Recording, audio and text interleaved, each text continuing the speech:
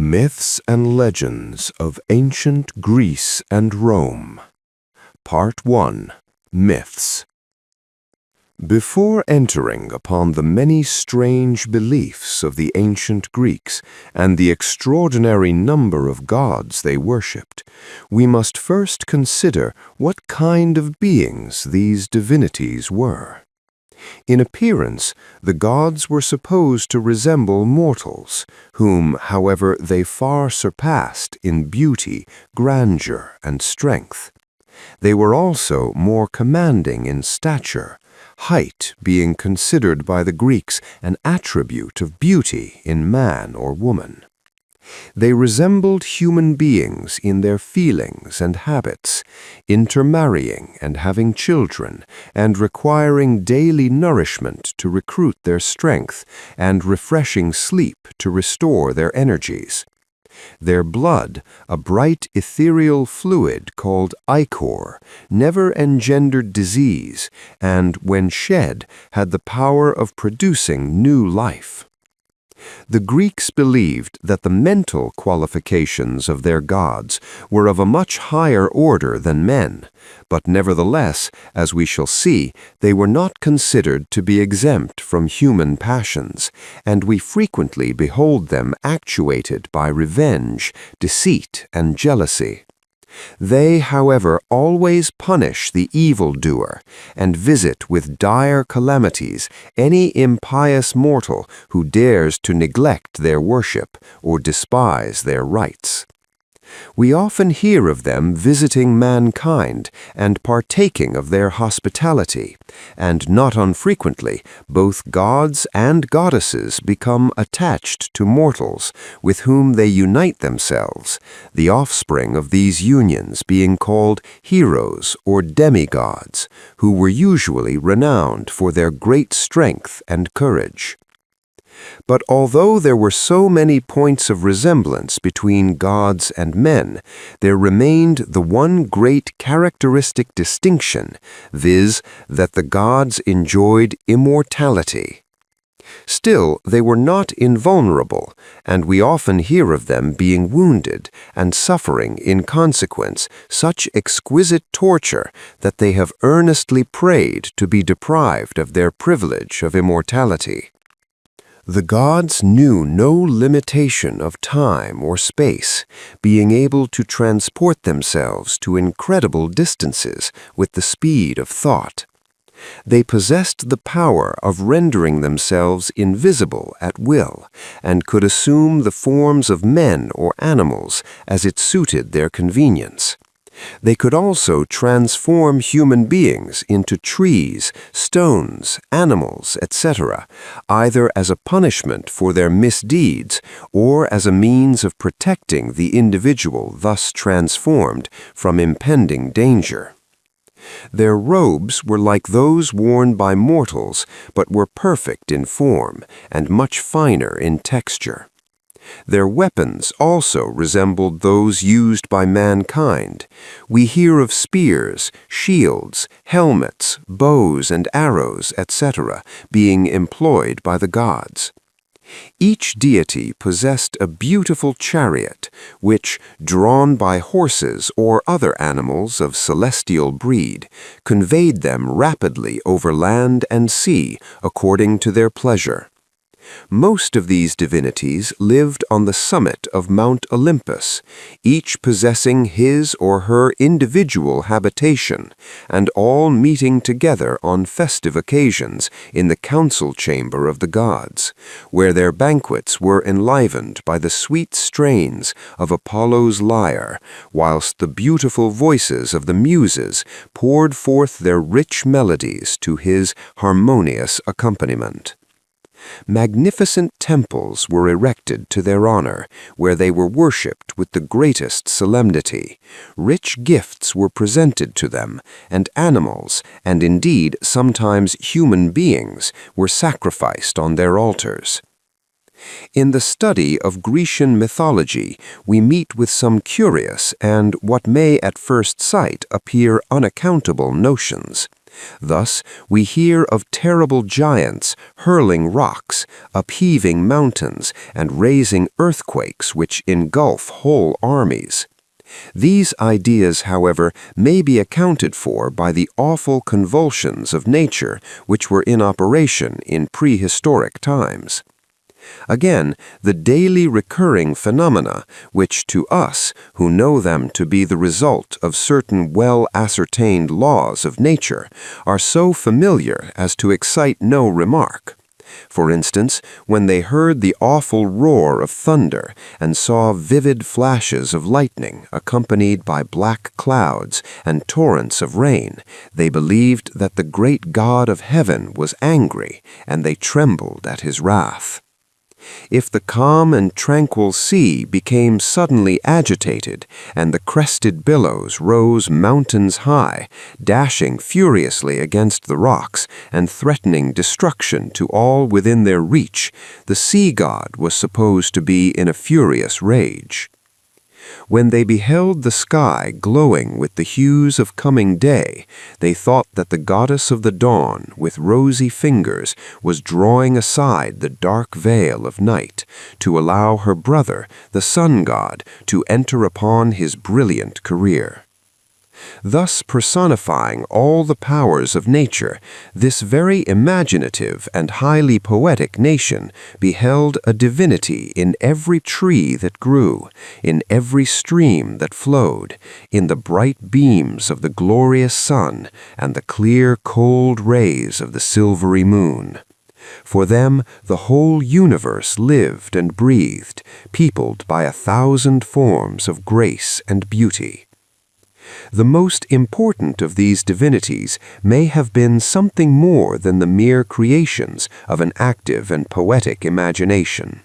They were possibly human beings who had so distinguished themselves in life by their preeminence over their fellow mortals that after death they were deified by the people among whom they lived, and the poets touched with their magic wand the details of lives which, in more prosaic times, would simply have been recorded as illustrious.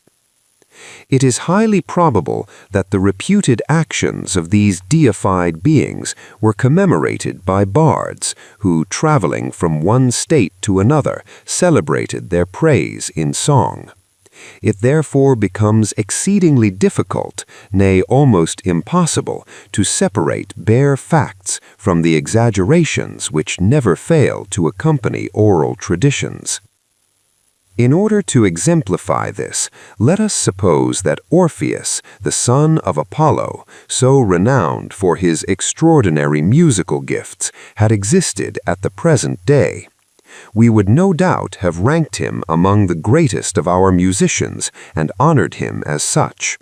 But the Greeks, with their vivid imagination and poetic license, exaggerated his remarkable gifts and attributed to his music supernatural influence over animate and inanimate nature. Thus we hear of wild beasts tamed, of mighty rivers arrested in their course, and of mountains being moved by the sweet tones of his voice. The theory here advanced may possibly prove useful in the future in suggesting to the reader the probable basis of many of the extraordinary accounts we meet with in the study of classical mythology. And now a few words will be necessary concerning the religious beliefs of the Romans.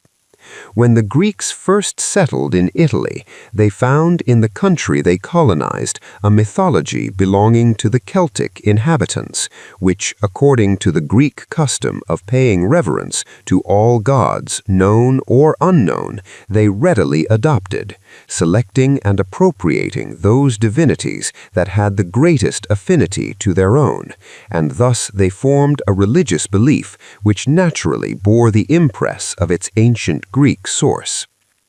As the primitive Celts were less civilized than the Greeks, their mythology was of a more barbaric character, And this circumstance, combined with the fact that the Romans were not gifted with the vivid imagination of their Greek neighbors, leaves its mark on the Roman mythology, which is far less fertile in fanciful conceits and deficient in all those fairy-like stories and wonderfully poetic ideas which so strongly characterize that of the Greeks.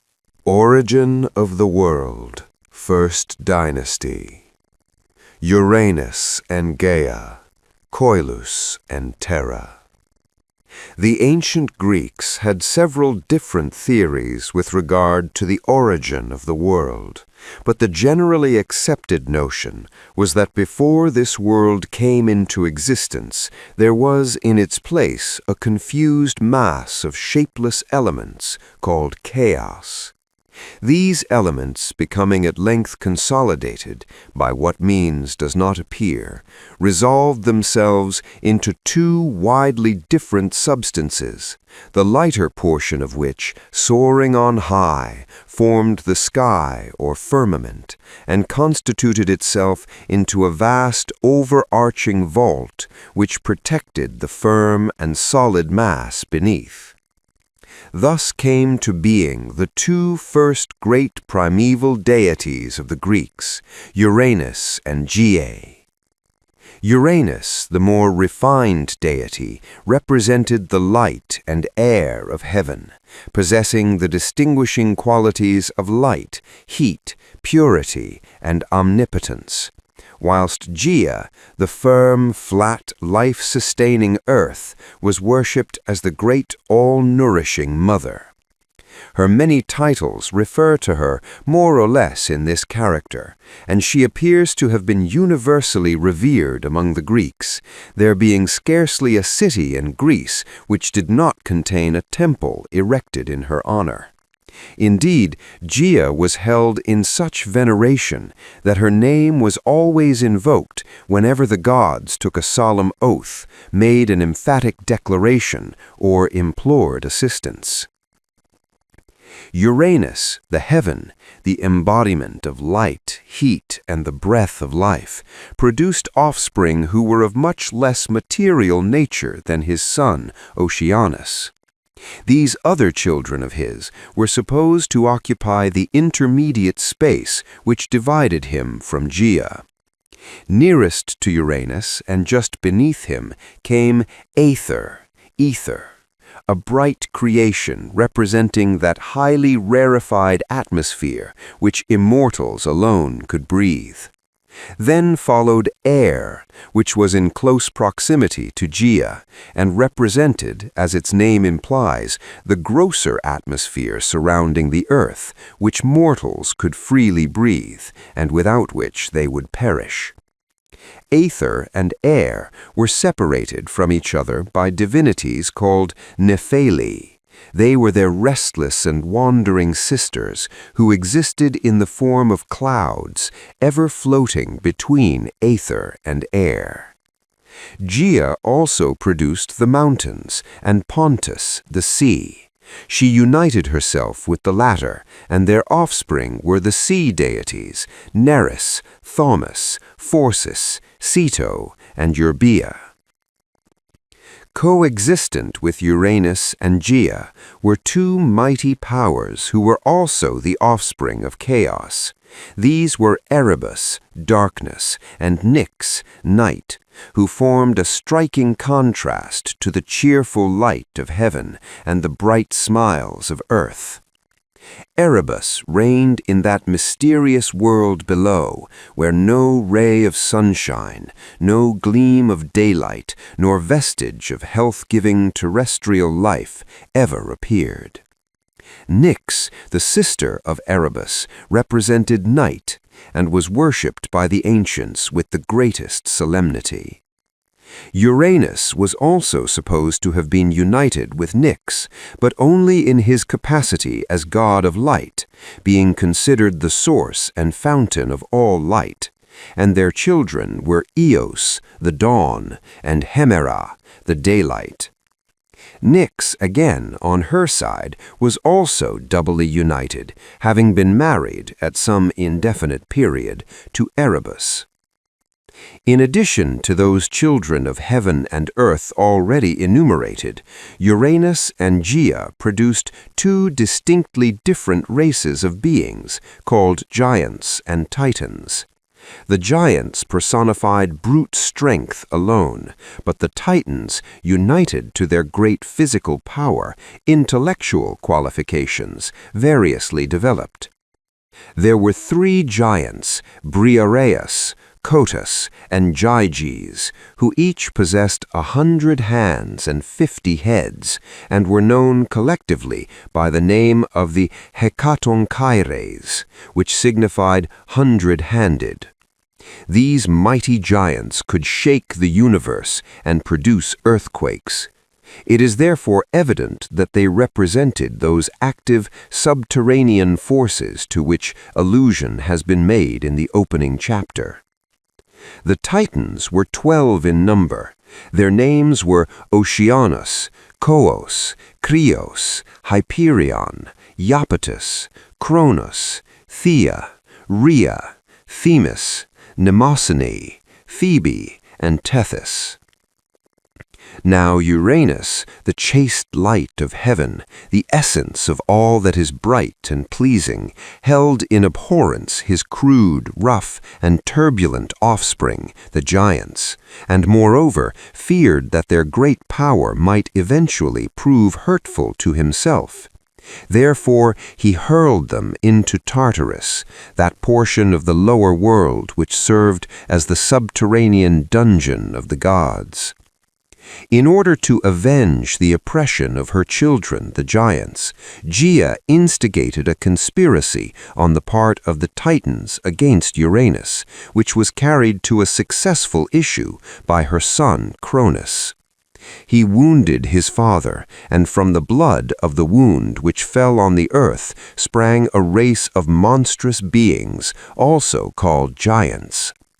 Assisted by his brother Titans, Cronus succeeded in dethroning his father, who, enraged at his defeat, cursed his rebellious son and foretold him a similar fate. Cronus now became invested with supreme power and assigned to his brothers offices of distinction, subordinate only to himself.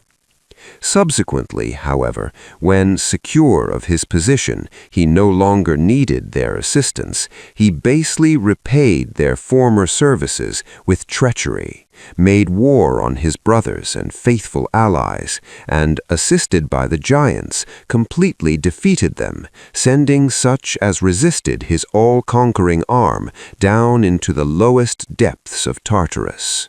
Second dynasty. Cronus, Saturn. Cronus was the god of time in its sense of eternal duration. He married Rhea, daughter of Uranus and Gaia, a very important divinity to whom a special chapter will be devoted hereafter. Their children were 3 sons, Hades, Pluto, Poseidon, Neptune, Zeus, Jupiter, and 3 daughters, Hestia, Vesta, Demeter, Ceres, and Hera, Juno. Cronus, having an uneasy conscience, was afraid that his children might one day rise up against his authority and thus verify the prediction of his father Uranus. In order, therefore, to render the prophecy impossible of fulfillment, Cronus swallowed each child as soon as it was born, greatly to the sorrow and indignation of his wife Rhea. When it came to Zeus, the 6th and last child, Rhea resolved to try and save this one child at least, to love and cherish, and appealed to her parents, Uranus and Gaia, for counsel and assistance. By their advice, she wrapped a stone in baby clothes, and Cronus, in eager haste, swallowed it without noticing the deception. The child, thus saved, eventually, as we shall see, dethroned his father Cronus, became supreme god in his stead, and was universally venerated as the great national god of the Greeks. Anxious to preserve the secret of his existence from Cronus, Rhea sent the infant Zeus secretly to Crete, where he was nourished, protected, and educated. A sacred goat, called Amalthea, supplied the place of his mother by providing him with milk. Nymphs called Melissae fed him with honey, and eagles and doves brought him nectar and ambrosia. He was kept concealed in a cave in the heart of Mount Ida, and the curates, or priests of Rhea, by beating their shields together, kept up a constant noise at the entrance, which frightened away the cries of the child and frightened away all intruders. Under the watchful care of the nymphs, the infant Zeus thrived rapidly, developing great physical powers combined with extraordinary wisdom and intelligence. Grown to manhood, he determined to compel his father to restore his brothers and sisters to the light of the day, and is said to have been assisted in this difficult task by the goddess Metis, who artfully persuaded Cronus to drink a potion which caused him to give back the children he had swallowed. The stone that had counterfeited Zeus was placed at Delphi, where it was long exhibited as a sacred relic. Cronus was so enraged at being circumvented that war between the father and son became inevitable. The rival forces ranged themselves on two separate high mountains in Thessaly. Zeus, with his brothers and sisters, took his stand on Mount Olympus, where he was joined by Oceanus and others of the Titans who had forsaken Cronus on account of his oppressions. Cronus and his brother Titans took possession of Mount Othrys and prepared for battle. The struggle was long and fierce, and at length Zeus, finding that he was no nearer victory than before, bethought himself of the existence of the imprisoned giants, and knowing that they would be able to render him most powerful assistance, he hastened to liberate them. He also called to his aid the Cyclops, sons of Poseidon and Amphitrite, who only had one eye each in the middle of their foreheads, and were called Brontes, thunder, Steropes, lightning, and Pyracmon, fire anvil. They promptly responded to his summons for help and brought with them tremendous thunderbolts, which the Hecatoncheires, with their 100 hands, hurled down on the enemy, at the same time raising mighty earthquakes that swallowed up and destroyed all who opposed them.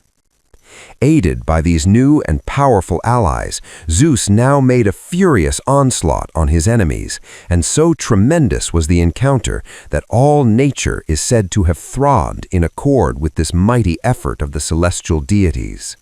The sea rose mountains high, and its angry billows hissed and foamed. The earth shook to its foundations. The heavens sent forth rolling thunder and flash after flash of death-bringing lightning, whilst a blinding mist enveloped Cronus and his allies. And now the fortunes of war began to turn, and victory smiled on Zeus. Cronus and his army were completely overthrown, his brothers dispatched to the gloomy depths of the lower world, and Cronus himself was banished from his kingdom and deprived forever of the supreme power, which now became vested in his son Zeus. This war was called the Titanmachia, and is most graphically described by the old classic poets. With the defeat of Cronus and his banishment from his dominions, his career as a ruling Greek divinity entirely ceases.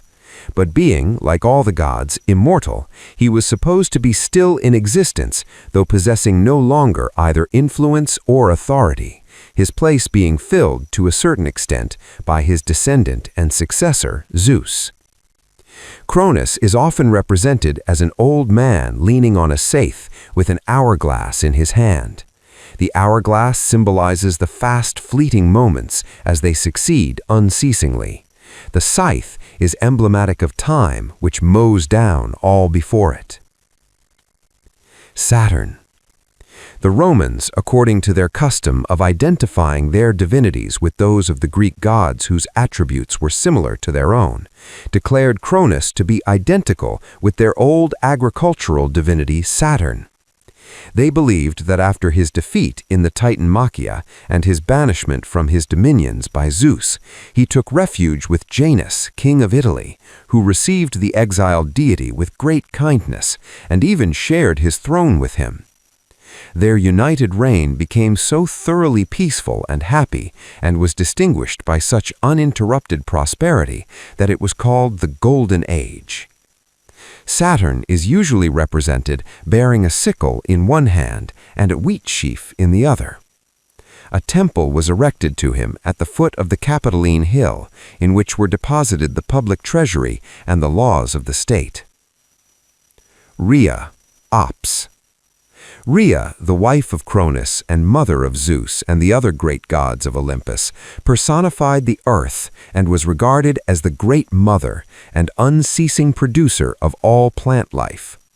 She was also believed to exercise unbounded sway over the animal creation, more especially over the lion, the noble king of beasts. Rhea is generally represented wearing a crown of turrets or towers and seated on a throne with lions crouching at her feet. She is sometimes depicted sitting in a chariot drawn by lions. The principal seat of her worship, which was always of a very riotous character, was at Crete. At her festivals, which took place at night, the wild music of flutes, cymbals, and drums resounded, whilst joyful shouts and cries, accompanied by dancing and loud stamping of feet, filled the air. This divinity was introduced to Crete by its first colonists from Phrygia in Asia Minor, in which country she was worshipped under the name of Cybele. The people of Crete adored her as the Great Mother, more especially in her signification as the sustainer of the vegetable world. Seeing, however, that year by year, as winter appears, all her glory vanishes, her flowers fade, and her trees become leafless, they poetically expressed this process of nature under the figure of a lost love. She was said to have been tenderly attached to a youth of remarkable beauty named Attis, who to her grief and indignation proved faithless to her. He was about to unite himself to a nymph called Sagaris, when in the midst of the wedding feast, the rage of the incensed goddess suddenly burst forth on all present. A panic seized the assembled guests, and Attis, becoming afflicted with temporary madness, fled to the mountains and destroyed himself. Cybele, moved with sorrow and regret, instituted a yearly mourning for his loss, when her priests, the Corybantes, with their usual noisy accompaniments, marched into the mountains to seek the lost youth. Having discovered him, they gave full vent to their ecstatic delight by indulging in the most violent gesticulations, dancing, shouting, and at the same time wounding and gashing themselves in a frightful manner. Ops. In Rome, the Greek Rhea was identified with Ops, the goddess of plenty, the wife of Saturn, who had a variety of appellations. She was called Magna Mater, Mater Deorum, Berecynthia Idea, and also Dindymene. This latter title she acquired from 3 high mountains in Phrygia, whence she was brought to Rome as Cybele during the Second Punic War, BC 205, in obedience to an injunction contained in the Sibylline books. She was represented as a matron crowned with towers, seated in a chariot drawn by lions. Division of the world. We will now return to Zeus and his brothers, who, having gained a complete victory over their enemies, began to consider how the world which they had conquered should be divided between them. At last it was settled by lot that Zeus should reign supreme in heaven, whilst Hades governed the lower world and Poseidon had full command over the sea. But the supremacy of Zeus was recognized in all 3 kingdoms, in heaven, on earth, in which, of course, the sea was included, and under the earth. Zeus held his court on the top of Mount Olympus, whose summit was beyond the clouds. The dominions of Hades were the gloomy, unknown regions below the earth, and Poseidon reigned over the sea. It will be seen that the realm of each of these gods was enveloped in mystery.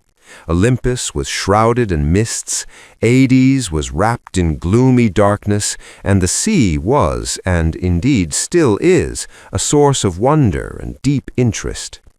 Hence we see that what to other nations were merely strange phenomena served this poetical and imaginative people as a foundation upon which to build the wonderful stories of their mythology. The division of the world being now satisfactorily arranged, it would seem that all things ought to have gone on smoothly, but such was not the case. Trouble arose in an unlooked-for quarter. The giants, those hideous monsters, some with legs formed of serpents, who had sprung from the earth and the blood of Uranus, declared war against the triumphant deities of Olympus, and a struggle ensued, which, in consequence of Gaia having made these children of hers invincible as long as they kept their feet on the ground, was wearisome and protracted. Their mother's precaution, however, was rendered unavailing by pieces of rock being hurled upon them, which threw them down, and their feet being no longer placed firmly on their mother earth, they were overcome, and this tedious war, which was called the Gigantomachy, at last came to an end.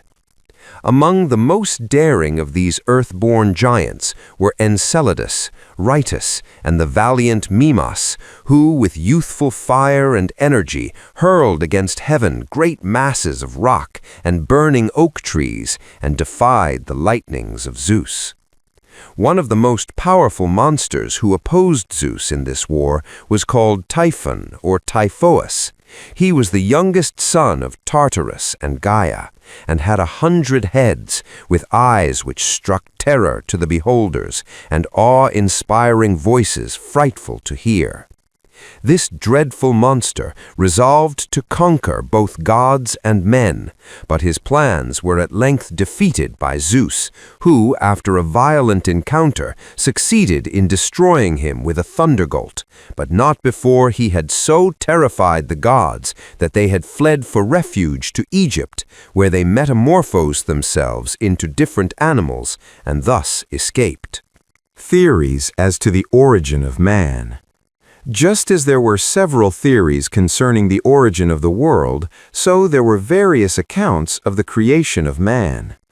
The first natural belief of the Greek people was that man had sprung from the earth.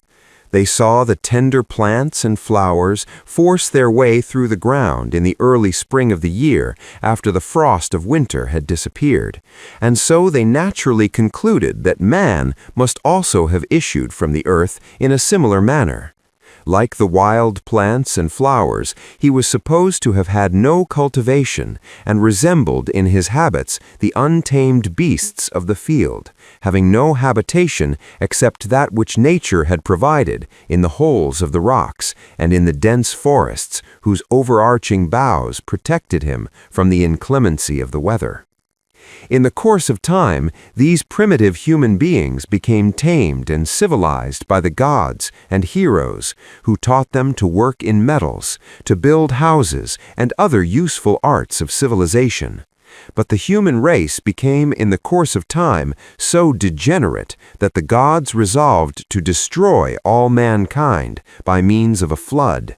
Deucalion, son of Prometheus, and his wife, Pyrrha, being, on account of their piety, the only mortals saved. By the command of his father, Deucalion built a ship in which he and his wife took refuge during the deluge, which lasted for 9 days. When the waters abated, the ship rested on Mount Othrys in Thessaly, or according to some on Mount Parnassus. Deucalion and his wife now consulted the oracle of Themis as to how the human race might be restored. The answer was that they were to cover their heads and throw the bones of their mother behind them. For some time they were perplexed as to the meaning of the oracular command, but at length both agreed that by the bones of their mother were meant the stones of the earth. They accordingly took up stones from the mountainside and cast them over their shoulders. From those thrown by Deucalion there sprang up men, and from those thrown by Pyrrha, women. After the lapse of time, the theory of autochthony from autos, self, and chthon, earth, was laid aside. When this belief existed, there were no religious teachers whatever, but in course of time, temples were raised in honor of the different gods and priests appointed to offer sacrifices to them and conduct their worship. These priests were looked upon as authorities in all religious matters, and the doctrine they taught was that man had been created by the gods, and that there had been several successive ages of men, which were called the Golden, Silver, Brazen, and Iron Ages. Life in the Golden Age was one unceasing round of ever-recurring pleasures unmarred by sorrow or care. The favored mortals living at this happy time led pure and joyous lives, thinking no evil and doing no wrong. The earth brought forth fruits and flowers without toil or labor in plentiful luxuriance, and war was unknown.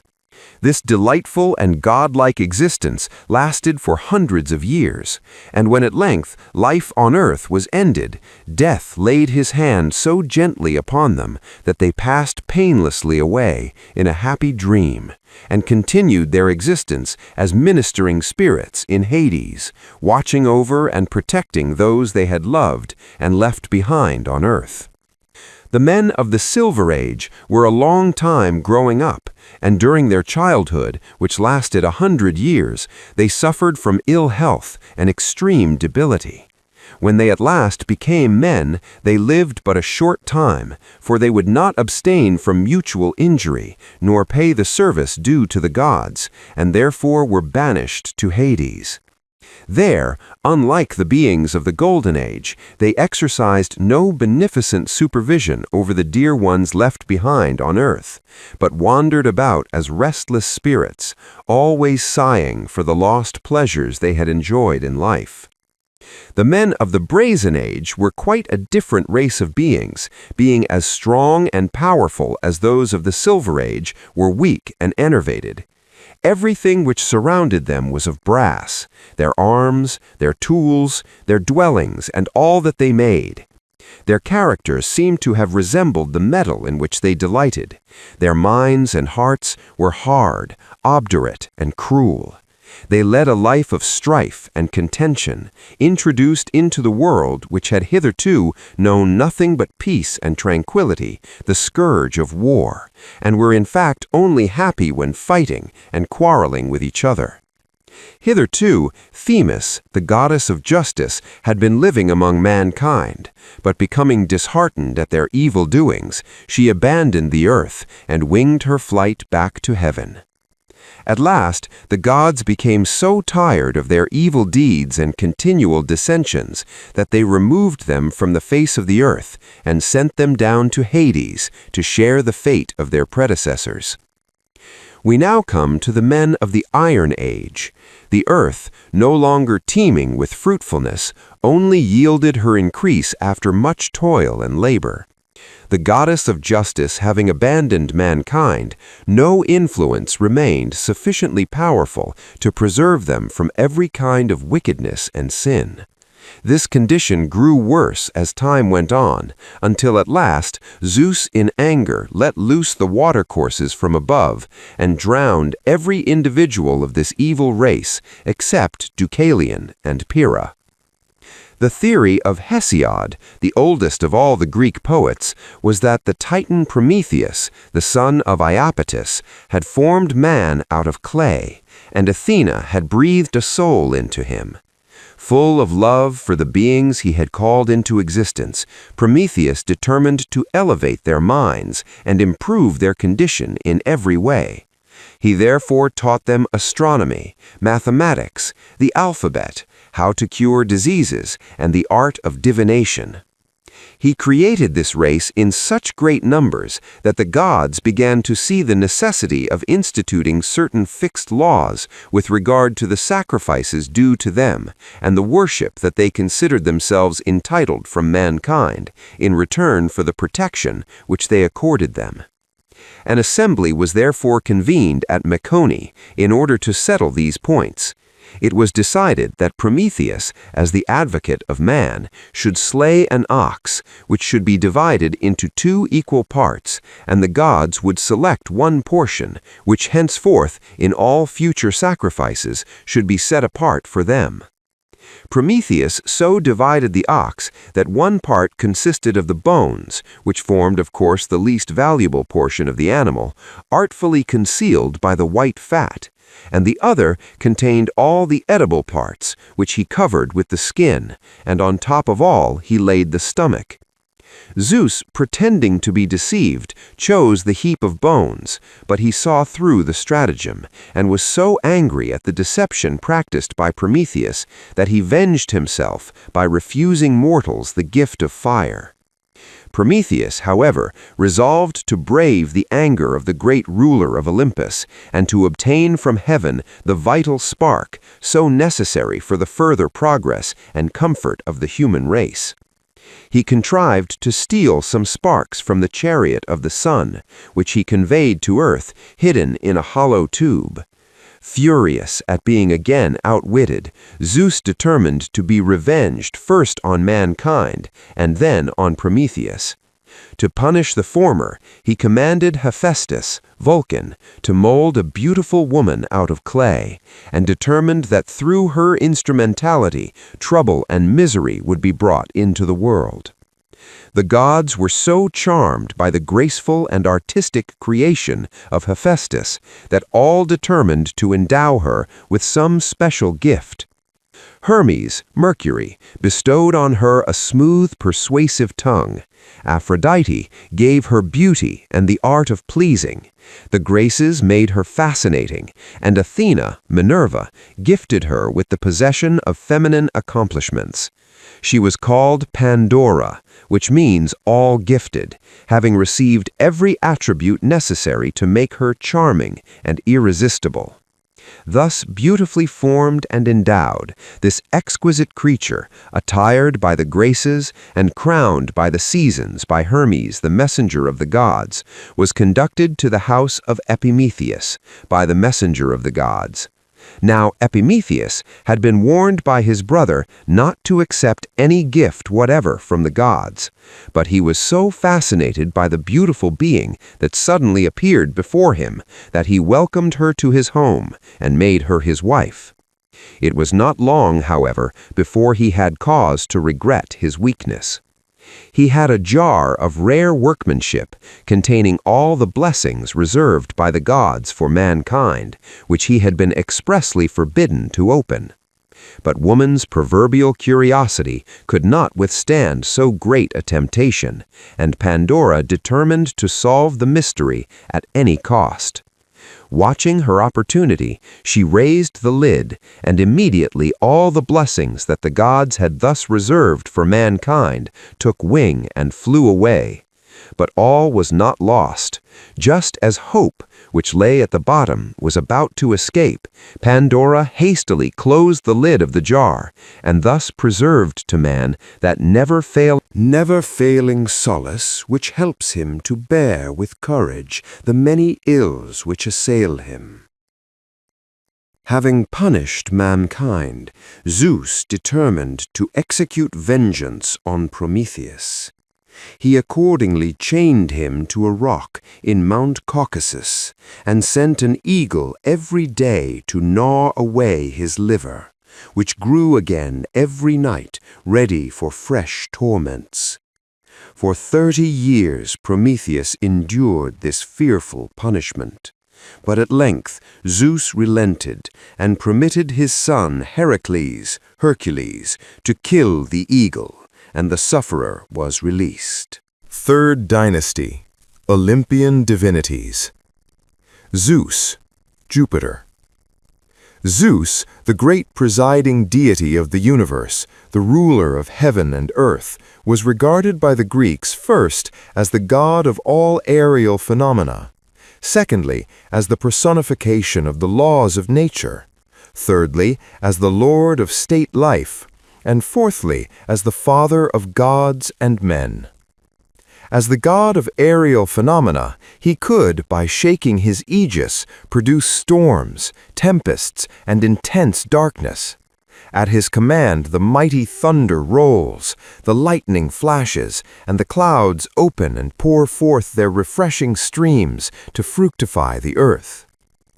As the personification of the operations of nature, he represents those grand laws of unchanging and harmonious order by which not only the physical but also the moral world is governed. Hence, he is the god of regulated time, as marked by the changing seasons and by the regular succession of day and night, in contradistinction to his father, Cronus, who represents time absolutely, that is, eternity. As the lord of state life, he is the founder of kingly power, the upholder of all institutions connected with the state, and the special friend and patron of princes, whom he guards and assists with his advice and counsel. He protects the assembly of the people, and in fact watches over the welfare of the whole community. As the father of the gods, Zeus sees that each deity performs his or her individual duty, punishes their misdeeds, settles their disputes, and acts towards them on all occasions as their all-knowing counselor and mighty friend. As the father of men, he takes a paternal interest in the actions and well-being of mortals. He watches over them with tender solicitude, rewarding truth, charity, and uprightness, but severely punishing perjury, cruelty, and want of hospitality. Even the poorest and most forlorn wanderer finds in him a powerful advocate, for he, by a wise and merciful dispensation, ordains that the mighty ones of the earth should succor their distressed and needy brethren. The Greeks believed that the home of this their mighty and all-powerful deity was on the top of Mount Olympus, that high and lofty mountain between Thessaly and Macedon, whose summit, wrapped in clouds and mist, was hidden from mortal view. It was supposed that this mysterious region, which even a bird could not reach, extended beyond the clouds, right into ether, the realm of the immortal gods.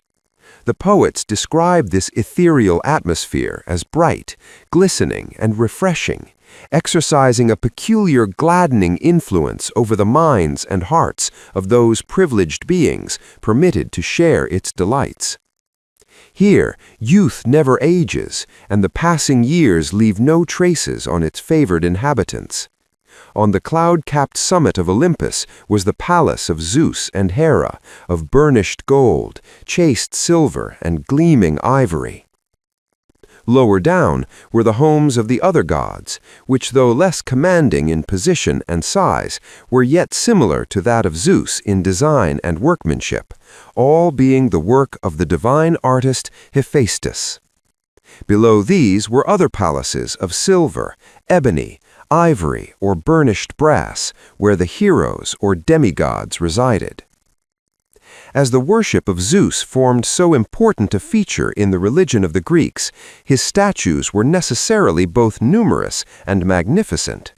He is usually represented as a man of noble and imposing mien, his countenance expressing all the lofty majesty of the omnipotent ruler of the universe, combined with the gracious yet serious benignity of the father and friend of mankind. He is accompanied by an eagle, which either surmounts his scepter or sits at his feet. He generally bears in his uplifted hand a sheaf of thunderbolts, just ready to be hurled, whilst in the other he holds the lightning. The head is frequently encircled with a wreath of oak leaves. The most celebrated statue of the Olympian Zeus was that by the famous Athenian sculptor Phidias, which was 40 feet high and stood in the temple of Zeus at Olympia. It was formed of ivory and gold, and was such a masterpiece of art that it was reckoned among the 7 wonders of the world. It represented the god seated on a throne, holding in his right hand a life-size image of Nike, the goddess of victory, and in his left a royal scepter surmounted by an eagle. It is said that the great sculptor had concentrated all the marvelous powers of his genius on this sublime conception, and earnestly entreated Zeus to give him a decisive proof that his work was approved. An answer to his prayer came through the open roof of the temple in the shape of a flash of lightning, which Phineus interpreted as a sign that the god of heaven was pleased with his work. Zeus was first worshipped at Dodona, in Epirus, where at the foot of Mount Tomarus, on the woody shore of Lake Jonina, was his famous oracle, the enchantist in Greece. Here, the voice of the eternal and invisible God was supposed to be heard in the rustling leaves of a giant oak, announcing to mankind the will of heaven and the destiny of mortals. These revelations were interpreted to the people by the priests of Zeus, who were called Selli.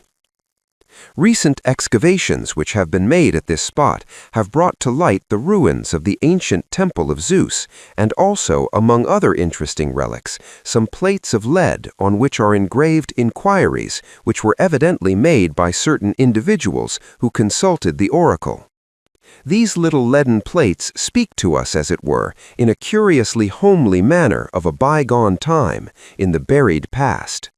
One person inquires what god he should apply to for health and fortune. Another asks for advice concerning his child, and a third, evidently a shepherd, promises a gift to the oracle should a speculation in sheep turn out successfully. Had these little memorials been of gold instead of lead, they doubtless would have shared the numerous treasures that adorned this and other temples in the universal pillage which took place when Greece fell into barbarians. Though Dodona was the ancientest of his shrines, the great national seat of worship of Zeus was at Olympia in Elis, where there was a magnificent temple dedicated to him, containing the famous colossal statue by Phidias above described. Crowds of devout worshippers flocked to this world-renowned fane from all parts of Greece, not only to pay homage to their supreme deity, but also to join in the celebrated games which were held there at intervals of 4 years. The Olympic Games were such a national institution that even Greeks who left their native country made a point of returning on these occasions, if possible, in order to contend with their fellow countrymen in the various athletic sports that took place at these festivals. It will be seen on reflection that in a country like Greece, which contained so many petty states, often at variance with each other, these national gatherings must have been most valuable in a means of uniting the Greeks in one great bond of brotherhood. On these festive occasions, the whole nation met together, forgetting for the moment all past differences and uniting in the enjoyment of the same festivities. It will no doubt have been remarked that in the representations of Zeus, he is always accompanied by an eagle. This royal bird was sacred to him, probably from the fact of it being the only creature capable of gazing at the sun without being dazzled, which may have suggested the idea that it was able to contemplate the splendor of divine majesty unshrinkingly. The oak tree and also the summits of mountains were sacred to Zeus. His sacrifices consisted of white bulls, cows, and goats. Zeus had 7 immortal wives, whose names were Metis, Themis, Eurynome, Demeter, Mnemosyne, Leto, and Hera. Metis, his first wife, was one of the Oceanides, or sea nymphs. She was the personification of prudence and wisdom, a convincing proof of which she displayed in her successful administration of the potion which caused Cronus to yield up his children. She was endowed with the gift of prophecy and foretold to Zeus that one of their children would gain ascendancy over him. In order, therefore, to avert the possibility of the prediction being fulfilled, he swallowed her before any children were born to them. Feeling afterwards violent pains in his head, he sent for Hephaestus and ordered him to open it with an axe. His command was obeyed, and out sprang with a loud and martial shout a beautiful being, clad in armor from head to foot. This was Athena, Minerva, goddess of armed resistance and wisdom. Themis was the goddess of justice, law, and order. Eurynome was one of the Oceanides and the mother of the Caretes, or Graces. Demeter, the daughter of Cronus and Rhea, was the goddess of agriculture. Mnemosyne, the daughter of Uranus and Gaia, was the goddess of memory and the mother of the 9 muses. Mnemosyne, the daughter of Uranus and Gaia, was the goddess of memory and the mother of the 9 muses. Leto, Latona, was the daughter of Coeus and Phoebe. She was gifted with wonderful beauty and was tenderly loved by Zeus, but her lot was far from being a happy one, for Hera, being extremely jealous of her, persecuted her with inveterate cruelty and sent the dreadful serpent Python to terrify and torment her wherever she went. But Zeus, who had observed with the deepest compassion her weary wanderings and agonized fears, resolved to create for her some place of refuge, however humble, where she might feel herself safe from the venomous attacks of the serpent. He therefore brought her to Delos, a floating island in the Aegean Sea, which he made stationary by attaching it with chains of adamant to the bottom of the sea. Here she gave birth to her twin children, Apollo and Artemis, Diana, 2 of the most beautiful of the immortals. According to some versions of the story of Leto, Zeus transformed her into a quail in order that she might thus elude the vigilance of Hera, and she is said to have resumed her true form when she arrived at the island of Delos. Hera, being the principal wife of Zeus and queen of heaven, a detailed account of her will be given in a special chapter. In the union of Zeus with most of his immortal wives, we shall find that an allegorical meaning is conveyed. His union with Metis, who is said to have surpassed both gods and men in knowledge, represents supreme power allied with wisdom and prudence. His union with Themis typifies the bond which exists between divine majesty and justice, law, and order. Eurynome, as the mother of the Caretes, or Graces, supplied the refining and harmonizing influences of grace and beauty, whilst the marriage of Zeus with Mnemosyne typifies the union of genius with memory. In addition to the 7 immortal wives of Zeus, he was also allied to a number of mortal maidens, whom he visited under various disguises, as it was supposed that if he revealed himself in his true form as King of Heaven, the splendor of his glory would cause instant destruction to mortals. The mortal consorts of Zeus have been such a favorite theme with poets, painters, and sculptors that it is necessary to give some account of their individual history. Those best known are Antiope, Leda, Europa, Callisto, Alcmene, Semele, Io, and Danae. Antiope, to whom Zeus appeared under the form of a satyr, was the daughter of Nycteus, king of Thebes.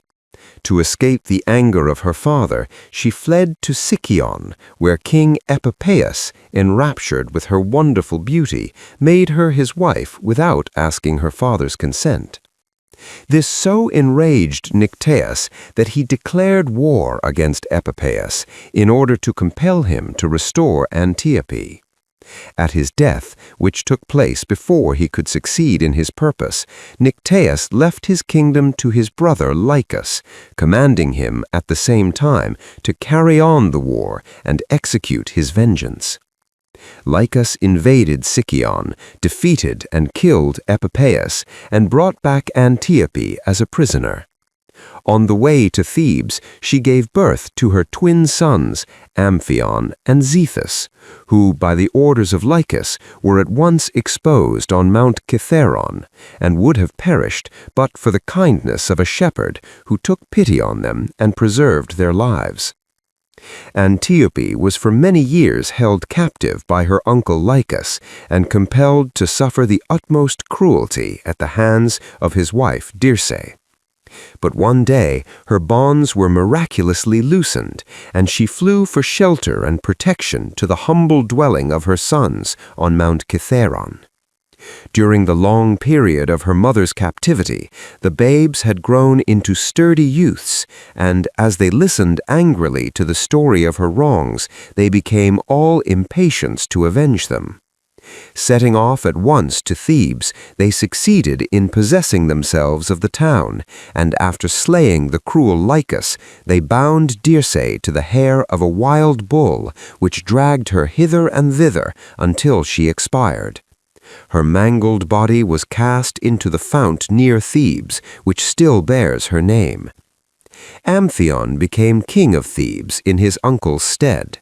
He was a friend of the Muses and devoted to music and poetry. His brother Zethus was famous for his skill in archery and was passionately fond of the chase. It is said that when Amphion wished to enclose the town of Thebes with walls and towers, he had but to play a sweet melody on the lyre given to him by Hermes, and the huge stones began to move and obediently fitted themselves together. The punishment of Dirce at the hands of Amphion and Zethus forms the subject of the world-renowned marble group in the museum at Naples, known by the name of the Farnese Bull. In sculpture, Amphion is always represented with a lyre, Zethus with a club. Leda, whose affections Zeus won under the form of a swan, was the daughter of Thestius, king of Aetolia. Her twin sons, Castor and Polydeuces or Pollux, were renowned for their tender attachment to each other. They were also famous for their physical accomplishments, Castor being the most expert charioteer of his day, and Pollux the first of pugilists. Their names appear both among the hunters of the Caledonian boar hunt and the heroes of the Argonautic expedition. The brothers became attached to the daughters of Leucippus, prince of the Messenians, who had been betrothed by their father to Idas and Lynceus, sons of Aphareus. Having persuaded Leucippus to break his promise, the twins carried off the maidens as their brides. Idas and Lynceus, naturally furious at this proceeding, challenged the Dioscuri to mortal combat, in which Castor perished by the hand of Idas and Lynceus by that of Pollux. Zeus wished to confer the gift of immortality to Pollux, but he refused to accept it unless allowed to share it with Castor. Zeus gave the desired permission, and the faithful brothers were both allowed to live, but only on alternate days. The Dioscuri received divine honors throughout Greece and were worshipped with special reverence in Sparta. Europa was the beautiful daughter of Agenor, king of Phoenicia. She was one day gathering flowers with her companions in a meadow near the seashore, when Zeus, charmed with her great beauty and wishing to win her love, transformed himself into a beautiful white bull and trotted quietly up to the princess so as not to alarm her. Surprised by the gentleness of the animal and admiring its beauty as it lay placidly on the grass, she caressed it, crowned it with flowers, and at last playfully seated herself on its back. Hardly had she done so than the disguised god bounded away with his lovely burden and swam across the sea with her to the island of Crete. Europa was the mother of Minos, Aeacus, and Rhadamanthus. Minos, who became king of Crete, was celebrated for his justice and moderation, and after death he was created one of the judges of the lower world, which office he held in conjunction with his brothers. Callisto, the daughter of Lycaon, king of Arcadia, was a huntress in the train of Artemis, devoted to the pleasures of the chase, who had made a vow never to marry. But Zeus, under the form of the huntress goddess, succeeded in obtaining her affections. Hera, being extremely jealous of her, changed her into a bear and caused Artemis, who failed to recognize her attendant under this form, to hunt her in the chase and put an end to her existence. After her death, she was placed by Zeus among the stars as a constellation under the name of Arctos, or the bear. Alcmene, the daughter of Electrion, king of Mycenae, was betrothed to her cousin Amphitryon, but during his absence on a perilous undertaking, Zeus assumed his form and obtained her affections. Heracles, whose world-renowned exploits will be related among the legends, was the son of Alcmene and Zeus. Semele, a beautiful princess, the daughter of Cadmus, king of Phoenicia, was greatly beloved by Zeus. Like the unfortunate Callisto, she was hated by Hera with jealous malignity, and the haughty queen of heaven determined to effect her destruction. Disguising herself, therefore, as Beroe, Semele's faithful old nurse, she artfully persuaded her to insist on Zeus visiting her as he appeared to Hera in all his power and majesty, well knowing that this would cause her instant death. Semele, suspecting no treachery, followed the advice of her supposed nurse, and the next time Zeus came to her, she earnestly entreated him to grant the favor she was about to ask. Zeus swore by the Styx, which was to the gods an irrevocable oath, to accede to her request, whatsoever it might be.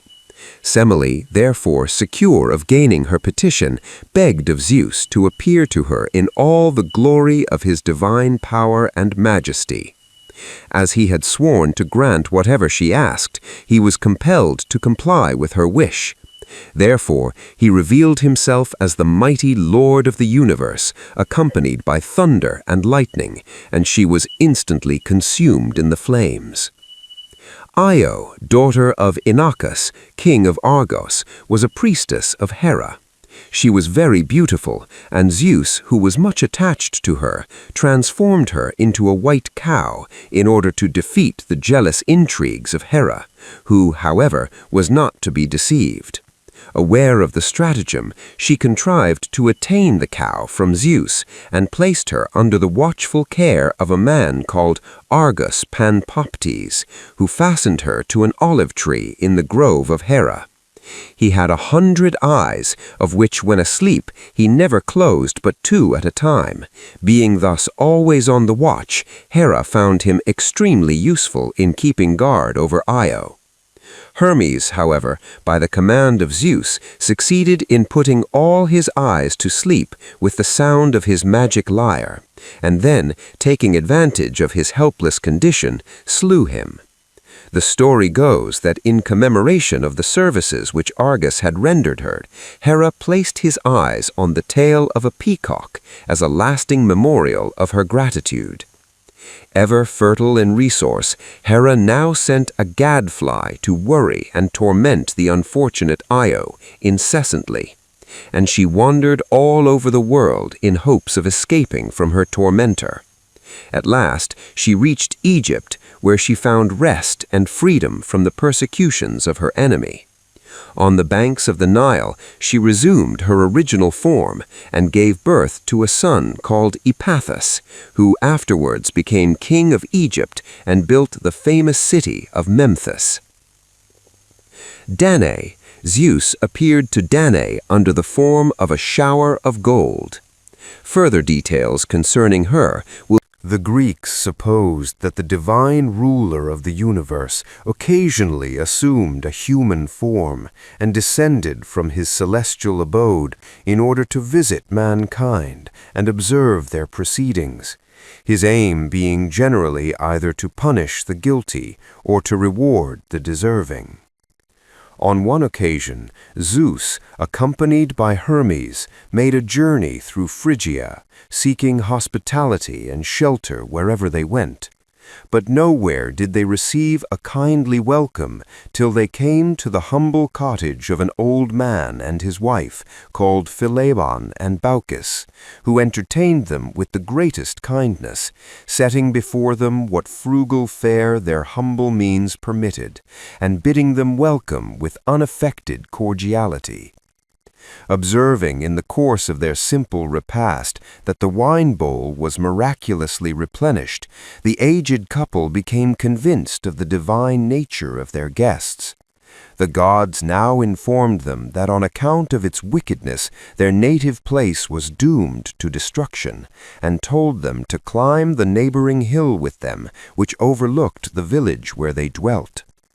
What was their dismay on beholding at their feet, in place of the spot where they had passed so many happy years together, nothing but a watery plain, the only house to be seen being their own little cottage, which suddenly changed itself into a temple before their eyes. Zeus now asked the worthy pair to name any wish they particularly desired, and it should be granted. They accordingly begged that they might serve the gods in the temple below and end life together. Their wish was granted, for after spending the remainder of their lives in the worship of the gods, they both died at the same instant and were transformed by Zeus into trees, remaining forever side by side. Upon another occasion, Zeus, wishing to ascertain for himself the truth of the reports concerning the atrocious wickedness of mankind, made a journey through Arcadia. Being recognized by the Arcadians as king of heaven, he was received by them with becoming respect and veneration. But Lycaon, their king, who had rendered himself infamous by the gross impiety of himself and his sons, doubted the divinity of Zeus, ridiculed his people for being so easily duped, and, according to his custom of killing all strangers who ventured to trust his hospitality, resolved to murder him. Before executing this wicked design, however, he decided to put Zeus to the test, and, having killed a boy for the purpose, placed before him a dish containing human flesh. But Zeus was not to be deceived. He beheld the revolting dish with horror and loathing, and angrily upsetting the table upon which it was placed, turned Lycaon into a wolf, and destroyed all his 50 sons by lightning, except Nyctimus, who was saved by the intervention of Gaia. Jupiter. The Roman Jupiter, who is so frequently confounded with the Greek Zeus, is identical with him only as being the head of the Olympic gods and the presiding deity over life, light, and aerial phenomena. Jupiter is Lord of life in its widest and most comprehensive signification, having absolute power over life and death, in which respect he differed from the Greek Zeus, who was to a certain extent controlled by the all-potent sway of the Moirae, or fates. Zeus, as we have seen, often condescends to visit mankind, either as a mortal or under various disguises, whereas Jupiter always remains essentially the supreme god of heaven and never appears upon earth. The most celebrated temple of Jupiter was that on the Capitoline Hill in the city of Rome, where he was worshipped under the names of Jupiter Optimus Maximus, Capitolinus, and Tarpeius. The Romans represented him seated on a throne of ivory, holding in his right hand a sheaf of thunderbolts, and in his left a scepter, whilst an eagle stands beside his throne. Hera, Juno. Hera, the eldest daughter of Cronus and Rhea, was born at Samos, or according to some accounts at Argos, and was reared by the sea divinities Oceanus and Tethys, who were models of conjugal fidelity. She was the principal wife of Zeus, and as Queen of Heaven participated in the honors paid to him, but her dominion only extended over the air, the lower aerial regions. Hera appears to be the sublime embodiment of strict matronly virtue, and is therefore the protectress of purity and married women. Faultless herself in her fidelity as a wife, she is essentially the type of the sanctity of the marriage tie, and holds in abhorrence any violation of its obligations. So strongly was she imbued with this hatred of any immorality that, finding herself so often called upon to punish the failings of both gods and men in this respect, she became jealous, harsh, and vindictive. Her exalted position as the wife of the supreme deity, combined with her extreme beauty, caused her to become exceedingly vain, and she consequently resented with great severity any infringement on her rights as Queen of Heaven, or any apparent slight on her personal appearance. The following story will signally illustrate how ready she was to resent any slight offered to her. At the marriage of the sea nymph Thetis with a mortal called Pelus, all the gods and goddesses were present except Eris, the goddess of discord. Indignant at not being invited, she determined to cause dissension in the assembly, and for this purpose threw into the midst of the guests a golden apple with the inscription on it, "For the fairest." Now, as all the goddesses were extremely beautiful, each claimed the apple. But at length, the rest having relinquished their pretensions, the number of candidates was reduced to 3, Hera, Athena, and Aphrodite, who agreed to appeal to Paris for a settlement of this delicate question, he being noted for his wisdom in his judgment on several occasions. Paris was the son of Priam, king of Troy, who, ignorant of his noble birth, was at this time feeding his flocks on Mount Ida in Phrygia. Hermes, as messenger of the gods, conducted the 3 rival beauties to the young shepherd, and with breathless anticipation they waited his decision. Each fair candidate endeavored to secure his favor with the most tempting offers. Hera promised him extensive dominions, Athena martial fame and glory, and Aphrodite the loveliest woman in the world. But whether he really considered Aphrodite the fairest of the 3, or preferred a beautiful wife to fame and power, we cannot tell. All we know is that to her he awarded the golden apple, and she became ever after universally acknowledged as the goddess of beauty. Hera, having fully expected that Paris would give her the preference, was so indignant that she never forgave him, and not only persecuted him, but all the family of Priam, whose dreadful sufferings and misfortunes during the Trojan War were attributed to her influence. In fact, she carried her animosity to such an extent that it was often the cause of domestic disagreements between herself and Zeus, who espoused the Trojans. Among the many stories of these frequent quarrels, there is one connected with Heracles, the favorite son of Zeus, which is as follows. Hera, having raised a storm at sea in order to drive him out of his course, Zeus became so angry that he hung her in the clouds with a golden chain and attached heavy anvils to her feet. Hera's son, Hephaestus, tried to release her mother from this humiliating position, for which Zeus threw him out of heaven and his leg was broken from the fall. Hera, being deeply offended with Zeus, determined to separate herself from him forever, and she accordingly left him and took up her abode in Eubua. Surprised and grieved by this unlooked-for desertion, Zeus resolved to leave no means untried to win her back. In this emergency, he consulted Cithaeron, king of Plataea, who was famed for his great wisdom and subtlety. Cithaeron advised him to dress up an image in bridal attire and place it in a chariot, announcing that this was Plataea, his future wife. The artifice succeeded. Hera, incensed at the idea of a rival, flew to meet the procession in great anger, and seizing the supposed bride, she furiously attacked her and dragged off her nuptial attire. Her delight on discovering the deception was so great that a reconciliation took place, and committing the image to the flames, with joyful laughter she seated herself in its place and returned to Olympus. Hera was the mother of Ares, Mars, Hephaestus, Hebe, and Eilethetis. Ares was the god of war, Hephaestus of fire, Hebe of youth, and Eilethetis presided over the birth of mortals. Hera dearly loved Greece, and indeed always watched over and protected Greek interests, her favorite cities being Argos, Samos, Sparta, and Mycenae. Her principal temples were at Argos and Samos.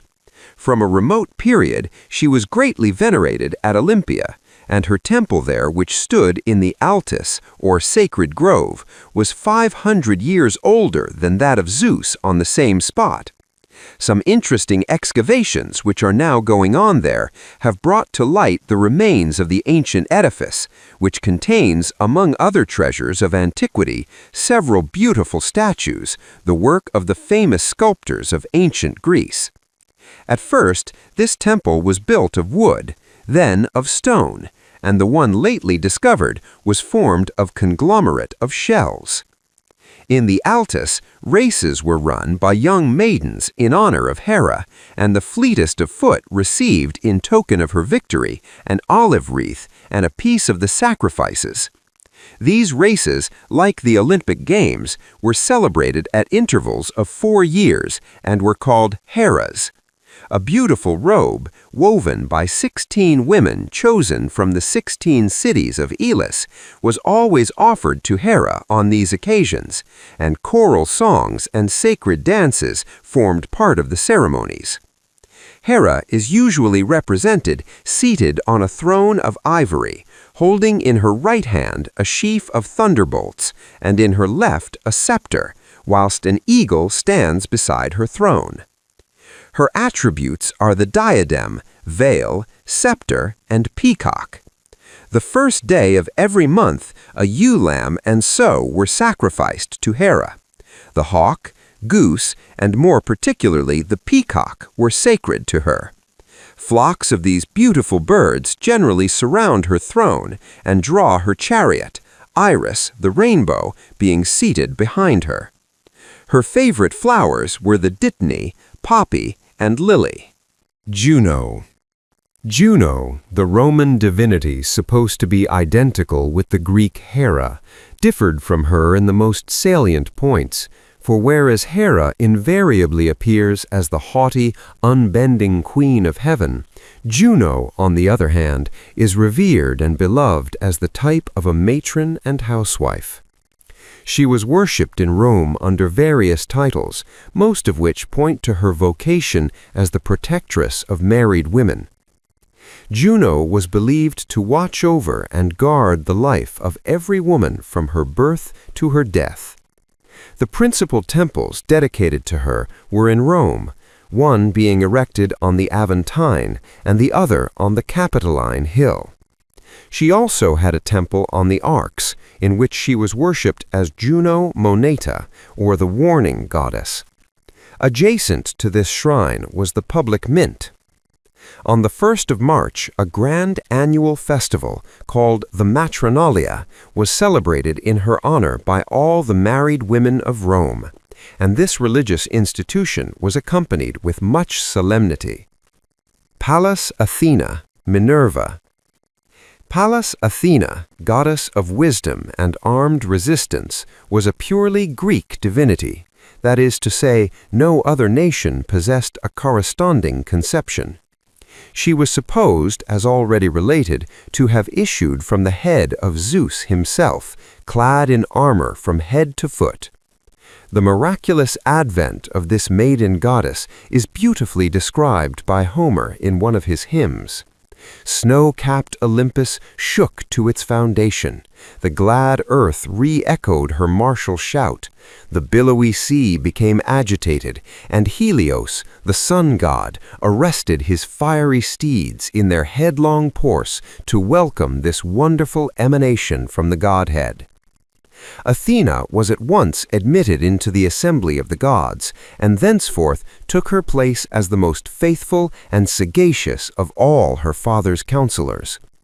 This brave, dauntless maiden, so exactly the essence of all that is noble in the character of the father of gods and men, remained throughout chaste in word and deed, and kind at heart, without exhibiting any of those failings which somewhat mar the nobler features in the character of Zeus. This direct emanation from his own self, justly his favorite child, his better and purer counterpart, received from him several important prerogatives. She was permitted to hurl the thunderbolts, to prolong the life of man, and to bestow the gift of prophecy. In fact, Athena was the only divinity whose authority was equal to that of Zeus himself. And when he had ceased to visit the earth in person, she was empowered by him to act as his deputy. It was her especial duty to protect the state and all peaceful associations of mankind, which she possessed the power of defending when occasion required. She encouraged the maintenance of law and order and defended the right on all occasions, for which reason in the Trojan War she espouses the cause of the Greeks and exerts all her influence on their behalf. The Areopagus, a court of justice where religious causes and murders were tried, was believed to have been instituted by her, and when both sides happened to have an equal number of votes, she gave the casting vote in favor of the accused. She was the patroness of learning, science, and art, more particularly where these contributed directly towards the welfare of nations.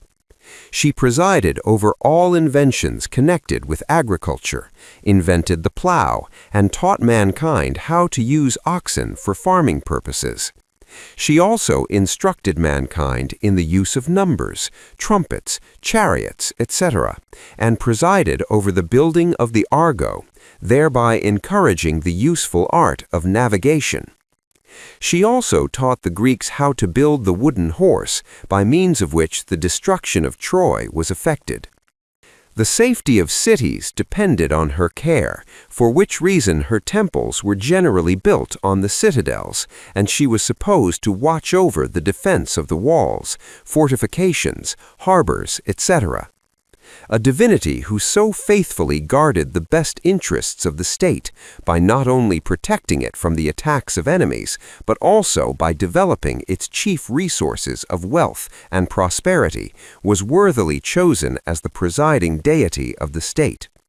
And in this character, as an essentially political goddess, she was called Athena Polias.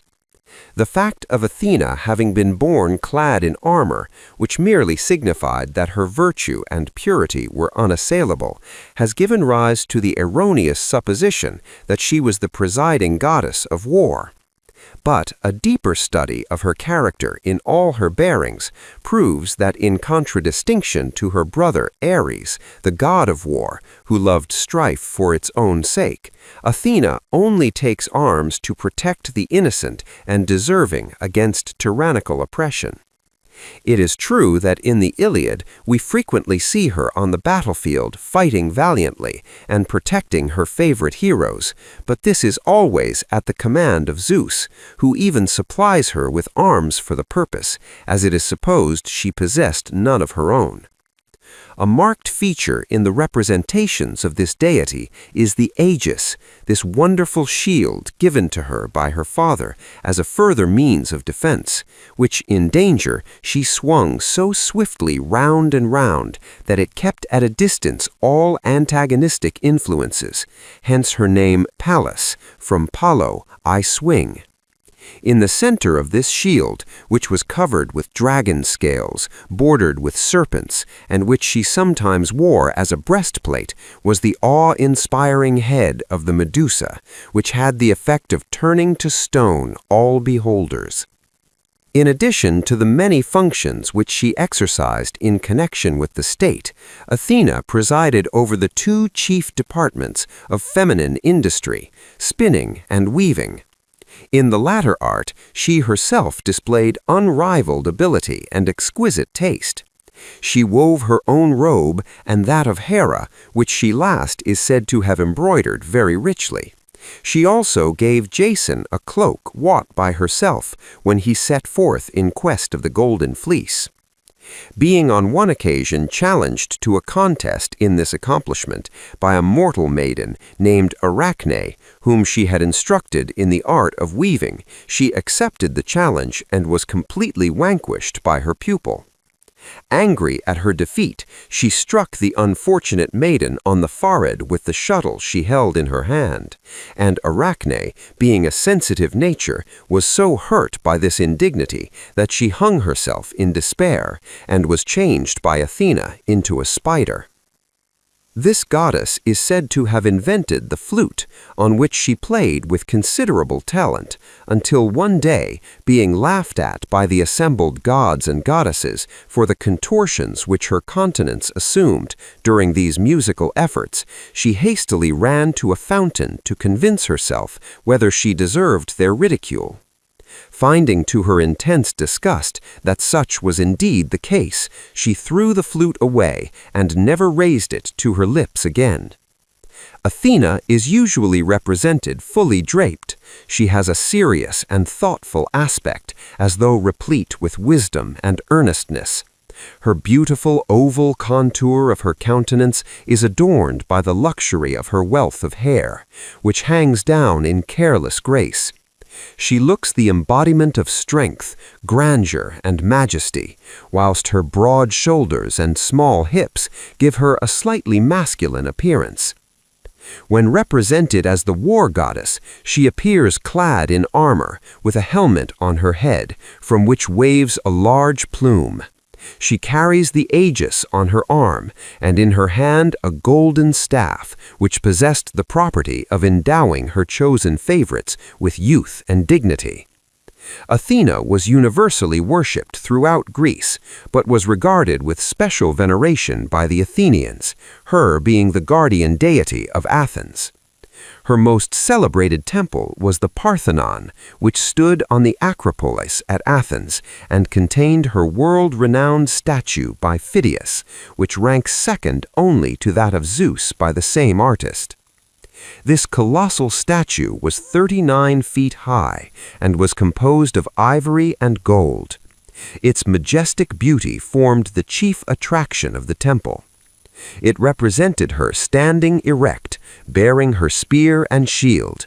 In her hand she held an image of Nike, and at her feet there lay a serpent. The tree sacred to her was the olive tree, which she herself produced in a contest with Poseidon. The olive tree thus called into existence was preserved in the temple of Erechtheus on the Acropolis, and is said to have possessed marvelous vitality that when the Persians burned it after sacking the town, it immediately burst forth into new shoots. The principal festival held in honor of this divinity was the Panathenea. The owl, cock, and serpent were the animals sacred to her, and her sacrifices were rams, bulls, and cows. Minerva. The Minerva of the Romans was identified with the Pallas Athene of the Greeks. Like her, she presides over learning and all useful arts, and is the patroness of the feminine accomplishments of sewing, spinning, weaving, etc. Schools were under her especial care, and schoolboys, therefore, had holidays during her festivals, the Greater Quinquitria, when they always brought a gift to their master, called the Minerval. It is worthy of notice that the only 3 divinities worshipped in the capital were Jupiter, Juno, and Minerva, and in their joint honor the Ludi Maximi, or Great Games, were held. Themis. Themis, who has already been alluded to as the wife of Zeus, was the daughter of Cronus and Rhea, and personified those divine laws of justice and order by means of which the well-being and morality of communities are regulated. She presided over the assemblies of the people and the laws of hospitality. To her was entrusted the office of convoking the assembly of the gods, and she was also mistress of ritual and ceremony. On account of her great wisdom, Zeus himself frequently sought her counsel and acted upon her advice. Themis was a prophetic divinity and had an oracle near the river Cephissus in Boeotia. She is usually represented as being in the full maturity of womanhood, of fair aspect, and wearing a flowing garment which drapes her noble, majestic form. In her right hand, she holds the sword of justice, and in her left, the scales, which indicate the impartiality with which every cause is carefully weighed by her, her eyes being bandaged so that the personality of the individual should carry no weight with respect to the verdict. This divinity is sometimes identified with Taichi, sometimes with Ananke.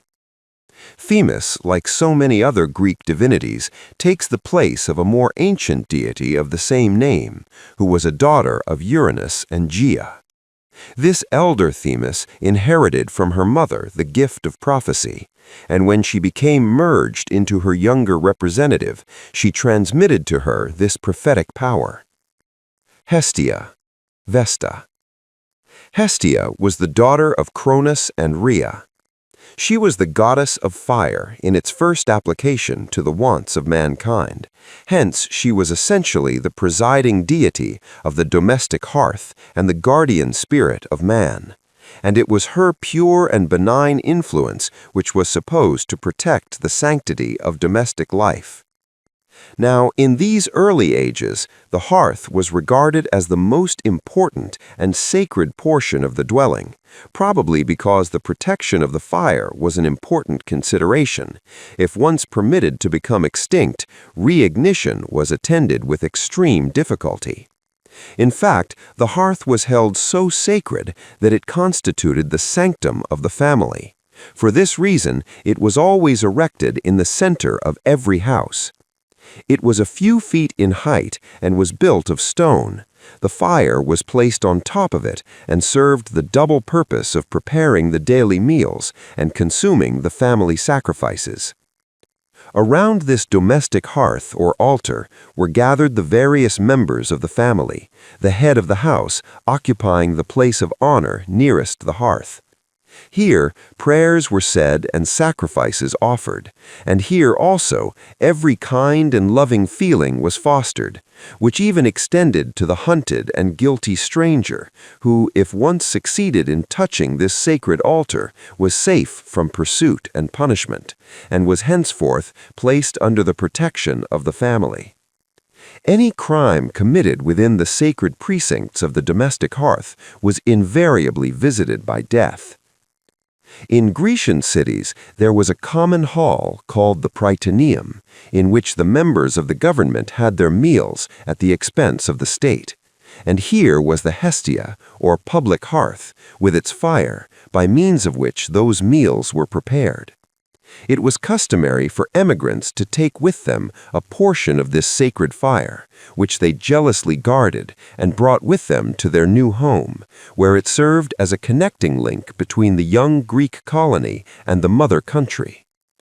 Hestia is generally represented standing, and in accordance with the dignity and sanctity of her character, always appears fully draped.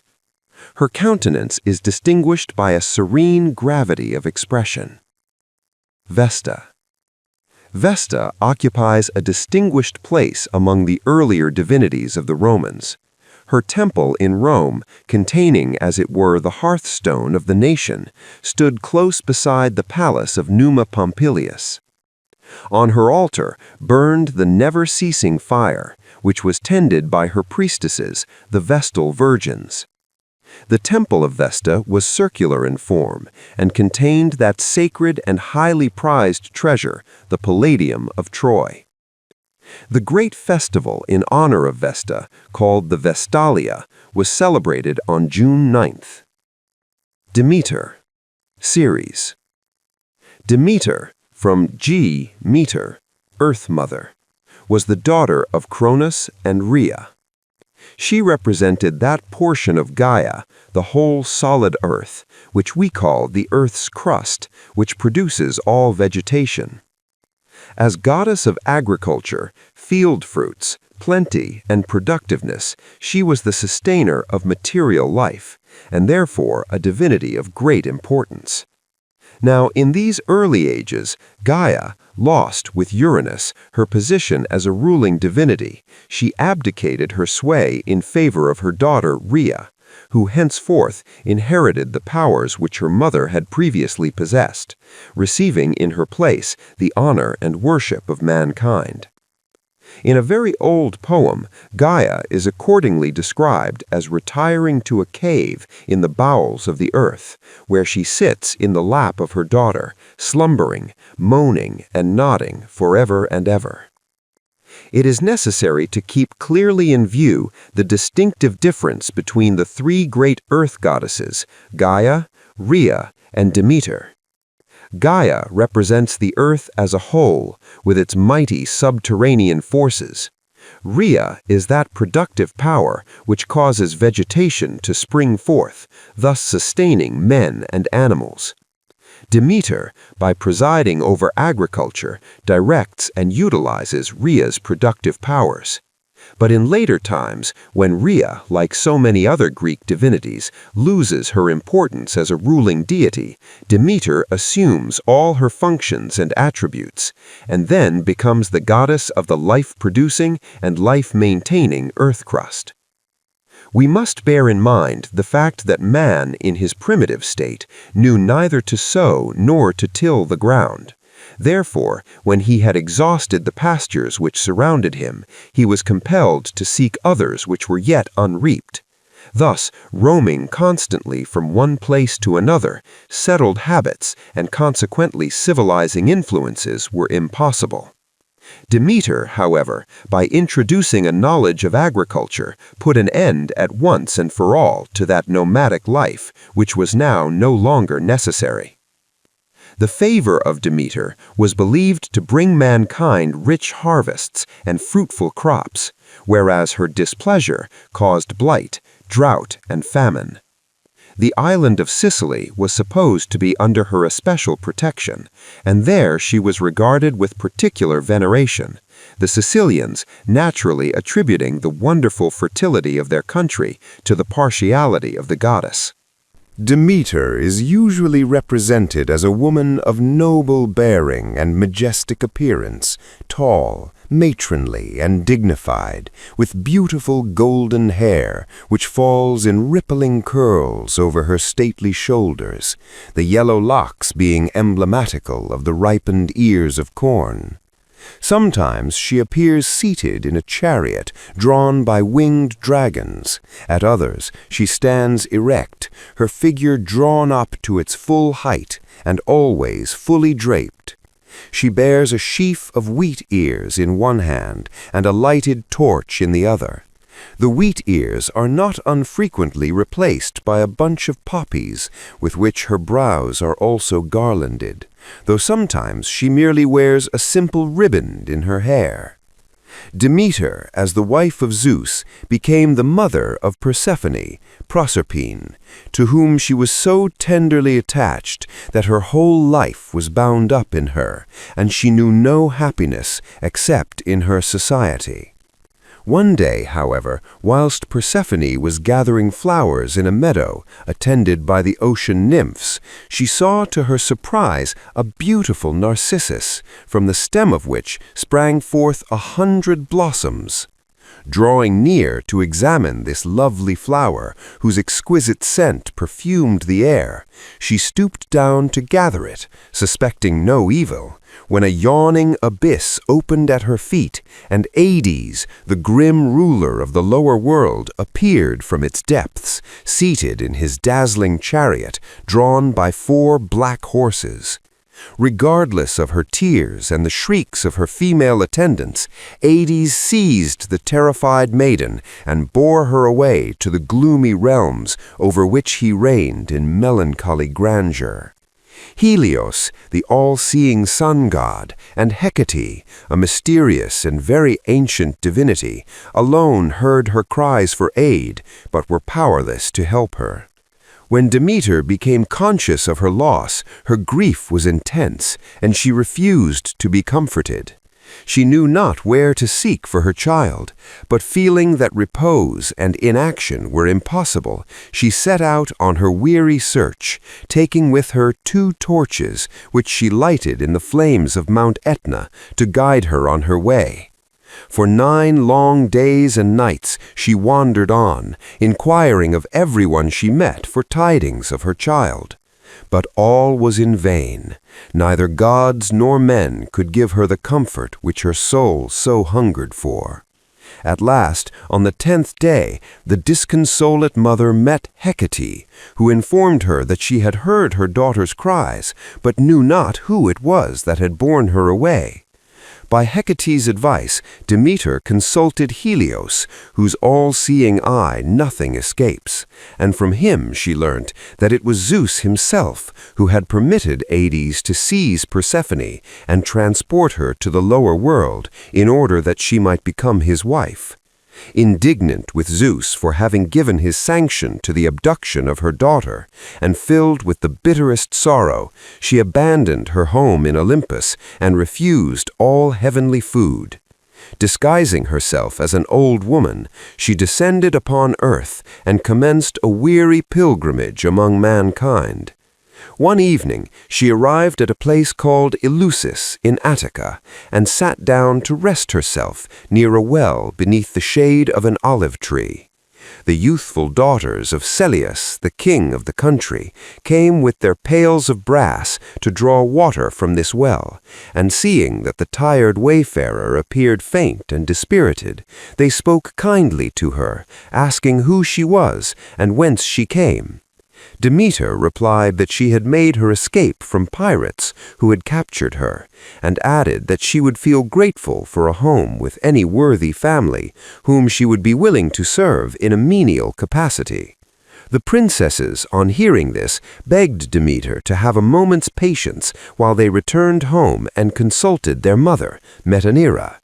They soon brought the joyful intelligence that she was desirous of securing her services as nurse to her infant son Demophon, or Triptolemus.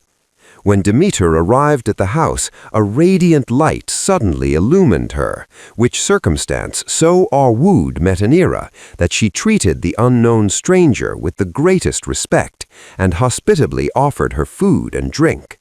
But Demeter, still grief-worn and dejected, refused her friendly offers and held herself apart from the social board.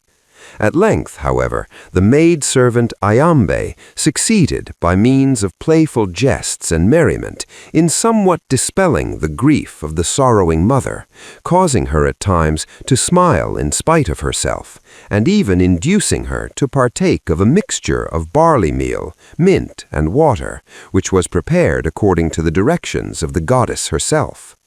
Time passed on, and the young child thrived amazingly under the care of her kind and judicious nurse, who gave him no food, but anointed him daily with ambrosia, and every night laid him secretly in the fire, in order to render him immortal and exempt from old age.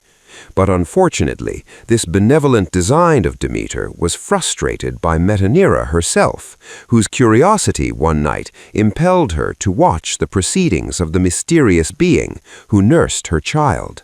When, to her horror, she beheld her son placed in the flames, she shrieked aloud.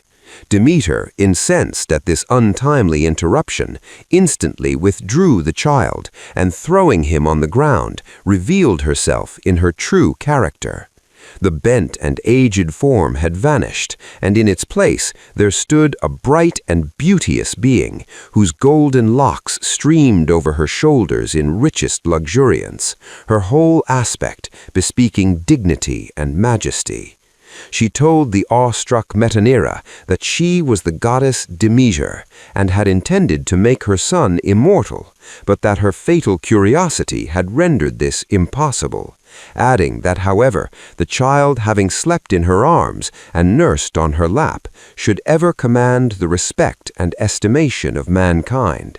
She then desired that a temple and altar be erected to her on a nearby hill by the people of Eleusis, promising that she herself would direct them how to perform the sacred rites and ceremonies which should be observed in her honor. With these words she took her departure, never to return. Obedient to her commands, Celeus called together a meeting of his people and built the temple on the spot which the goddess had indicated. It was soon completed, and Demeter took up her abode in it. But her heart was still sad for the loss of her daughter, and the whole world felt the influence of her grief and dejection. This was indeed a terrible year for mankind. Demeter no longer smiled on the earth she was wont to bless, and though the husbandman sowed the grain and the groaning oxen plowed the fields, no harvest rewarded their labor. All was barren, dreary desolation. The world was threatened with famine, and the gods with the loss of their accustomed honors and sacrifices. It became evident, therefore, to Zeus himself that some measures must be adopted to appease the anger of the goddess. He accordingly dispatched Iris and many of the other gods and goddesses to implore Demeter to return to Olympus, but all their prayers were fruitless. The incensed goddess swore that until her daughter was restored to her, she would not allow the grain to spring forth from the earth. At length, Zeus sent Hermes, his faithful messenger, to the lower world with a petition to Hades, urgently entreating him to restore Persephone to the arms of her disconsolate mother. When he arrived in the gloomy realms of Hades, Hermes found him seated on a throne with the beautiful Persephone beside him, sorrowfully bewailing her unhappy fate. On learning his errand, Hades consented to resign Persephone, who joyfully prepared to follow the messenger of the gods to the abode of light and light. Before taking leave of her husband, he presented to her a few seeds of pomegranate, which in her excitement she thoughtlessly swallowed, and this simple act, as the sequel will show, materially affected her whole future life. The meeting between mother and child was one of unmixed rapture, and for the moment all the past was forgotten. The loving mother's happiness would now have been complete had not Hades asserted his rights. These were that if any immortal had tasted food in his realms, they were bound to remain there forever. Of course, the ruler of the lower world had to prove this assertion. This, however, he found no difficulty in doing, as Ascalaphus, the son of Acheron and Orphne, was his witness to the fact. Zeus, pitying the disappointment of Demeter at finding her hopes thus blighted, succeeded in effecting a compromise by inducing his brother Hades to allow Persephone to spend 6 months of the year with the gods above, whilst during the other 6 she was to be the joyless companion of her grim lord below. Accompanied by her daughter, the beautiful Persephone, Demeter now resumed her long-abandoned dwelling in Olympus. The sympathetic earth responded gaily to her bright smiles. The corn at once sprang forth from the ground in fullest plenty. The trees, which late were seared and bare, now donned their brightest emerald robes, and the flowers, so long imprisoned in the hard, dry soil, filled the whole air with their fragrant perfume. Thus ends this charming story, which was a favorite theme with all the classic authors. It is very possible that the poets who first created this graceful myth merely intended it as an allegory to illustrate the change of seasons.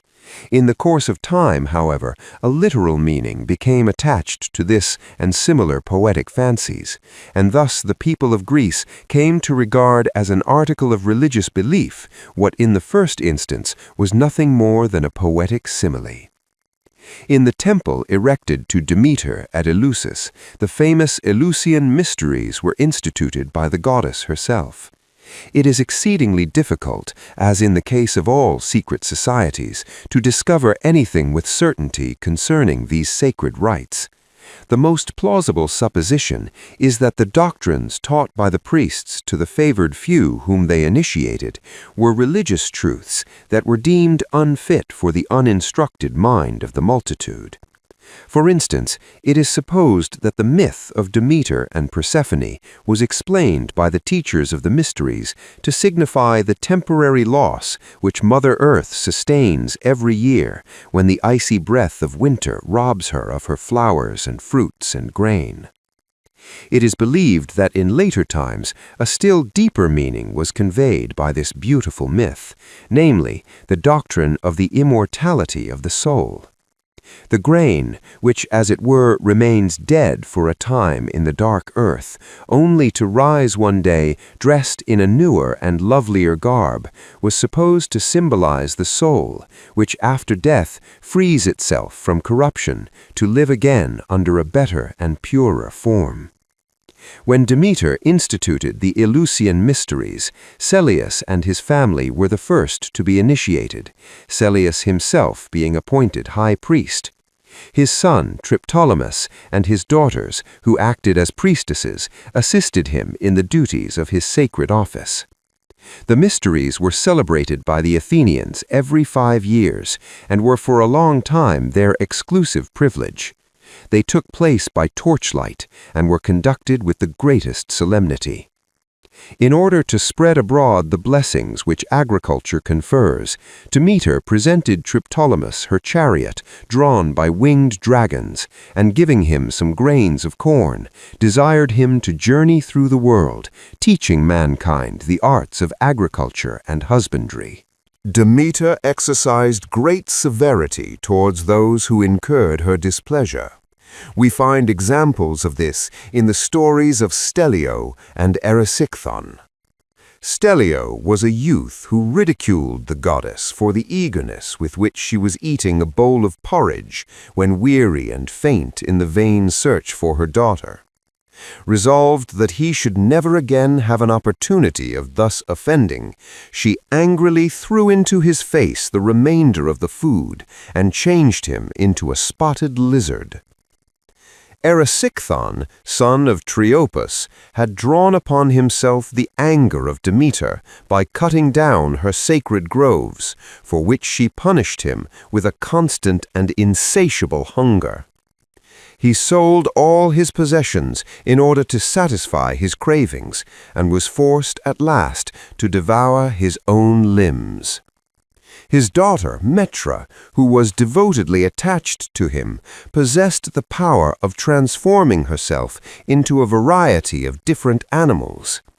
By this means she contrived to support her father, who sold her again and again, each time she assumed a different form, and thus he dragged on a pitiful existence. Ceres. The Roman Ceres is actually the Greek Demeter under another name, her attributes, worship, festivals, etc. being precisely identical. The Romans were indebted to Sicily for this divinity, her worship having been introduced by the Greek colonists who settled there. The Cerealia, or festivals in honor of Ceres, commenced on the 12th of April and lasted several days. Aphrodite, Venus. Aphrodite, from aphros, sea foam, and deity, issued. The daughter of Zeus and the sea nymph called Dione, was the goddess of love and beauty. Dione, being a sea nymph, gave birth to her daughter beneath the waves, but the child of the heaven-inhabiting Zeus was forced to ascend from the ocean depths and mount to the snow-capped summits of Olympus in order to breathe that ethereal and most refined atmosphere which pertains to the celestial gods.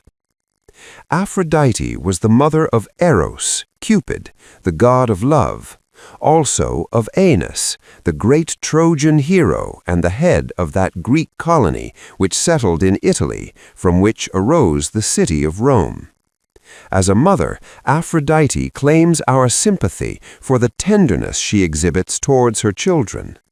Homer tells us in his Iliad how, when Aeneas was wounded in battle, she came to his assistance, regardless of personal danger, and herself was severely wounded in attempting to save his life. Aphrodite was tenderly attached to a lovely youth called Adonis, whose exquisite beauty has become proverbial. He was a motherless babe, and Aphrodite, taking pity on him, placed him in a chest and entrusted him to the care of Persephone, who became so fond of the beautiful youth that she refused to part with him. Zeus, being appealed to by the rival foster mothers, decided that Adonis should spend 4 months of every year with Persephone, 4 with Aphrodite, whilst the remaining 4 months should be left to his own devices. He became, however, so attached to Aphrodite that he voluntarily devoted to her the time at his own disposal. Adonis was killed during the chase by a wild boar, to the great grief of Aphrodite, who bemoaned his loss so persistently that Hades, moved with pity, permitted him to pass 6 months of every year with her, whilst the remaining half of the year was spent by him in the lower world. Aphrodite possessed a magic gilder, the famous cestus, which she frequently lent to unhappy maidens suffering from the pangs of unrequited love, as it was endowed with the power of inspiring affection for the wearer, whom she invested with every attribute of grace, beauty, and fascination. Her usual attendants are the charites, or graces, Euphrosyne, Aglaia, and Thalia, which are represented undraped and intertwined in a loving embrace.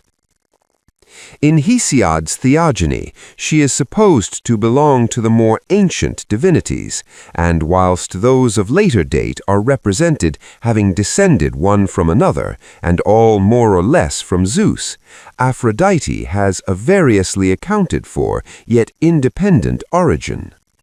The most poetic version of her birth is that when Uranus was wounded by his son Cronus, his blood mingled with the foam of the sea, whereupon the bubbling waters at once assumed a rosy tint, and from their depths arose in all the surpassing glory of her loveliness, Aphrodite, goddess of love and beauty.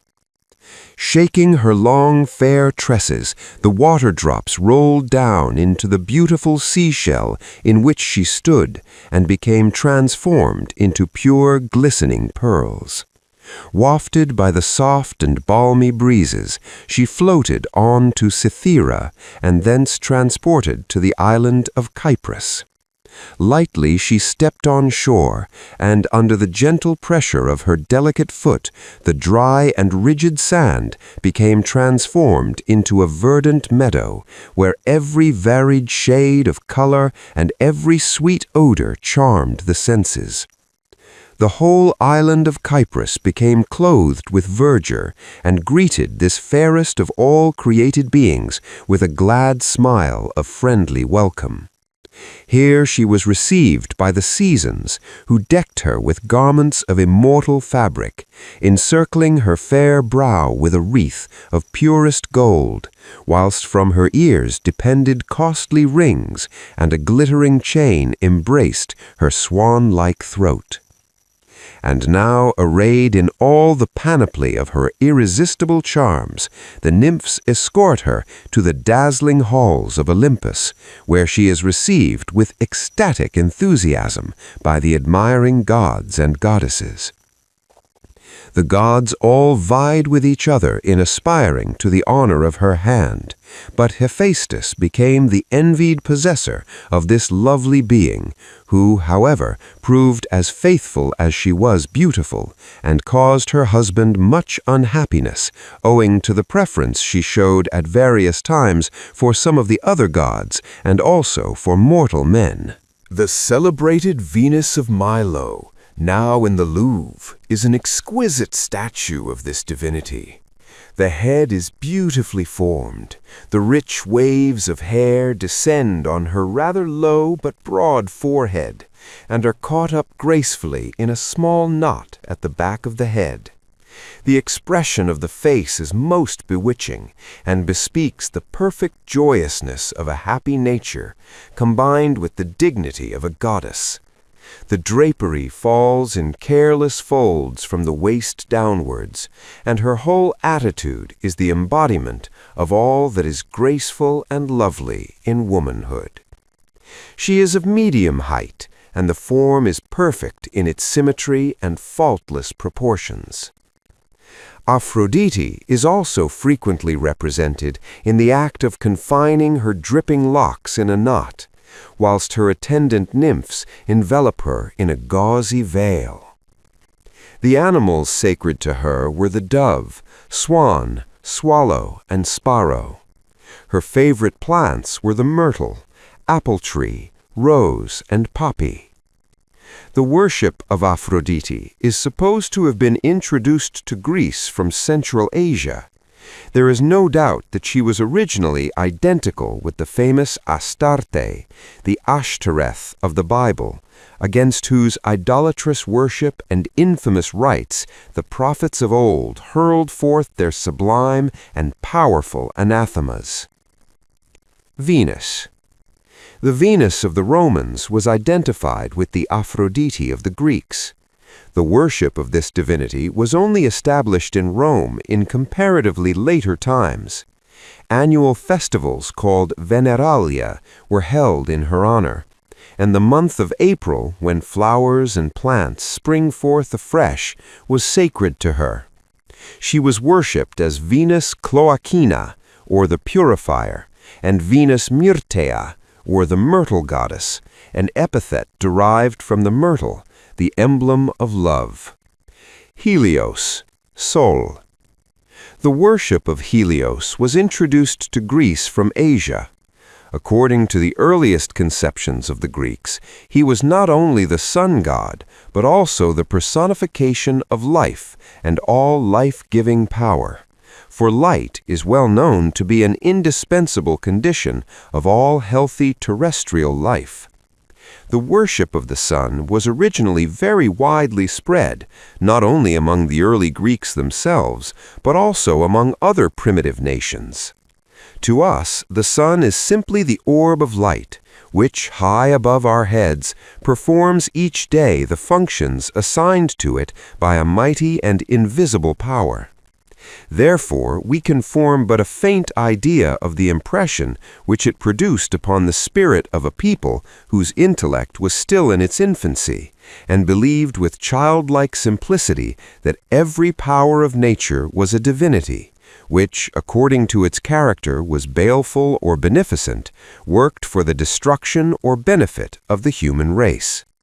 Helios, who was the son of the Titans Hyperion and Thea, is described as rising every morning in the east, preceded by his sister, Eos, the dawn, who with her rosy fingers paints the tips of the mountains and draws aside that misty veil through which her brother is about to appear. When he has burst forth in all the glorious light of day, Eos disappears, and Helios now drives his flame-darting chariot along the accustomed track. This chariot, which is of burnished gold, is drawn by 4 fire-breathing steeds, behind which the young god stands erect with flashing eyes, his head surrounded with rays, holding in one hand the reins of those fiery coursers, which in all hands, save his, are unmanageable. When towards evening he descends the curve in order to cool his burning forehead in the waters of the deep sea, he is followed closely by his sister, Selene, the moon, who is now prepared to take charge of the world and illumine with her silver crescent the dusky night. Helios, meanwhile, rests from his labors, and reclining softly on the cool, fragrant couch prepared by the sea nymphs, recruits himself for another life-giving, joy-inspiring, and beauteous day.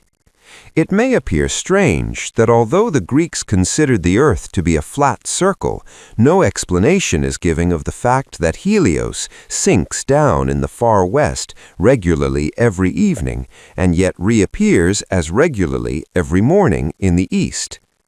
Whether he was supposed to pass through Tartarus and thus regain the opposite extremity through the bowels of the earth, or whether he thought he possessed any other means of making this transit, there is not a line in either Homer or Hesiod to prove. In later times, however, the poets invented the graceful fiction that when Helios had finished his course and reached the western side of the curve, a winged boat or cup, which had been made for him by Hephaestus, awaited him there, and conveyed him rapidly with his glorious equipment to the east, where he recommenced his bright and glowing career. This divinity was invoked as a witness when a solemn oath was taken, as it was believed that nothing escaped his all-seeing eye, and it was this fact which enabled him to inform Demeter of the fate of her daughter, as already related. He was supposed to possess flocks and herds in various localities, which may be possibly intended to represent the days and nights of the year, or the stars of heaven. Helios is said to have loved Clytie, a daughter of Oceanus, who ardently returned his affection.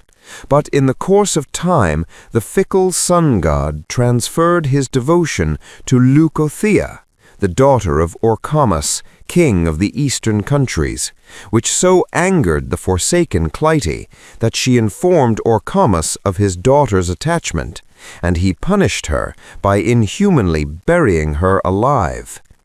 Helios, overcome with grief, endeavored by every means in his power to recall her to life.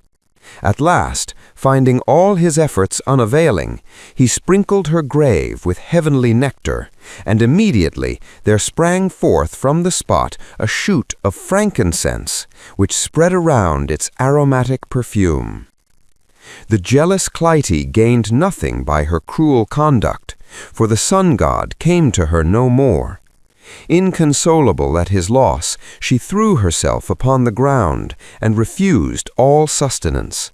For 9 long days she turned her face towards the glorious god of day as he moved along the heavens, till at length her limbs became rooted in the ground, and she was transformed into a flower which ever turns towards the sun. Helios married Perse, daughter of Oceanus, and their children were Aeetes, king of Colchis, celebrated in the legend of the Argonauts as the possessor of the golden fleece, and Circe, the renowned sorceress. Helios had another son named Phaethon, whose mother was Clymene, one of the Oceanides. The youth was very beautiful and a great favorite with Aphrodite, who entrusted him with the care of one of her temples, which flattering proof of her regard caused him to become vain and presumptuous. His friend Epaphus, son of Zeus and Io, endeavored to check his youthful vanity by pretending to disbelieve his assertion that the sun god was his father. Phaethon, full of resentment and eager to be able to refute the calumny, hastened to his mother Clymene and besought her to tell him whether Helios was really his father.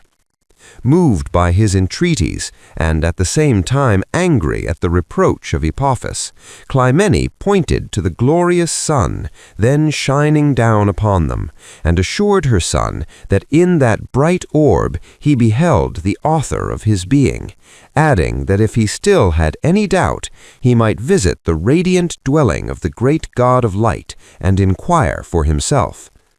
Overjoyed at his mother's reassuring words, and following the directions she gave him, Phaethon quickly wended his way to his father's palace. As he entered the palace of the sun god, the dazzling rays almost blinded him and prevented him from approaching the throne on which his father was seated, surrounded by the hours, days, months, years, and seasons. Helios, who with his all-seeing eye had watched him from afar, removed his crown of glittering rays and bade him not to be afraid, but to draw near to his father.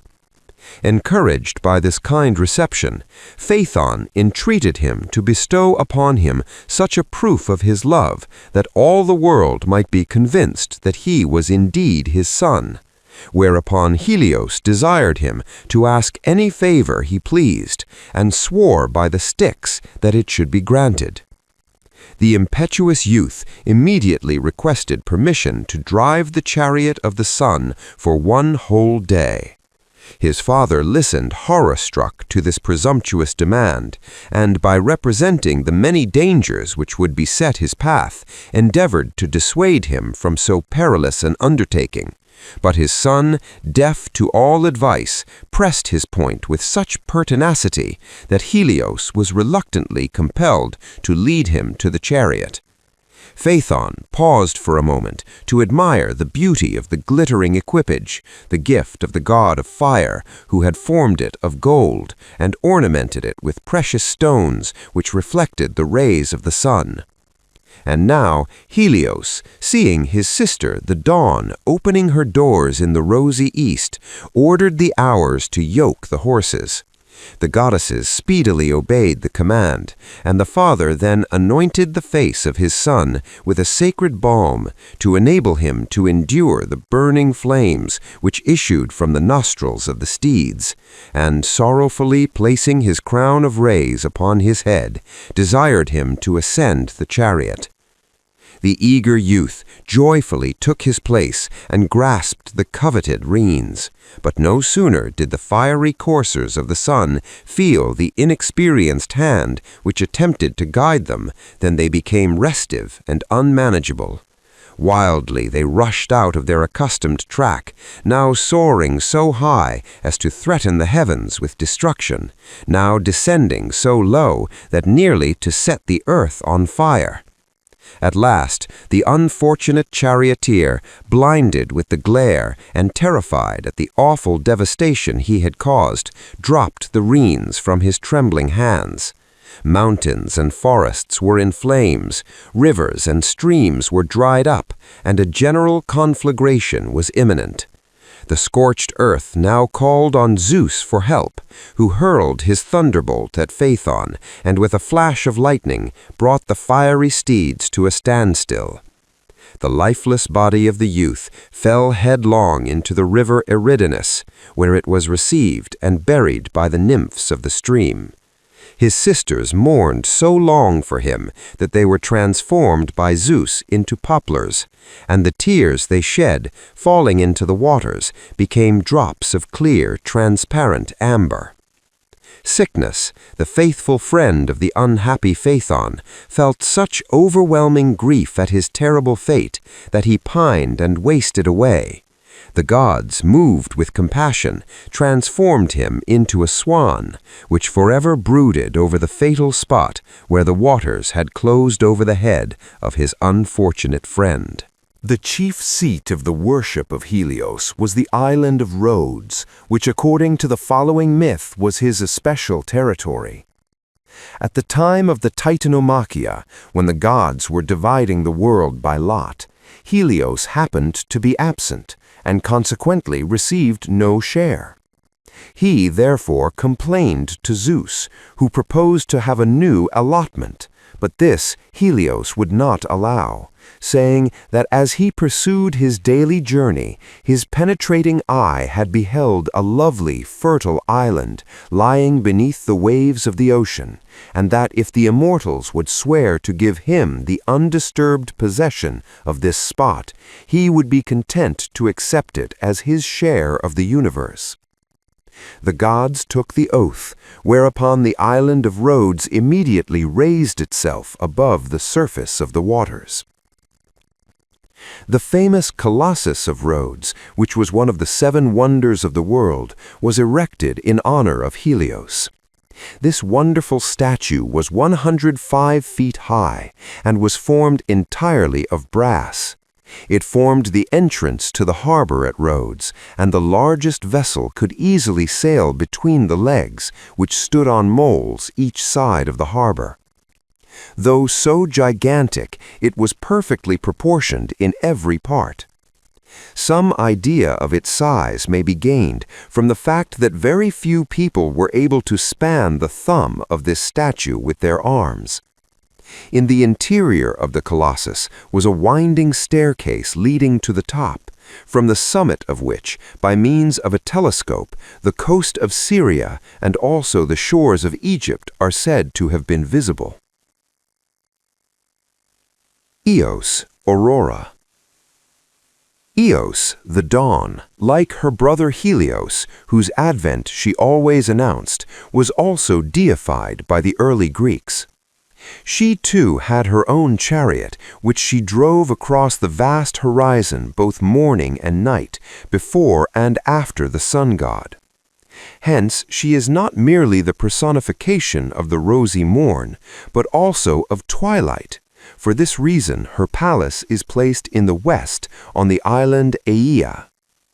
The abode of Eos is a magnificent structure, surrounded by flowery meads and velvety lawns, where nymphs and other immortal beings wind in and out in the mazy figures of the dance, whilst the music of a sweetly tuned melody accompanies their graceful gliding movements.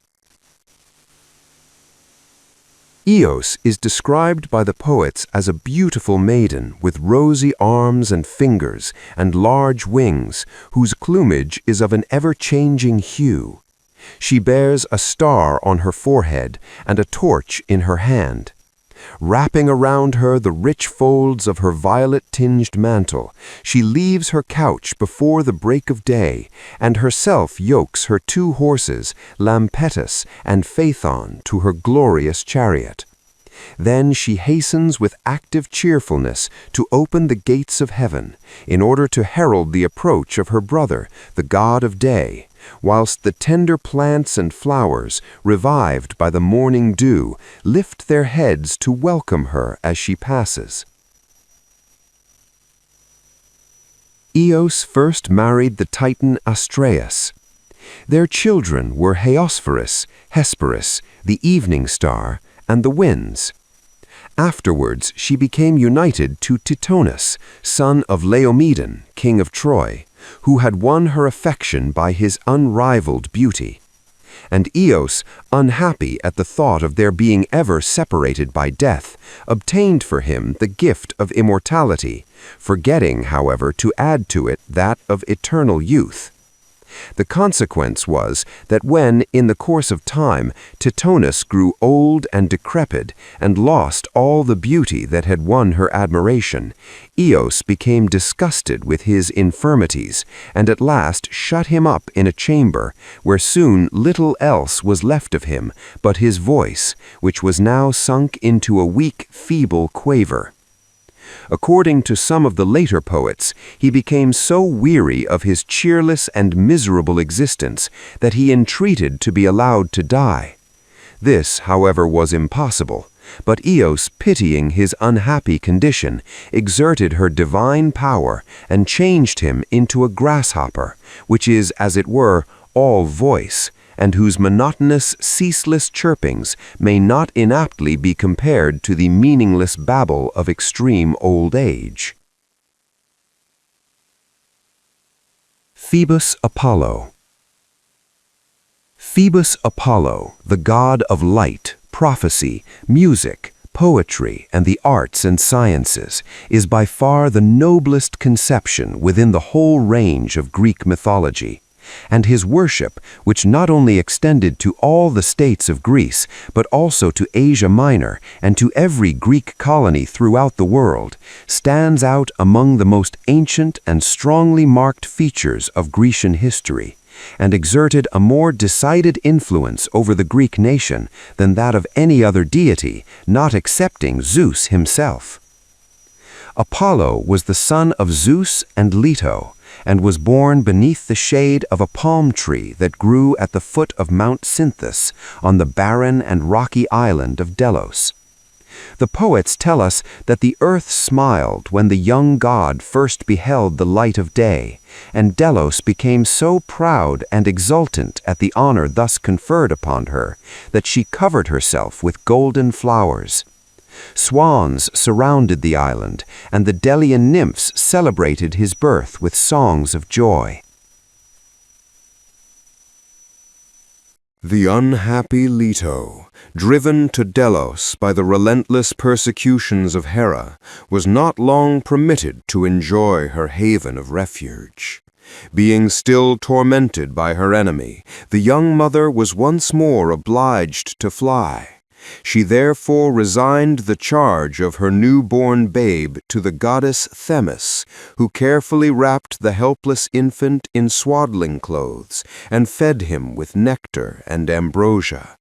But he had no sooner partaken of the heavenly food than, to the amazement of the goddess, he burst asunder the bands which confined his infant limbs, and springing to his feet, appeared before her as a full-grown youth of divine strength and beauty. He now demanded a lyre and a bow, declaring that henceforth he would announce to mankind the will of his father Zeus. "The golden lyre," said he, "shall be my friend, the bent bow my delight, and in oracles will I foretell the dark future." With these words he ascended to Olympus, where he was received with joyful acclamations into the assembly of the celestial gods, who acknowledged him as the most beautiful and glorious of all the sons of Zeus. Phoebus Apollo was the god of light in a twofold signification. First, as representing the great orb of day which illumines the world, and secondly, as the heavenly light which animates the soul of man. He inherited his function as sun god from Helios, with whom in later times he was so completely identified that the personality of the one became gradually merged into that of the other. We accordingly find Helios frequently confounded with Apollo, myths belonging to the former attributed to the latter, and with some tribes, the Ionic for instance, so complete is this identification that Apollo is called by them Helios Apollo. As the divinity whose power is developed in the broad light of day, he brings joy and delight to nature, and health and prosperity to man. By the influence of his warm and gentle rays, he disperses the noxious vapors of the night, assists the grain to ripen and the flowers to bloom. But although as god of the sun he is a life-giving and life-preserving power, who by his genial influence dispels the cold of winter, he is at the same time the god who, by means of his fiercely darting rays, could spread disease and send sudden death to men and animals. And it is to this phase of his character that we must look for the explanation of his being considered, in conjunction with his twin sister Artemis, as moon goddess, a divinity of death. The brother and sister share this function between them, he taking man and she woman as her aim, and those especially who died in the bloom of youth or at an advanced age were believed to be killed by their gentle arrows. But Apollo did not always send an easy death. We see in the Iliad how, when angry with the Greeks, the god of silver bow strode down from Olympus with his quiver full of death-bringing darts and sent a raging pestilence into their camp. For 9 days he let fly his fatal arrows, first on animals and then on men, till the air became darkened with the smoke from the funeral pyres. In his character as god of light, Phoebus Apollo is the protecting deity of shepherds, because it is he who warms the fields and meadows and gives rich pastures to the flocks, thereby gladdening the heart of the herdsman. As the temperate heat of the sun exercises so invigorating an effect on man and animals, and promotes the growth of those medicinal herbs and vegetable productions necessary for the cure of diseases, Phoebus Apollo was supposed to possess the power of restoring life and health. Hence he was regarded as the god of healing. But this feature in his character we shall find more particularly developed in his son Asclepius, the veritable god of the healing art. Pursuing our analysis of the various phases in the character of Phoebus Apollo, we find that with the first beams of his genial light, all nature awakens to renewed life, and the woods echo with the jubilant sound of the untaught lays warbled by thousands of feathered choristers. Hence, by a natural inference, he is the god of music, and, as according to the belief of the ancients, the inspirations of genius were inseparably connected with the glorious light of heaven, he is also the god of poetry, and acts as the special patron of the arts and sciences. Apollo himself is the heavenly musician among the Olympic gods, whose banquets are gladdened by the wondrous strains that he produces from his favorite instrument, the seven-stringed lyre. In the cultus of Apollo, music formed a distinguishing feature. All sacred dances and even the sacrifices in his honor were performed to the sound of musical instruments, and it is in a great measure owing to the influence which the music in his worship exercised on the Greek nation that Apollo came to be regarded as the leader of the 9 muses, the legitimate divinities of poetry and song. In this character, he is called Musagetes and is always represented robed in a long flowing garment. His lyre, to the tones of which he appears to be singing, is suspended by a band across his chest. His head is encircled by a wreath of laurel, and his long hair, streaming down over his shoulders, give him a somewhat effeminate appearance. And now we must view the glorious god of light under another, and as regards his influence over the Greek nation, a much more important aspect. For in historical times, all the other functions and attributes of Apollo sink into comparative insignificance before the great power he exercised as god of prophecy. It is true that all Greek gods were endowed to a certain extent with the faculty of foretelling future events, but Apollo, as sun god, was the concentration of all prophetic power, as it was supposed that nothing escaped his all-seeing eye, which penetrated the most hidden recesses and laid bare the secrets that lay concealed behind the dark veil of the future. We have seen that when Apollo assumed his godlike form, he took his place among the immortals. But he had not long enjoyed the rapturous delights of Olympus before he felt within him an ardent desire to fulfill his great mission of interpreting to mankind the will of his mighty Father. He accordingly descended to earth and traveled through many countries, seeking a fitting site upon which to establish an oracle. At length he reached the southern side of the rocky heights of Parnassus, beneath which lay the harbor of Crissa. Here, under the overhanging cliff, he found a secluded spot where from the most ancient times there had existed an oracle in which Gaia herself had revealed the future to man, and which in Deucalion's time she had resigned to Themis. It was guarded by the huge serpent Python, the scourge of the surrounding neighborhood, and the terror alike of men and cattle. The young god, full of confidence in his unerring aim, attacked and slew the monster with his arrows, thus freeing land and people from their mighty enemy. The grateful inhabitants, anxious to do honor to their deliverer, flocked round Apollo, who proceeded to mark out a plan for a temple, and with the assistance of numbers of eager volunteers, a suitable edifice was soon erected. It now became necessary to choose ministers who would offer up sacrifices, interpret his prophecies to the people, and take charge of the temple. Looking round, he saw in the far distance a vessel bound from Crete to the Peloponnese, and determined to avail himself of her crew for his service. Assuming the shape of an enormous dolphin, he agitated the waters to such a degree that the ship was tossed violently to and fro, to the great alarm of the mariners.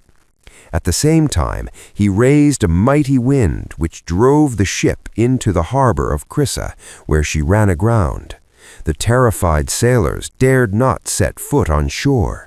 But Apollo, under the form of a vigorous youth, stepped down to the vessel, revealed himself in his true character, and informed them that it was he who had driven them to Crissa, in order that they might become his priests and serve him in his temple. Arrived at the sacred fane, he instructed them how to perform the services in his honor, and desired them to worship him under the name of Apollo Delphinios, because he first appeared to them under the form of a dolphin. Thus was established the far-famed Oracle of Delphi, the only institution of the kind which was not exclusively national, for it was consulted by Lydians, Phrygians, Etruscans, Romans, etc., and in fact was held in the highest repute all over the world. In obedience to its decrees, the laws of Lycurgus were introduced, and the earliest Greek colonies founded. No cities were built without first consulting the Delphic oracle, for it was believed that Apollo took special delight in the founding of cities, the first stone of which he laid in person. Nor was any enterprise ever undertaken without inquiring at this sacred fane as to its probable success. But that which brought Apollo more closely home to the hearts of the people and raised the whole moral tone of the Greek nation was the belief, gradually developed with the intelligence of the people, that he was the God who accepted repentance as an atonement for sin, who pardoned the contrite sinner, and who acted as the special protector of those who, like Orestes, had committed a crime which required long years of expiation. Apollo is represented by the poets as being eternally young. His countenance, glowing with joyous life, is the embodiment of immortal beauty.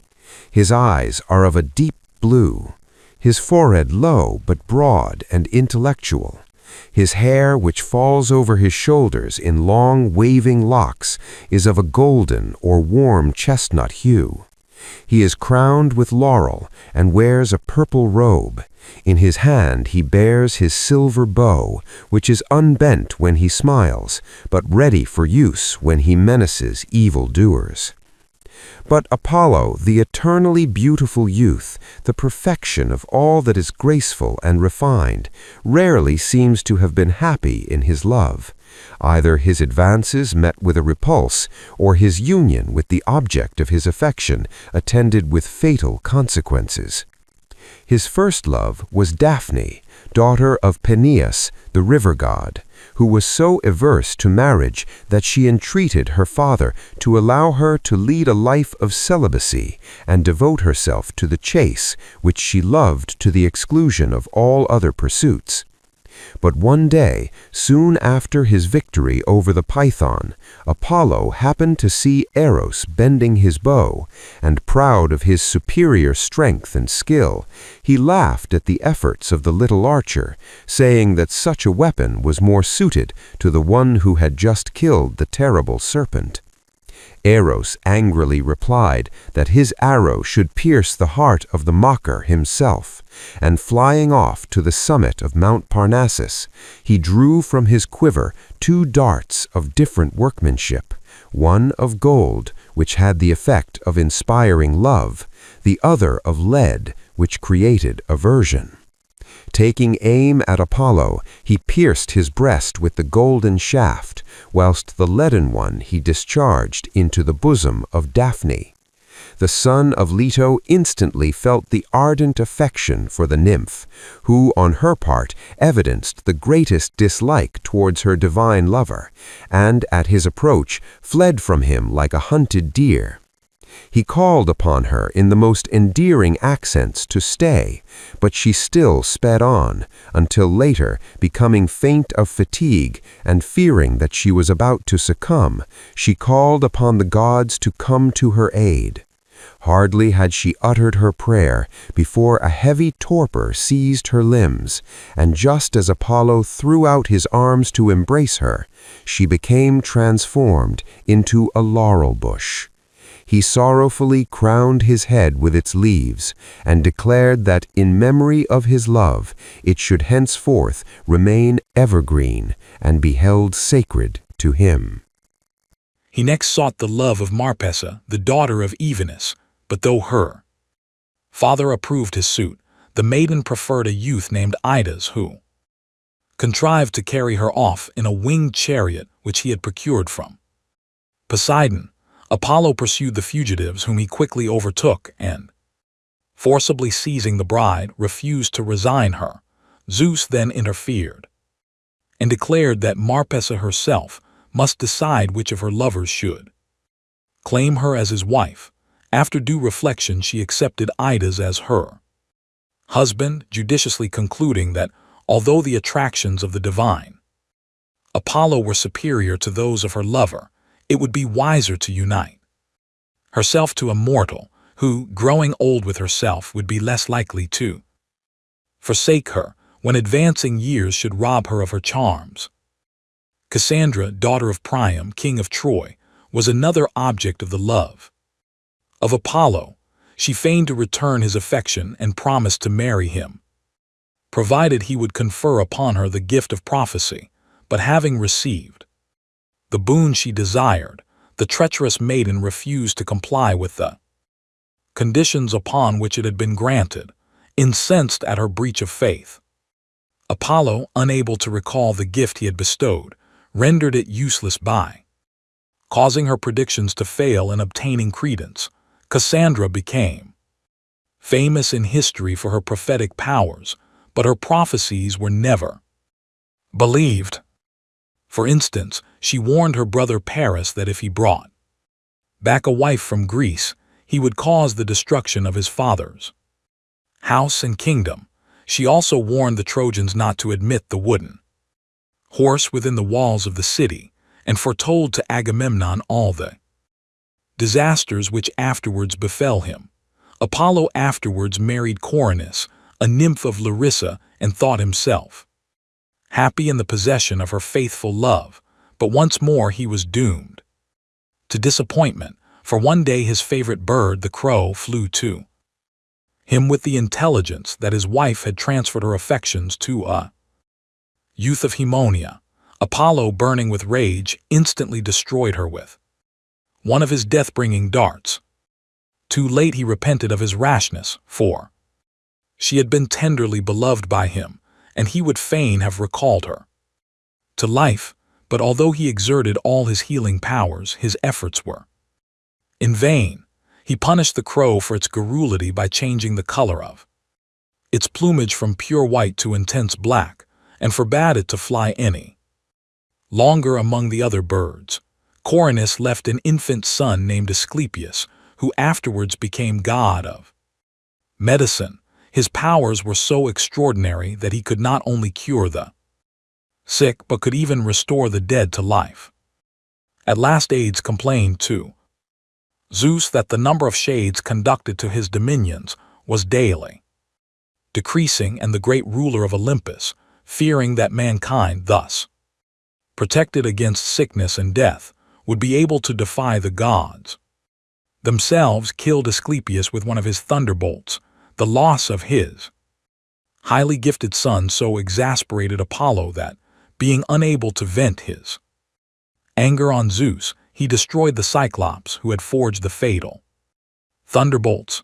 For this offense, Apollo would have been banished by Zeus to Tartarus, but at the earnest intercession of Leto, he partially relented and contented himself with depriving him of all power and dignity, and imposing on him a temporary servitude in the house of Admetus, king of Thessaly. Apollo faithfully served his royal master for 9 years in the humble capacity of a shepherd, and was treated by him with every kindness and consideration. During the period of his service, the king sought the hand of Alcestis, the beautiful daughter of Peleus, son of Poseidon, but her father declared that he would only resign her to the suitor who should succeed in yoking a lion and a wild boar to his chariot. By the aid of his divine herdsman, Admetus accomplished this difficult task and gained his bride. Nor was this the only favor which the king received from the exiled god, for Apollo obtained from the fates the gift of immortality for his benefactor, on condition that when his last hour approached, some member of his own family should be willing to die in his stead. When the fatal hour arrived, and Admetus felt that he was at the point of death. He implored his aged parents to yield to him their few remaining days. But life is sweet even to old age, and they both refused to make the sacrifice demanded of them. Alcestis, however, who had secretly devoted herself to death for her husband, was seized with a mortal sickness, which kept pace with his rapid recovery. The devoted wife breathed her last in the arms of Admetus, and he had just consigned her to the tomb when Heracles chanced to come to the palace. Admetus held the rites of hospitality so sacred that he at first kept silence with regard to his great bereavement, but as soon as his friend heard what had occurred, he bravely descended into the tomb, and when death came to claim his prey, he exerted his marvelous strength and held him in his arms until he promised to restore the beautiful and heroic queen to the bosom of her family. Whilst pursuing the peaceful life of a shepherd, Apollo formed a strong friendship with two youths named Hyacinthus and Cyparissus, but the great favor shown to them by the god did not suffice to shield them from misfortune. The former was one day throwing the discus with Apollo when, running too eagerly to take up the one thrown by the god, he was struck on the head with it and killed on the spot. Apollo was overcome with grief at the sad end of his young favorite, but being unable to restore him to life, he changed him into the flower called after him, the hyacinth. Cyparissus had the misfortune to kill by accident one of Apollo's favorite stags, which so preyed on his mind that he gradually pined away and died of a broken heart. He was transformed by the god into a cypress tree, which owes its name to this story. After these sad occurrences, Apollo quitted Thessaly and repaired to Phrygia in Asia Minor, where he met Poseidon, who like himself was in exile and condemned to a temporary servitude on earth. The two gods now entered the service of Laomedon, king of Troy, Apollo undertaking to tend his flocks, and Poseidon to build the walls of the city. But Apollo also contributed his assistance in the erection of those wonderful walls, and by the aid of his marvelous musical powers, the labors of his fellow worker Poseidon were rendered so light and easy that his otherwise arduous task advanced with astonishing celerity, for, as the master hand of the god of music grasped the chords of his lyre, the huge blocks of stone moved of their own accord, adjusting themselves with the utmost nicety into the places designed for them. But though Apollo was so renowned in the art of music, there were two individuals who had the effrontery to consider themselves equal to him in this respect, and accordingly, each challenged him to compete with them in a musical contest. These were Marsyas and Pan. Marsyas was a satyr who, having picked up the flute which Athene had thrown away in disgust, discovered to his great delight and astonishment that, in consequence of its having touched the lips of a goddess, it played of itself in the most charming manner. Marsyas, who was a great lover of music and much beloved on this account by all the elf-like denizens of the woods and glens, was so intoxicated with joy at this discovery that he foolishly challenged Apollo to compete with him in a musical contest. The challenge being accepted, the muses were chosen umpires, and it was decided that the unsuccessful candidate should suffer the punishment of being flayed alive. For a long time the merits of both claimants remained so equally balanced that it was impossible to award the palm of victory to either, seeing which Apollo, resolved to conquer, added the sweet tones of his melodious voice to the strains of his lyre, and this at once turned the scale in his favor. The unhappy Marsyas, being defeated, had to undergo the terrible penalty, and his untimely fate was universally lamented. Indeed, the satyrs and dryads, his companions, wept so incessantly at his fate that their tears, uniting together, formed a river in Phrygia which is still known by the name of Marsyas. The result of the contest with Pan was by no means of so serious a character, the god of shepherds having affirmed that he could play more skillfully on his flute of 7 reeds than Apollo on his world-renowned lyre. A contest ensued in which Apollo was pronounced the victor by all the judges appointed to decide between the rival candidates. Midas, king of Phrygia, alone demurred at this decision, having the bad taste to prefer the uncouth tones of the Pan's pipe to the refined melodies of Apollo's lyre. Incensed at the obstinacy and stupidity of the Phrygian king, Apollo punished him by giving him the ears of an ass. Midas, horrified at being thus disfigured, determined to hide his disgrace from his subjects by means of a cap. His barber, however, could not be kept in ignorance of the fact, and was therefore bribed with rich gifts never to reveal it. Finding, however, that he could not keep the secret any longer, he dug a hole in the ground into which he whispered it. Then, closing up the aperture, he returned home, feeling greatly relieved at having thus eased his mind of its burden. But after all, this very humiliating secret was revealed to the world, for some reeds which sprung up from the spot murmured incessantly as they waved to and fro in the wind. King Midas has the ears of an ass. In the sad and beautiful story of Niobe, daughter of Tantalus and wife of Amphion, king of Thebes, we have another instance of the severe punishments meted out by Apollo to those who in any way incurred his displeasure.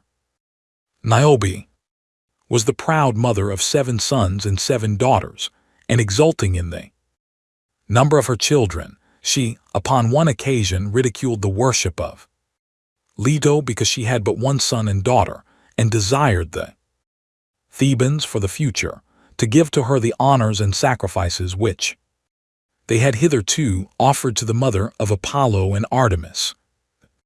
Sacrilegious words had scarcely passed her lips before Apollo called upon his sister Artemis to assist him in avenging the insult offered to their mother, and soon their invisible arrows sped through the air.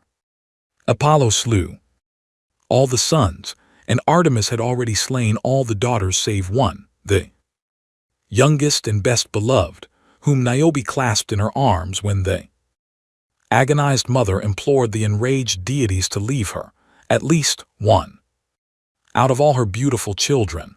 But even as she prayed, the deadly arrow reached the heart of this child also. Meanwhile, the unhappy father, unable to bear the loss of his children, had destroyed himself, and his dead body lay beside the lifeless corpse of his favorite son. Widowed and childless, the heartbroken mother sat among her dead, and the gods, in pity for her unutterable woe, turned her into a stone which they transferred to Sipylus, her native Phrygian mountain, where it still continues to shed tears. The punishment of Niobe forms the subject of a magnificent marble group, which was found at Rome in the year 1553, and is now in the gallery of Uffizi at Florence. The renowned singer Orpheus was the son of Apollo and Calliope, the muse of epic poetry, and, as might be expected with parents so highly gifted, was endowed with most distinguished intellectual qualifications. He was a poet, a teacher of the religious doctrines known as the Orphic Mysteries, and a great musician, having inherited from his father an extraordinary genius for music. When he sang to the sweet tones of his lyre, he charmed all nature and summoned round him the wild beasts of the forests, who, under the influence of his music, became tame and gentle as lambs. The madly rushing torrents stopped their rapid course, and the very mountains and trees moved from their places at the sound of his entrancing melodies. Orpheus became united to a lovely nymph named Eurydice, the daughter of the sea god Nereus, whom he fondly loved. She was no less attached to him, and their married life was full of joy and happiness. but it was only short-lived, for Aristeus, the half-brother of Orpheus, having fallen in love with the beautiful Eurydice, forcibly endeavored to take her from her husband, and as she fled across some fields to elude his pursuit, she was bitten in the foot by a venomous snake, which lay concealed in the long grass. Eurydice died of the wound, and her sorrowing husband filled the groves and valleys with his piteous and unceasing lamentations. His longing to behold her once more became at last so unconquerable that he determined to brave the horrors of the lower world in order to entreat aids to restore to him his beloved wife, armed only with his golden lyre. The gift of Apollo, he descended into the gloomy depths of Hades, where his heavenly music arrested for a while the torments of the unhappy sufferers. The stone of Sisyphus remained motionless. Tantalus forgot his perpetual thirst. The wheel of Ixion ceased to revolve, and even the Furies shed tears and withheld for a time their persecutions, undismayed at the scenes of horror and suffering which met his view on every side. He pursued his way until he arrived at the palace of Hades, presenting himself before the throne on which sat the stony-hearted king and his consort Persephone. Orpheus recounted his woes to the sound of his lyre. Moved to pity by his sweet strains, they listened to his melancholy story and consented to release Eurydice on condition that he should not look upon her until they reached the upper world. Orpheus gladly promised to comply with this injunction, and, followed by Eurydice, ascended the steep and gloomy path which led to the realms of life and light. All went well until he was just about to pass the extreme limits of Hades, when, forgetting for the moment the hard condition, he turned to convince himself that his beloved wife was really behind him. The glance was fatal and destroyed all his hopes of happiness, for, as he yearningly stretched out his arms to embrace her, she was caught back and vanished from his sight forever. The grief of Orpheus at this second loss was even more intense than before, and he now avoided all human society. In vain did the nymphs, his once chosen companions, endeavor to win him back to his accustomed haunts. Their power to charm was gone, and music was now his sole consolation. He wandered forth alone, choosing the wildest and most secluded paths, and the hills and vales resounded with his pathetic melodies. At last he happened to cross the path of some Thracian women who were performing the wild rites of Dionysus, and in their mad fury at his refusing to join them, they furiously attacked him and tore him in pieces. In pity for his unhappy fate, the Muses collected his remains, which they buried at the foot of Mount Olympus, and the nightingale warbled a funeral dirge over his grave. His head was thrown into the river Hebrus, and as it floated down the stream, the lips still continued to murmur the beloved name of Eurydice. The chief seat of the worship of Apollo was at Delphi, and here was the most magnificent of all his temples, the foundation of which reaches far beyond all historical knowledge, and which contained immense riches, the offerings of kings and private persons who had received favorable replies from the oracle. The Greeks believed Delphi to be the central point of the earth because two eagles sent forth by Zeus, one from the east, the other from the west, were said to have arrived there at the same moment. The Pythian Games, celebrated in honor of the victory of Apollo over the Python, took place at Delphi every 4 years. At the first celebration of these games, gods, goddesses, and heroes contended for the prizes, which were at first of gold or silver, but consisted in later times of simple laurel wreaths.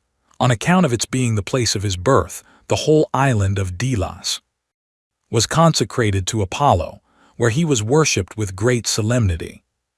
The greatest care was taken to preserve the sanctity of the spot, for which reason no one was suffered to be buried there. at the foot of Mount Cynthus, was a splendid temple of Apollo which possessed an oracle and was enriched with magnificent offerings from all parts of Greece. Even foreign nations held this island sacred, for when the Persians passed it on their way to attack Greece, they not only sailed by, leaving it uninjured, but sent rich presents to the temple. Games called Delia, instituted by Theseus, were celebrated at Delos every 4 years. A festival termed the Gymnopædia was held at Sparta in honor of Apollo, in which boys sang the praises of the gods and of the 300 Lacedaemonians who fell at the Battle of Thermopylae.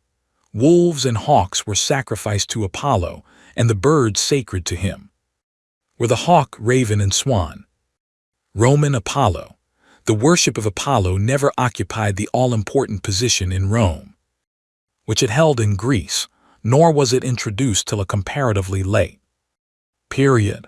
There was no sanctuary erected to this divinity until BC 430, when the Romans, in order to avert a plague, built a temple in his honor.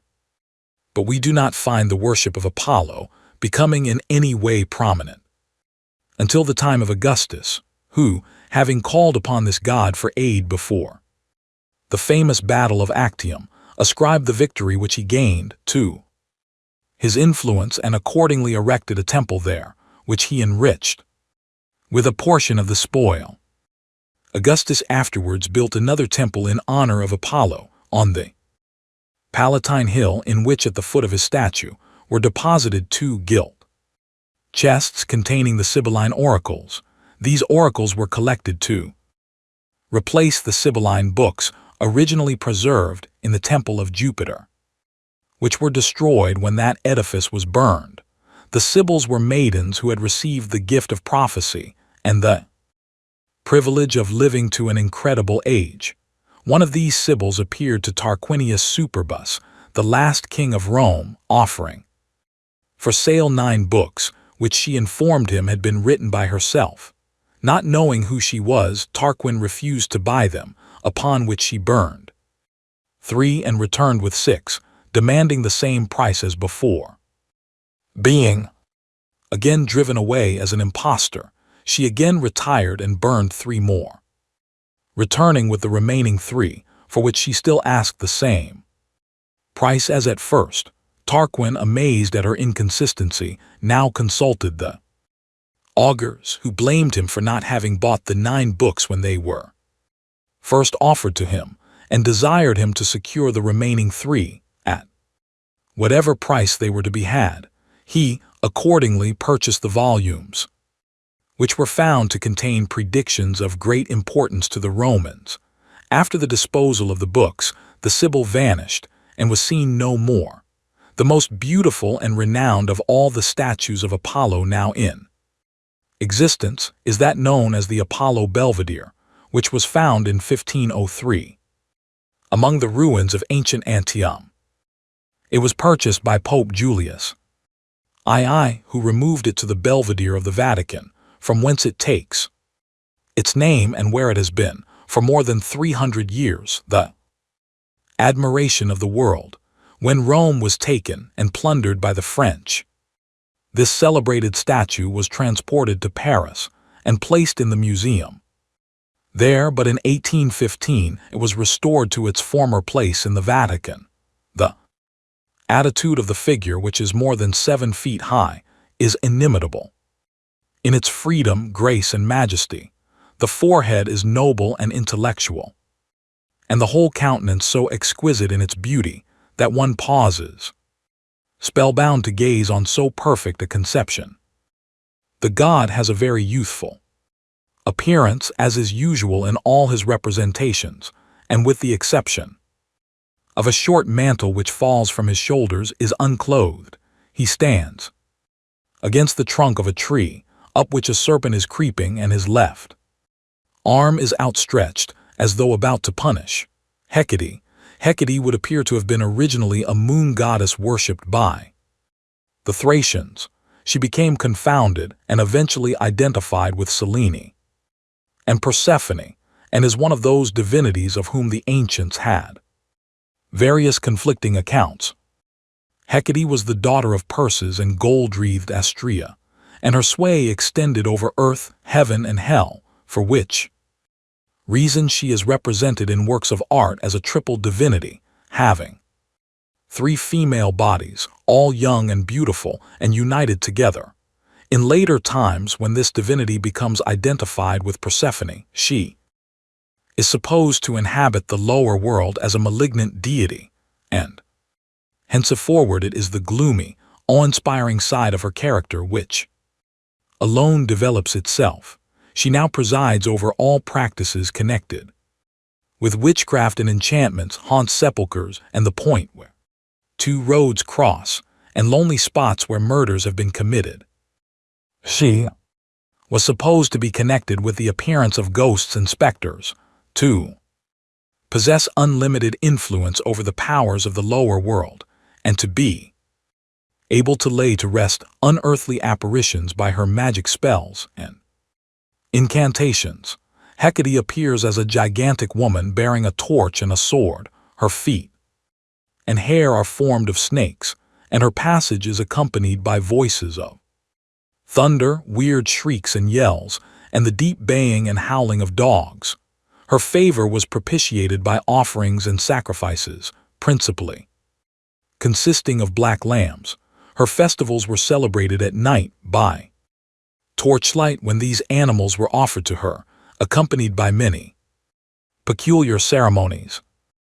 These ceremonies were carried out with the minutest attention to details, as it was believed that the omission of the slightest particular would afford to her ministers, the evil spirits of the lower world who hovered round the worshippers, an opportunity for entering among them and exerting their baneful influence.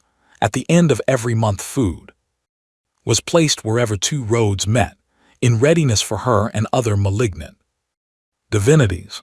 In studying the peculiar characteristics which Hecate assumes when she usurps the place of Persephone, the rightful mistress of the lower world, we are reminded of the various superstitions with regard to specters, witchcraft and sea, which have, even down to our own times, exerted so powerful an influence over the minds of the ignorant, and which would appear to owe their origin to a remote pagan source.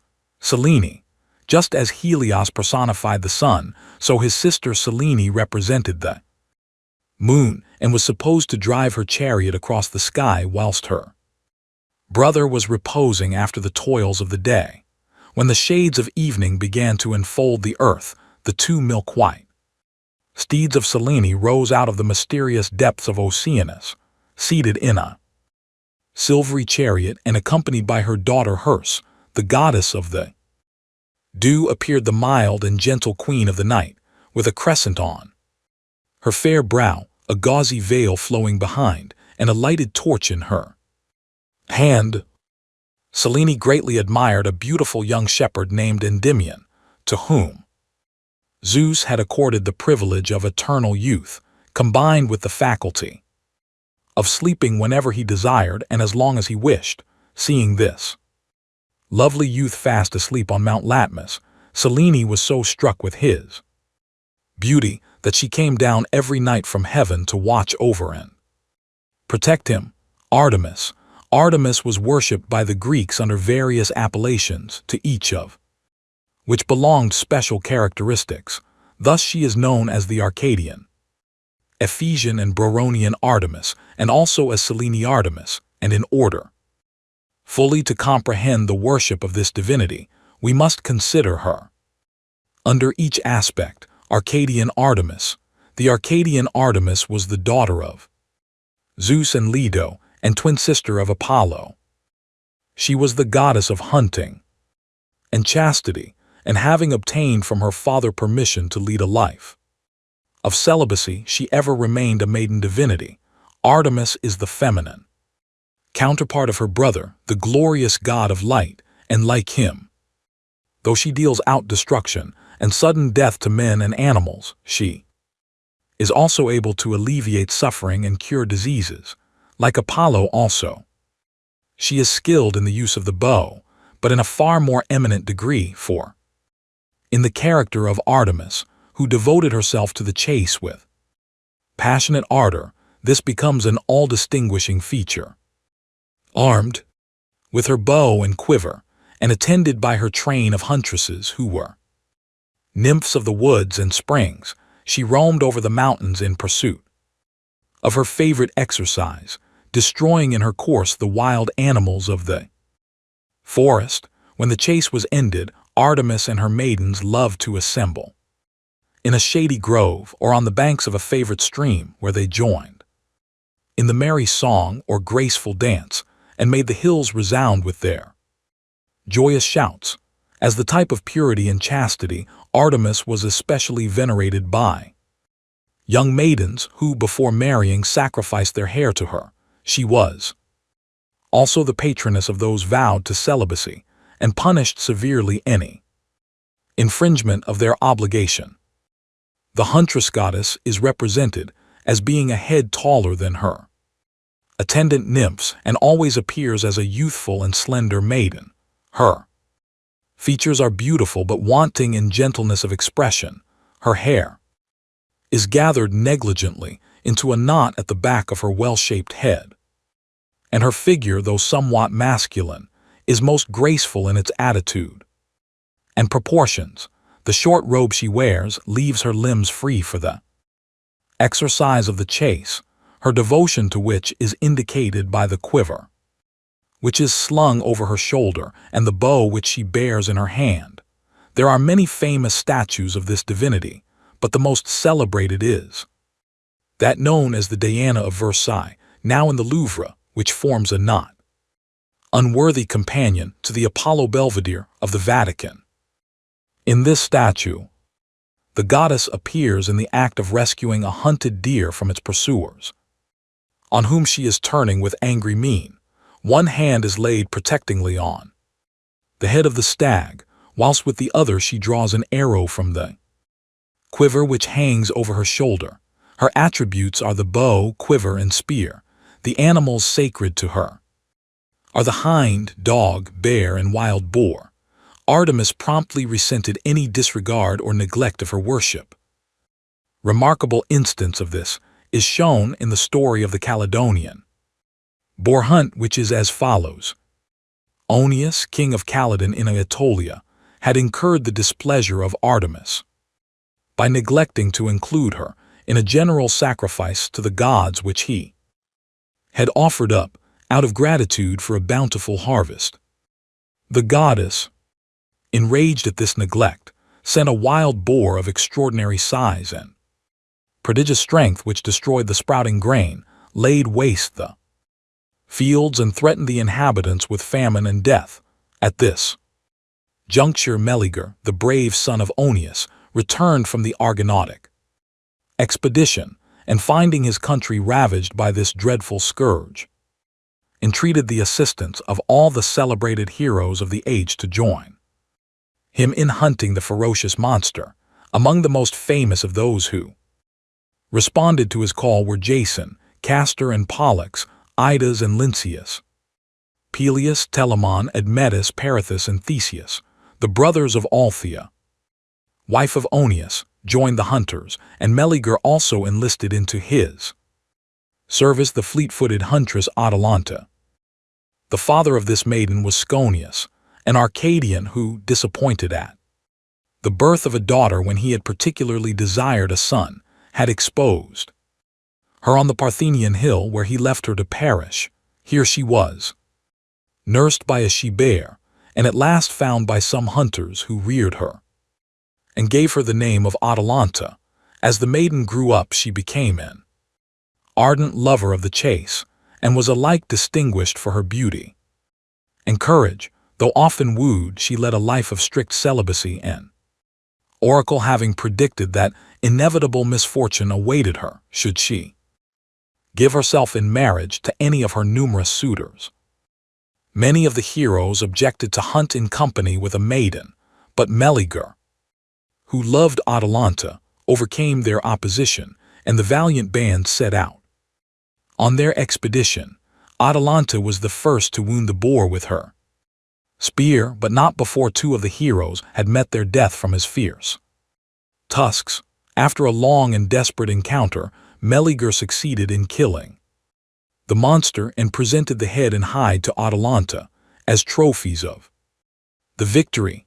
The uncles of Meleager, however, forcibly took the hide from the maiden, claiming their right to the spoil as next of kin if Meleager resigned it. Artemis, whose anger was still unappeased, caused a violent quarrel to arise between uncles and nephew, and in the struggle which ensued, Meleager killed his mother's brothers and then restored the hide to Atalanta. When Althea beheld the dead bodies of the slain heroes, her grief and anger knew no bounds. She swore to revenge the death of her brothers on her own son, and unfortunately for him, the instrument of vengeance lay ready to her hand. At the birth of Meleager, the Moirai or Fates entered the house of Oeneus and, pointing to a piece of wood, then burning on the hearth, declared that as soon as it was consumed, the babe would surely die. On hearing this, Althea seized the brand, laid it up carefully in a chest, and henceforth preserved it as her most precious possession. But now love for her son giving place to the resentment she felt against the murderer of her brothers, she threw the fatal brand into the devouring flames. As it consumed, the vigor of Meleager wasted away, and when it was reduced to ashes, he expired, repenting too late the terrible effects of her rash deed. Althea, in remorse and despair, took away her own life. The news of the courage and intrepidity displayed by Atalanta in the famous boar hunt being carried to the ears of her father caused him to acknowledge his long-lost child. Urged by him to choose one of her numerous suitors, she consented to do so, but made it a condition that he alone who could outstrip her in the race should become her husband, whilst those she defeated should be put to death by her with the lance which she bore in her hand. Thus many suitors had perished, for the maiden was unequaled for swiftness of foot, but at last a beautiful youth named Hippomenes, who had vainly endeavored to win her love by his assiduous attentions in the chase, ventured to enter the fatal lists, knowing that only by stratagem could he hope to be successful. He obtained, by the help of Aphrodite, 3 golden apples from the garden of the Hesperides, which he threw down at intervals during his course. Atalanta, secure of victory, stooped to pick up the tempting fruit, and in the meantime Hippomenes arrived at the goal. He became the husband of the lovely Atalanta, but forgot, in his newly found happiness, the gratitude which he owed to Aphrodite, and the goddess withdrew her favor from the pair, not long after the prediction which foretold misfortune to Atalanta in the event of her marriage was verified, for she and her husband, having strayed unsanctioned into a sacred grove of Zeus, were both transformed into lions. The trophies of the ever-memorable boar hunt had been carried by Atalanta into Arcadia, and for many centuries the identical hide and enormous tusks of the Caledonian boar hung in the temple of Athene at Tegea. The tusks were afterwards conveyed to Rome and shown there among other curiosities, a forcible instance of the manner in which Artemis resented any intrusion on her retirement is seen in the fate which befell the famous hunter Actaeon, who, happening one day to see Artemis and her attendants bathing, imprudently ventured to approach the spot. The goddess, incensed at his audacity, sprinkled him with water and transformed him into a stag, whereupon he was torn in pieces and devoured by his own dogs. Ephiasian Artemis.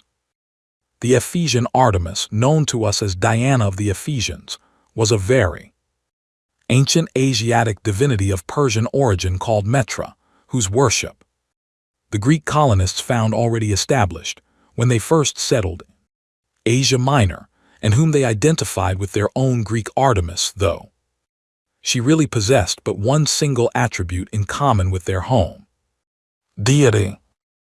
Metra was a twofold divinity and represented in one phase of her character all-pervading love, in the other she was the light of heaven.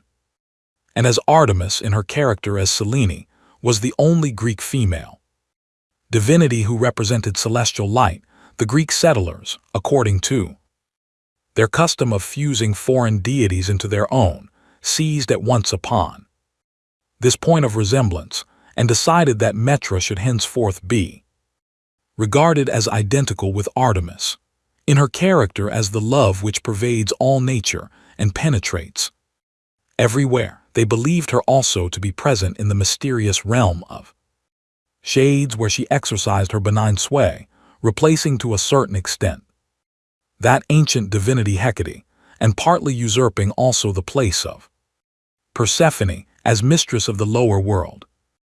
Thus they believed that it was she who permitted the spirits of the departed to revisit the earth in order to communicate with those they loved and to give them timely warning of coming evil.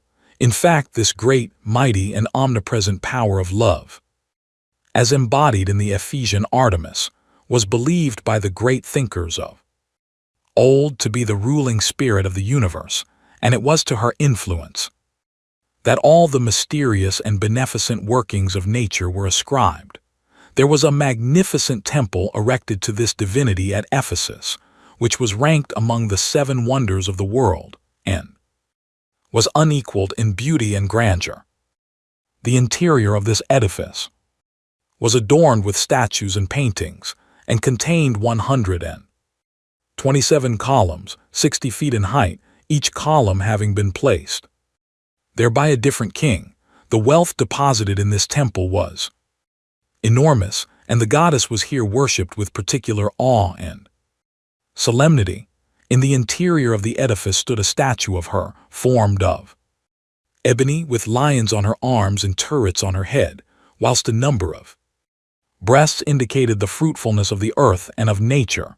Ctesiphon was the principal architect of this world-renowned structure, which, however, was not entirely completed till 220 years after the foundation stone was laid. But the labor of centuries was destroyed in a single night, for a man called Herostratus, seized with the insane desire of making his name famous to all succeeding generations, set fire to it and completely destroyed it. So great was the indignation and sorrow of the Ephesians at this calamity that they enacted a law forbidding the incendiary's name to be mentioned, thereby, however, defeating their own object, for thus the name of Herostratus has been handed down to posterity and will live as long as the memory of the famous temple of Ephesus. Bygone Artemis. In ancient times, the country which we now call the Crimea was known by the name of the Taurica Chersonesus.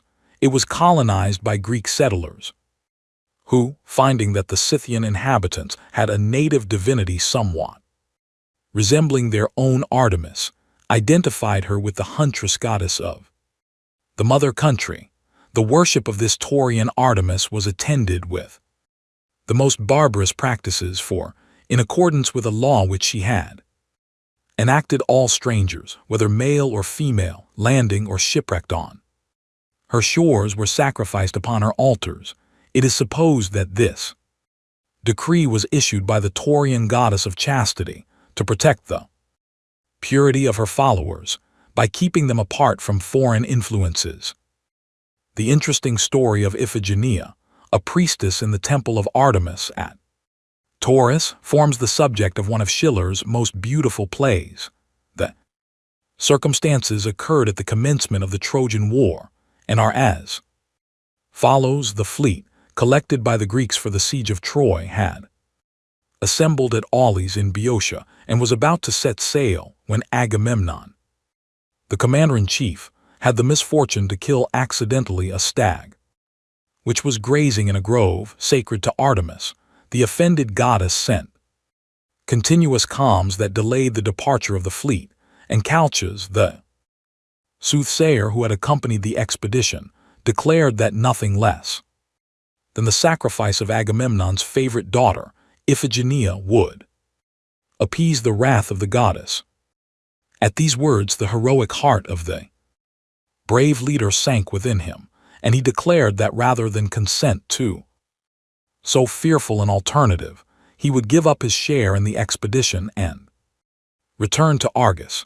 In this dilemma, Odysseus and other great generals called council to discuss the matter, and, after much deliberation, it was decided that private feeling must yield to the welfare of the state.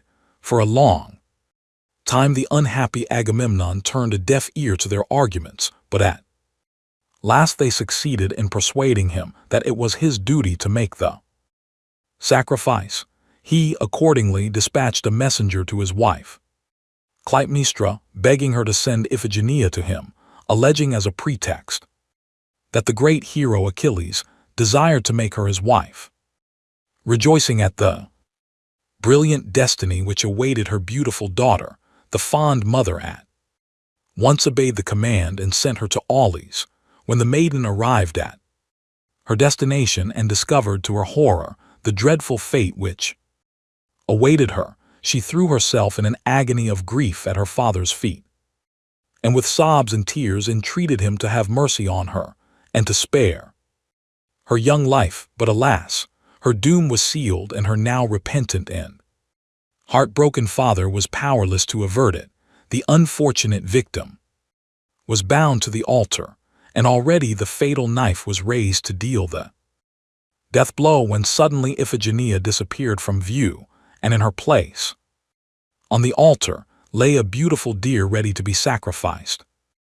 It was Artemis herself who, pitying the youth and beauty of her victim, caused her to be conveyed in a cloud to Taurica, where she became one of her priestesses, and entrusted with the charge of her temple, a dignity, however, which necessitated the offering of those human sacrifices presented to Artemis. Many years passed away, during which time the long and wearisome siege of Troy had come to an end, and the brave Agamemnon had returned home to meet death at the hands of his wife and Aegisthus. But his daughter, Iphigenia, was still in exile from her native country and continued to perform the terrible duties which her office involved. She had long given up all hopes of ever being restored to her friends, when one day 2 Greek strangers landed on Taurica's inhospitable shores. These were Orestes and Pylades, whose romantic attachment to each other has made their names synonymous for devoted self-sacrificing friendship. Orestes was Iphigenia's brother, and Pylades her cousin, and their object in undertaking an expedition fraught with so much peril was to obtain the statue of the Taurian Artemis.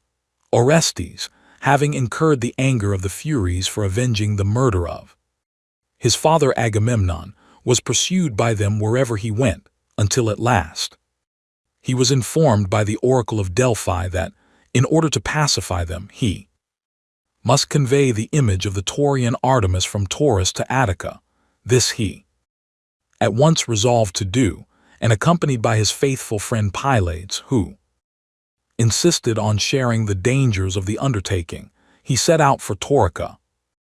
But the unfortunate youths had hardly stepped on shore before they were seized by the natives, who, as usual, conveyed them for sacrifice to the temple of Artemis. Iphigenia, discovering that they were Greeks, though unaware of their near relationship to herself, thought the opportunity a favorable one for sending tidings of her existence to her native country, and accordingly requested one of the strangers to be the bearer of a letter from her to her family. A magnanimous dispute now arose between the friends, and each besought the other to accept the precious privilege of life and freedom. Pylades, at length overcome by the urgent entreaties of Orestes, agreed to be the bearer of the missive, but on looking more closely at the superscription, he observed, to his intense surprise, that it was addressed to Orestes. Hereupon an explanation followed. The brother and sister recognized each other amid joyful tears and loving embraces.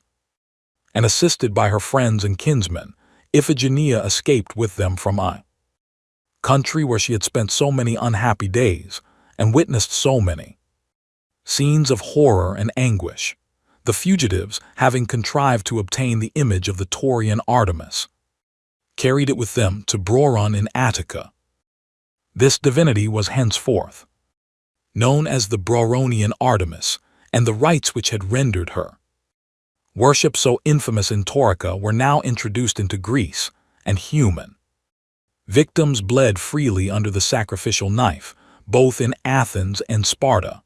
The revolting practice of offering human sacrifices to her was continued until the time of Lycurgus, the great Spartan lawgiver, who put an end to it by substituting in its place one which was hardly less barbarous, namely the scourging of youths who were whipped on the altars of the Broronian Artemis in the most cruel manner.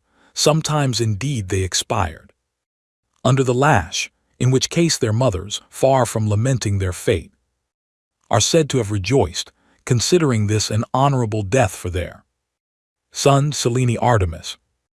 Hitherto we have seen Artemis only in the various phases of her terrestrial character, but just as her brother Apollo drew into himself by degrees the attributes of that more ancient divinity Helios, the sun god, so in like manner she came to be identified in later times with Selene, the moon goddess, in which character she is always represented as wearing on her forehead a glittering crescent, whilst a flowing veil, bespangled with stars, reaches to her feet, and a long robe completely envelops her. Diana, the Diana of the Romans, was identified with the Greek Artemis, with whom she shares that peculiar tripartite character which so strongly marks the individuality of the Greek goddess. In heaven she was Luna, on earth Diana, and in the lower world Proserpine, but unlike the Ephesian Artemis, Diana, in her character as Proserpine, carries with her into the lower world no element of love or sympathy. She is, on the contrary, characterized by practices altogether hostile to man, such as the exercise of witchcraft, evil charms, and other antagonistic influences, and is, in fact, the Greek Hecate in her later development. The statues of Diana were generally erected at a point where three roads met, for which reason she is called Trivia. A temple was dedicated to her on the Aventine Hill by Servius Tullius, who is said to have first introduced the worship of this divinity into Rome. The Nemeralia, or Grove festivals, were celebrated in her honor on the 13th of August, on the Lacus Nemerensis, or forest-buried lake. Arisha, the priest who officiated in her temple on this spot, was always fugitive slave, who had gained his office by murdering his predecessor, and hence was constantly armed, in order that he might thus be prepared to encounter a new aspirant, Hephaestus. Hephaestus, the son of Zeus and Hera, was the god of fire in its beneficial aspect and the presiding deity over all workmanship accomplished by means of this useful element. He was universally honored not only as the god of all mechanical arts, but also as a house and hearth divinity who exercised a beneficial influence on civilized society in general. Unlike the other Greek divinities, he was ugly and deformed, being awkward in his movements and limping in his gait.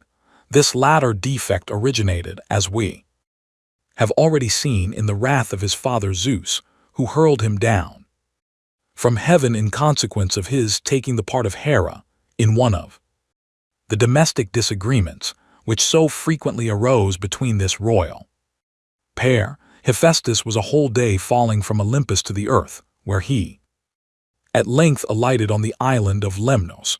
The inhabitants of the country, seeing him descending through the air, received him in their arms, but in spite of their care, his leg was broken by the fall, and he remained ever afterwards lame in one foot. Grateful for the kindness of the Lemnians, he henceforth took up his abode in their island, and there built for himself a superb palace and forges for the pursuit of his avocation. He instructed the people how to work in metals, and also taught them other valuable and useful arts. It is said that the first work of Hephaestus was a most ingenious throne of gold with secret springs which he presented to Hera. It was arranged in such a manner that, once seated, she found herself unable to move, and though all the gods endeavored to extricate her, their efforts were unavailing. Hephaestus thus revenged himself on his mother for the cruelty she had always displayed towards him, on account of his want of comeliness and grace. Dionysus, the wine god, contrived, however, to intoxicate Hephaestus and then induced him to return to Olympus, where, after having released the Queen of Heaven from her very undignified position, he became reconciled to his parents. He now built for himself a glorious palace on Olympus of shining gold and made for the other deities those magnificent edifices which they inhabited.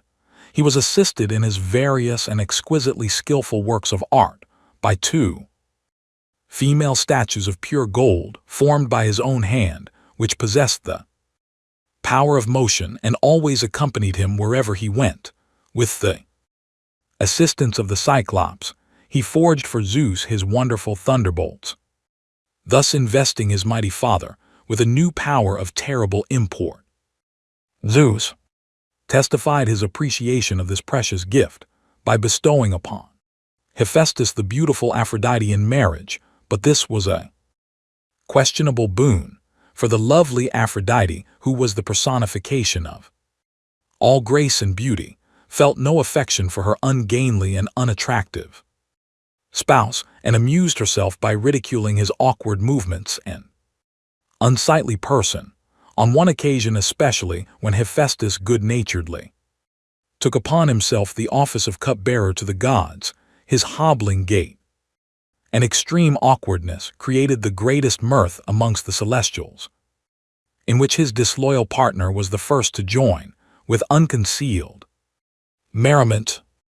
Aphrodite greatly preferred Ares to her husband, and this preference naturally gave rise to much jealousy on the part of Hephaestus, and caused them great unhappiness.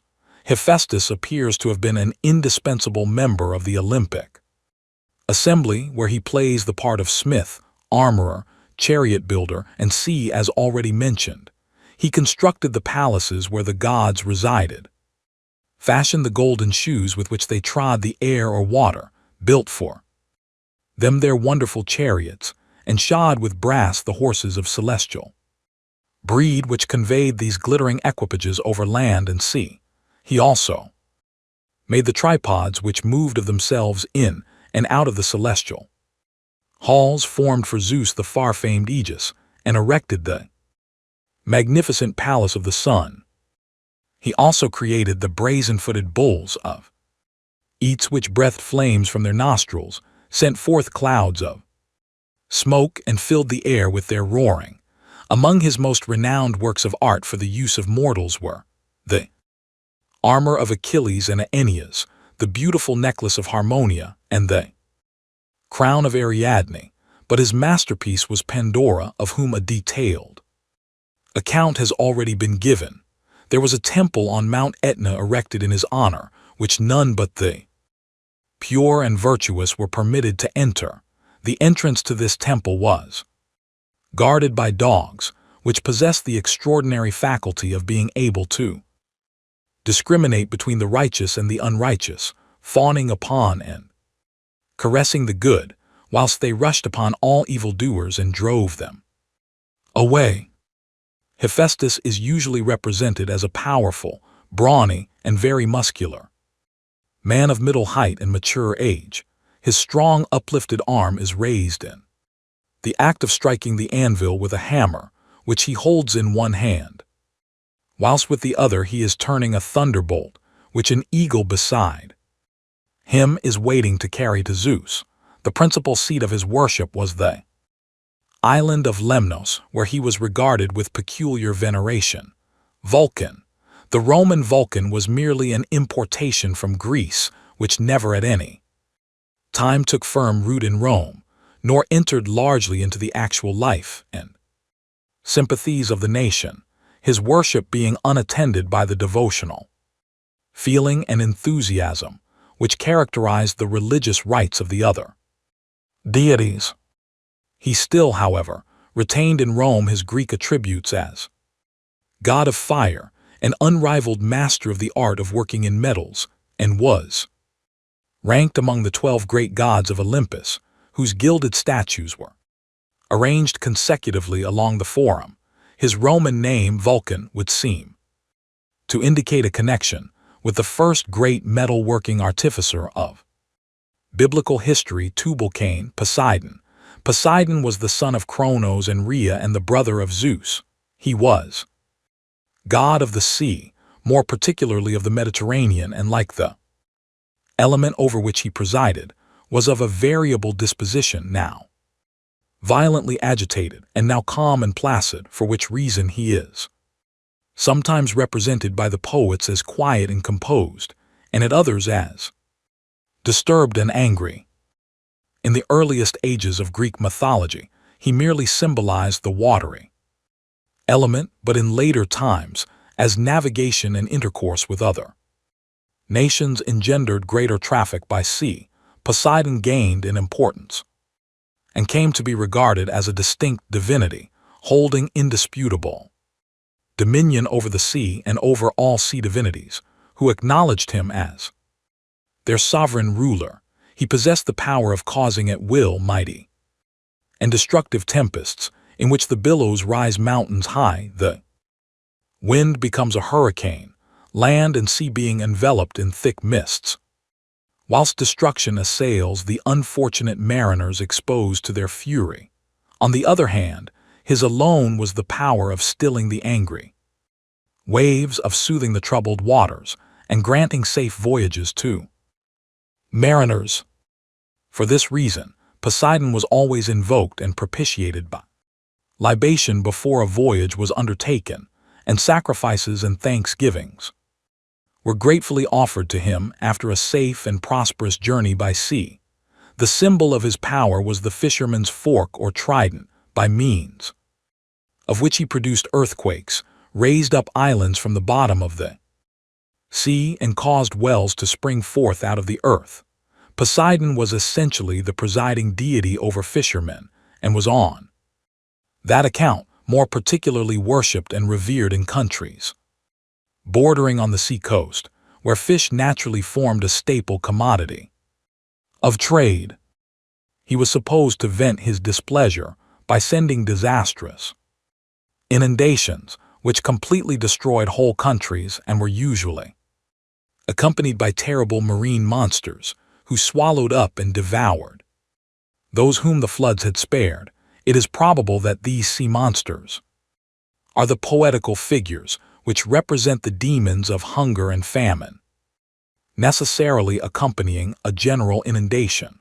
Poseidon is generally represented as resembling his brother Zeus in features, height, and general aspect, but we miss in the countenance of the sea god the kindness and benignity which so pleasingly distinguish his mighty brother.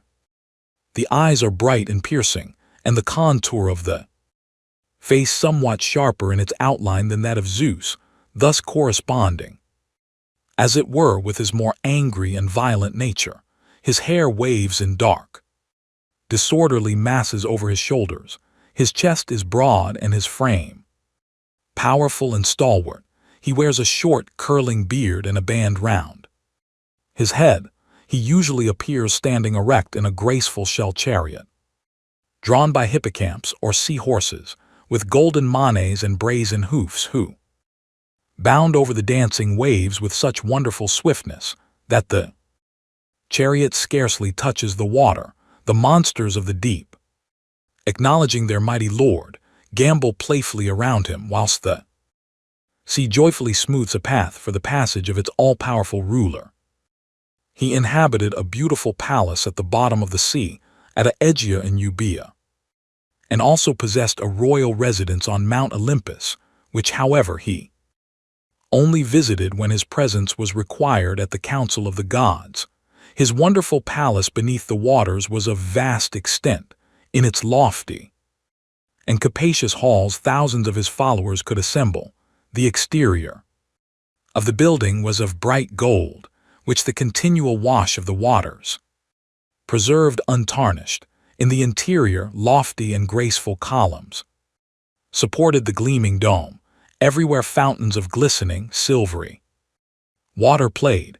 Everywhere groves and arbors of feathery-leaved sea plants appeared, whilst rocks of pure crystal glistened with all the varied colors of the rainbow. Some of the paths were strewn with white sparkling sand interspersed with jewels, pearls, and amber. This delightful abode was surrounded on all sides by wide fields, where there were whole groves of dark purple coralline and tufts of beautiful scarlet-leaved plants, and sea anemones of every tint. Here grew bright, pinky seaweeds, mosses of all hues and shades, and tall grasses, which growing upwards formed emerald caves and grottos such as the Nereids love, whilst fish of various kinds playfully darted in and out in the full enjoyment of their native element. Nor was illumination wanting in this fairy-like region, which at night was lit up by the glowworms of the deep. But although Poseidon ruled with absolute power over the ocean and its inhabitants, he nevertheless bowed submissively to the will of the great ruler of Olympus, and appeared at all times desirous of conciliating him. We find him coming to his aid when emergency demanded, and frequently rendering him valuable assistance against his opponents. At the time when Zeus was harassed by the attacks of the giants, he proved himself a most powerful ally, engaging in single combat with a hideous giant named Polybotes, whom he followed over the sea, and at last succeeded in destroying by hurling upon him the island of Kos. These amicable relations between the brothers were, however, sometimes interrupted. Thus, for instance, upon one occasion Poseidon joined Hera and Athene in a secret conspiracy to seize upon the ruler of heaven, place him in fetters, and deprive him of the sovereign power. The conspiracy being discovered, Hera, as the chief instigator of this sacrilegious attempt on the divine person of Zeus, was severely chastised and even beaten by her enraged spouse, as a punishment for her rebellion and treachery, whilst Poseidon was condemned, for the space of a whole year, to forego his dominion over the sea. And it was at this time that, in conjunction with Apollo, he built for Laomedon the walls of Troy. Poseidon married a sea nymph named Amphitrite, whom he wooed under the form of a dolphin. She afterwards became jealous of a beautiful maiden called Scylla, who was beloved by Poseidon, and in order to revenge herself she threw some herbs into a well where Scylla was bathing, which had the effect of metamorphosing her into a monster of terrible aspect, having 12 feet, 6 heads with 6 long necks, and a voice which resembled the bark of a dog. This awful monster is said to have inhabited a cave at a very great height in the famous rock which still bears her name, and was supposed to swoop down from her rocky eminence upon every ship that passed, and with each of her 6 heads to secure a victim. Amphitrite is often represented assisting Poseidon in attaching the seahorses to his chariot. The Cyclops, who have been already alluded to in the history of Cronus, were the sons of Poseidon and Amphitrite. They were a wild race of gigantic growth, similar in their nature to the earth-born giants, and had only one eye each in the middle of their foreheads. They led a lawless life, possessing neither social manners nor fear of the gods, and were the workmen of Hephaestus, whose workshop was supposed to be in the heart of the volcanic mountain Aetna. Here we have another striking instance of the manner in which the Greeks personified the powers of nature, which they saw in active operation around them.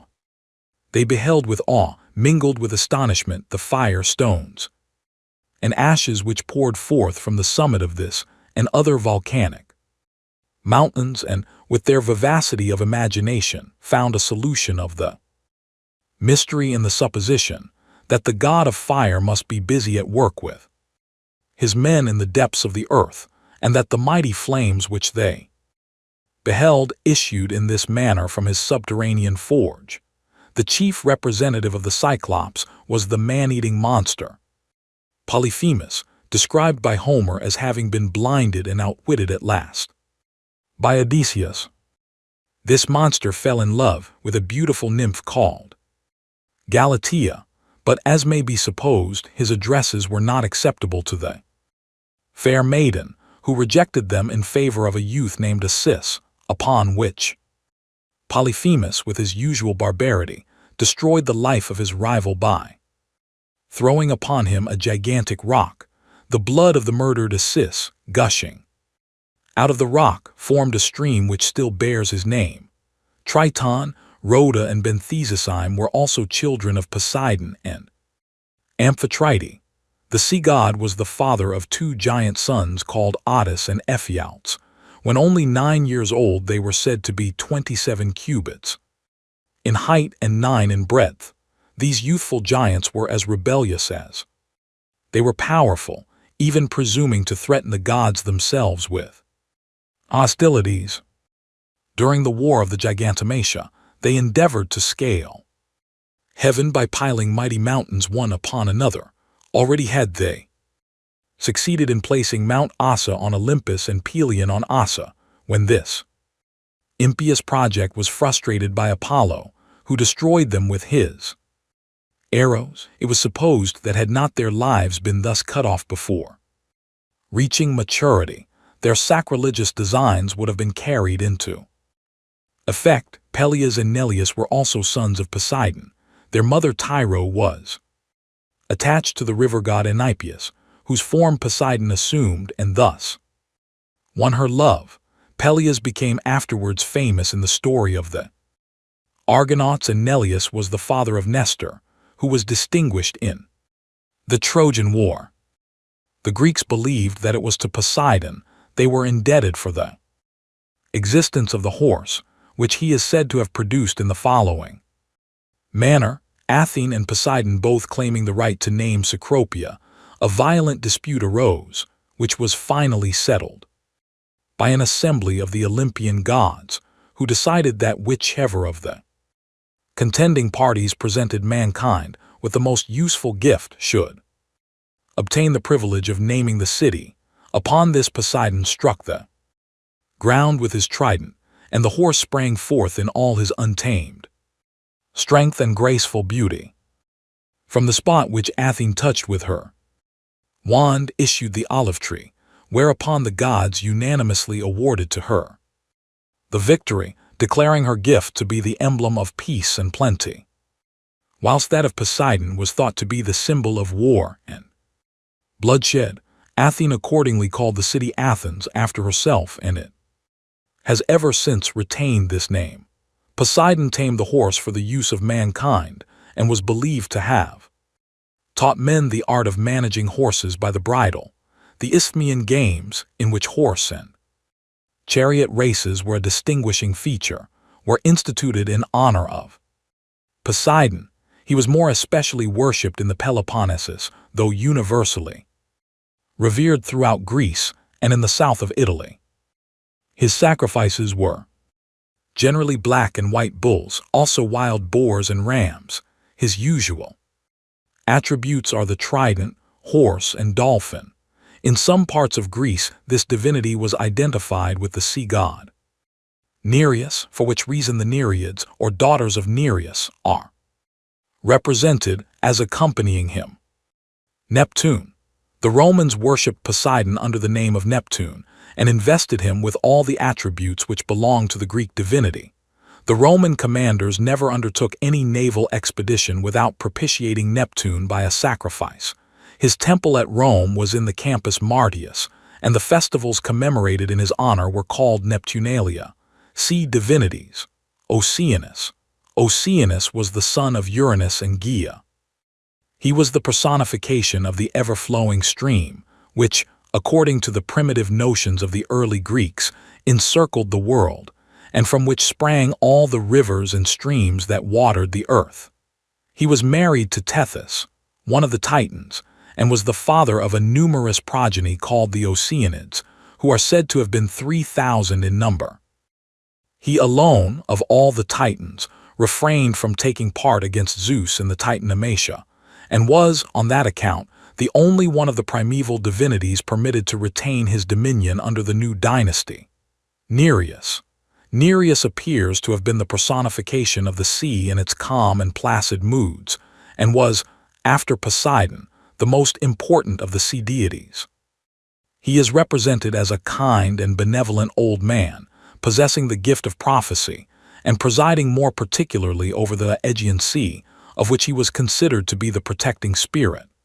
There he dwelt with his wife Doris and their 50 blooming daughters, the Nereids, beneath the waves in a beautiful grotto palace, and was ever ready to assist distressed mariners in the hour of danger. Proteus. Proteus, more familiarly known as the Old Man of the Sea, was a son of Poseidon and gifted with prophetic power. But he had an invincible objection to being consulted in his capacity as seer, and those who wished him to foretell events watched for the hour of noon, when he was in the habit of coming up to the island of Pharos, with Poseidon's flock of seals, which he tended at the bottom of the sea. Surrounded by these creatures of the deep, he used to slumber beneath the grateful shade of the rocks. This was the favorable moment to seize the prophet, who, in order to avoid importunities, would change himself into an infinite variety of forms. But patience gained the day, for if he were only held long enough, he became wearied at last, and, resuming his true form, gave the information desired, after which he dived down again to the bottom of the sea, accompanied by the animals he tended. Triton and the Tritons.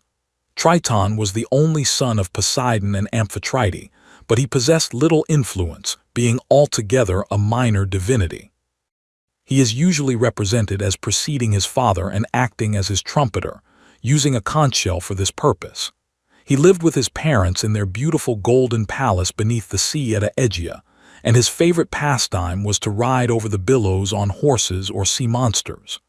Triton is always represented as half man, half fish, the body below the waist terminating in the tail of a dolphin. We frequently find mention of Tritons who are either the offspring or kindred of Triton. Glaucus. Glaucus is said to have become a sea divinity in the following manner. While angling one day, he observed that the fish he caught and threw on the bank at once nibbled at the grass and then leaped back into the water. His curiosity was naturally excited, and he proceeded to gratify it by taking up a few blades and tasting them. No sooner was this done than, obeying an irresistible impulse, he precipitated himself into the deep and became a sea god. Like most sea divinities, he was gifted with prophetic power, and each year visited all the islands and coasts with a train of marine monsters, foretelling all kinds of evil. Hence fishermen dreaded his approach, and endeavored by prayer and fasting to avert the misfortunes which he prophesied. He is often represented floating on the billows, his body covered with mussels, seaweed, and shells, wearing a full beard and long flowing hair, and bitterly bewailing his immortality. Thetis. The silver-footed, fair-haired Thetis, who plays an important part in the mythology of Greece, was the daughter of Nereus, or, as some assert, of Poseidon. Her grace and beauty were so remarkable that Zeus and Poseidon both sought an alliance with her. But, as it had been foretold that a son of hers would gain supremacy over his father, they relinquished their intentions, and she became the wife of Peleus, son of Aeacus. Like Proteus, Thetis possessed the power of transforming herself into a variety of different shapes, and when wooed by Peleus, she exerted this power in order to elude him. But knowing that persistence would eventually succeed, he held her fast until she assumed her true form. Their nuptials were celebrated with the utmost pomp and magnificence, and were honored by the presence of all the gods and goddesses, with the exception of Eris.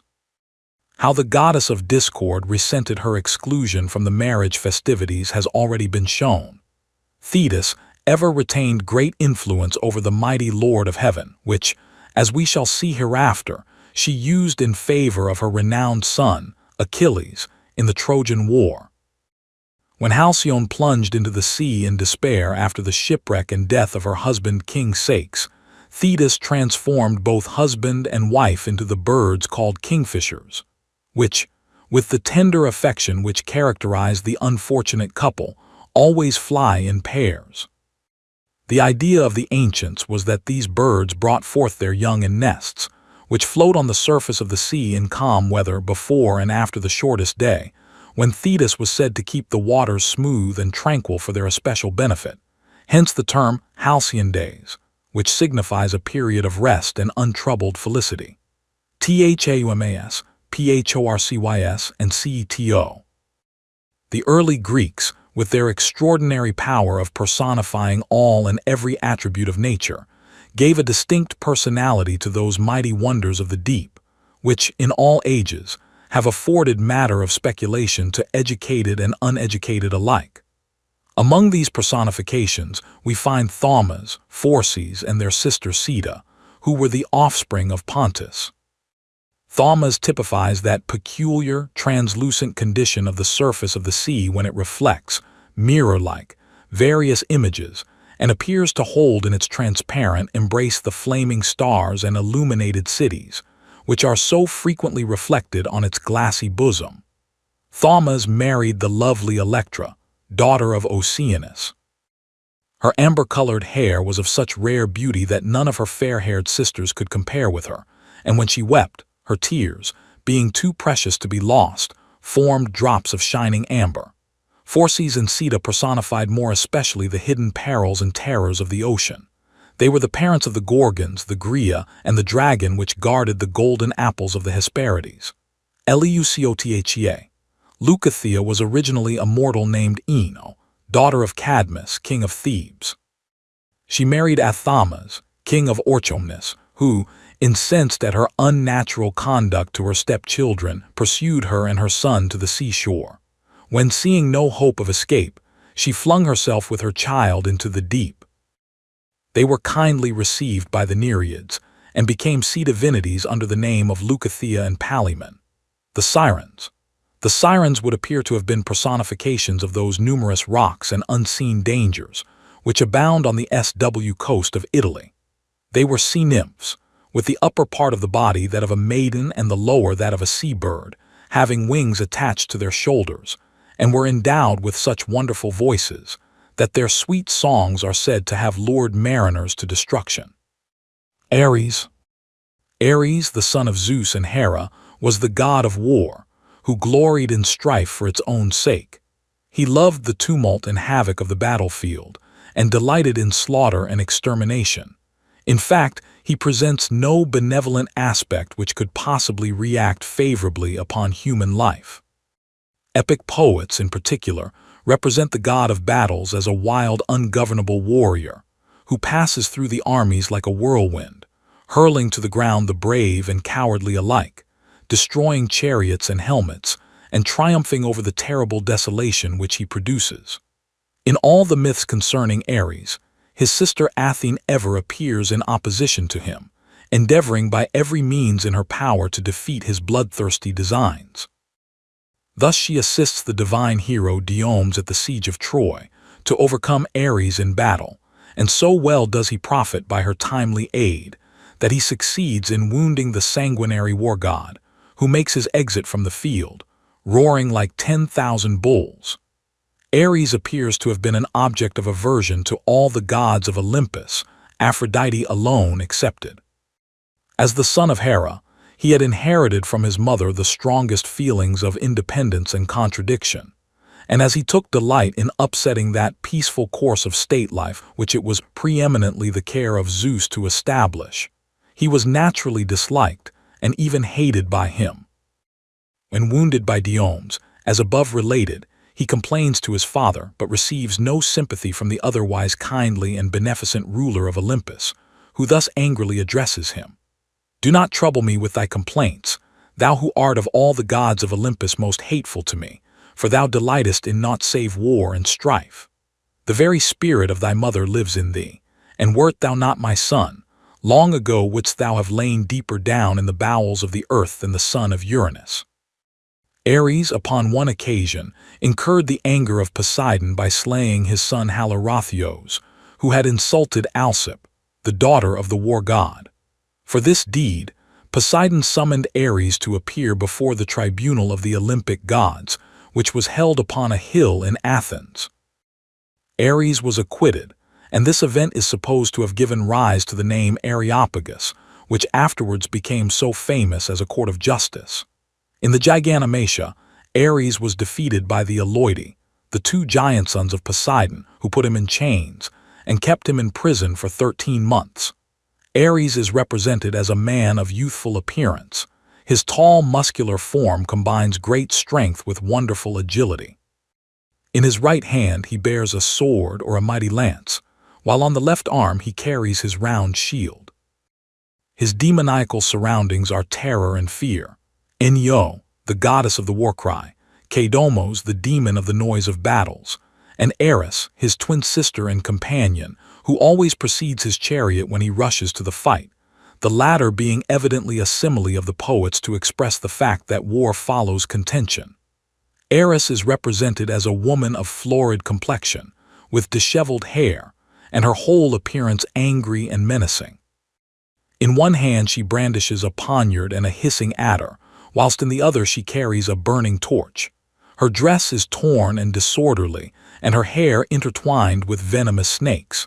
This divinity was never invoked by mortals, except when they desired her assistance for the accomplishment of evil purposes. Mars.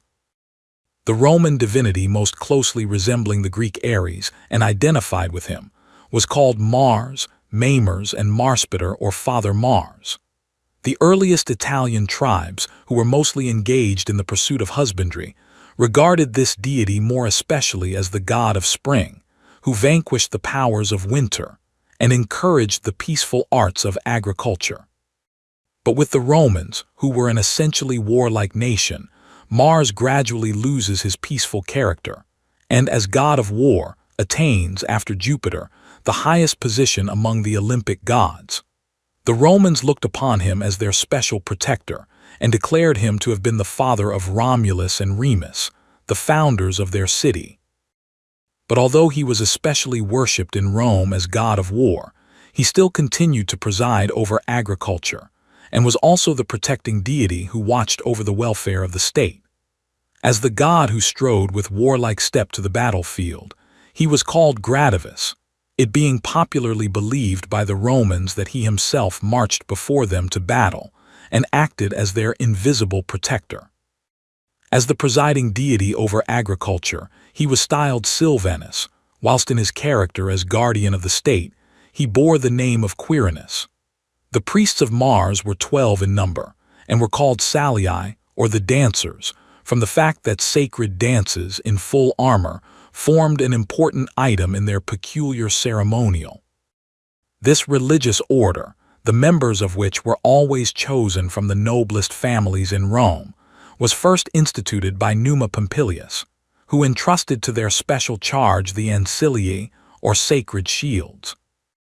It is said that one morning, when Numa was imploring the protection of Jupiter for the newly founded city of Rome, the god of heaven, as though in answer to his prayer, sent down an oblong brazen shield, and as it fell at the feet of the king, a voice was heard announcing that on its preservation depended the future safety and prosperity of Rome. In order, therefore, to lessen the chances of this sacred treasure being abstracted, Numa caused 11 more to be made exactly like it, which were then given into the care of the Salii. The assistance and protection of the god of war was always solemnly invoked before the departure of a Roman army for the field of battle, and any reverses of fortune were invariably ascribed to his anger, which was accordingly propitiated by means of extraordinary sin offerings and prayers. In Rome, a field, called the Campus Martius, was dedicated to Mars.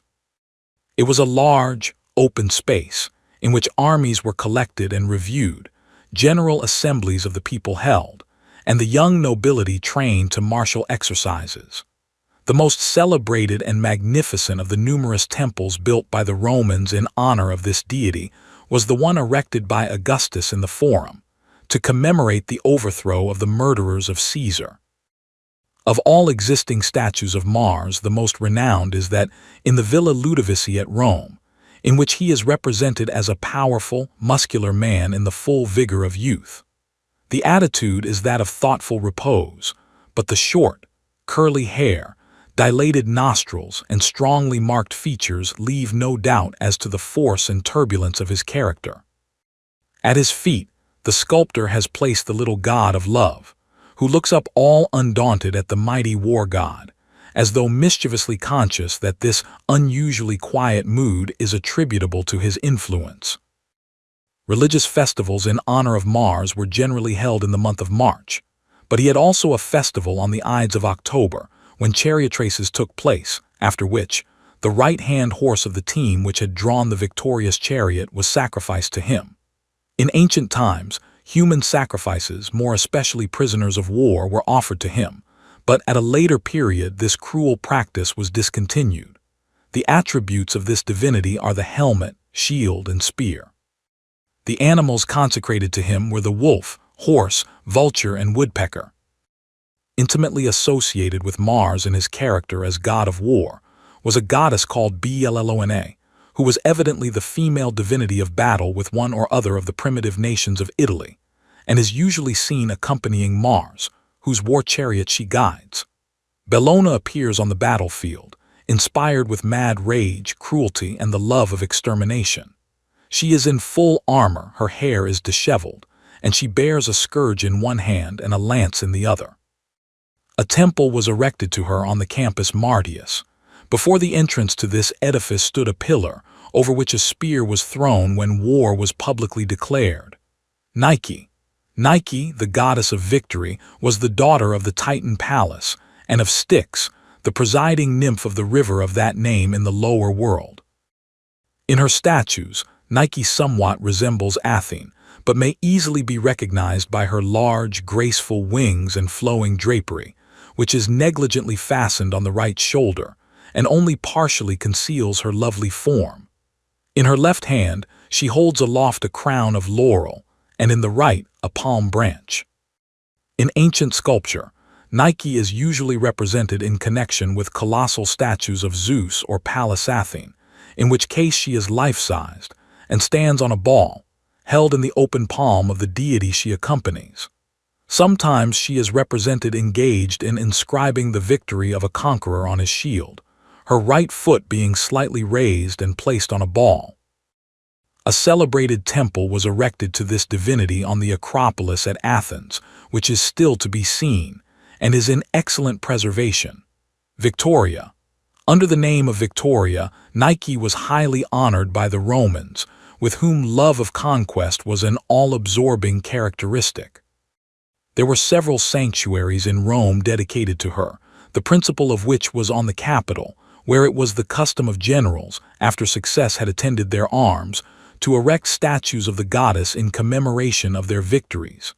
The most magnificent of these statues was that raised by Augustus after the Battle of Actium. A festival was celebrated in honor of Nike on the 12th of April. Hermes.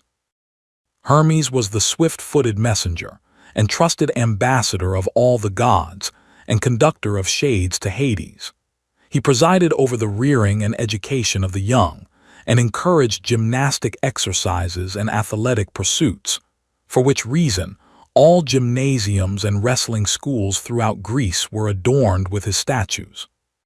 He is said to have invented the alphabet and to have taught the art of interpreting foreign languages, and his versatility, sagacity, and cunning were so extraordinary that Zeus invariably chose him as his attendant when, disguised as a mortal, he journeyed on earth.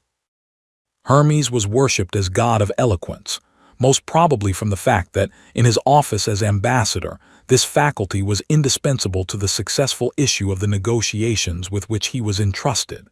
He was regarded as the god who granted increase and prosperity to flocks and herds, and on this account was worshipped with special veneration by herdsmen. In ancient times, trade was conducted chiefly by means of the exchange of cattle. Hermes, therefore, as god of herdsmen, came to be regarded as the protector of merchants. And as ready wit and adroitness are valuable qualities both in buying and selling, he was also looked upon as the patron of artifice and cunning.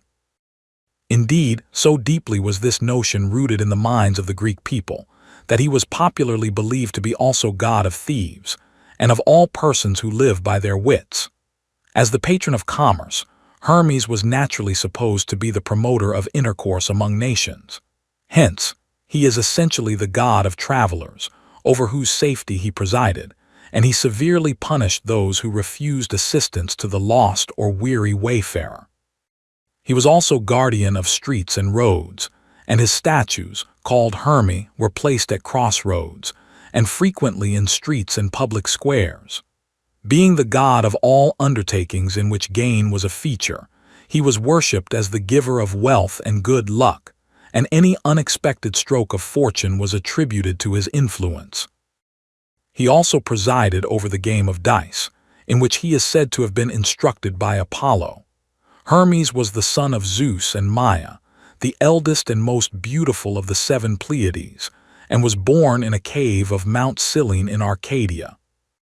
As a mere babe, he exhibited an extraordinary faculty for cunning and dissimulation. In fact, he was a thief from his cradle, for not many hours after his birth, we find him creeping stealthily out of the cave in which he was born, in order to steal some oxen belonging to his brother Apollo, who was at this time feeding the flocks of Admetus. But he had not proceeded very far on his expedition before he found a tortoise, which he killed, and stretching 7 strings across the empty shell, invented a lyre, upon which he at once began to play with exquisite skill. When he had sufficiently amused himself with the instrument, he placed it in his cradle, and then resumed his journey to Pieria, where the cattle of Admetus were grazing. Arriving at sunset at his destination, he succeeded in separating 50 oxen from his brother's herd, which he now drove before him, taking the precaution to cover his feet with sandals made of twigs of myrtle in order to escape detection. But the little rogue was not unobserved, for the theft had been witnessed by an old shepherd named Battus, who was tending the flocks of Neleus, king of Pylos. Hermes, frightened at being discovered, bribed him with the finest cow in the herd not to betray him, and Battus promised to keep the secret. But Hermes, astute as he was dishonest, determined to test the shepherd's integrity. Feigning to go away, he assumed the form of Admetus, and then returning to the spot offered the old man 2 of his best oxen if he would disclose the author of the theft. The ruse succeeded, for the avaricious shepherd, unable to resist the tempting bait, gave the desired information, upon which Hermes, exerting his divine power, changed him into a lump of touchstone, as a punishment for his treachery and avarice. Hermes now killed 2 of the oxen, which he sacrificed to himself and the other gods, concealing the remainder in the cave. He then carefully extinguished the fire, and after throwing his twig shoes into the river Alpheus, returned to Cyllene. Apollo, by means of his all-seeing power, soon discovered who it was that had robbed him, and hastening to Cyllene, demanded restitution of his property. On his complaining to Maia of her son's conduct, she pointed to the innocent babe then lying, apparently fast asleep, in his cradle, whereupon Apollo angrily aroused the pretended sleeper and charged him with the theft. But the child stoutly denied all knowledge of it, and so cleverly did he play his part, that he even inquired in the most naive manner what sort of animals cows were. Apollo threatened to throw him into Tartarus if he would not confess the truth, but all to no purpose. At last he seized the babe in his arms and brought him into the presence of his august father, who was seated in the council chamber of the gods. Zeus listened to the charge made by Apollo, and then sternly desired Hermes to say where he had hidden the cattle. The child, who was still in swaddling clothes, looked up bravely into his father's face and said, "Now, do I look capable of driving away a herd of cattle? I who was only born yesterday, and whose feet are much too soft and tender to tread in rough places. Until this moment I lay in sweet sleep on my mother's bosom, and have never even crossed the threshold of our dwelling. You know well that I am not guilty, but if you wish, I will affirm it by the most solemn oaths." As the child stood before him, looking the picture of innocence, Zeus could not refrain from smiling at his cleverness and cunning, but being perfectly aware of his guilt, he commanded him to conduct Apollo to the cave where he had concealed the herd, and Hermes, seeing that further subterfuge was useless, unhesitatingly obeyed. But when the divine shepherd was about to drive his cattle back into Pieria, Hermes, as though by chance, touched the chords of his lyre. Hitherto Apollo had heard nothing but the music of his own three-stringed lyre and the syrinx, or Pan's pipe, and as he listened entranced to the delightful strains of this new instrument, his longing to possess it became so great that he gladly offered the oxen in exchange, promising at the same time to give Hermes full dominion over flocks and herds, as well as over horses, and all the wild animals of the woods and forests. The offer was accepted, and, a reconciliation being thus effected between the brothers, Hermes became henceforth god of herdsmen, whilst Apollo devoted himself enthusiastically to the art of music. They now proceeded together to Olympus, where Apollo introduced Hermes as his chosen friend and companion, and having made him swear by the Styx that he would never steal his lyre or bow, nor invade his sanctuary at Delphi, he presented him with the caduceus, or golden wand. This wand was surmounted by wings, and on presenting it to Hermes, Apollo informed him that it possessed the faculty of uniting in love all beings divided by hate. Wishing to prove the truth of this assertion, Hermes threw it down between two snakes which were fighting, whereupon the angry combatants clasped each other in a loving embrace, and curling round the staff, remained ever after permanently attached to it. The wand itself typified power, the serpents, wisdom, and the wings dispatch all qualities characteristic of a trustworthy ambassador.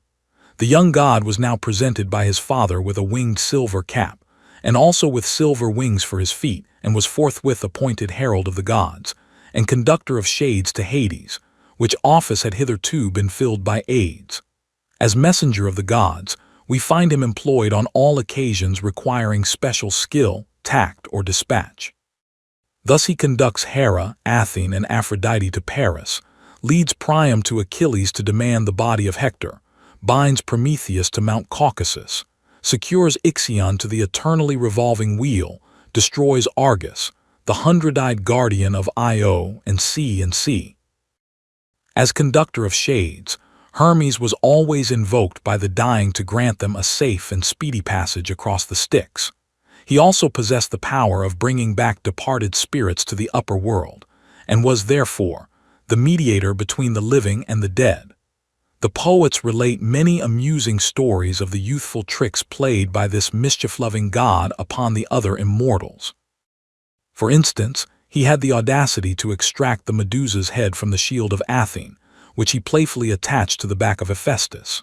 He also stole the girdle of Aphrodite, deprived Artemis of her arrows and Ares of his spear, but these acts were always performed with such graceful dexterity, combined with such perfect good humor, that even the gods and goddesses he thus provoked were fain to pardon him, and he became a universal favorite with them all.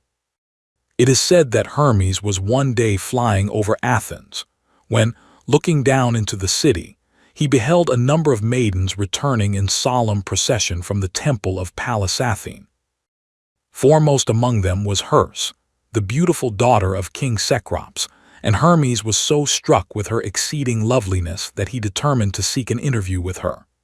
He accordingly presented himself at the royal palace and begged her sister Agraulos to favor his suit, but being of an avaricious turn of mind, she refused to do so without the payment of an enormous sum of money.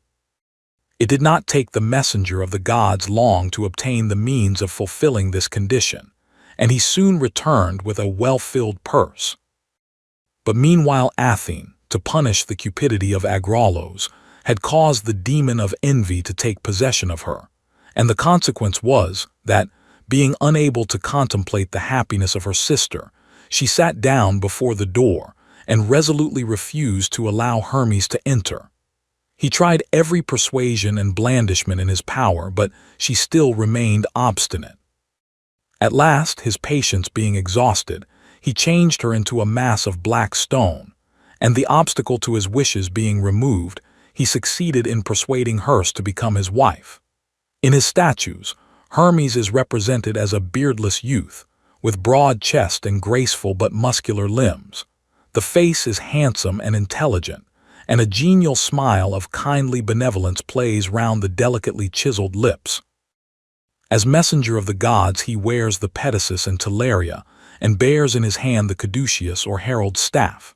As god of eloquence, he is often represented with chains of gold hanging from his lips, whilst, as the patron of merchants, he bears a purse in his hand. The wonderful excavations in Olympia, to which allusion has already been made, have brought to light an exquisite marble group of Hermes and the infant Bacchus by Praxiteles.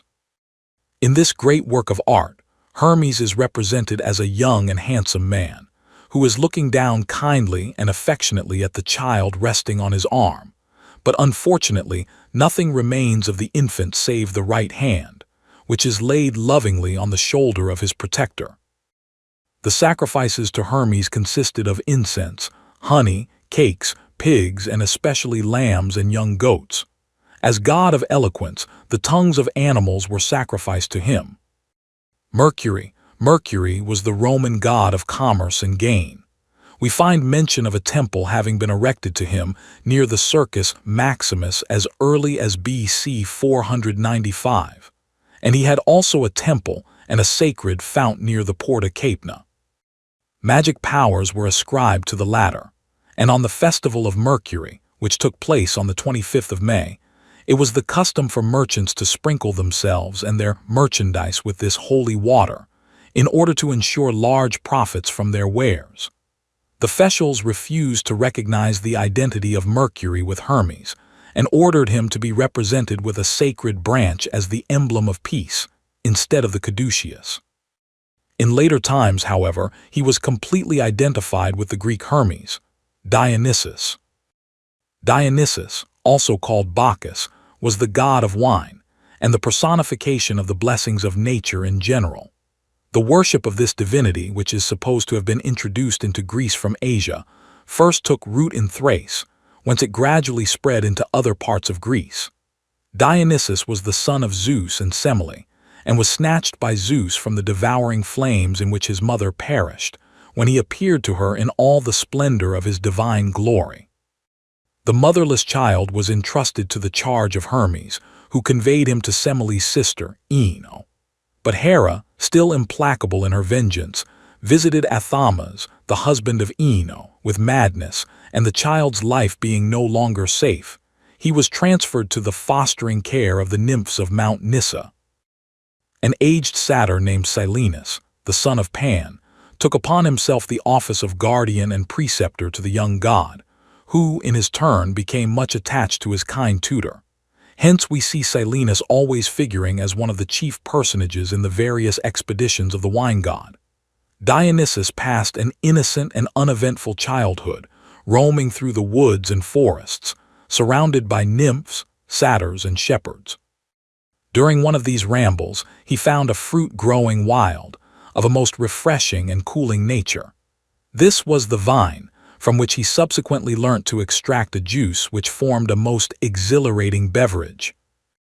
After his companions had partaken freely of it, they felt their whole being pervaded by an unwonted sense of pleasurable excitement, and gave full vent to their overflowing exuberance, by shouting, singing, and dancing.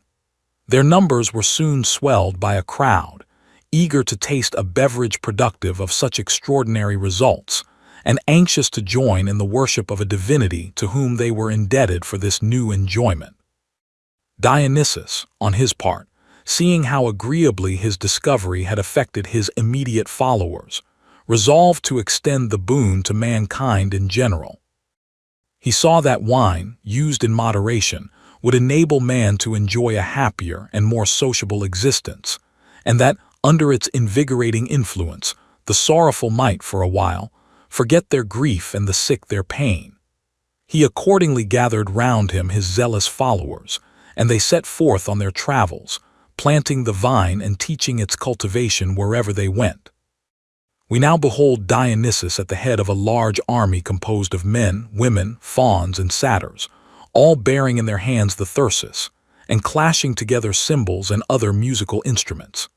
Seated in a chariot drawn by panthers and accompanied by thousands of enthusiastic followers, Dionysus made a triumphal progress through Syria, Egypt, Arabia, India, and sea, conquering all before him, founding cities, and establishing on every side a more civilized and sociable mode of life among the inhabitants of the various countries through which he passed.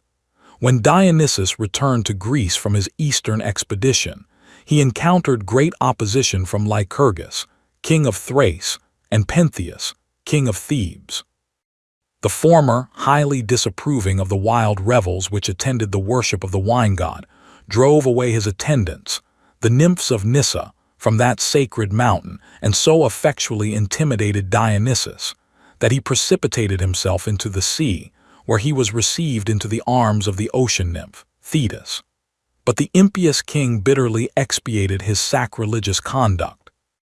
He was punished with the loss of his reason, and during one of his mad paroxysms, killed his own son Dryas, whom he mistook for a vine. Pentheus, king of Thebes, seeing his subjects so completely infatuated by the riotous worship of this new divinity, and fearing the demoralizing effects of the unseemly nocturnal orgies held in honor of the wine god, strictly prohibited his people from taking any part in the wild bacchanalian revels. Anxious to save him from the consequences of his impiety, Dionysus appeared to him under the form of a youth in the king's train, and earnestly warned him to desist from his denunciations. But the well-meant admonition failed in its purpose, for Pentheus only became more incensed at this interference, and, commanding Dionysus to be cast into prison, caused the most cruel preparations to be made for his immediate execution. But the god soon freed himself from his ignoble confinement, for scarcely had his jailers departed, ere the prison doors opened of themselves, and, bursting asunder his iron chains, he escaped to rejoin his devoted followers. Meanwhile, the mother of the king and her sisters, inspired with bacchanalian fury, had repaired to Mount Cithaeron, in order to join the worshippers of the wine god in those dreadful orgies which were solemnized exclusively by women, and at which no man was allowed to be present. Enraged at finding his commands thus openly disregarded by the members of his own family, Pentheus resolved to witness for himself the excesses of which he had heard such terrible reports, and for this purpose concealed himself behind a tree on Mount Cithaeron. But his hiding place being discovered, he was dragged out by the half-maddened crew of Bacchantes, and, horrible to relate, he was torn in pieces by his own mother Agave and her two sisters. An incident which occurred to Dionysus on one of his travels has been a favorite subject with the classic poets. One day, as some Tyrrhenian pirates approached the shores of Greece, they beheld Dionysus, in the form of a beautiful youth, attired in radiant garments. Thinking to secure a rich prize, they seized him, bound him, and conveyed him on board their vessel, resolved to carry him with them to Asia and there sell him as a slave.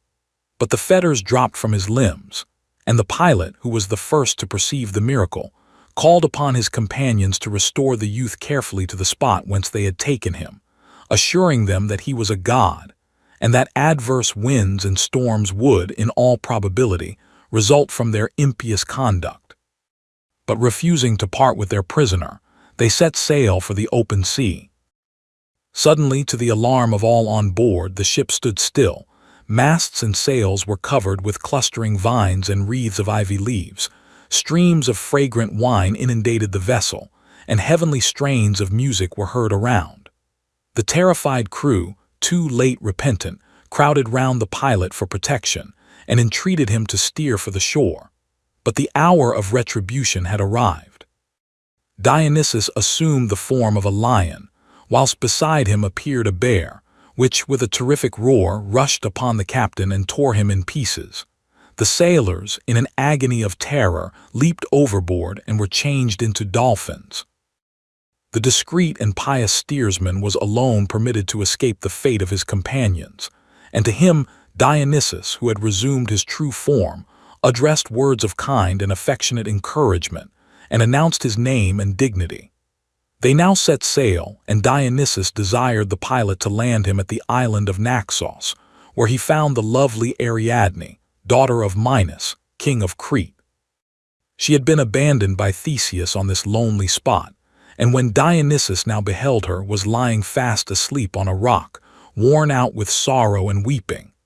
Wrapped in admiration, the god stood gazing at the beautiful vision before him, and when she at length unclosed her eyes, he revealed himself to her, and in gentle tones sought to banish her grief. Grateful for his kind sympathy, coming as it did at a moment when she had deemed herself forsaken and friendless, she gradually regained her former serenity, and yielding to his entreaties, consented to become his wife. Dionysus, having established his worship in various parts of the world, descended to the realm of shades in search of his ill-fated mother, whom he conducted to Olympus, where, under the name of Thyone, she was admitted into the assembly of the immortal gods.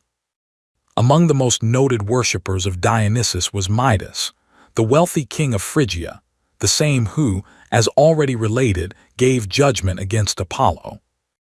Upon one occasion Silenus, the preceptor and friend of Dionysus, being in an intoxicated condition, strayed into the rose gardens of this monarch, where he was found by some of the king's attendants, who bound him with roses and conducted him to the presence of their royal master. Midas treated the aged satyr with the greatest consideration, and after entertaining him hospitably for 10 days, led him back to Dionysus, who was so grateful for the kind attention shown to his old friend that he offered to grant Midas any favor he chose to demand. Whereupon the avaricious monarch, not content with his boundless wealth and still thirsting for more, desired that everything he touched might turn to gold. The request was complied with in so literal a sense that the now wretched Midas bitterly repented his folly and cupidity, for, when the pangs of hunger assailed him, and he essayed to appease his cravings, the food became gold ere he could swallow it. As he raised the cup of wine to his parched lips, the sparkling draught was changed into the metal he had so coveted, and when at length, wearied and faint, he stretched his aching frame on his hitherto luxurious couch, this also was transformed into the substance which had now become the curse of his existence. The despairing king at last implored the god to take back the fatal gift, and Dionysus, pitying his unhappy plight, desired him to bathe in the river Pactolus, a small stream in Lydia, in order to lose the power which had become the bane of his life. Midas, joyfully obeying the injunction, was at once freed from the consequences of his avaricious demand, and from this time forth the sands of the river Pactolus have ever contained grains of gold. Representations of Dionysus are of 2 kinds.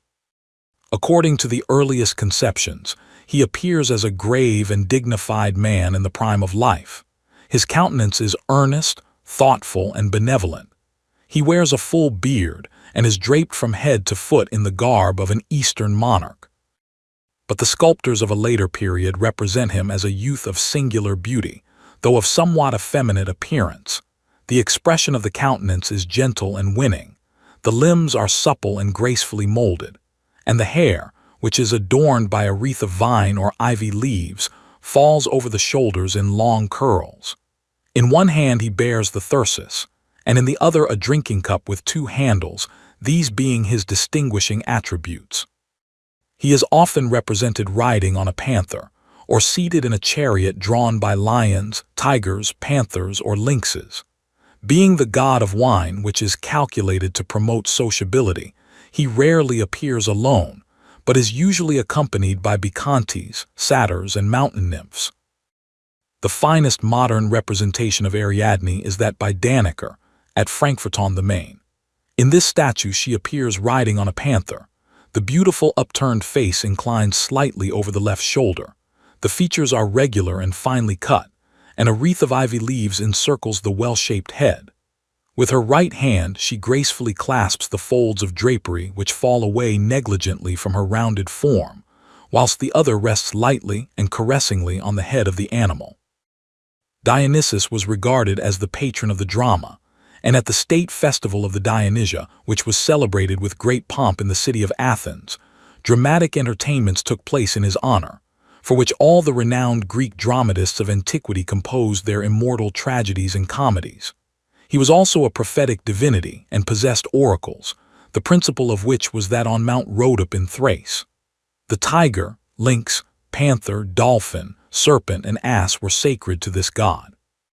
His favorite plants were the vine, ivy, laurel, and asphodel. His sacrifices consisted of goats, probably on account of their being destructive to vineyards, Bacchus or Liber. The Romans had a divinity called Liber who presided over vegetation, and was, on this account, identified with the Greek Dionysus and worshipped under the name of Bacchus. The festival of Liber, called the Liberalia, was celebrated on the 17th of March. AIDS, Aidoneus or Hades, was the son of Cronus and Rhea, and the youngest brother of Zeus and Poseidon. He was the ruler of that subterranean region called Erebus, which was inhabited by the shades or spirits of the dead, and also by those dethroned and exiled deities who had been vanquished by Zeus and his allies. Hades, the grim and gloomy monarch of this lower world, was the successor of Erebus, that ancient primeval divinity after whom these realms were called.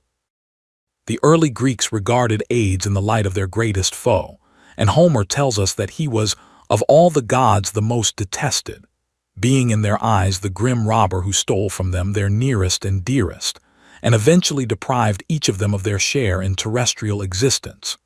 His name was so feared that it was never mentioned by mortals, who, when they invoked him, struck the earth with their hands, and in sacrificing to him turned away their faces. The belief of the people with regard to a future state was, in the Homeric age, a sad and cheerless one. It was supposed that, when a mortal ceased to exist, his spirit tenanted the shadowy outline of the human form it had quitted. These shadows, or shades as they were called, were driven by Hades into his dominions, where they passed their time, some in brooding over the vicissitudes of fortune which they had experienced on earth, others in regretting the lost pleasures they had enjoyed in life, but all in a condition of semi-consciousness, from which the intellect could only be roused to full activity by drinking of the blood of the sacrifices offered to their shades by living friends, which, for a time, endowed them with their former mental vigor. The only beings supposed to enjoy any happiness in a future state were the heroes, whose acts of daring and deeds of prowess had, during their life, reflected honor on the land of their birth, and even these, according to Homer, pined after their career of earthly activity. He tells us that when Odysseus visited the lower world at the command of Circe, and held communion with the shades of the heroes of the Trojan War, Achilles assured him that he would rather be the poorest day laborer on earth than reign supreme over the realm of shades. The early Greek poets offer but scanty allusions to Erebus. Homer appears purposely to envelop these realms in vagueness and mystery, in order, probably, to heighten the sensation of awe inseparably connected with the lower world. In the Odyssey, he describes the entrance to Erebus as being beyond the furthermost edge of Oceanus, in the far west, where dwelt the Cimmerians, enveloped in eternal mists and darkness. In later times, however, in consequence of extended intercourse with foreign nations, new ideas became gradually introduced, and we find Egyptian theories with regard to a future state taking root in Greece, which become eventually the religious belief of the whole nation. It is now that the poets and philosophers, and more especially the teachers of the Eleusinian mysteries, begin to inculcate the doctrine of the future reward and punishment of good and bad deeds. Hades, who had hitherto been regarded as the dread enemy of mankind, who delights in his grim office and keeps the shades imprisoned in his dominions after withdrawing them from the joys of existence, now receives them with hospitality and friendship, and Hermes replaces him as conductor of shades to Hades. Under this new aspect, Hades usurps the functions of a totally different divinity called Plutus, and is henceforth regarded as the giver of wealth to mankind, in the shape of those precious metals which lie concealed in the bowels of the earth. The later poets mention various entrances to Erebus, which were for the most part caves and fissures. There was one in the mountain of Tinarum, another in the Sprotia, and a third, the most celebrated of all, in Italy near the pestiferous lake of Vernus, over which it is said no bird could fly, so noxious were its exhalations. In the dominions of Ades there were 4 great rivers, 3 of which had to be crossed by all the shades. These 3 were Acheron, Cocytus, and Styx, the sacred stream which flowed 9 times round these realms. The shades were ferried over the Styx by the grim, unshaven old boatman Charon, who, however, only took those whose bodies had received funereal rites on earth, and who had brought with them his indispensable toll, which was a small coin or obolus, usually placed under the tongue of a dead person for this purpose. If these conditions had not been fulfilled, the unhappy shades were left behind to wander up and down the banks for 100 years as restless spirits. On the opposite bank of the Styx was the tribunal of Minos, the supreme judge, before whom all shades had to appear, and who, after hearing full confession of their actions whilst on earth, pronounced the sentence of happiness or misery to which their deeds had entitled them. This tribunal was guarded by the terrible triple-headed dog Cerberus, who, with his 3 necks bristling with snakes, lay at full length on the ground, a formidable sentinel who permitted all shades to enter, but none to return. The happy spirits, destined to enjoy the delights of Elysium, passed out on the right, and proceeded to the golden palace where Hades and Persephone held their royal court, from whom they received a kindly greeting, ere they set out for the Elysian fields which lay beyond. This blissful region was replete with all that could charm the senses or please the imagination. The air was balmy and fragrant, rippling brooks flowed peacefully through the smiling meadows, which glowed with the varied hues of 1,000 flowers, whilst the groves resounded with the joyous songs of birds. The occupations and amusements of the happy shades were of the same nature as those which they had delighted in whilst on earth. Here the warrior found his horses, chariots, and arms, the musician his lyre, and the hunter his quiver and bow. In a secluded vale of Elysium there flowed a gentle, silent stream, called Lethe, whose waters had the effect of dispelling care and producing utter forgetfulness of former events. According to the Pythagorean doctrine of the transmigration of souls, it was supposed that after the shades had inhabited Elysium for 1,000 years they were destined to animate other bodies on earth, and before leaving Elysium they drank of the river Lethe, in order that they might enter upon their new career without any remembrance of the past. The guilty souls, after leaving the presence of Minos, were conducted to the great judgment hall of Hades, whose massive walls of solid adamant were surrounded by the river Phlegethon, the waves of which rolled flames of fire, and lit up, with their lurid glare, these awful realms. In the interior sat the dread Judge Rhadamanthus, who declared to each comer the precise torments which awaited him in Tartarus. The wretched sinners were then seized by the Furies, who scourged them with their whips and dragged them along to the great gate, which closed the opening to Tartarus, into whose awful depths they were hurled, to suffer endless torture. Tartarus was a vast and gloomy expanse, as far below Hades as the earth is distant from the skies. There the Titans, fallen from their high estate, dragged out a dreary and monotonous existence. There also were Otis and Ephialtes, those giant sons of Poseidon, who, with impious hands, had attempted to scale Olympus and dethrone its mighty ruler. Principal among the sufferers in this abode of gloom were Tydeus, Tantalus, Sisyphus, Ixion, and the Danaids. Tityus, one of the earth-born giants, had insulted Hera on her way to Pytho, for which offense Zeus flung him into Tartarus, where he suffered dreadful torture, inflicted by 2 vultures, which perpetually gnawed his liver. Tantalus was a wise and wealthy king of Lydia, with whom the gods themselves condescended to associate. He was even permitted to sit at table with Zeus, who delighted in his conversation and listened with interest to the wisdom of his observations. Tantalus, however, elated at these distinguished marks of divine favor, presumed upon his position, and used unbecoming language to Zeus himself. He also stole nectar and ambrosia from the table of the gods, with which he regaled his friends. But his greatest crime consisted in killing his own son, Pelops, and serving him up at one of the banquets to the gods in order to test their omniscience. For these heinous offenses he was condemned by Zeus to eternal punishment in Tartarus, where, tortured with an ever-burning thirst, he was plunged up to the chin in water, which, as he stooped to drink, always receded from his parched lips. Tall trees with spreading branches laden with delicious fruits hung temptingly over his head, but no sooner did he raise himself to grasp them than a wind arose and carried them beyond his reach. Sisyphus was a great tyrant who, according to some accounts, barbarously murdered all travelers who came into his dominions, by hurling upon them enormous pieces of rock. In punishment for his crimes, he was condemned to roll incessantly a huge block of stone up a steep hill, which, as soon as it reached the summit, always rolled back again to the plain below.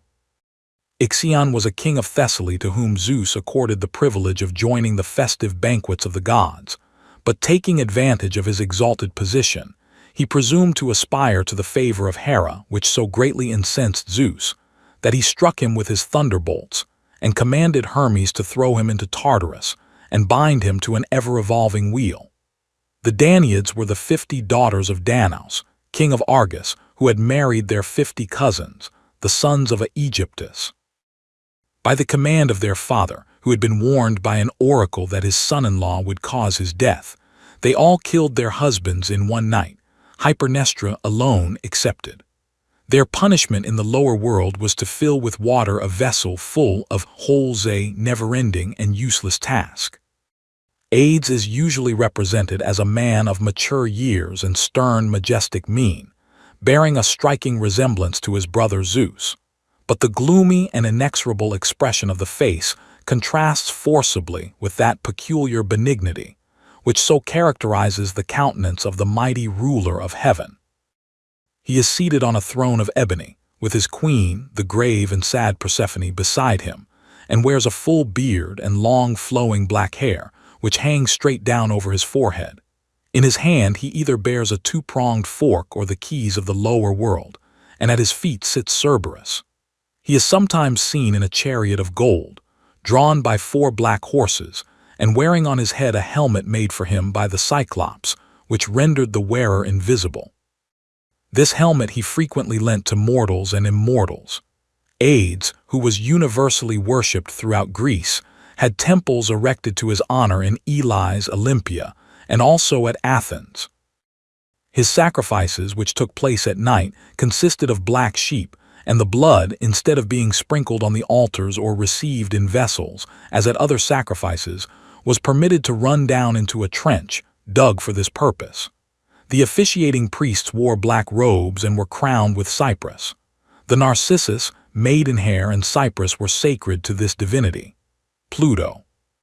Before the introduction into Rome of the religion and literature of Greece, the Romans had no belief in a realm of future happiness or misery, corresponding to the Greek Hades.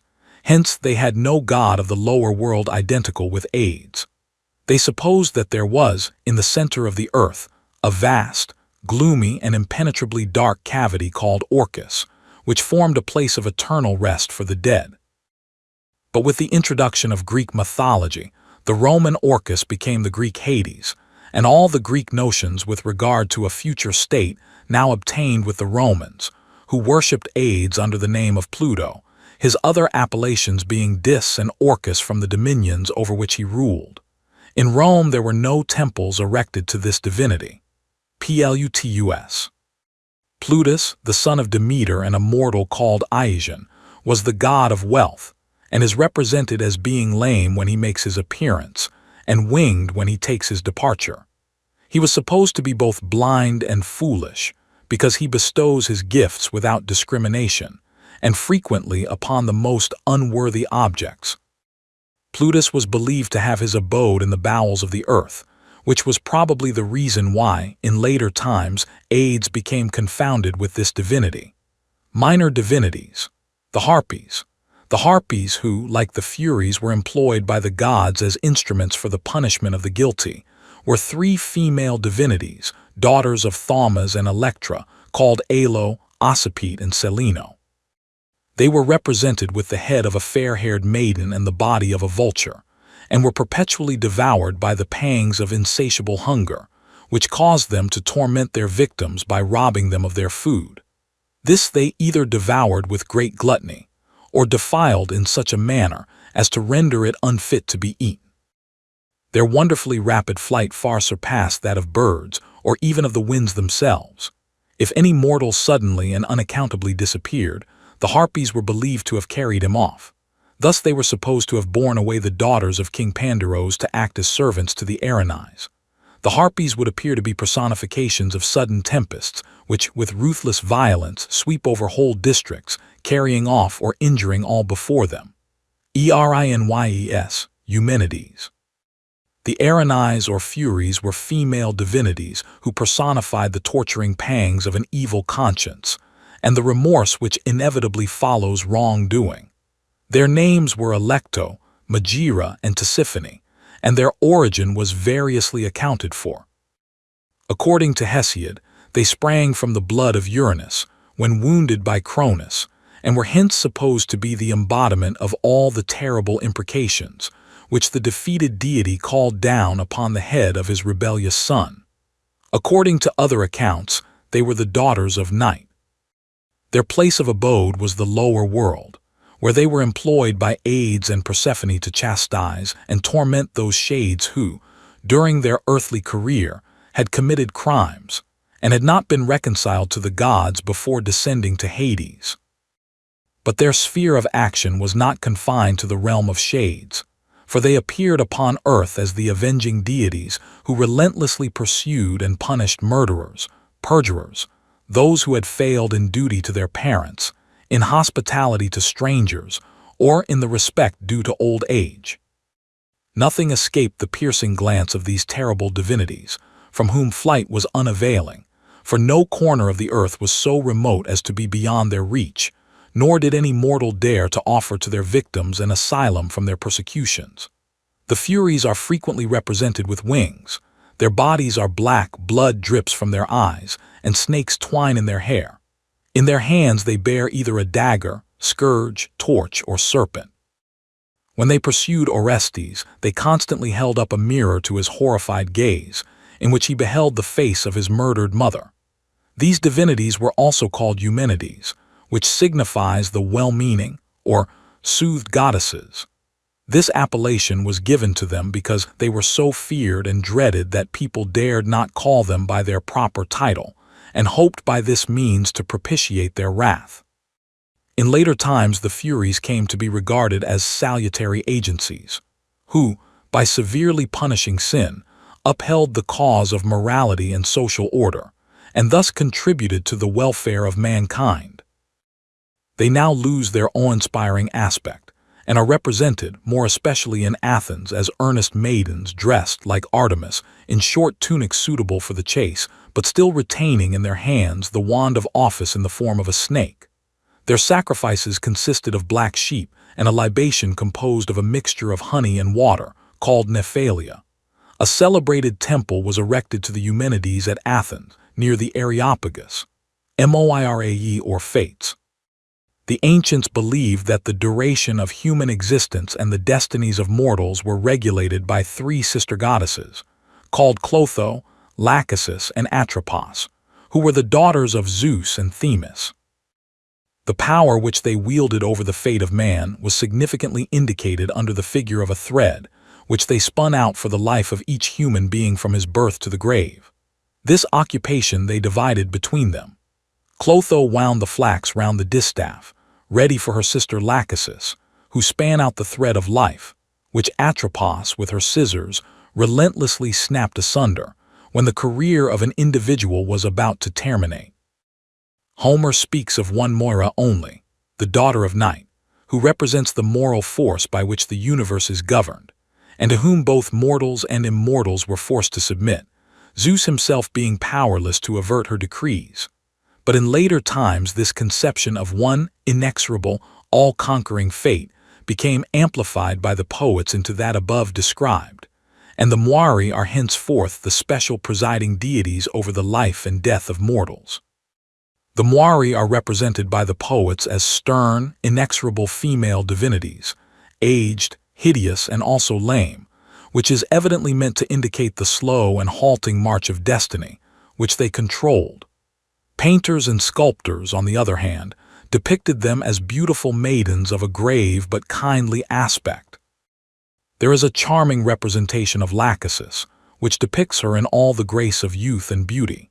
She is sitting spinning, and at her feet lie two masks, one comic, the other tragic, as though to convey the idea that, to a divinity of fate, the brightest and saddest scenes of earthly existence are alike indifferent, and that she quietly and steadily pursues her occupation, regardless of human weal or woe.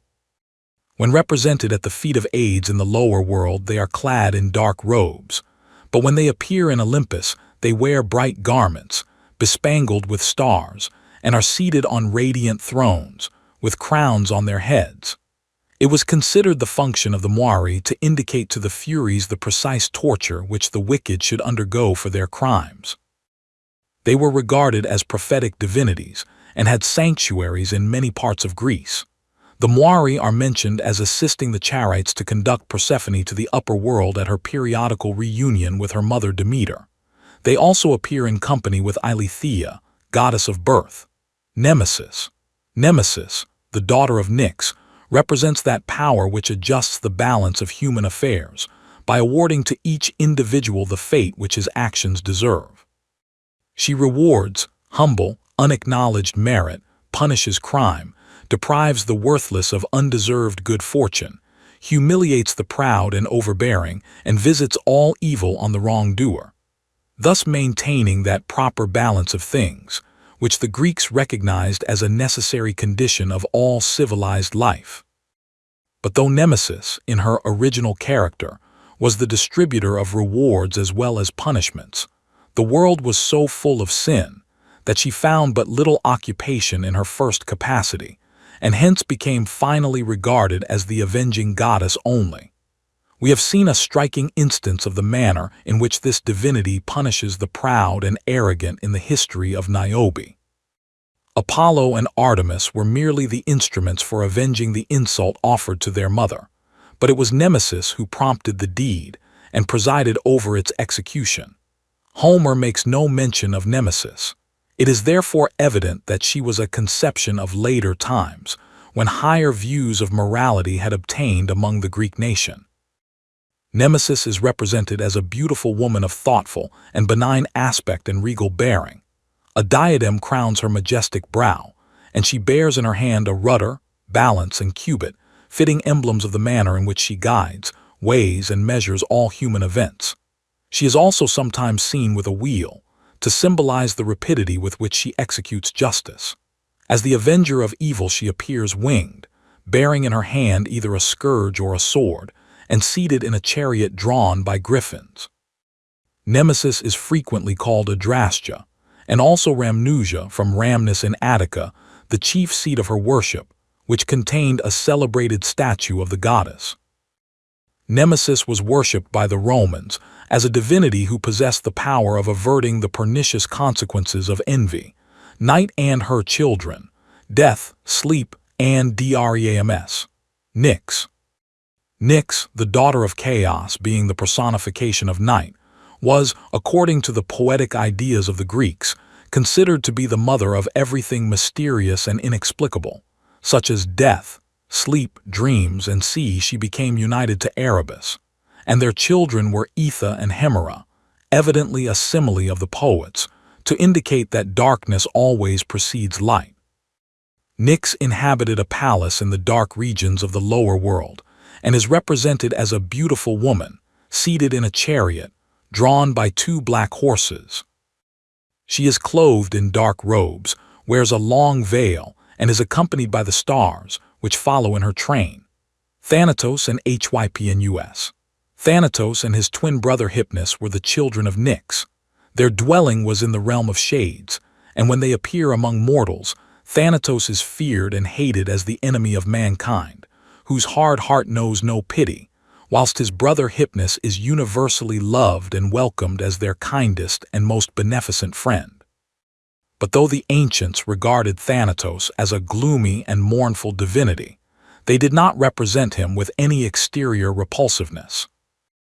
On the contrary, he appears as a beautiful youth, who holds in his hand an inverted torch, emblematical of the light of life being extinguished, whilst his disengaged arm is thrown lovingly round the shoulder of his brother Hypnus. Hypnus is sometimes depicted standing erect with closed eyes. At others, he is in a recumbent position beside his brother Thanatos, and usually bears a poppy stalk in his hand. A most interesting description of the abode of Hypnus is given by Ovid in his Metamorphoses. He tells us how the god of sleep dwelt in a mountain cave near the realm of the Cimmerians, which the sun never pierced with his rays. No sound disturbed the stillness, no song of birds, not a branch moved, and no human voice broke the profound silence which reigned everywhere. From the lowermost rocks of the cave issued the river Lethe, and one might almost have supposed that its course was arrested, were it not for the low, monotonous hum of the water, which invited slumber. The entrance was partially hidden by numberless white and red poppies, which Mother Night had gathered and planted there, and from the juice of which she extracts drowsiness, which she scatters in liquid drops all over the earth, as soon as the sun god has sunk to rest. In the center of the cave stands a couch of blackest ebony with a bed of down, over which is laid a coverlet of sable hue. Here the god himself reposes, surrounded by innumerable forms. These are idle dreams, more numerous than the sands of the sea. Chief among them is Morpheus, that changeful god who may assume any shape or form he pleases. Nor can the god of sleep resist his own power, for though he may rouse himself for a while, he soon succumbs to the drowsy influences which surround him. Morpheus, the son of Hypnus, was the god of dreams. He is always represented winged and appears sometimes as a youth, sometimes as an old man. In his hand he bears a cluster of poppies, and as he steps with noiseless footsteps over the earth, he gently scatters the seeds of this sleep-producing plant over the eyes of weary mortals. Homer describes the house of dreams as having two gates, one, whence issue all deceptive and flattering visions being formed of ivory, the other through which proceed those dreams which are fulfilled of horn. The Gorgons, Estheno, Uriel, and Medusa, were the three daughters of Phorcys and Ceta, and were the personification of those benumbing and, as it were, petrifying sensations which result from sudden and extreme fear. They were frightful winged monsters, whose bodies were covered with scales. Hissing, wriggling snakes clustered round their heads instead of hair. Their hands were of brass. Their teeth resembled the tusks of a wild boar, and their whole aspect was so appalling that they are said to have turned into stone all who beheld them. These terrible sisters were supposed to dwell in that remote and mysterious region in the far west, beyond the sacred stream of Oceanus. The Gorgons were the servants of Hades, who made use of them to terrify and overawe those shades, doomed to be kept in a constant state of unrest as a punishment for their misdeeds, whilst the Furies, on their part, scourged them with their whips and tortured them incessantly. The most celebrated of the three sisters was Medusa, who alone was mortal. She was originally a golden-haired and very beautiful maiden, who, as a priestess of Athene, was devoted to a life of celibacy. But being wooed by Poseidon, whom she loved in return, she forgot her vows and became united to him in marriage. For this offense she was punished by the goddess in a most terrible manner. Each wavy lock of the beautiful hair which had so charmed her husband was changed into a venomous snake. Her once gentle, love-inspiring eyes now became bloodshot, furious orbs which excited fear and disgust in the mind of the beholder, whilst her former roseate hue and milk-white skin assumed a loathsome greenish tinge. Seeing herself thus transformed into so repulsive an object, Medusa fled from her home, never to return. Wandering about, abhorred, dreaded, and shunned by all the world, she now developed into a character worthy of her outward appearance. In her despair, she fled to Africa, where, as she passed restlessly from place to place, infant snakes dropped from her hair, and thus, according to the belief of the ancients, that country became the hotbed of these venomous reptiles. With the curse of Athene upon her, she turned into stone whomsoever she gazed upon, till at last, after a life of nameless misery, deliverance came to her in the shape of death, at the hands of Perseus. It is well to observe that when the Gorgons are spoken of in the singular, it is Medusa who is alluded to. Medusa was the mother of Pegasus and Chrysaor, father of the three-headed, winged giant Geryones, who was slain by Heracles. Grae. The Gree, who acted as servants to their sisters the Gorgons, were also three in number. Their names were Pefrido, Enyo, and Dino.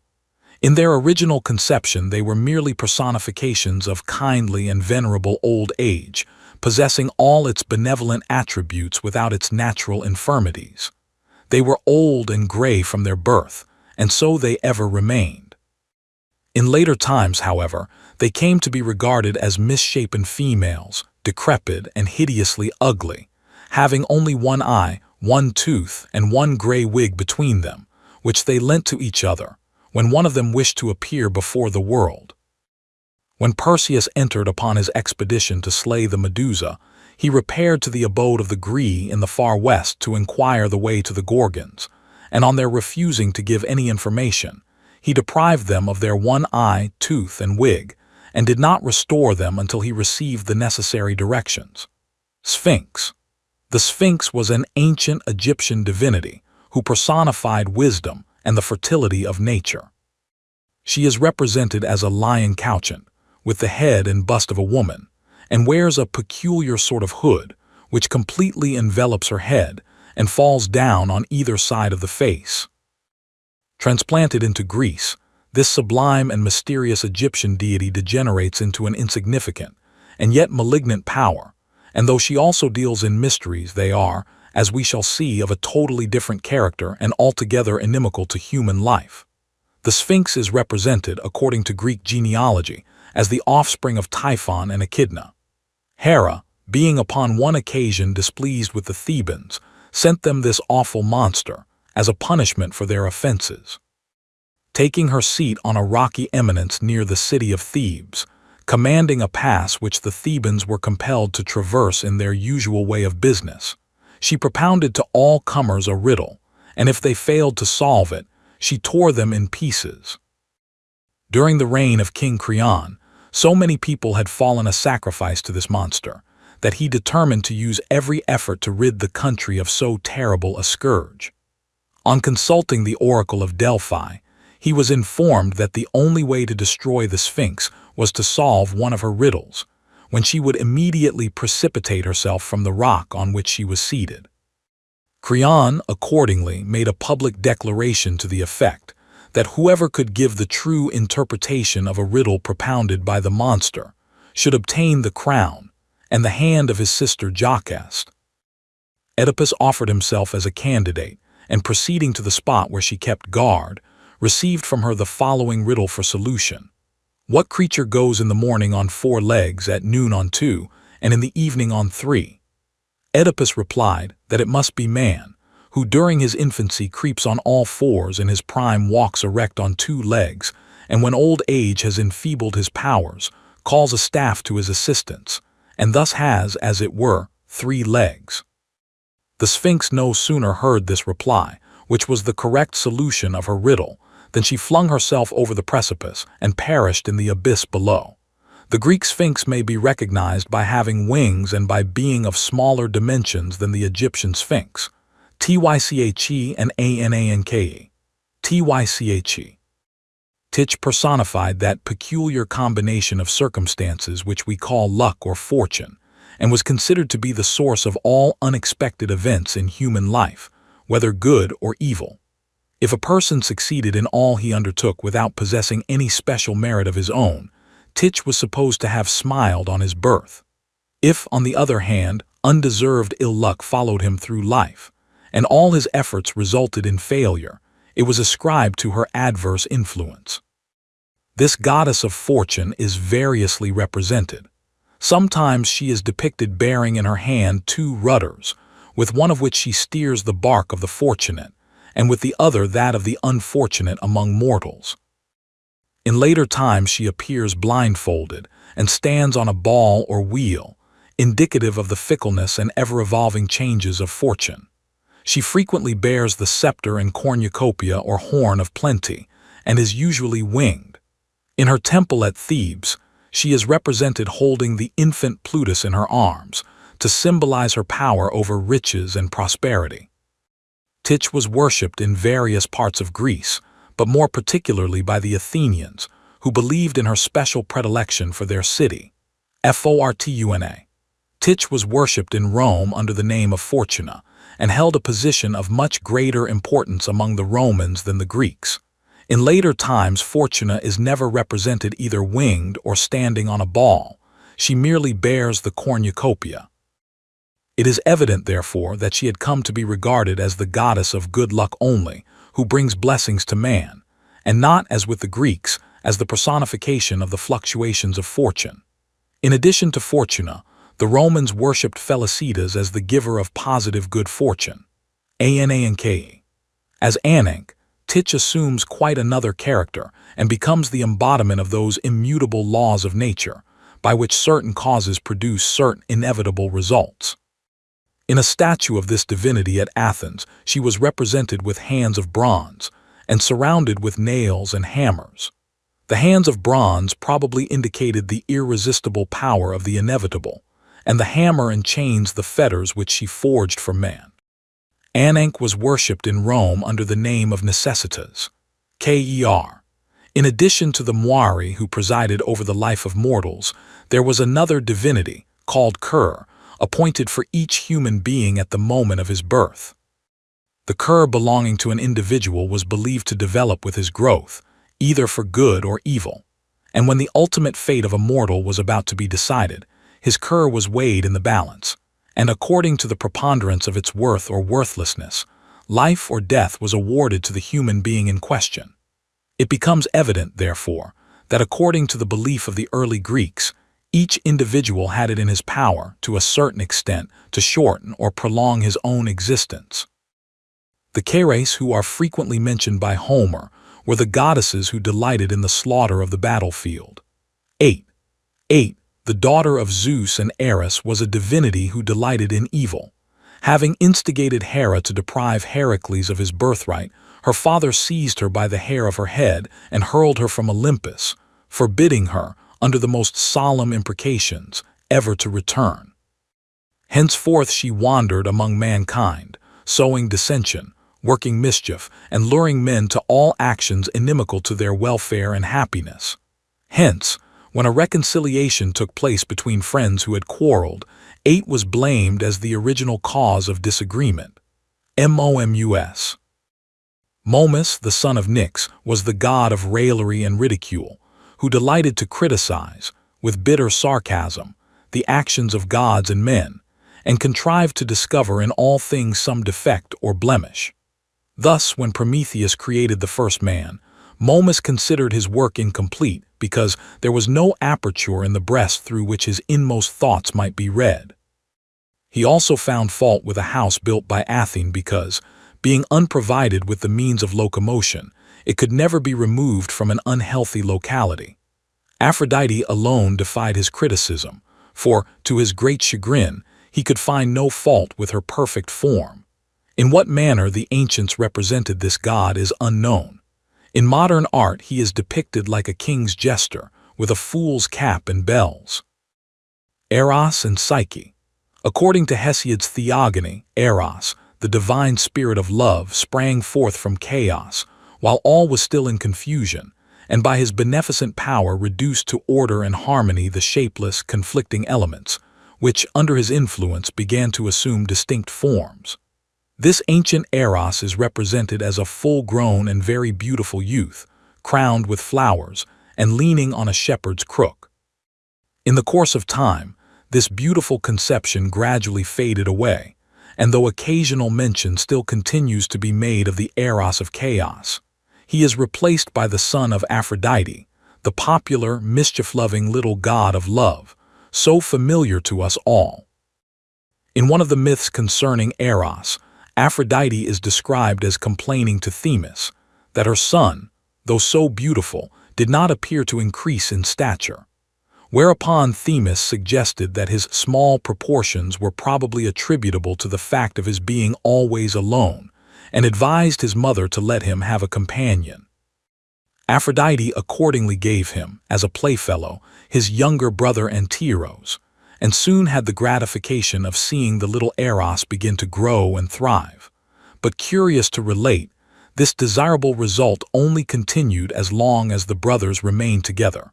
For the moment they were separated, Eros shrank once more to his original size. By degrees the conception of Eros became multiplied, and we hear of little love gods, who appear under the most charming and diversified forms.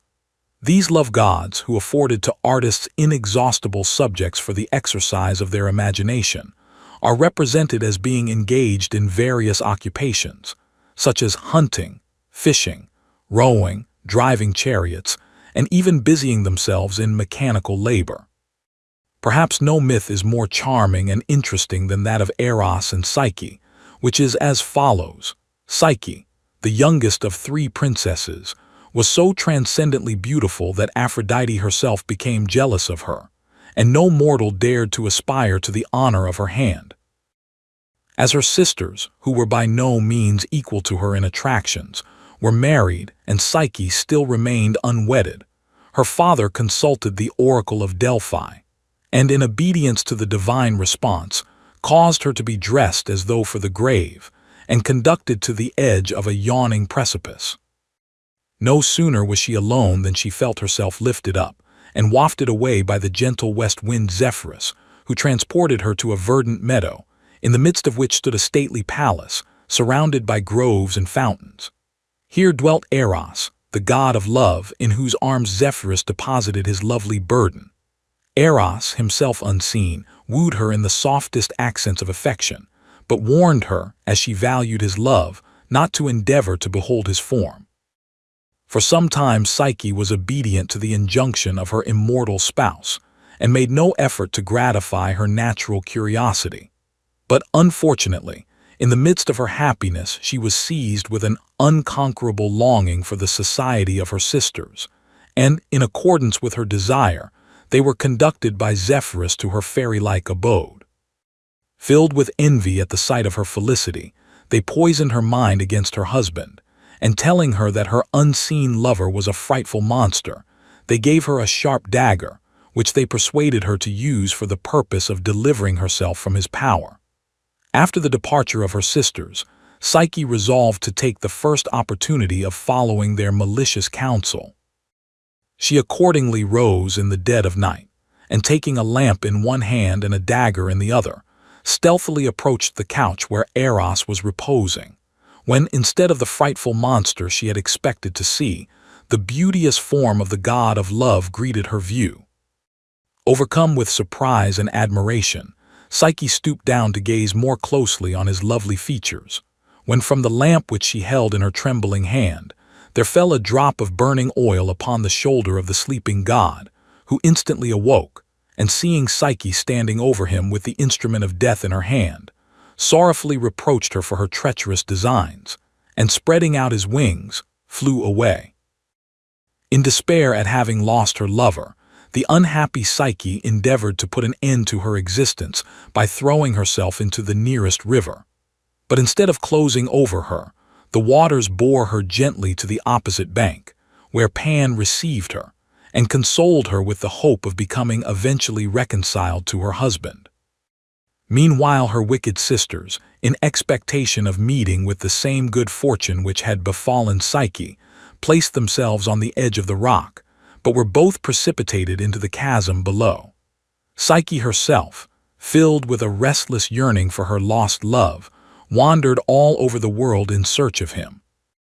At length she appealed to Aphrodite to take compassion on her, but the goddess of beauty, still jealous of her charms, imposed upon her the hardest tasks, the accomplishment of which often appeared impossible. In these she was always assisted by invisible, beneficent beings, sent to her by Eros, who still loved her and continued to watch over her welfare. Psyche had to undergo a long and severe penance before she became worthy to regain the happiness which she had so foolishly trifled away. At last Aphrodite commanded her to descend into the underworld and obtain from Persephone a box containing all the charms of beauty. Psyche's courage now failed her, for she concluded that death must of necessity precede her entrance into the realm of shades. About to abandon herself to despair, she heard a voice which warned her of every danger to be avoided on her perilous journey, and instructed her with regard to certain precautions to be observed. These were as follows: not to omit to provide herself with the ferryman's toll for Charon, and the cake to pacify Cerberus, also to refrain from taking any part in the banquets of Hades and Persephone, and above all things, to bring the box of beauty charms unopened to Aphrodite. In conclusion, the voice assured her that compliance with the above conditions would ensure for her a safe return to the realms of light. But alas, Psyche, who had implicitly followed all injunctions, could not withstand the temptation of the last condition, and hardly had she quitted the lower world, when, unable to resist the curiosity which devoured her, she raised the lid of the box with eager expectation. But instead of the wondrous charms of beauty which she expected to behold, there issued from the casket a dense black vapor, which had the effect of throwing her into a death-like sleep, out of which Eros, who had long hovered round her unseen, at length awoke her with the point of one of his golden arrows. He gently reproached her with this second proof of her curiosity and folly, and then, having persuaded Aphrodite to be reconciled to his beloved, he induced Zeus to admit her among the immortal gods. Their reunion was celebrated amidst the rejoicings of all the Olympian deities. The Graces shed perfume on their path, the Hours sprinkled roses over the sky, Apollo added the music of his lyre, and the Muses united their voices in a glad chorus of delight. This myth would appear to be an allegory, which signifies that the soul, before it can be reunited to its original divine essence, must be purified by the chastening sorrows and sufferings of its earthly career. Eros is represented as a lovely boy with rounded limbs and a merry, roguish expression. He has golden wings and a quiver slung over his shoulder, which contained his magical and unerring arrows. In one hand he bears his golden bow, and in the other a torch. He is also frequently depicted riding on a lion, dolphin, or eagle, or seated in a chariot drawn by stags or wild boars, undoubtedly emblematical of the power of love as the subduer of all nature, even of the wild animals. In Rome, Eros was worshipped under the name of Amor or Cupid. Hymen or Hymenaeus, the son of Apollo and the muse Urania, was the god who presided over marriage and nuptial solemnities, and was hence invoked at all marriage festivities. There is a myth concerning this divinity, which tells us that Hymen was a beautiful youth of very poor parents, who fell in love with a wealthy maiden so far above him in rank that he dared not cherish the hope of ever becoming united to her. Still he missed no opportunity of seeing her, and upon one occasion disguised himself as a girl and joined a troop of maidens, who, in company with his beloved, were proceeding from Athens to Eleusis, in order to attend a festival of Demeter. On their way thither they were surprised by pirates, who carried them off to a desert island, where the ruffians, after drinking deeply, fell into a heavy sleep. Hymen, seizing the opportunity, slew them all, and then set sail for Athens, where he found the parents of the maidens in the greatest distress at their unaccountable disappearance. He comforted them with the assurance that their children should be restored to them, provided they would promise to give him in marriage the maiden he loved. The condition being gladly complied with, he at once returned to the island and brought back the maidens in safety to Athens, whereupon he became united to the object of his love, and their union proved so remarkably happy that henceforth the name of Hymen became synonymous with conjugal felicity. Iris. Iris, the daughter of Thaumas and Electra, personified the rainbow, and was the special attendant and messenger of the Queen of Heaven, whose commands she executed with singular tact, intelligence, and swiftness. Most primitive nations have regarded the rainbow as a bridge of communication between heaven and earth, and this is doubtless the reason why Iris, who represented that beautiful phenomenon of nature, should have been invested by the Greeks with the office of communicating between gods and men. Iris is usually represented seated behind the chariot of Hera, ready to do the bidding of her royal mistress. She appears under the form of a slender maiden of great beauty, robed in an airy fabric of variegated hues, resembling mother of pearl.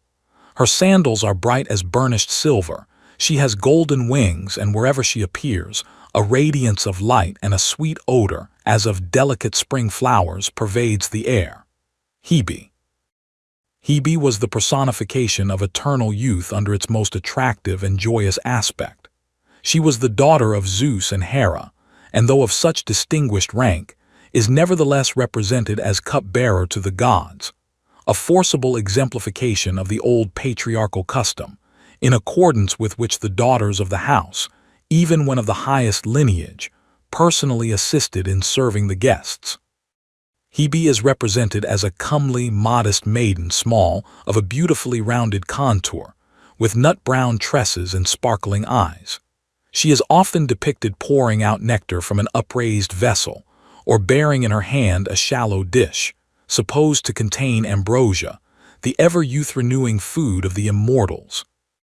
In consequence of an act of awkwardness which caused her to slip while serving the gods, Hebe was deprived of her office, which was henceforth delegated to Ganymedes, son of Tros. Hebe afterwards became the bride of Heracles when, after his apotheosis, he was received among the immortals. Juventas.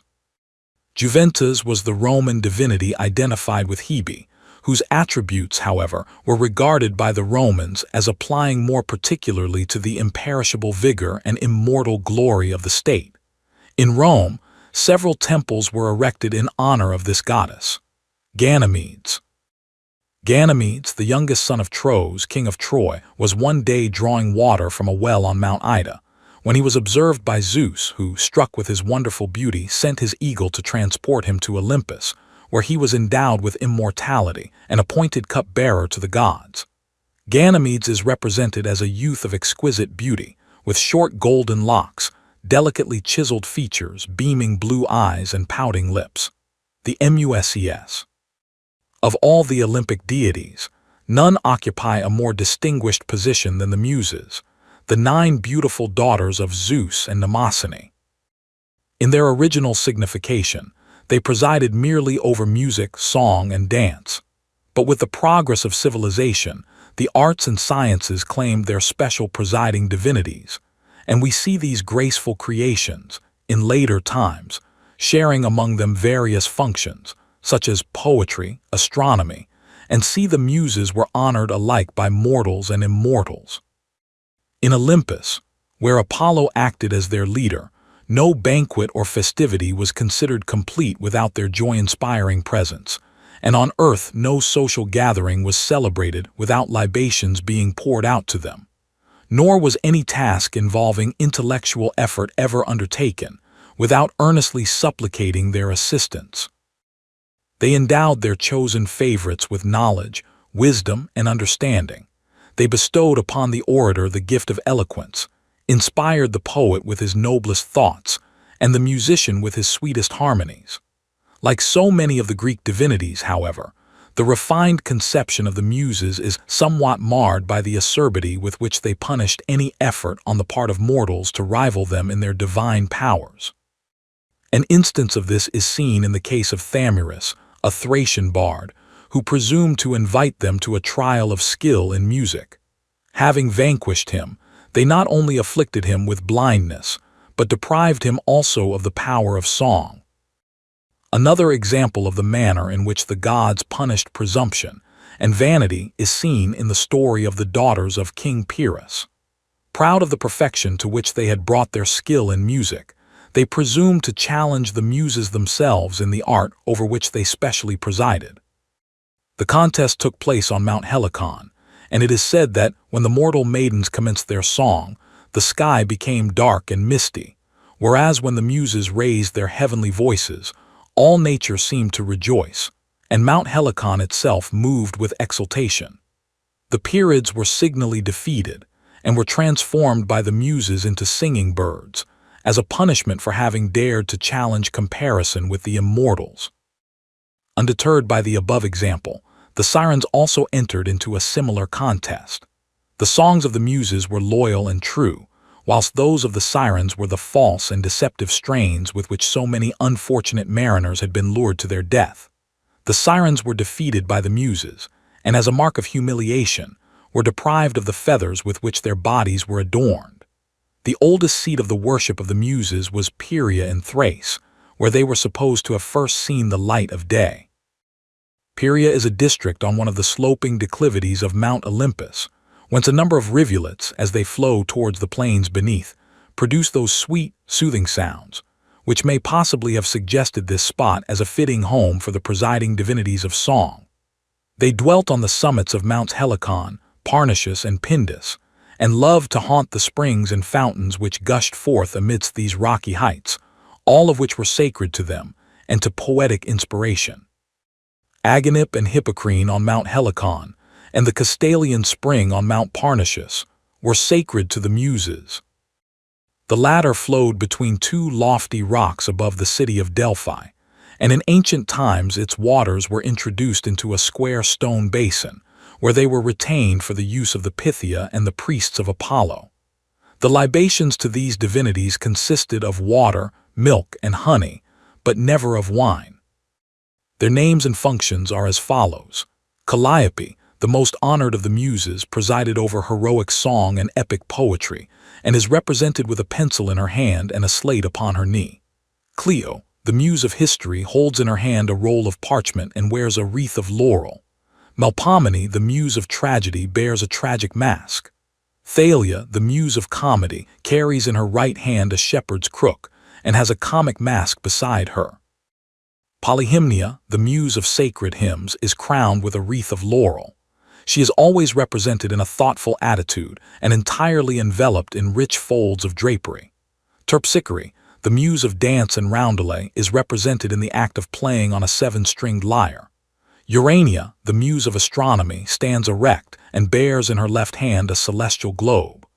Euterpe, the muse of harmony, is represented bearing a musical instrument, usually a flute. Erato, the muse of love and hymeneal songs, wears a wreath of laurel and is striking the chords of a lyre. With regard to the origin of the muses, it is said that they were created by Zeus in answer to a request on the part of the victorious deities, after the war with the Titans, that some special divinities should be called into existence, in order to commemorate in song the glorious deeds of the Olympian gods. Pegasus. Pegasus was a beautiful winged horse who sprang from the body of Medusa when she was slain by the hero Perseus, the son of Zeus and Danae. Spreading out his wings, he immediately flew to the top of Mount Olympus, where he was received with delight and admiration by all the immortals. A place in his palace was assigned to him by Zeus, who employed him to carry his thunder and lightning. Pegasus permitted none but the gods to mount him, except in the case of Bellerophon, whom, at the command of Athene, he carried aloft, in order that he might slay the chimera with his arrows. The later poets represent Pegasus as being at the service of the muses, and for this reason he is more celebrated in modern times than in antiquity. He would appear to represent that poetical inspiration, which tends to develop man's higher nature and causes the mind to soar heavenwards. The only mention by the ancients of Pegasus in connection with the muses is the story of his having produced with his hoofs the famous fountain Hippocrene. It is said that during their contest with the Pierids, the muses played and sang on the summit of Mount Helicon with such extraordinary power and sweetness that heaven and earth stood still to listen, whilst the mountain raised itself in joyous ecstasy towards the abode of the celestial gods. Poseidon, seeing his special function thus interfered with, sent Pegasus to check the boldness of the mountain, in daring to move without his permission. When Pegasus reached the summit, he stamped the ground with his hoofs and outgushed the waters of Hippocrene, afterwards so renowned as the sacred fount, whence the Muses quaffed their richest draughts of inspiration. The Hesperides. The Hesperides, the daughters of Atlas, dwelt in an island in the far west, whence they derived their name. They were appointed by Hera to act as guardians to a tree bearing golden apples, which had been presented to her by Gaia on the occasion of her marriage with Zeus. It is said that the Hesperides, being unable to withstand the temptation of tasting the golden fruit confided to their care, were deprived of their office, which was henceforth delegated to the terrible dragon Ladon, who now became the ever-watchful sentinel of these precious treasures. The names of the Hesperides were Eagle, Arethusa, and Hesperia. Charites graces. All those gentler attributes which beautify and refine human existence were personified by the Greeks under the form of three lovely sisters, Euphrosyne, Aglaia, and Thalia, the daughters of Zeus and Eurynome. They are represented as beautiful, slender maidens in the full bloom of youth, with hands and arms lovingly intertwined, and are either undraped or wear a fleecy, transparent garment of an ethereal fabric. They portray every gentle emotion of the heart, which vents itself in friendship and benevolence, and were believed to preside over those qualities which constitute grace, modesty, unconscious beauty, gentleness, kindliness, innocent joy, purity of mind and body, and eternal youth. They not only possessed the most perfect beauty themselves, but also conferred this gift upon others. All the enjoyments of life were enhanced by their presence, and were deemed incomplete without them. And wherever joy or pleasure, grace and gaiety reigned, there they were supposed to be present.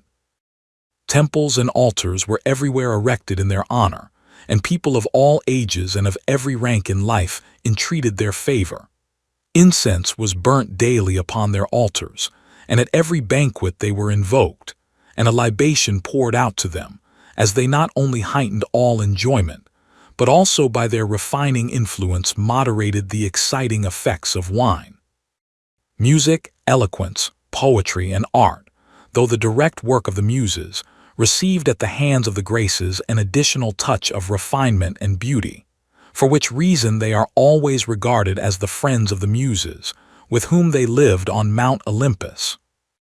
Their special function was to act in conjunction with the seasons, as attendants upon Aphrodite, whom they adorned with wreaths of flowers, and she emerges from their hands like the queen of spring, perfumed with the odor of roses and violets and all sweet-scented blossoms.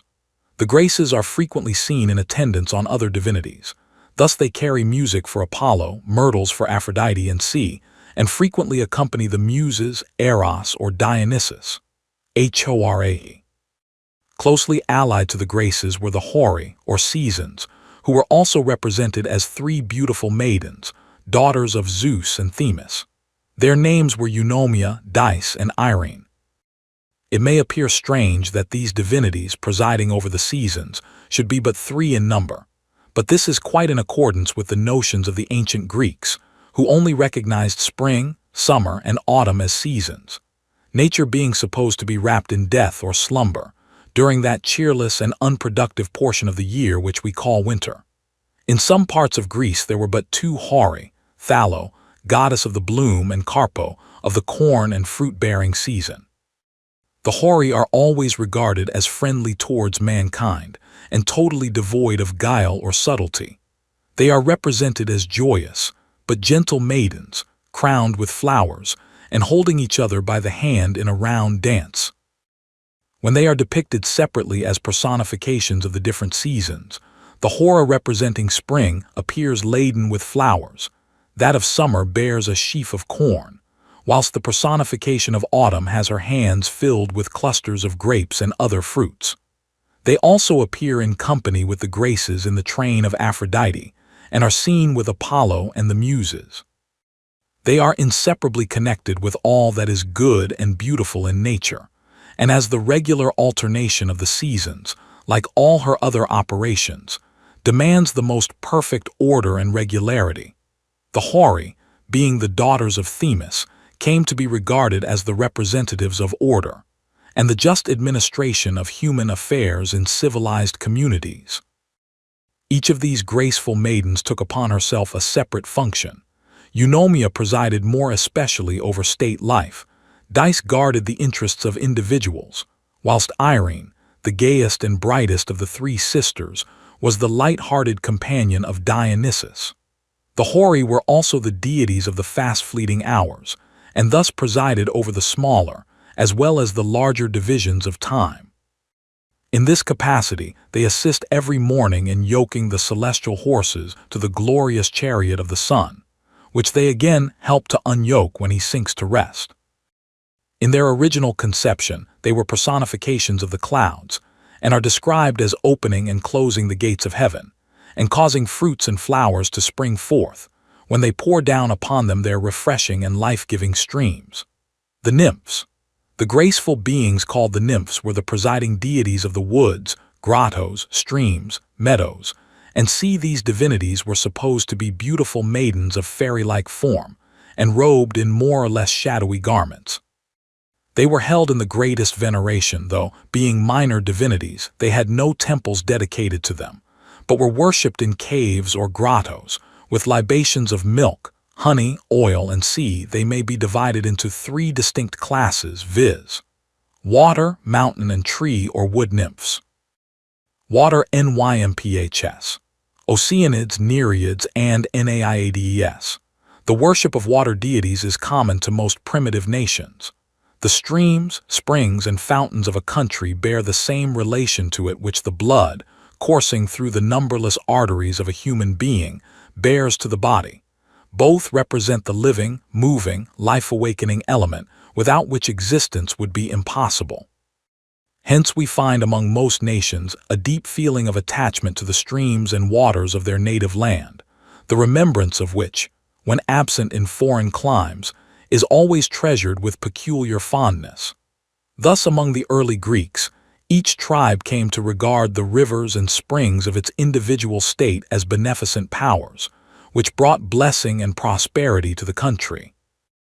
It is probable also that the charm which ever accompanies the sound of running water exercised its power over their imagination.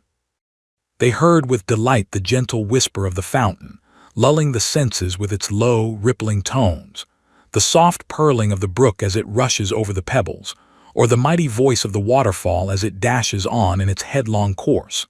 And the beings which they pictured to themselves as presiding over all these charming sights and sounds of nature corresponded in their graceful appearance with the scenes with which they were associated.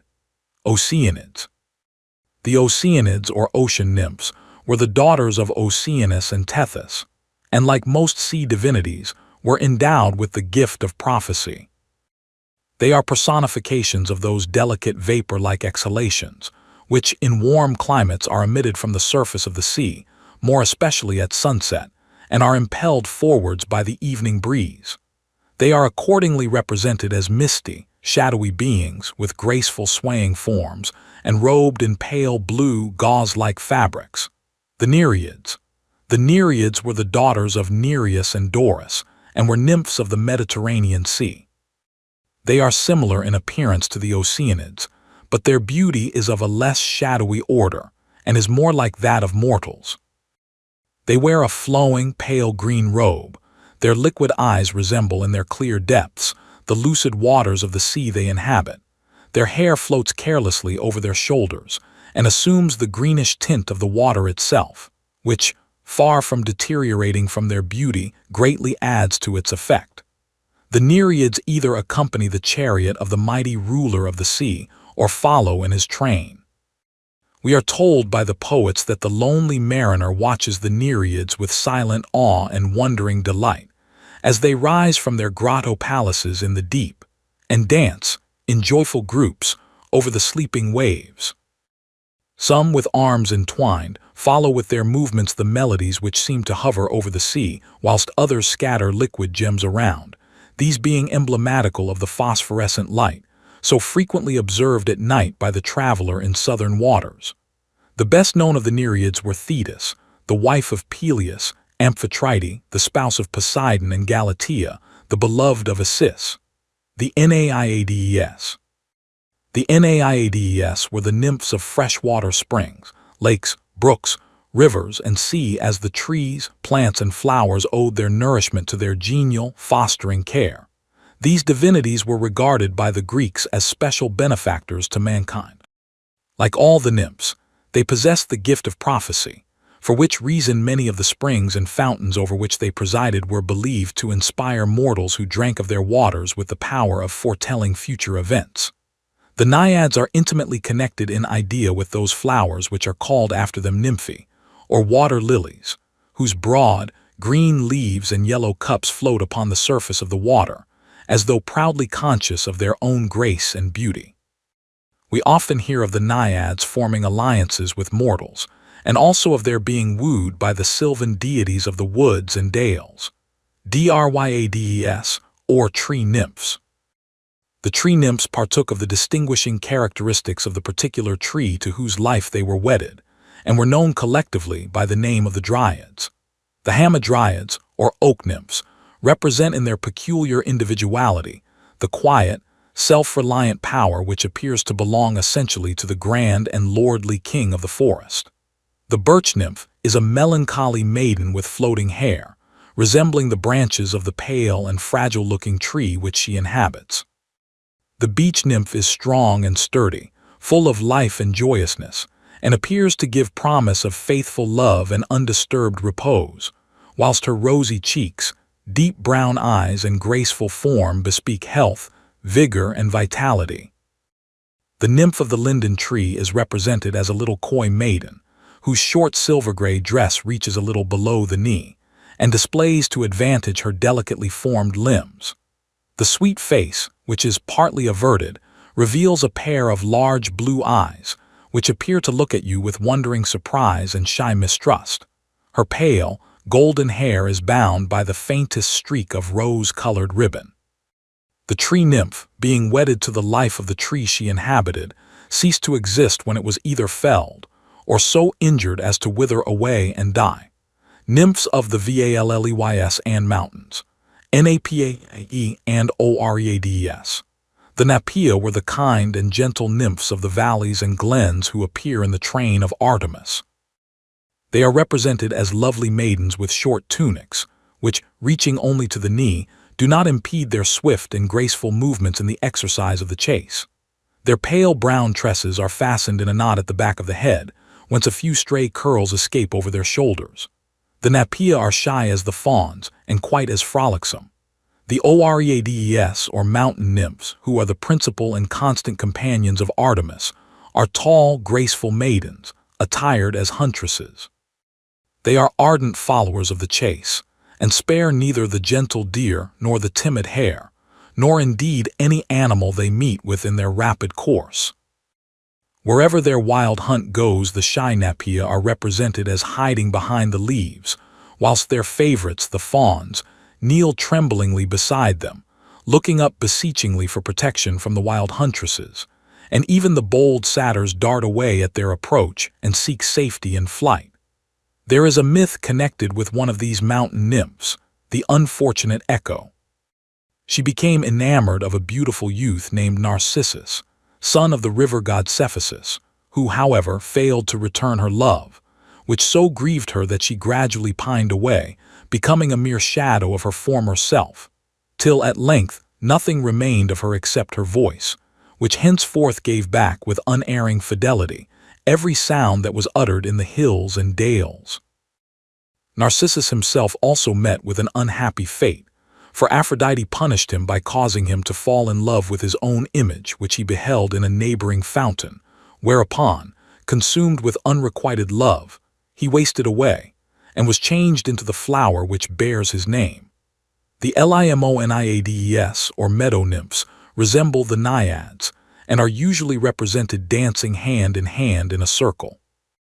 The Hyades, who in appearance are somewhat similar to the Oceanids, are cloudy divinities, and from the fact of their being invariably accompanied by rain, are represented as incessantly weeping. The Meliades were the nymphs who presided over fruit trees.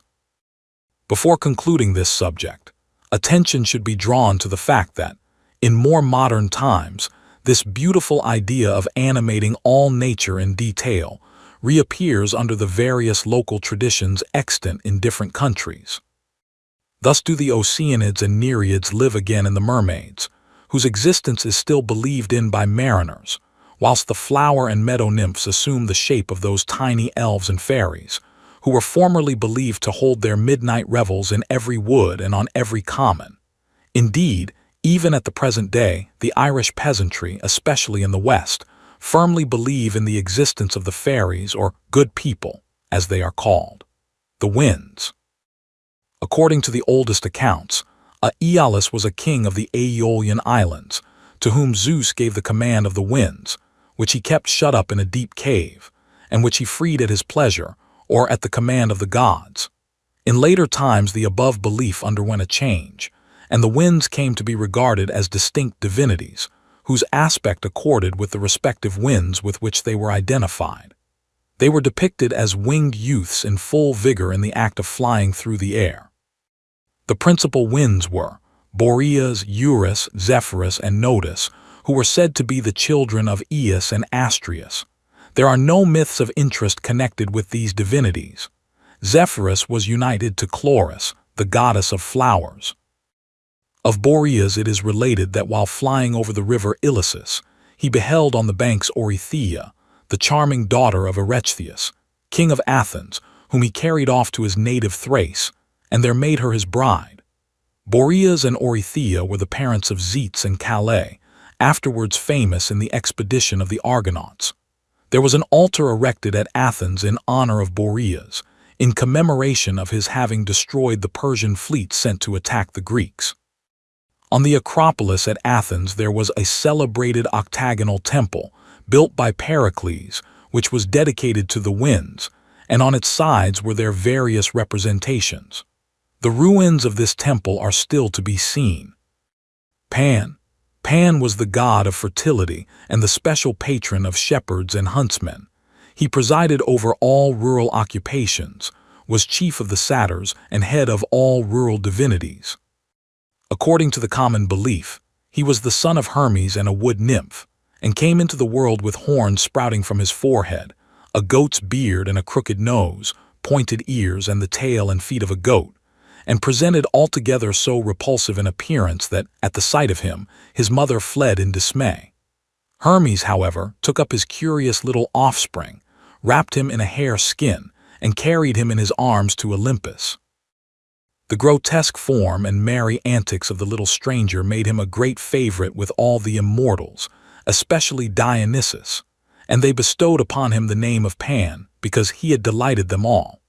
His favorite haunts were grottos, and his delight was to wander in uncontrolled freedom over rocks and mountains, following his various pursuits, ever cheerful and usually very noisy.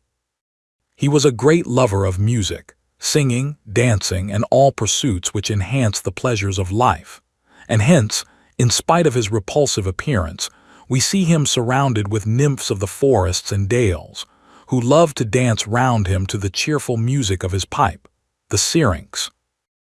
The myth concerning the origin of Pan's pipe is as follows. Pan became enamored of a beautiful nymph, called Syrinx, who, appalled at his terrible appearance, fled from the pertinacious attentions of her unwelcome suitor. He pursued her to the banks of the river Ladon, when, seeing his near approach and feeling escape impossible, she called on the gods for assistance, who, in answer to her prayer, transformed her into a reed, just as Pan was about to seize her. Whilst the lovesick Pan was sighing and lamenting his unfortunate fate, the winds gently swayed the reeds and produced a murmuring sound as of one complaining. Charmed with the soothing tones, he endeavored to reproduce them himself, and after cutting 7 of the reeds of unequal length, he joined them together and succeeded in producing the pipe, which he called the syrinx, in memory of his lost love. Pan was regarded by shepherds as their most valiant protector, who defended their flocks from the attacks of wolves.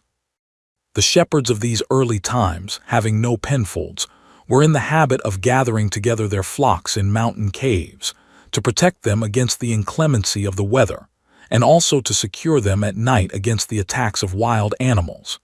These caves, therefore, which were very numerous in the mountain districts of Arcadia, Boeotia, and Sea, were all consecrated to Pan.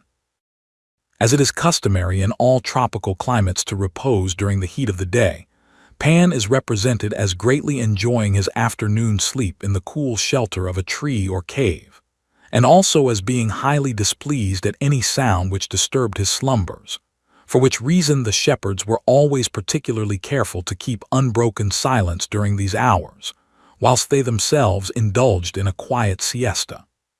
Pan was equally beloved by huntsmen, being himself a great lover of the woods, which afforded to his cheerful and active disposition full scope, and in which he loved to range at will.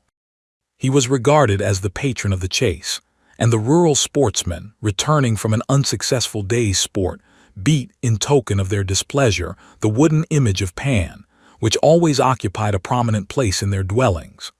All sudden and unaccountable sounds which startled travelers in lonely spots were attributed to Pan, who possessed a frightful and most discordant voice, hence the term Pan-ike terror, to indicate sudden fear. The Athenians ascribed their victory at Marathon to the alarm which he created among the Persians by his terrible voice. Pan was gifted with the power of prophecy, which he is said to have imparted to Apollo, and he possessed a well-known and very ancient oracle in Arcadia, in which state he was more especially worshipped. The artists of later times have somewhat toned down the original very unattractive conception of Pan, as above described, and merely represent him as a young man, hardened by the exposure to all weathers which a rural life involves, and bearing in his hand the shepherd's crook and syrinx, these being his usual attributes, whilst small horns project from his forehead. He is either undraped, or wears merely the light cloak called the chlamys. The usual offerings to Pan were milk and honey in shepherds' bowls. Cows, lambs, and rams were also sacrificed to him. After the introduction of Pan into the worship of Dionysus, we hear of a number of little Pans who are sometimes confounded with the satyrs. Faunus. The Romans had an old Italian divinity called Faunus, who, as the god of shepherds, was identified with the Greek Pan and represented in a similar manner.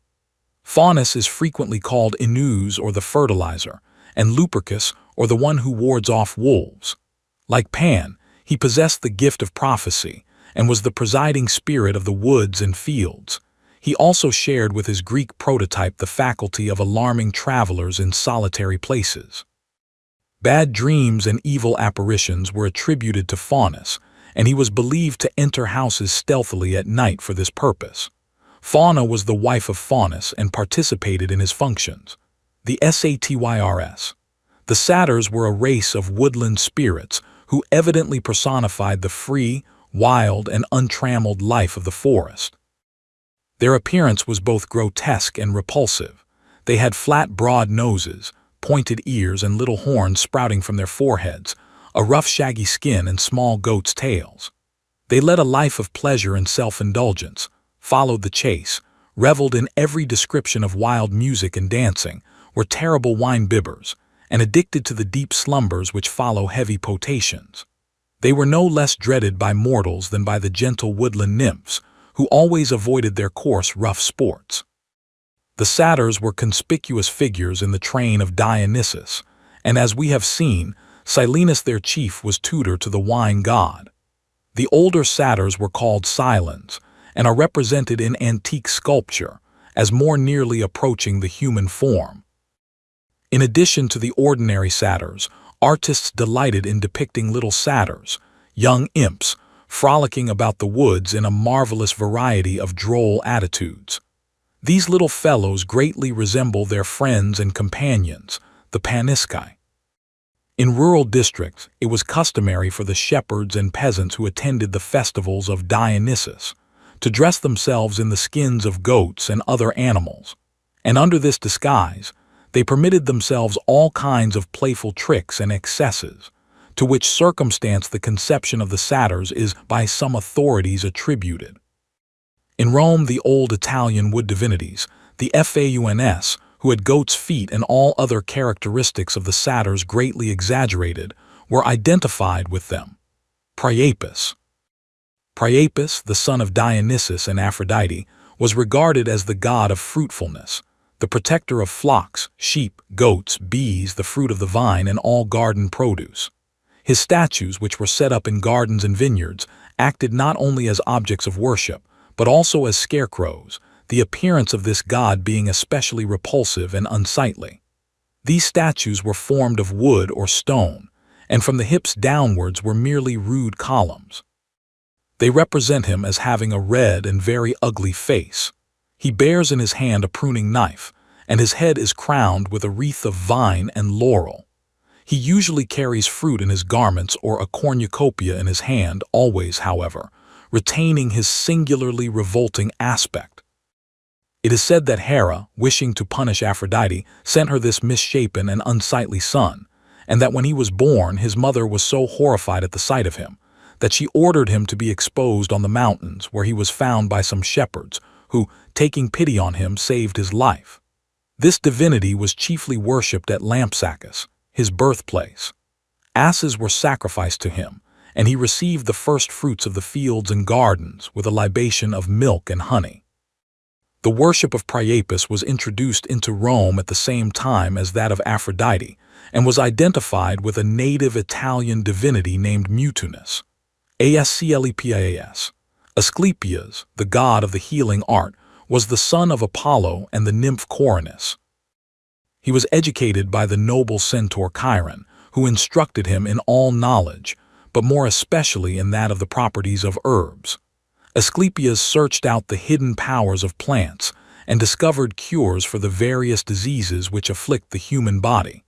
He brought his art to such perfection that he not only succeeded in warding off death, but also restored the dead to life. It was popularly believed that he was materially assisted in his wonderful cures by the blood of the Medusa, given to him by Pallas Athene. It is well to observe that the shrines of this divinity, which were usually built in healthy places, on hills outside the town, or near wells which were believed to have healing powers, offered at the same time means of cure for the sick and suffering, thus combining religious with sanitary influences. It was the custom for the sufferer to sleep in the temple, when, if he had been earnest in his devotions, Asclepius appeared to him in a dream, and revealed the means to be employed for the cure of his malady.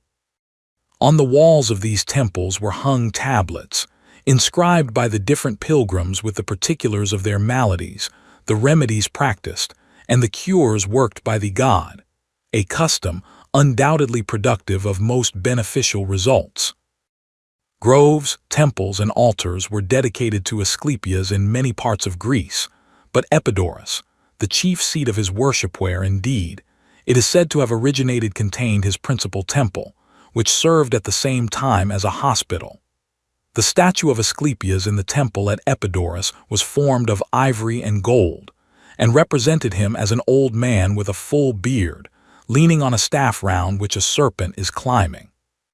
The serpent was the distinguishing symbol of this divinity, partly because these reptiles were greatly used by the ancients in the cure of diseases, and partly also because all the prudence and wisdom of the serpent were deemed indispensable to the judicious physician. His usual attributes are a staff, a bowl, a bunch of herbs, a pineapple, a dog, and a serpent. His children inherited for the most part the distinguished talents of their father. Two of his sons, Machaon and Podalirius, accompanied Agamemnon to the Trojan War, in which expedition they became renowned, not only as military heroes but also as skillful physicians. Their sisters, Hygiea and Panacea, had temples dedicated to them and received divine honors. The function of Hygeia was to maintain the health of the community, which great blessing was supposed to be brought by her as a direct and beneficent gift from the gods. Aesculapius.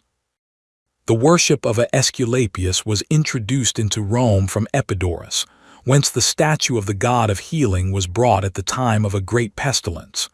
Grateful for their deliverance from this plague, the Romans erected a temple in his honor on an island near the mouth of the Tiber. Roman divinities, Janus. From the earliest ages, Janus was regarded by the Romans with the utmost affection and veneration, as a divinity who ranked only second to Jupiter himself, and through whom all prayers and petitions were transmitted to the other gods. He was believed to preside over the beginnings of all things. Hence it was he who inaugurated the years, months, and seasons, and in course of time came to be considered as specially protecting the beginnings of all human enterprises. The great importance which the Romans attached to an auspicious commencement, as contributing to the ultimate success of an enterprise, accounts for the high estimation in which Janus was held as the god of beginnings. This divinity would appear to have been the ancient sun god of the Italian tribes, in which capacity he opens and closes the gates of heaven every morning and evening. Hence he was regarded as the doorkeeper of heaven, and also as the presiding deity over all gates, entrances, and sea on earth. The fact of his being the god of city gates, which were called Janni after him, is ascribed, however, to the following myth. After the abduction of their women by the Romans, the Sabines, in revenge, invaded the Roman state, and were already about to enter the gates of the city, when suddenly a hot sulfur spring, which was believed to have been sent by Janus for their special preservation, gushed forth from the earth, and arrested the progress of the enemy. In his character as guardian of gates and doors, he was also regarded as a protecting deity of the home, for which reason little shrines were erected to him over the doors of houses, which contained an image of the god, having two faces. Janus possessed no temples in the ordinary acceptation of the word, but all the gates of cities were dedicated to him. Close to the Forum of Rome stood the so-called Temple of Janus, which, however, was merely an arched passage, closed by massive gates. This temple was open only in time of war, as it was supposed that the god had then taken his departure with the Roman army, over whose welfare he personally presided. It is worthy of notice, as an evidence of the many wars in which the Romans were engaged, that the gates of this sanctuary were only closed 3 times during 700 years.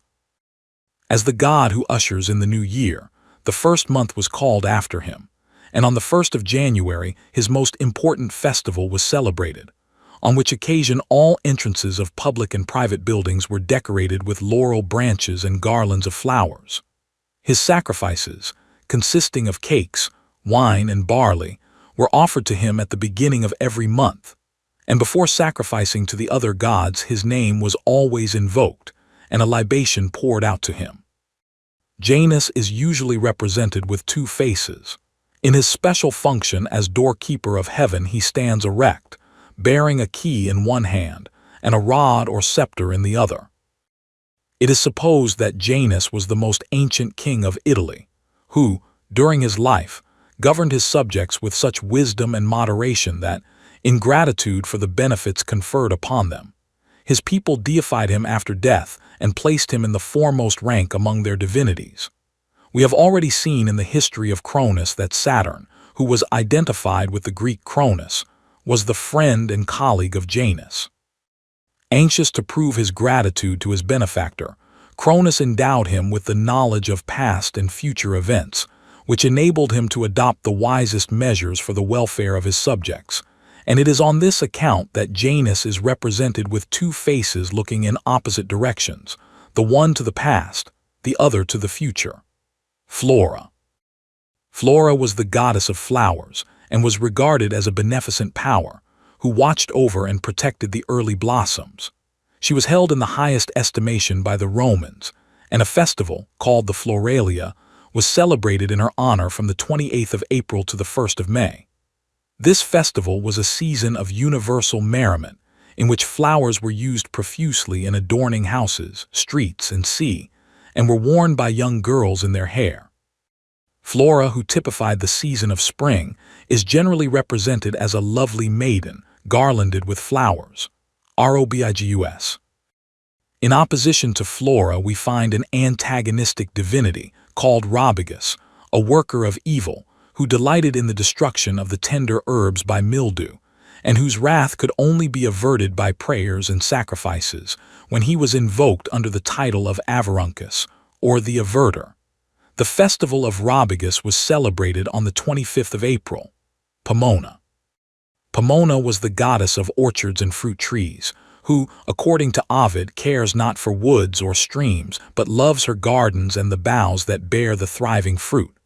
Pomona, who typifies autumn, is represented as a lovely maiden, laden with branches of fruit trees. Vertumnus. Vertumnus was the god of garden and field produce.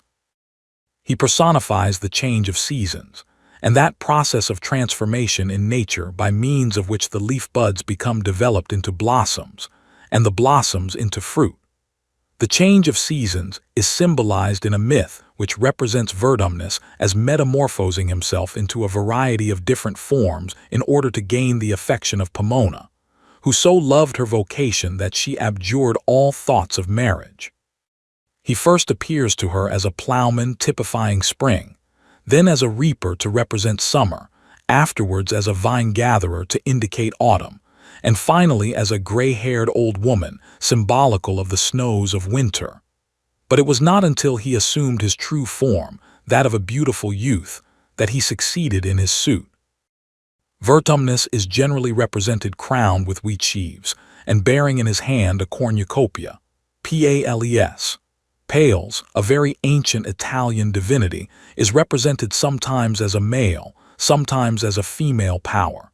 As a male divinity, he is more particularly the god of shepherds and flocks. As a female deity, Pales presides over husbandry and the fruitfulness of herds. Her festivals, the Palilia, were celebrated on the 21st of April, the day on which the city of Rome was founded.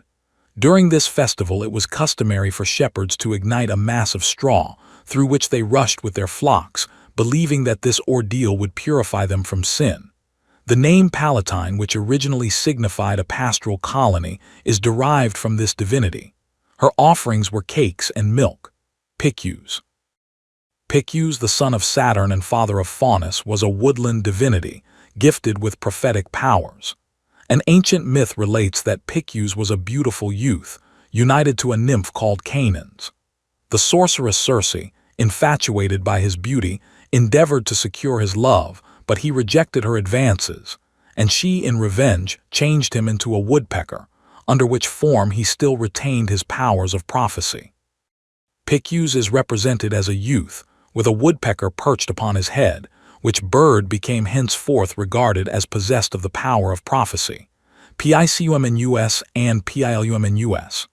Picumnus and Pilumnus were two household divinities of the Romans, who were the special presiding deities of newborn infants. Silvanus. Silvanus was a woodland divinity who, like Faunus, greatly resembled the Greek Pan. He was the presiding deity of plantations and forests, and specially protected the boundaries of fields. Silvanus is represented as a hale old man carrying a cypress tree, for according to Roman mythology, the transformation of the youth Cyparissus into the tree which bears his name was attributed to him. His sacrifices consisted of milk, meat, wine, grapes, wheat ears, and pigs. Terminus. Terminus was the god who presided over all boundaries and landmarks.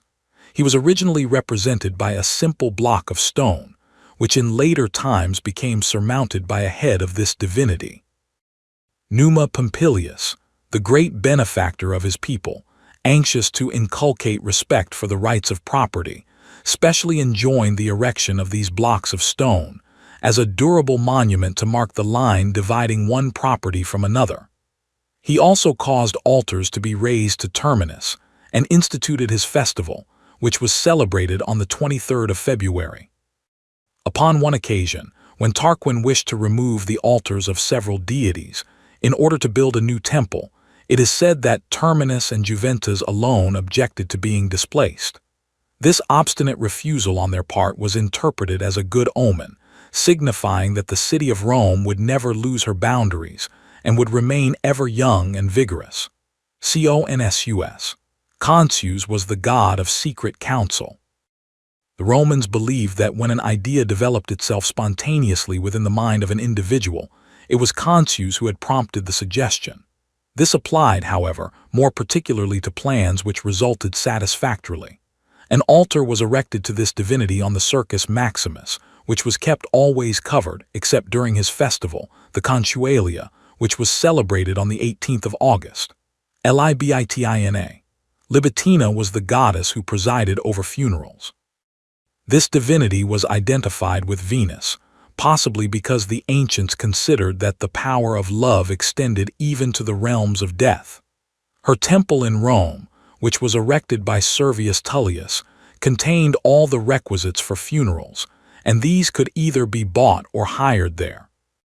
A register of all deaths which occurred in the city of Rome was kept in this temple, and in order to ascertain the rate of mortality, a piece of money was paid by command of Servius Tullius on the demise of each person. Laverna. Laverna was the presiding goddess of thieves and of all artifice and fraud. There was an altar erected to her near the Porta Lavernalis, which was called after her, and she possessed a sacred grove on the Via Salavia. Comus.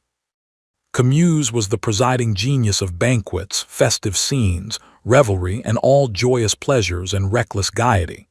He is represented as a young man crowned with flowers, his face heated and flushed with wine, leaning against a post in a half-sleepy and drunken attitude, with a torch falling from his hand. The Camni. The Camni were prophetic nymphs held in high veneration by the ancient Italians. They were 4 in number, the best known of whom are Carmenta and Egeria. Carmenta was celebrated as being the mother of Evander, who led an Arcadian colony into Italy, and founded a town on the river Tiber, which became afterwards incorporated with the city of Rome. Evander is said to have been the first who introduced Greek art and civilization into Italy, and also the worship of Greek divinities. A temple was erected to Carmenta on the Capitoline Hill, and a festival, called the Carmentalia, was celebrated in her honor on the 11th of January. Egeria is said to have initiated Numa Pompilius in the forms of religious worship, which he introduced among his people. She was regarded as the giver of life, and was therefore invoked by women before the birth of their children. The Camni are frequently identified by Roman writers with the Muses, genii. A comforting and assuring belief existed among the Romans that each individual was accompanied through life, from the hour of his birth to that of his death, by a protecting spirit, called his genius, who prompted him to good and noble deeds, and acted towards him as a guardian angel, comforting him in sorrow and guiding him throughout his earthly career. In the course of time, a second genius was believed to exist, of an evil nature, who, as the instigator of all wrongdoing, was ever at war with the beneficent genius, and on the issue of the conflict between these antagonistic influences depended the fate of the individual. The genii were depicted as winged beings, greatly resembling our modern representations of guardian angels. Every state, town, or city possessed its special genius. The sacrifices to the genii consisted of wine, cakes, and incense, which were offered to them on birthdays. The genius which guided a woman was called, after the queen of heaven, Juno. Among the Greeks, beings called demons were regarded as exercising similar functions to those of the Roman genii. They were believed to be the spirits of the righteous race which existed in the Golden Age, who watched over mankind, carrying their prayers to the gods and the gifts of the gods to them. Manes, Lemures, and Lares. The Manes were the spirits of the departed and were of 2 kinds, viz., Lemures and Lares. The Lemures were those Manes who haunted their former abodes on earth as evil spirits, appearing at night under awful forms and hideous shapes, greatly to the alarm of their friends and relatives. They were so feared that a festival called the Lemuralia was celebrated in order to propitiate them. It appears extremely probable that the superstitions with regard to ghosts, haunted houses, and sea, which exist even at the present day, owe their origin to this very ancient pagan source. The Lares familiars were a much more pleasing conception. They were the spirits of the ancestors of each family, who exercised after death a protecting power over the well-being and prosperity of the family to which they had in life belonged. The place of honor beside the hearth was occupied by the statue of the Lar of the house, who was supposed to have been the founder of the family. This statue was the object of profound veneration and was honored on all occasions by every member of the family. A portion of each meal was laid before it, and it was believed to take an active part in all family affairs and domestic events, whether of a sad or joyful nature. Before starting on any expedition, the master of the house saluted the statue of the Lar, and on his return, a solemn thanksgiving was offered to this, the presiding deity of his hearth and home, in grateful acknowledgement of his protection. Whereupon the statue was crowned with garlands of flowers, these being the favorite offerings to the Lares on all occasions of a special family rejoicing. The first act of a bride on entering her new abode was to do homage to the Lar, in the belief that he would exercise over her a protecting influence and shield her from evil. In addition to those above enumerated, there were also public Lares, who were guardians of the state, highroads, country, and sea. Their temples were always open for any pious worshipper to enter, and on their altars public sacrifices were offered for the welfare of the state or city. Penates. The Penates were deities selected by each family, and frequently by its individual members, as a special protector. Various causes led to this selection. If, for instance, a child were born on the festival of Vesta, it was thought that that deity would henceforward act as its special guardian. If a youth possessed great business talents, he adopted Mercury as his tutelary deity. Should he, on the other hand, develop a passion for music, Apollo was selected as his patron god, and so forth. These became regarded as the special divinities of the household. Small images of them adorned the surroundings of the hearth, and honors similar to those paid to the Lares were accorded to them. Just as there were public Lares, so there were public Penates, which were worshipped by the Roman people under the form of two youthful warriors, who, in later times, were regarded as identical with Castor and Pollux. They are generally represented on horseback, with conical caps on their heads and bearing long spears in their hands. Public worship of the ancient Greeks and Romans. Temples. In very remote times the Greeks had no shrines or sanctuaries devoted to public worship, but performed their devotions beneath the vast and boundless canopy of heaven, in the great temple of nature itself. Believing that their divinities throned above the clouds, pious worshippers naturally sought the highest available points in order to place themselves in the closest communion possible with their gods. Hence the summits of high mountains were selected for devotional purposes, and the more exalted the rank and importance of the divinity invoked, the more elevated was the site selected for his or her worship. But the inconvenience attending this mode of worship gradually suggested the idea of erecting edifices, which would afford means of shelter from the inclemency of the weather. These structures were, in the first instance, of the most simple form and without decoration. But when, with the progress of civilization, the Greeks became a wealthy and powerful people, temples were built and adorned with the greatest splendor and magnificence, talent, labor, and wealth being lavished unsparingly on their erection and decoration. Indeed, so massively were they constructed that some of them have, to a certain extent, withstood the ravages of time. The city of Athens especially contains numerous remains of these buildings of antiquity.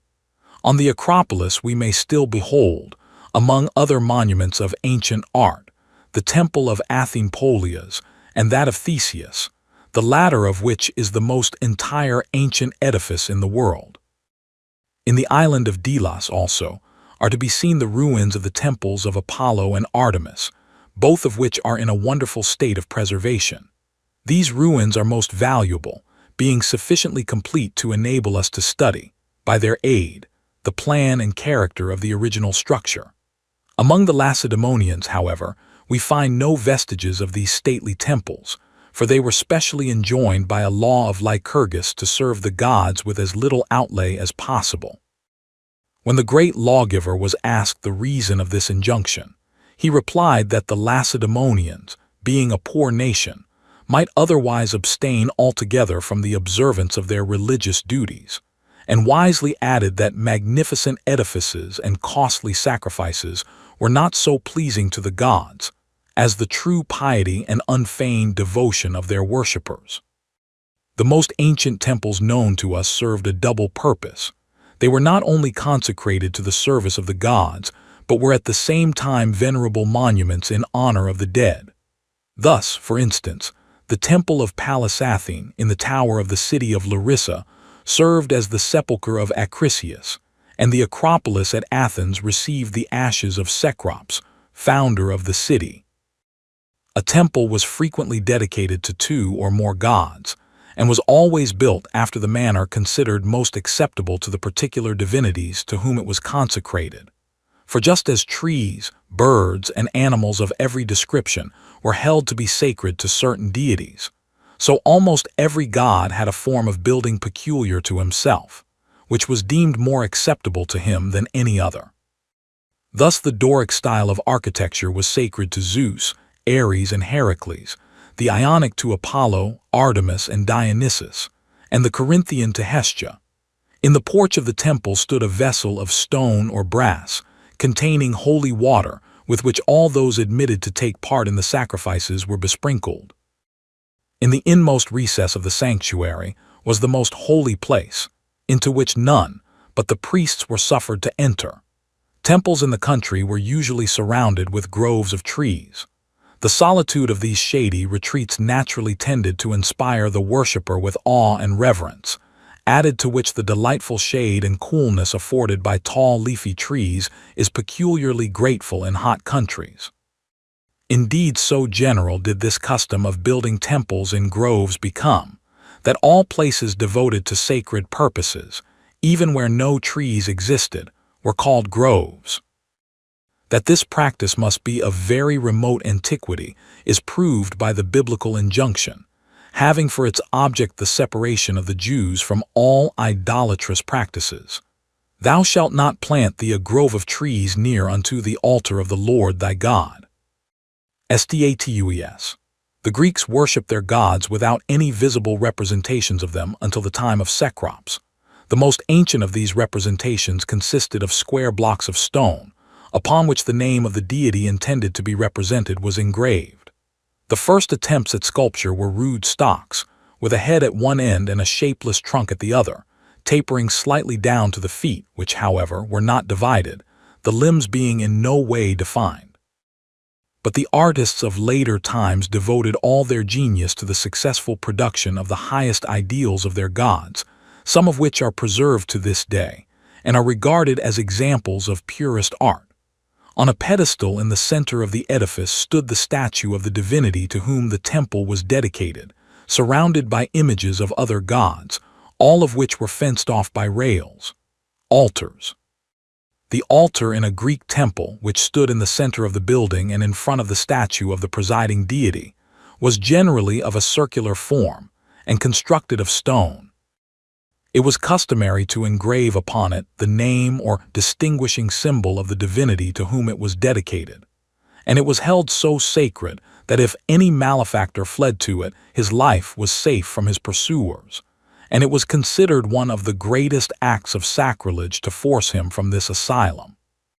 The most ancient altars were adorned with horns, which in former times were emblems of power and dignity, as wealth, and consequently importance, consisted among most primitive nations in flocks and herds.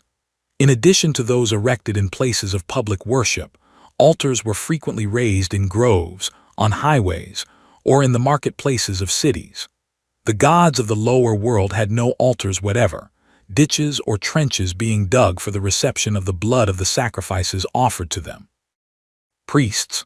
In ancient times, the priests were recognized as a special social caste, and were distinguished not only by their sacerdotal vestments, but also by their piety, wisdom, and blameless life. They were the chosen mediators between gods and men, and offered prayers and sacrifices in the name of the people, whom they also instructed as to what vows, gifts, and offerings would be most acceptable to the gods. Every deity had a different order of priests consecrated to his worship, and in every place a high priest was appointed, whose duty it was to superintend the rest of his order, and also to carry out the more sacred rites and religious observances. Priests and priestesses were permitted to marry, but not a second time. Some, however, voluntarily adopted a life of celibacy. Sacrifices. There is no doubt that a feeling of gratitude to the gods for their protecting care, and the abundance with which they were believed to bless mankind, has induced men of all nations and in all countries to feel a desire to sacrifice to their divinities some portion of the gifts so generously lavished upon them. Among the Greeks, sacrifices were of various kinds. They consisted of freewill offerings, propitiatory offerings, and freewill offerings were grateful acknowledgments for benefits received, and usually consisted of the first fruits of the field, or the finest of the flocks and herds, which were required to be without spot or blemish. Propitiatory offerings were brought with the object of appeasing the anger of the gods. In addition to those above enumerated, sacrifices were made, either with a view of obtaining success in an enterprise about to be undertaken, or in fulfillment of a vow, or at the command of an oracle. Every sacrifice was accompanied by salt and also by a libation, which usually consisted of wine, the cup being always filled to the brim, indicating that the offering was made without stint. When sacrificing to the infernal gods, the cup containing the libation was filled with blood. The animals offered to the Olympian divinities were white, whilst those to the gods of the lower world were black. When a man offered a special sacrifice for himself or his family, it partook of the nature of his occupation. Thus a shepherd brought a sheep, a vine grower his grapes, and so forth. But in the case of public sacrifices, the supposed individuality of the deity was always consulted. For instance, to Demeter a sow was offered, because that animal is apt to root up the seed corn. To Dionysus a goat, on account of its being destructive to vineyards, and the value of offerings depended greatly upon the position of the individual, it being regarded as a contempt of the gods for a rich man to bring a sordid offering, whilst from a poor man the smallest oblation was considered acceptable. Hecatombs consisted of 100 animals, and were offered by entire communities, or by wealthy individuals who either desired, or had obtained some special favor from the gods. When a sacrifice was to be offered, a fire was kindled on the altar, into which wine and frankincense were poured, in order to increase the flame. In very ancient times, the victim was laid upon the altar and burned whole, but after the time of Prometheus portions only of the shoulders, thighs, entrails, and were sacrificed, the remainder becoming the perquisites of the priests. The officiating priests wore a crown composed of the leaves of the tree sacred to the deity they invoked. Thus, when sacrificing to Apollo, the crowns were of laurel, when to Heracles of poplar. This practice of wearing crowns was, at a later period, adopted by the general public at banquets and other festivities. On occasions of special solemnity, the horns of the victim were overlaid with gold, and the altars decked with flowers and sacred herbs.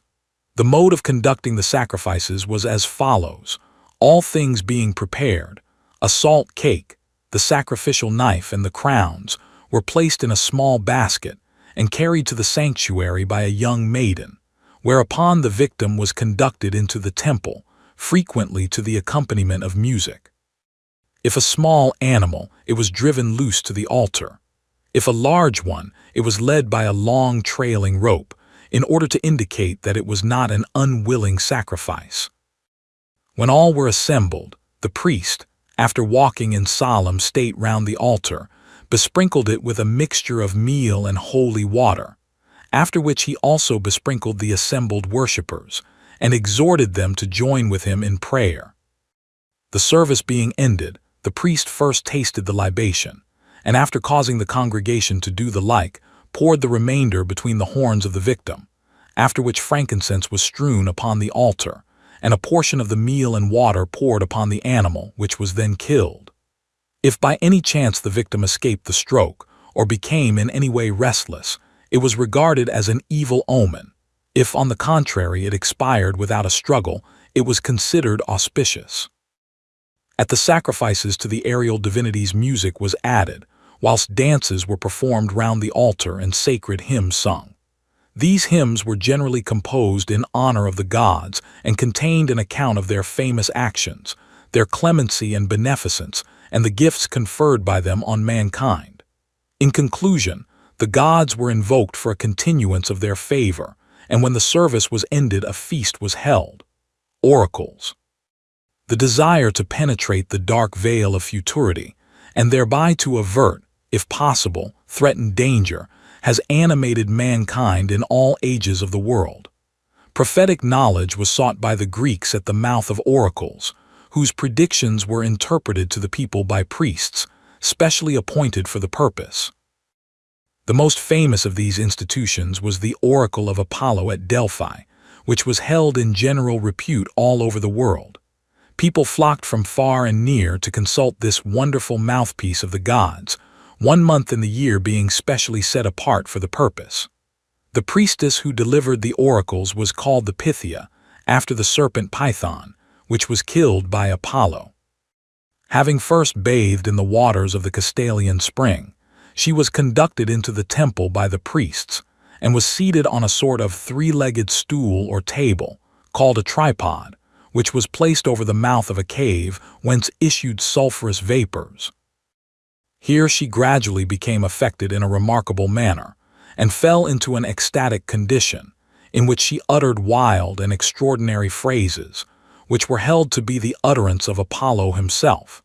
These the priests interpreted to the people, but in most cases in so ambiguous a manner that the fulfillment of the prediction could not easily be disputed. During the ceremony, clouds of incense filled the temple and hid the priestess from the view of the uninitiated, and at its conclusion she was reconducted, in a fainting condition, to her cell. The following is a striking instance of the ambiguity of oracular predictions. Croesus, the rich king of Lydia, before going to war with Cyrus, king of Persia, consulted an oracle as to the probable success of the expedition. The reply he received was that if he crossed a certain river he would destroy a great empire. Interpreting the response as being favorable to his design, Croesus crossed the river and encountered the Persian king, by whom he was entirely defeated. And his own empire being destroyed, the prediction of the oracle was said to have been fulfilled. Soothsayers.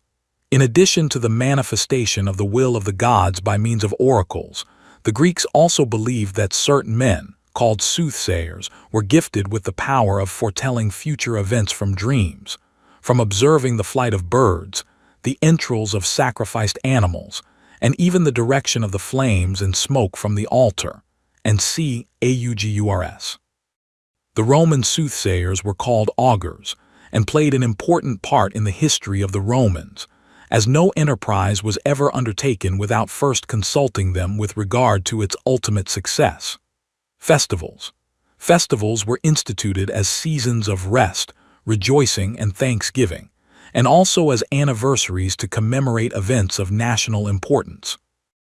The most ancient festivals were those held after the ingathering of the harvest or vintage, and were celebrated with rejoicings and merrymakings, which lasted many days, during which time the first fruits of the fields were offered to the gods, accompanied by prayers and thanksgiving.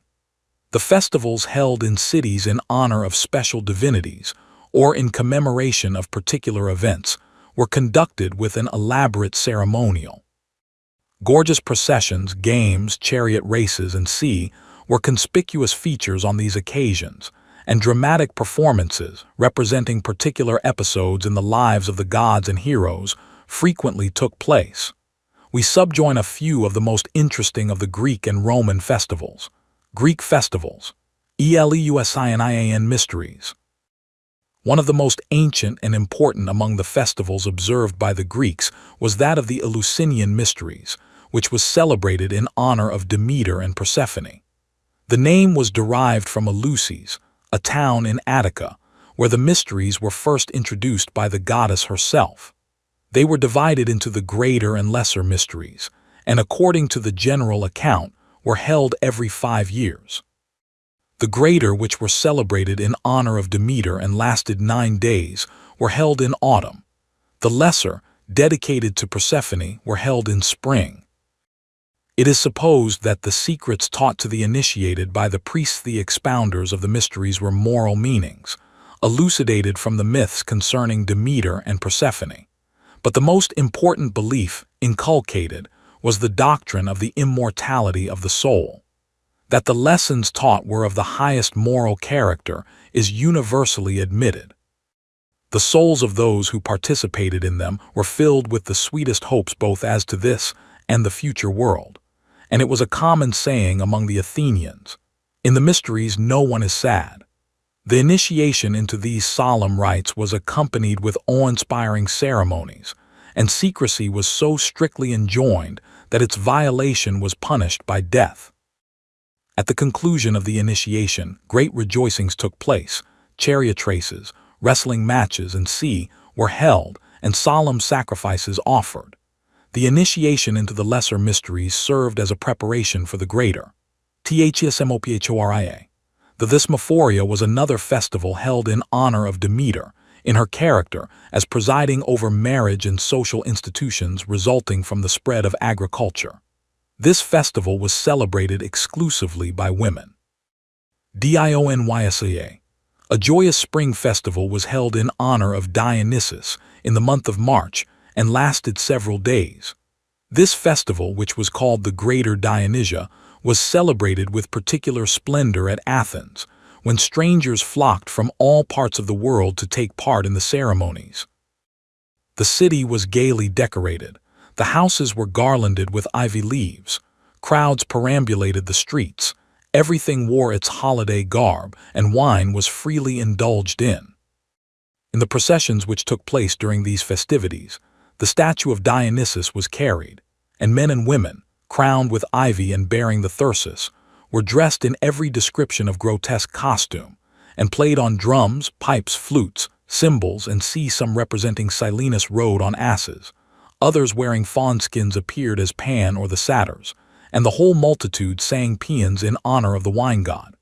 Public shows, games, and sports took place, and the entire city was full of revelry. What lent additional interest to these festivals was the custom of introducing new comedies and tragedies to the public, representations of which were given, and prizes awarded to those which elicited the greatest admiration. The lesser Dionysia were vintage festivals, celebrated in rural districts in the month of November, and were characterized by drinking, feasting, and joviality of all kinds. In connection with some of the festivals in honor of Dionysus were certain mystic observances, into which only women, called Menads or Bacchantes, were initiated. Clad in fawn skins, they assembled by night on the mountain sides, some carrying blazing torches, others theosy, and all animated with religious enthusiasm and frenzy.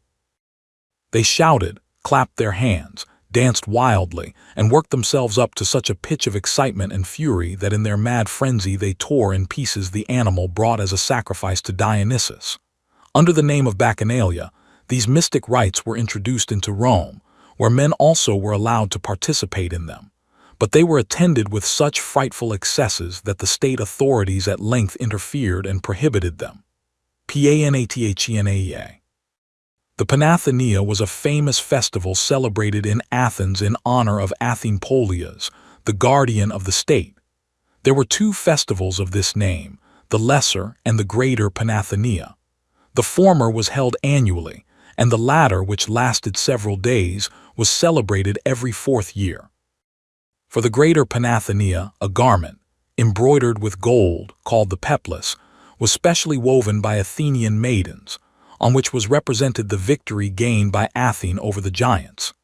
This garment was suspended to the mast of a ship which stood outside the city, and during the festival, which was characterized by a grand procession, the ship was impelled forward by means of invisible machinery, and formed the most conspicuous feature of the pageant. The whole population, bearing olive branches in their hands, took part in the procession, and amidst music and rejoicings, this imposing pageant wended its way to the temple of Athene Polias, where the peplos was deposited on the statue of the goddess. At this festival, Homer's poems were declaimed aloud, and poets also introduced their own works to the public. Musical contests, foot and horse races, and wrestling matches were held, and dances were performed by boys in armor. Men who had deserved well of their country were presented at the festival with a crown of gold, and the name of the person so distinguished was announced publicly by a herald. The victors in the races and athletic games received, as a prize, a vase of oil, supposed to have been extracted from the fruit of the sacred olive tree of Athene. Daphneporia. The Daphnephoria was celebrated at Thebes in honor of Apollo every 9th year. The distinguishing feature of this festival was a procession to the temple of Apollo, in which a young priest of noble descent, splendidly attired and wearing a crown of gold, was preceded by a youth, carrying an emblematical representation of the sun, moon, stars, and days of the year, and followed by beautiful maidens bearing laurel branches and singing hymns in honor of the god. Roman festivals. Saturnalia. The Saturnalia, a national festival held in December in honor of Saturn, was celebrated after the ingathering of the harvest and lasted several days. It was a time of universal rejoicing, cessation from labor and merrymaking. School children had holidays, friends sent presents to each other, the law courts were closed, and no business was transacted. Crowds of people from the surrounding country flocked to Rome for this festival attired in every variety of masquerade dress. Practical jokes were given and received with the utmost good humor. Shouts of exultation filled the air. All classes abandoned themselves to enjoyment, and unrestrained hilarity reigned supreme. Social distinctions were for a time suspended or even reversed, and so heartily was the spirit of this festival entered into that masters waited upon their slaves at banquets which they provided for them, the slaves being dressed upon these occasions in the garments of their masters. There appears little doubt that the modern carnival is a survival of the ancient Saturnalia. Ceres.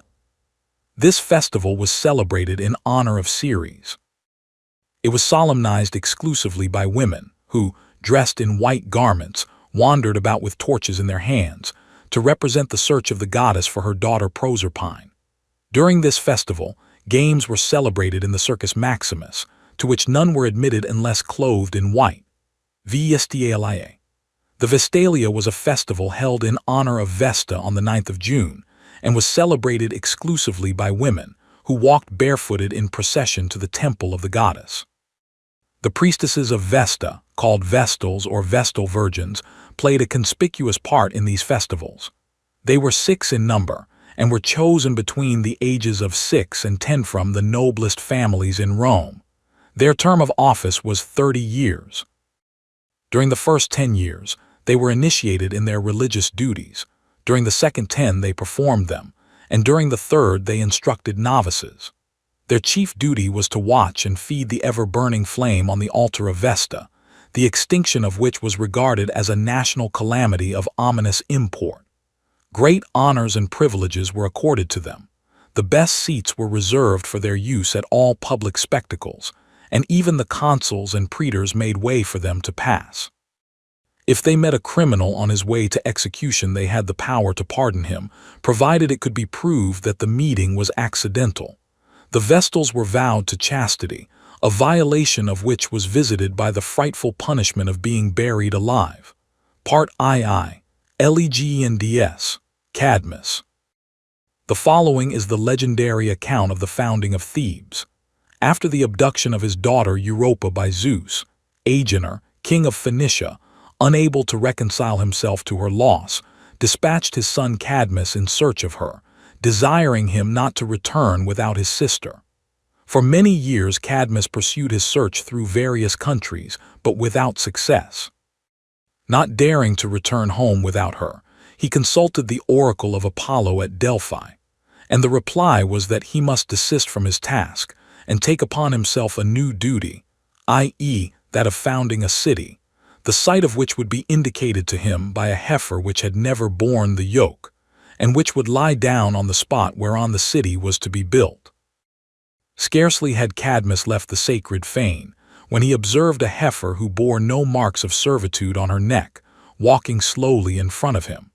He followed the animal for a considerable distance, until at length, on the site where Thebes afterwards stood, she looked towards heaven and, gently lowing, lay down in the long grass. Grateful for this mark of divine favor, Cadmus resolved to offer up the animal as a sacrifice, and accordingly sent his followers to fetch water for the libation from a neighboring spring.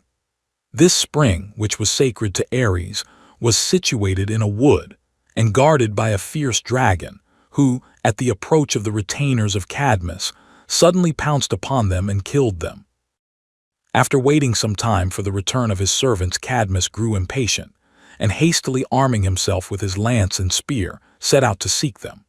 On reaching the spot, the mangled remains of his unfortunate followers met his view, and near them he beheld the frightful monster, dripping with the blood of his victims. Seizing a huge rock, the hero hurled it with all his might upon the dragon, but protected by his tough black skin and steely scales as by a coat of mail, he remained unhurt. Cadmus now tried his lance, and with more success, for it pierced the side of the beast, who, furious with pain, sprang at his adversary, when Cadmus, leaping aside, succeeded in fixing the point of his spear within his jaws, which final stroke put an end to the encounter. While Cadmus stood surveying his vanquished foe, Pallas Athene appeared to him, and commanded him to sow the teeth of the dead dragon in the ground. He obeyed, and out of the furrows there arose a band of armed men, who at once commenced to fight with each other, until all except 5 were killed. These last surviving warriors made peace with each other, and it was with their assistance that Cadmus now built the famous city of Thebes. In later times, the noblest Theban families proudly claimed their descent from these mighty earth-born warriors. Ares was furious with rage when he discovered that Cadmus had slain his dragon, and would have killed him had not Zeus interfered, and induced him to mitigate his punishment to that of servitude for the term of 8 years. At the end of that time, the god of war became reconciled to Cadmus, and in token of his forgiveness, bestowed upon him the hand of his daughter Harmonia in marriage. Their nuptials were almost as celebrated as those of Peleus and Thetis. All the gods honored them with their presence, and offered rich gifts and congratulations. Cadmus himself presented his lovely bride with a splendid necklace fashioned by Hephaestus, which, however, after the death of Harmonia, always proved fatal to its possessor. The children of Cadmus and Harmonia were 1 son, Polydorus, and 4 daughters, Autono, Ino, Semele, and Agave. For many years the founder of Thebes reigned happily, but at length a conspiracy was formed against him, and he was deprived of his throne by his grandson Pentheus. Accompanied by his faithful wife Harmonia, he retired into Illyria, and after death they were both changed by Zeus into serpents and transferred to Elysium. Perseus, one of the most renowned of the legendary heroes of antiquity, was the son of Zeus and Danae, daughter of Acrisius, king of Argos. An oracle having foretold to Acrisius that a son of Danae would be the cause of his death, he imprisoned her in a tower of brass in order to keep her secluded from the world. Zeus, however, descended through the roof of the tower in the form of a shower of gold, and the lovely Danae became his bride. For 4 years Acrisius remained in ignorance of this union, but one evening as he chanced to pass by the brazen chamber, he heard the cry of a young child proceeding from within, which led to the discovery of his daughter's marriage with Zeus. Enraged at finding all his precautions unavailing, Acrisius commanded the mother and child to be placed in a chest and thrown into the sea. But it was not the will of Zeus that they should perish. He directed Poseidon to calm the troubled waters and caused the chest to float safely to the island of Seriphus. Dictys, brother of Polydex, king of the island, was fishing on the seashore when he saw the chest stranded on the beach, and pitying the helpless condition of its unhappy occupants, he conducted them to the palace of the king, where they were treated with the greatest kindness. Polydex eventually became united to Danae, and bestowed upon Perseus an education befitting a hero. When he saw his stepson develop into a noble and manly youth he endeavored to instill into his mind a desire to signalize himself by the achievement of some great and heroic deed. And after mature deliberation, it was decided that the slaying of the Gorgon Medusa would bring him the greatest renown. For the successful accomplishment of his object, it was necessary for him to be provided with a pair of winged sandals, a magic wallet, and the helmet of Hades, which rendered the wearer invisible, all of which were in the keeping of the nymphs, the place of whose abode was known only to the Greeks. Perseus started on his expedition, and guided by Hermes and Pallas Athene, arrived after a long journey in the far-off region on the borders of Oceanus, where dwelt the Greeks, daughters of Phorcys and Ceto. He at once applied to them for the necessary information, and on their refusing to grant it, he deprived them of their single eye and tooth, which he only restored to them when they gave him full directions with regard to his route. He then proceeded to the abode of the nymphs, from whom he obtained the objects indispensable for his purpose. Equipped with the magic helmet and wallet, and armed with a sickle, the gift of Hermes, he attached to his feet the winged sandals, and flew to the abode of the Gorgons, whom he found fast asleep. Now, as Perseus had been warned by his celestial guides that whoever looked upon these weird sisters would be transformed into stone, he stood with averted face before the sleepers, and caught on his bright metal shield their triple image. Then, guided by Pallas Athene, he cut off the head of the Medusa, which he placed in his wallet. No sooner had he done so than from the headless trunk there sprang forth the winged steed Pegasus, and Chrysaor, the father of the winged giant Geryon. He now hastened to elude the pursuit of the two surviving sisters, who, aroused from their slumbers, eagerly rushed to avenge the death of their sister. His invisible helmet and winged sandals here stood him in good stead, for the former concealed him from the view of the Gorgons, whilst the latter bore him swiftly over land and sea, far beyond the reach of pursuit. In passing over the burning plains of Libya, the drops of blood from the head of the Medusa oozed through the wallet, and falling on the hot sands below produced a brood of many-colored snakes, which spread all over the country. Perseus continued his flight until he reached the kingdom of Atlas, of whom he begged rest and shelter. But as this king possessed a valuable orchard, in which every tree bore golden fruit, he was fearful lest the slayer of the Medusa might destroy the dragon which guarded it, and then rob him of his treasures. He therefore refused to grant the hospitality which the hero demanded, whereupon Perseus, exasperated at the churlish repulse, produced from his wallet the head of the Medusa, and holding it towards the king, transformed him into a stony mountain. Beard and hair erected themselves into forests, shoulders, hands, and limbs became huge rocks, and the head grew up into a craggy peak which reached into the clouds. Perseus then resumed his travels. His winged sandals bore him over deserts and mountains, until he arrived at Ethiopia, the kingdom of King Cepheus. Here he found the country inundated with disastrous floods, towns and villages destroyed, and everywhere signs of desolation and ruin. On a projecting cliff close to the shore, he beheld a lovely maiden chained to a rock. This was Andromeda, the king's daughter. Her mother Cassiopeia, having boasted that her beauty surpassed that of the Nereids, the angry sea nymphs appealed to Poseidon to avenge their wrongs, whereupon the sea god devastated the country with a terrible inundation, which brought with it a huge monster who devoured all that came in his way. In their distress, the unfortunate Ethiopians applied to the oracle of Jupiteramen in the Libyan desert, and obtained the response that only by the sacrifice of the king's daughter to the monster could the country and people be saved. Cepheus, who was tenderly attached to his child, at first refused to listen to this dreadful proposal, but overcome at length by the prayers and solicitations of his unhappy subjects, the heartbroken father gave up his child for the welfare of his country.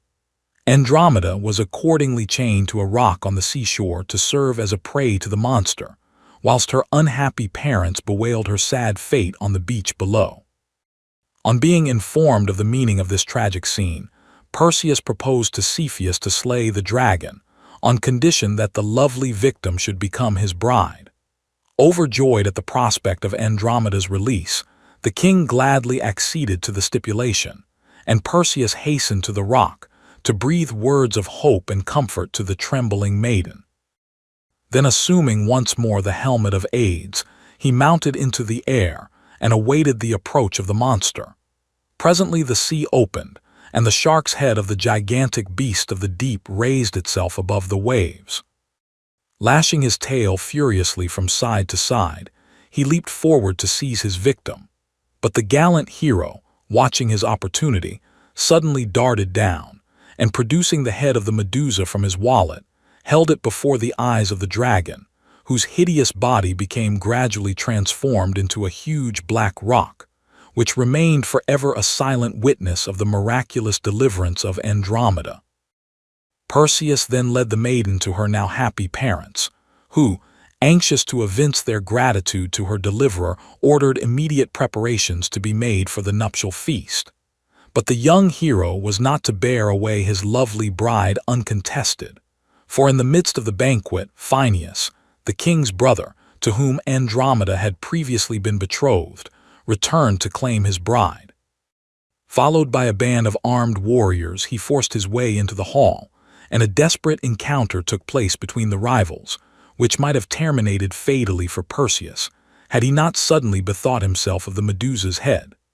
Calling to his friends to avert their faces, he drew it from his wallet and held it before Phineus and his formidable bodyguard, whereupon they all stiffened into stone.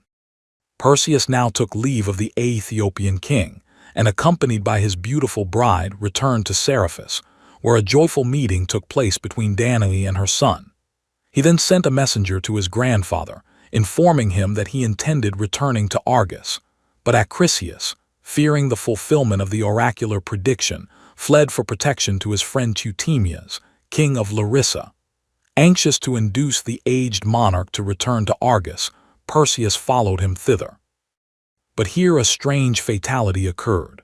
Whilst taking part in some funereal games, celebrated in honor of the king's father, Perseus, by an unfortunate throw of the discus, accidentally struck his grandfather, and thereby was the innocent cause of his death.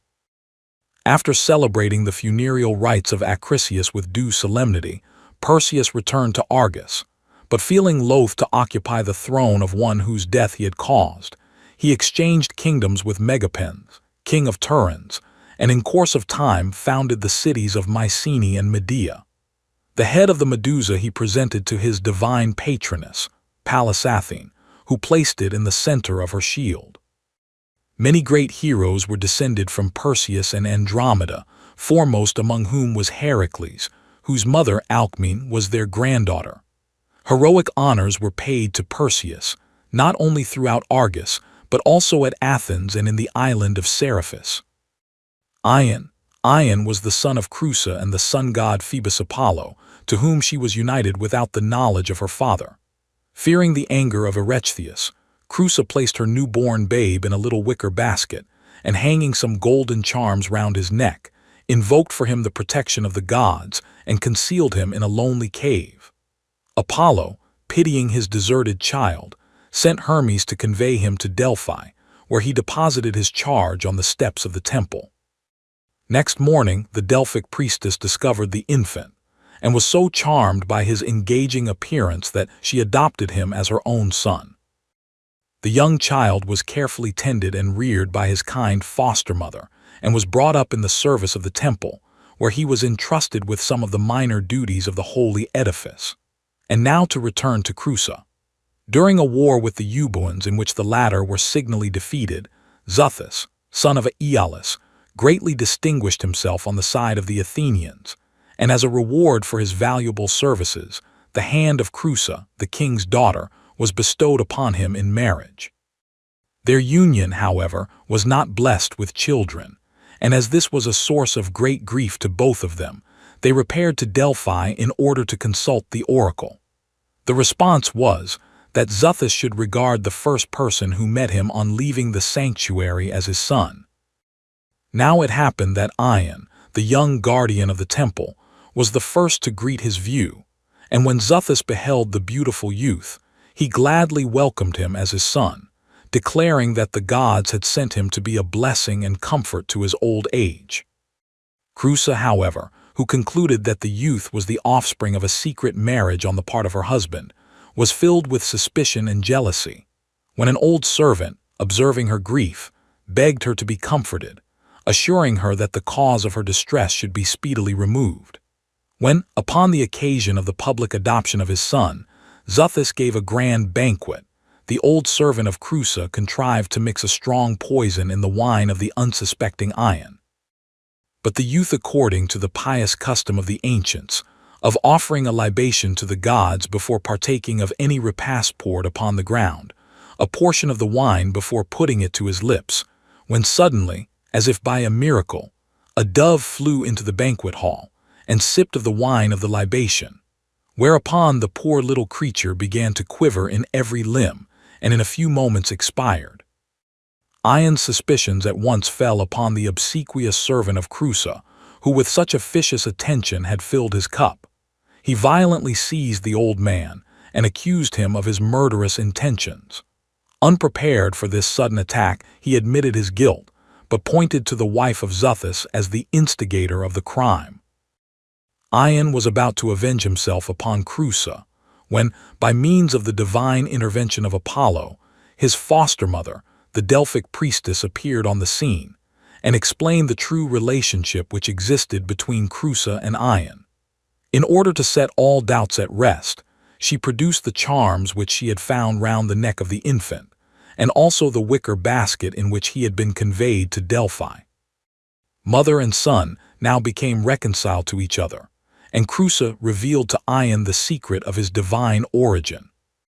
The priestess of Delphi foretold that he would become the father of a great nation, called after him the Ionians, and also that Xuthus and Creusa would have a son called Doris, who would be the progenitor of the Dorian people, both of which predictions were in due time verified.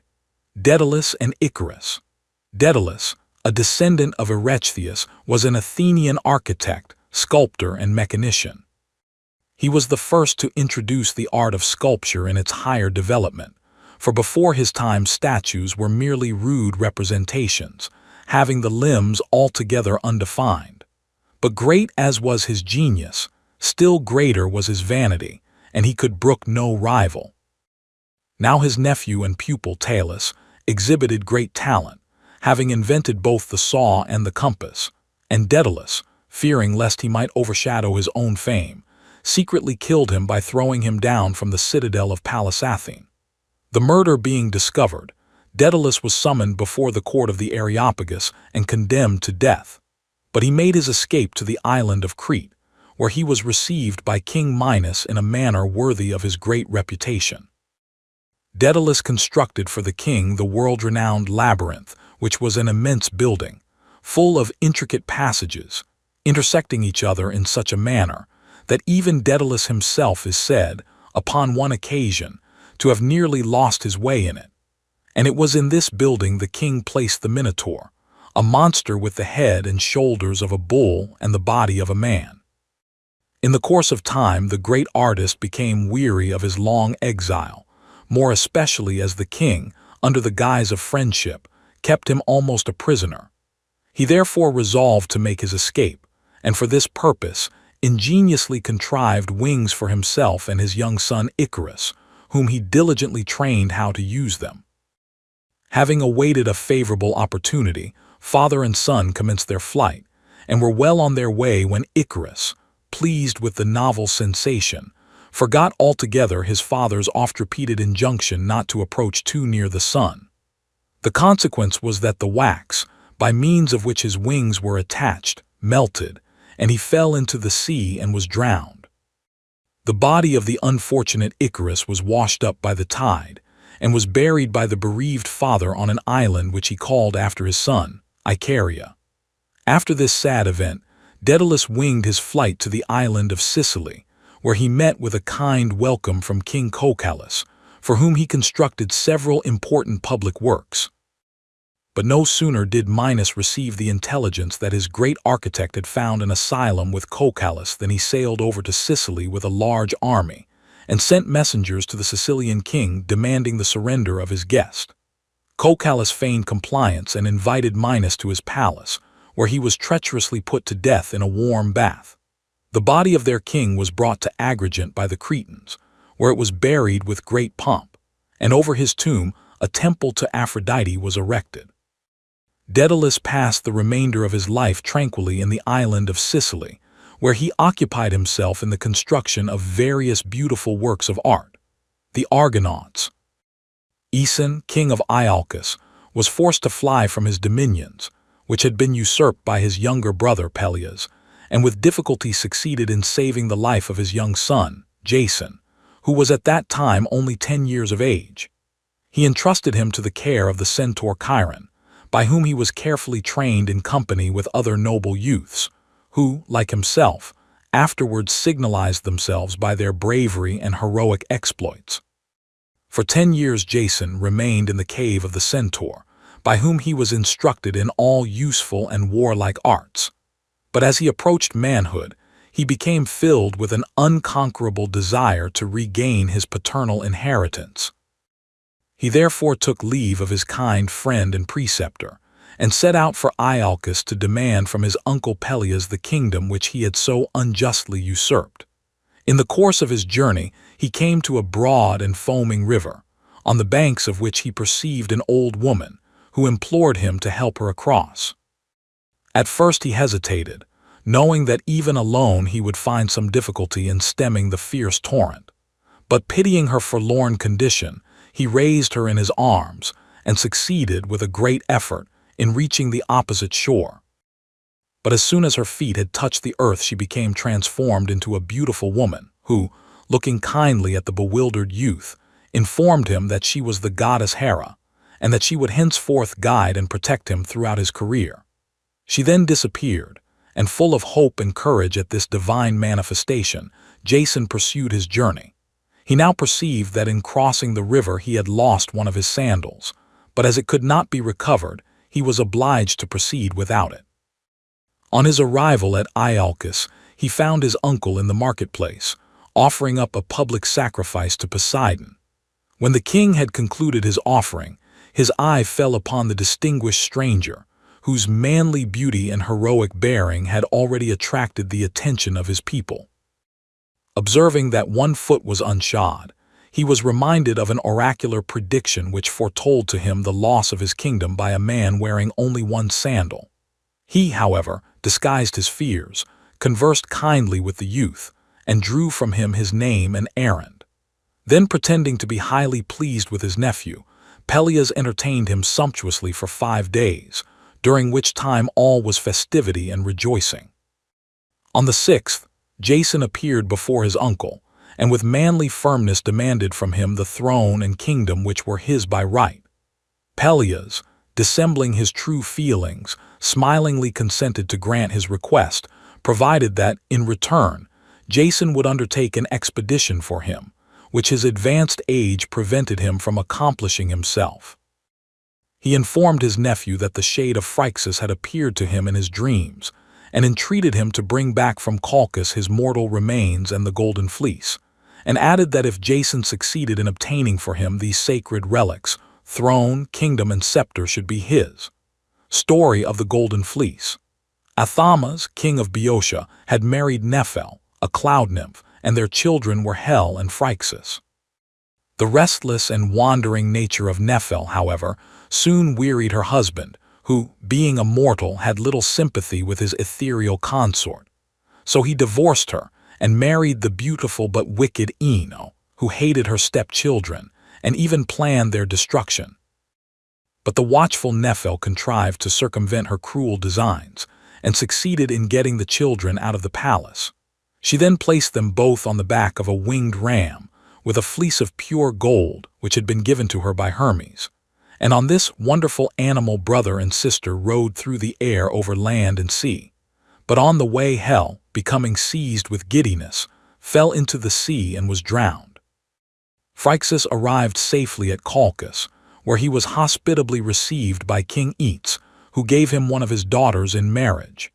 In gratitude to Zeus for the protection accorded him during his flight, Phrixus sacrificed to him the golden ram, whilst the fleece he presented to Aetes, who nailed it up in the grove of Ares and dedicated it to the god of war. An oracle having declared that the life of each depended on the safekeeping of the fleece, he carefully guarded the entrance to the grove by placing before it an immense dragon, which never slept. Building and launch of the Argo. We will now return to Jason, who eagerly undertook the perilous expedition proposed to him by his uncle, who, well aware of the dangers attending such an enterprise, hoped by this means to rid himself forever of the unwelcome intruder. Jason accordingly began to arrange his plans without delay, and invited the young heroes whose friendship he had formed whilst under the care of Chiron to join him in the perilous expedition. None refused the invitation, all feeling honored at being allowed the privilege of taking part in so noble and heroic an undertaking. Jason now applied to Argus, one of the cleverest shipbuilders of his time, who, under the guidance of Pallas Athene, built for him a splendid 50-oared galley, which was called the Argo, after the builder. In the upper deck of the vessel, the goddess had embedded a board from the speaking oak of the oracle of Zeus at Dodona, which ever retained its powers of prophecy. The exterior of the ship was ornamented with magnificent carvings, and the whole vessel was so strongly built that it defied the power of the winds and waves, and was, nevertheless, so light that the heroes, when necessary, were able to carry it on their shoulders. When the vessel was completed, the Argonauts assembled, and their places were distributed by lot. Jason was appointed commander-in-chief of the expedition, Tiphys acted as steersman, Lynceus as pilot. In the bow of the vessel sat the renowned hero Heracles, in the stern, Peleus and Telamon. In the inner space were Castor and Pollux, Neleus, Admetus, Meleager, Orpheus, Menoctius, Theseus and his friend Pirithous, Hylas, Euphemus, Oileus, Zetes and Calais, Idmon the seer. Mopsus. Before their departure, Jason offered a solemn sacrifice to Poseidon and all the other sea deities. He also invoked the protection of Zeus and the Fates, and then Mopsus having taken the auguries and found them auspicious, the heroes stepped on board. And now a favorable breeze having sprung up, they take their allotted places, the anchor is weighed, and the ship glides like a bird out of the harbor into the waters of the great sea. Arrival at Lemnos. The Argo, with her brave crew of 50 heroes, was soon out of sight, and the sea breeze only wafted to the shore a faint echo of the sweet strains of Orpheus. For a time all went smoothly, but the vessel was soon driven, by stress of weather, to take refuge in a harbor in the island of Lemnos. This island was inhabited by women only, who, the year before, in a fit of mad jealousy, had killed all the male population of the island, with the exception of the father of their queen, Hypsipyle. As the protection of their island now devolved upon themselves, they were always on the lookout for danger. When, therefore, they sighted the Argo from afar, they armed themselves and rushed to the shore, determined to repel any invasion of their territory. On arriving in port, the Argonauts, astonished at beholding an armed crowd of women, dispatched a herald in one of their boats, bearing the staff of peace and friendship. Hypsipyle, the queen, proposed that food and presents should be sent to the strangers, in order to prevent their landing, but her old nurse, who stood beside her, suggested that this would be a good opportunity to provide themselves with noble husbands, who would act as their defenders, and thus put an end to their constant fears. Hypsipyle listened attentively to the advice of her nurse, and after some consultation, decided to invite the strangers into the city. Robed in his purple mantle, the gift of Pallas Athene, Jason, accompanied by some of his companions, stepped on shore, where he was met by a deputation consisting of the most beautiful of the Lemnian women, and as commander of the expedition, was invited into the palace of the queen. When he appeared before Hypsipyle, she was so struck with his godlike and heroic presence that she presented him with her father's scepter, and invited him to seat himself on the throne beside her. Jason thereupon took up his residence in the royal castle, whilst his companions scattered themselves through the town, spending their time in feasting and pleasure. Heracles, with a few chosen comrades, alone remained on board, From day to day their departure was delayed, and the Argonauts in their new life of dissipation had almost forgotten the object of the expedition, when Heracles suddenly appeared amongst them, and at last recalled them to a sense of their duty. Giants and Dolions. The Argonauts now pursued their voyage, till contrary winds drove them towards an island, inhabited by the Dolions, whose king Cyzicus received them with great kindness and hospitality. The Dolions were descendants of Poseidon, who protected them against the frequent attacks of their fierce and formidable neighbors, the earth-born giants monsters with 6 arms. Whilst his companions were attending a banquet given by King Cyzicus, Heracles, who, as usual, had remained behind to guard the ship, observed that these giants were busy blocking up the harbor with huge rocks. He at once realized the danger, and attacking them with his arrows succeeded in considerably thinning their numbers. Then, assisted by the heroes, who at length came to his aid, he effectually destroyed the remainder. The Argo now steered out of the harbor and set sail, but in consequence of a severe storm which arose at night, was driven back once more to the shores of the kindly Dolions. Unfortunately, however, owing to the darkness of the night, the inhabitants failed to recognize their former guests, and mistaking them for enemies, commenced to attack them. Those who had so recently parted as friends were now engaged in mortal combat, and in the battle which ensued, Jason himself pierced to the heart his friend King Cyzicus, whereupon the Dolions, being deprived of their leader, fled to their city and closed the gates. When morning dawned and both sides perceived their error, they were filled with the deepest sorrow and remorse, and for 3 days the heroes remained with the Dolions, celebrating the funereal rites of the slain, with every demonstration of mourning and solemnity. Heracles left behind. The Argonauts once more set sail, and after a stormy voyage arrived at Mysia, where they were hospitably received by the inhabitants, who spread before them plentiful banquets and sumptuously regaled them. While his friends were feasting, Heracles, who had declined to join them, went into the forest to seek a fir tree which he required for an oar, and was missed by his adopted son Hylas, who set out to seek him. When the youth arrived at a spring in the most secluded part of the forest, the nymph of the fountain was so struck by his beauty that she drew him down beneath the waters, and he was seen no more. Polyphemus, one of the heroes who happened to be also in the forest, heard his cry for help, and on meeting Heracles informed him of the circumstance. They at once set out in search of the missing youth, no traces of whom were to be found, and whilst they were engaged looking for him, the Argo set sail and left them behind. The ship had proceeded some distance before the absence of Heracles was observed.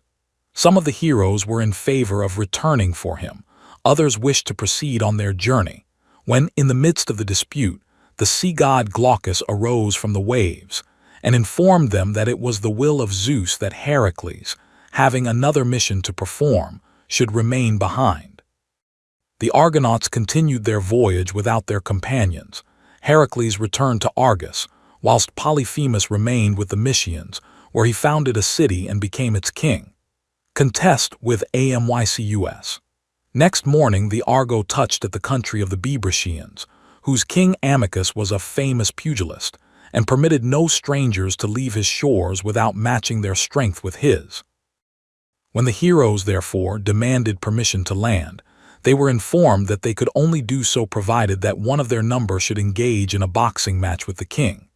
Pollux, who was the best pugilist in Greece, was selected as their champion, and a contest took place, which, after a tremendous struggle, proved fatal to Amycus, who had hitherto been victorious in all similar encounters. Phyneus and the Harpies. They now proceeded towards Bithynia, where reigned the blind old prophet King Phineus, son of Agenor. Phineus had been punished by the gods with premature old age and blindness for having abused the gift of prophecy. He was also tormented by the Harpies, who swooped down upon his food, which they either devoured or so defiled as to render it unfit to be eaten. This poor old man, trembling with the weakness of age and faint with hunger, appeared before the Argonauts, and implored their assistance against his fiendish tormentors, whereupon Zetes and Calais, the winged sons of Boreas, recognizing in him the husband of their sister Cleopatra, affectionately embraced him and promised to rescue him from his painful position. The heroes prepared a banquet on the seashore, to which they invited Phineus, but no sooner had he taken his place than the Harpies appeared and devoured all the viands. Zetes and Calais now rose up into the air, drove the Harpies away, and were pursuing them with drawn swords, when Iris, the swift-footed messenger of the gods, appeared, and desired them to desist from their work of vengeance, promising that Phineus should be no longer molested. Freed at length from his tormentors, the old man sat down and enjoyed a plentiful repast with his kind friends the Argonauts, who now informed him of the object of their voyage. In gratitude for his deliverance, Phineus gave them much useful information concerning their journey, and not only warned them of the manifold dangers awaiting them, but also instructed them how they might be overcome. Passage of the Symplegades. After a fortnight's sojourn in Bithynia, the Argonauts once more set sail, but had not proceeded far on their course, when they heard a fearful and tremendous crash. This was caused by the meeting of two great rocky islands, called the Symplegades, which floated about in the sea, and constantly met and separated. Before leaving Bithynia, the blind old seer, Phineus, had informed them that they would be compelled to pass between these terrible rocks, and he instructed them how to do so with safety. As they now approached the scene of danger, they remembered his advice and acted upon it. Typhus, the steersman, stood at the helm, whilst Euphemus held in his hand a dove ready to be let loose, for Phineus had told them that if the dove ventured to fly through, they might safely follow. Euphemus now dispatched the bird, which passed swiftly through the islands, yet not without losing some of the feathers of her tail, so speedily did they reunite. Seizing the moment when the rocks once more separated, the Argonauts worked at their oars with all their might and achieved the perilous passage in safety. After the miraculous passage of the Argo, the Symplegades became permanently united and attached to the bottom of the sea. The Stymplegades. The Argo pursued her course along the southern coast of the Pontus and arrived at the island of Aretias, which was inhabited by birds, who, as they flew through the air, discharged from their wings feathers sharp as arrows. As the ship was gliding along, Oileus was wounded by one of these birds, whereupon the Argonauts held a council, and by the advice of Amphidamas, an experienced hero, all put on their helmets and held up their glittering shields, uttering at the same time such fearful cries that the birds flew away in terror, and the Argonauts were enabled to land with safety on the island. Here they found 4 shipwrecked youths, who proved to be the sons of Phrixus, and were greeted by Jason as his cousins. On ascertaining the object of the expedition, they volunteered to accompany the Argo, and to show the heroes the way to Colchis. They also informed them that the Golden Fleece was guarded by a fearful dragon, that King Eets was extremely cruel, and, as the son of Apollo, was possessed of superhuman strength. Arrival at Colchis. Taking with them the 4 newcomers, they journeyed on, and soon came in sight of the snow-capped peaks of the Caucasus, when towards evening the loud flapping of wings was heard overhead. It was the giant eagle of Prometheus on his way to torture the noble and long-suffering Titan, whose fearful groans soon afterwards fell upon their ears. That night they reached their journey's end, and anchored in the smooth waters of the river Phases. On the left bank of this river they beheld Ceuta, the capital of Colchis, and on their right a wide field and the sacred grove of Ares, where the Golden Fleece, suspended from a magnificent oak tree, was glittering in the sun. Jason now filled a golden cup with wine, and offered a libation to Mother Earth, the gods of the country, and the shades of those of the heroes who had died on the voyage. Next morning a council was held, in which it was decided that before resorting to forcible measures, kind and conciliatory overtures should first be made to King Eets in order to induce him to resign the Golden Fleece. It was arranged that Jason, with a few chosen companions, should proceed to the royal castle, leaving the remainder of the crew to guard the Argo. Accompanied, therefore, by Telamon and Augeas, and the 4 sons of Phrixus, he set out for the palace. When they arrived in sight of the castle, they were struck by the vastness and massiveness of the building, at the entrance to which sparkling fountains played in the midst of luxuriant and park-like gardens. Here the king's daughters, Chalciope and Medea, who were walking in the grounds of the palace, met them. The former, to her great joy, recognized in the youths who accompanied the hero her own long-lost sons, whom she had mourned as dead, whilst the young and lovely Medea was struck with the noble and manly form of Jason. The news of the return of the sons of Phrixus soon spread through the palace, and brought each himself to the scene, whereupon the strangers were presented to him, and were invited to a banquet which the king ordered to be prepared in their honor. All the most beautiful ladies of the court were present at this entertainment, but in the eyes of Jason none could compare with the king's daughter, the young and lovely Medea. When the banquet was ended, Jason related to the king his various adventures, and also the object of his expedition, with the circumstances which had led to his undertaking it.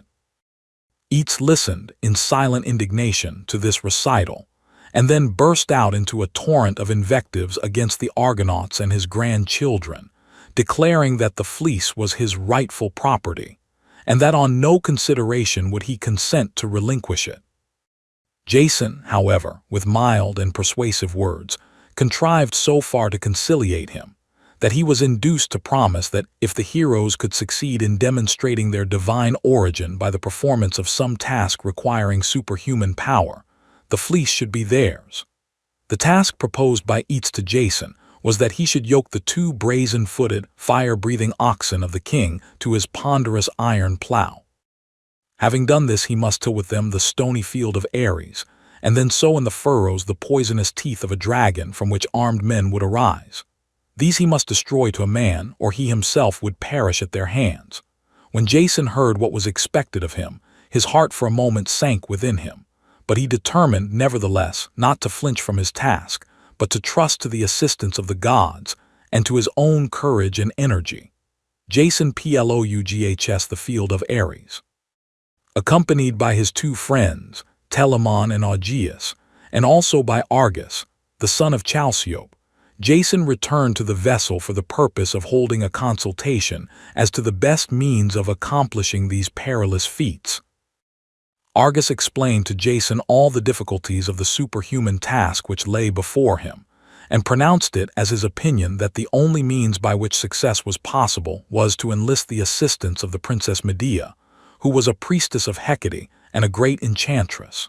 His suggestion meeting with approval, he returned to the palace, and by the aid of his mother an interview was arranged between Jason and Medea, which took place at an early hour next morning in the temple of Hecate. A confession of mutual attachment took place, and Medea, trembling for her lover's safety, presented him with a magic salve, which possessed the property of rendering any person anointed with it invulnerable for the space of 1 day against fire and steel, and invincible against any adversary however powerful. With this salve she instructed him to anoint his spear and shield on the day of his great undertaking. She further added that when, after having plowed the field and sown the teeth, armed men should arise from the furrows, he must on no account lose heart, but remember to throw among them a huge rock, over the possession of which they would fight among themselves, and their attention being thus diverted, he would find it an easy task to destroy them. Overwhelmed with gratitude, Jason thanked her in the most earnest manner for her wise counsel and timely aid. At the same time he offered her his hand, and promised her he would not return to Greece without taking her with him as his wife. Next morning Eats, in all the pomp of state, surrounded by his family and the members of his court, repaired to a spot whence a full view of the approaching spectacle could be obtained. Soon Jason appeared in the field of Ares, looking as noble and majestic as the god of war himself. In a distant part of the field, the brazen yokes and the massive plow met his view, but as yet the dread animals themselves were nowhere to be seen. He was about to go in quest of them when they suddenly rushed out from a subterranean cave, breathing flames of fire, and enveloped in a thick smoke.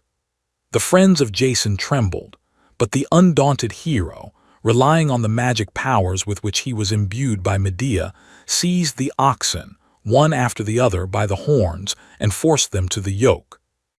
Near the plow was a helmet full of dragon's teeth, which he sowed as he plowed the field, whilst with sharp pricks from his lance, he compelled the monstrous creatures to draw the plow over the stony ground, which was thus speedily tilled. While Jason was engaged sowing the dragon's teeth in the deep furrows of the field, he kept a cautious lookout lest the germinating giant brood might grow too quickly for him, and as soon as the 4 acres of land had been tilled, he unyoked the oxen, and succeeded in frightening them so effectually with his weapons that they rushed back in terror to their subterranean stables. Meanwhile, armed men had sprung up out of the furrows, and the whole field now bristled with lances.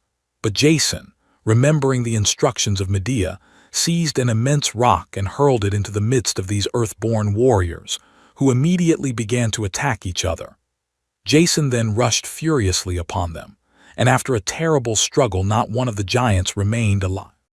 Furious at seeing his murderous schemes thus defeated, Eats not only perfidiously refused to give Jason the fleece which he had so bravely earned, but in his anger determined to destroy all the Argonauts and to burn their vessel. Jason secures the Golden Fleece. Becoming aware of the treacherous designs of her father, Medea at once took measures to baffle them. In the darkness of night she went on board the Argo and warned the heroes of their approaching danger. She then advised Jason to accompany her without loss of time to the sacred grove in order to possess himself of the long-coveted treasure. They set out together, and Medea, followed by Jason, led the way and advanced boldly into the grove. The tall oak tree was soon discovered, from the topmost boughs of which hung the beautiful Golden Fleece. At the foot of this tree, keeping his ever-wakeful watch, lay the dreadful, sleepless dragon, who at sight of them bounded forward, opening his huge jaws. Medea now called into play her magic powers, and quietly approaching the monster, threw over him a few drops of a potion which soon took effect and sent him into a deep sleep, whereupon Jason, seizing the opportunity, climbed the tree and secured the fleece. Their perilous task being now accomplished, Jason and Medea quitted the grove and hastened on board the Argo, which immediately put to sea. Murder of Absyrtus. Meanwhile, Eats, having discovered the loss of his daughter and the Golden Fleece, dispatched a large fleet under the command of his son Absyrtus in pursuit of the fugitives. After some days' sail, they arrived at an island at the mouth of the river Ister, where they found the Argo at anchor and surrounded her with their numerous ships. They then dispatched a herald on board of her, demanding the surrender of Medea and the fleece. Medea now consulted Jason, and with his consent carried out the following stratagem. She sent a message to her brother Absyrtus, to the effect that she had been carried off against her will, and promised that if he would meet her in the darkness of night in the temple of Artemis, she would assist him in regaining possession of the Golden Fleece. Relying on the good faith of his sister, Absyrtus fell into the snare and duly appeared at the appointed trysting place, and whilst Medea kept her brother engaged in conversation, Jason rushed forward and slew him. Then, according to a preconcerted signal, he held aloft a lighted torch, whereupon the Argonauts attacked the Colchians, put them to flight, and entirely defeated them. The Argonauts now returned to their ship, when the prophetic board from the Dodonian oak thus addressed them. The cruel murder of Absyrtus was witnessed by the Erinyes, and you will not escape the wrath of Zeus until the goddess Circe has purified you from your crime. Let Castor and Pollux pray to the gods that you may be enabled to find the abode of the sorceress. In obedience to the voice, the twin brothers invoked divine assistance, and the heroes set out in search of the Isle of Circe. They arrive at the island of Circe. The good ship Argo sped on her way, and after passing safely through the foaming waters of the river Eridanus, at length arrived in the harbor of the island of Circe, where she cast anchor. Commanding his companions to remain on board, Jason landed with Medea and conducted her to the palace of the sorceress. The goddess of charms and magic arts received them kindly and invited them to be seated, but instead of doing so, they assumed a supplicating attitude and humbly besought her protection. They then informed her of the dreadful crime which they had committed and implored her to purify them from it. This Circe promised to do. She forthwith commanded her attendant naiads to kindle the fire on the altar and to prepare everything necessary for the performance of the mystic rites, after which a dog was sacrificed and the sacred cakes were burned. Having thus duly purified the criminals, she severely reprimanded them for the horrible murder of which they had been guilty, whereupon Medea, with veiled head and weeping bitterly, was reconducted by Jason to the Argo. Further adventures of the Argonauts. Having left the island of Circe, they were wafted by gentle zephyrs towards the abode of the Sirens, whose enticing strains soon fell upon their ears. The Argonauts, powerfully affected by the melody, were making ready to land, when Orpheus perceived the danger, and to the accompaniment of his magic lyre, commenced one of his enchanting songs, which so completely absorbed his listeners that they passed the island in safety. But not before Butes, one of their number, lured by the seductive music of the Sirens, had sprung from the vessel into the waves below. Aphrodite, however, in pity for his youth, landed him gently on the island of Lilybaeon before the Sirens could reach him, and there he remained for many years. And now the Argonauts approached new dangers, for on one side of them seethed and foamed the whirlpool of Charybdis, whilst on the other towered the mighty rock whence the monster Scylla swooped down upon unfortunate mariners. But here the goddess Hera came to their assistance, and sent to them the sea-nymph Thetis, who guided them safely through these dangerous straits. The Argo next arrived at the island of the Phaeaces, where they were hospitably entertained by King Alcinous and his queen Arete. But the banquet prepared for them by their kind host was unexpectedly interrupted by the appearance of a large army of Colchians, sent by Aeetes to demand the restoration of his daughter. Medea threw herself at the feet of the queen and implored her to save her from the anger of her father, and Arete, in her kindness of heart, promised her protection. Next morning, in an assembly of the people at which the Colchians were invited to be present, the latter were informed that, as Medea was the lawful wife of Jason, they could not consent to deliver her up. Whereupon the Colchians, seeing that the resolution of the king was not to be shaken, and fearing to face the anger of Aeetes should they return to Colchis without her, sought permission of Alcinous to settle in his kingdom, which request was accorded them. After these events the Argonauts once more set sail and steered for Iolcus, but in the course of a terrible and fearful night a mighty storm arose, and in the morning they found themselves stranded on the treacherous quicksands of Ceats, on the shores of Libya. Here all was a waste and barren desert, untenanted by any living creature, save the venomous snakes which had sprung from the blood of the Medusa when borne by Perseus over these arid plains. They had already passed several days in this abode of desolation, beneath the rays of the scorching sun, and had abandoned themselves to the deepest despair, when the Libyan queen, who was a prophetess of divine origin, appeared to Jason, and informed him that a sea-horse would be sent by the gods to act as his guide. Scarcely had she departed when a gigantic hippocamp was seen in the distance, making its way towards the Argo. Jason now related to his companions the particulars of his interview with the Libyan prophetess, and after some deliberation, it was decided to carry the Argo on their shoulders, and to follow wherever the sea-horse should lead them. They then commenced a long and weary journey through the desert, and at last, after 12 days of severe toil and terrible suffering, the welcome sight of the sea greeted their view. In gratitude for having been saved from their manifold dangers, they offered up sacrifices to the gods, and launched their ship once more into the deep waters of the ocean. Arrival at Crete.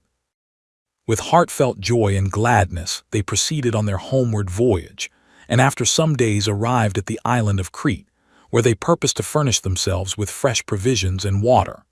Their landing, however, was opposed by a terrible giant who guarded the island against all intruders. This giant, whose name was Talus, was the last of the brazen race, and being formed of brass, was invulnerable except in his right ankle, where there was a sinew of flesh and a vein of blood. As he saw the Argo nearing the coast, he hurled huge rocks at her, which would inevitably have sunk the vessel had not the crew beat a hasty retreat. Although sadly in want of food and water, the Argonauts had decided to proceed on their journey rather than face so powerful an opponent, when Medea came forward and assured them that if they would trust to her, she would destroy the giant. Enveloped in the folds of a rich purple mantle, she stepped on deck, and after invoking the aid of the fates, uttered a magic incantation, which had the effect of throwing Talus into a deep sleep. He stretched himself at full length upon the ground, and in doing so grazed his vulnerable ankle against the point of a sharp rock, whereupon a mighty stream of blood gushed forth from the wound. Awakened by the pain, he tried to rise, but in vain, and with a mighty groan of anguish the giant fell dead, and his enormous body rolled heavily over into the deep. The heroes, being now able to land, provisioned their vessel, after which they resumed their homeward voyage. Arrival ATIOLCUS. After a terrible night of storm and darkness, they passed the island of Aegina, and at length reached in safety the port of Iolcus, where the recital of their numerous adventures and hair-breadth escapes was listened to with wondering admiration by their fellow countrymen.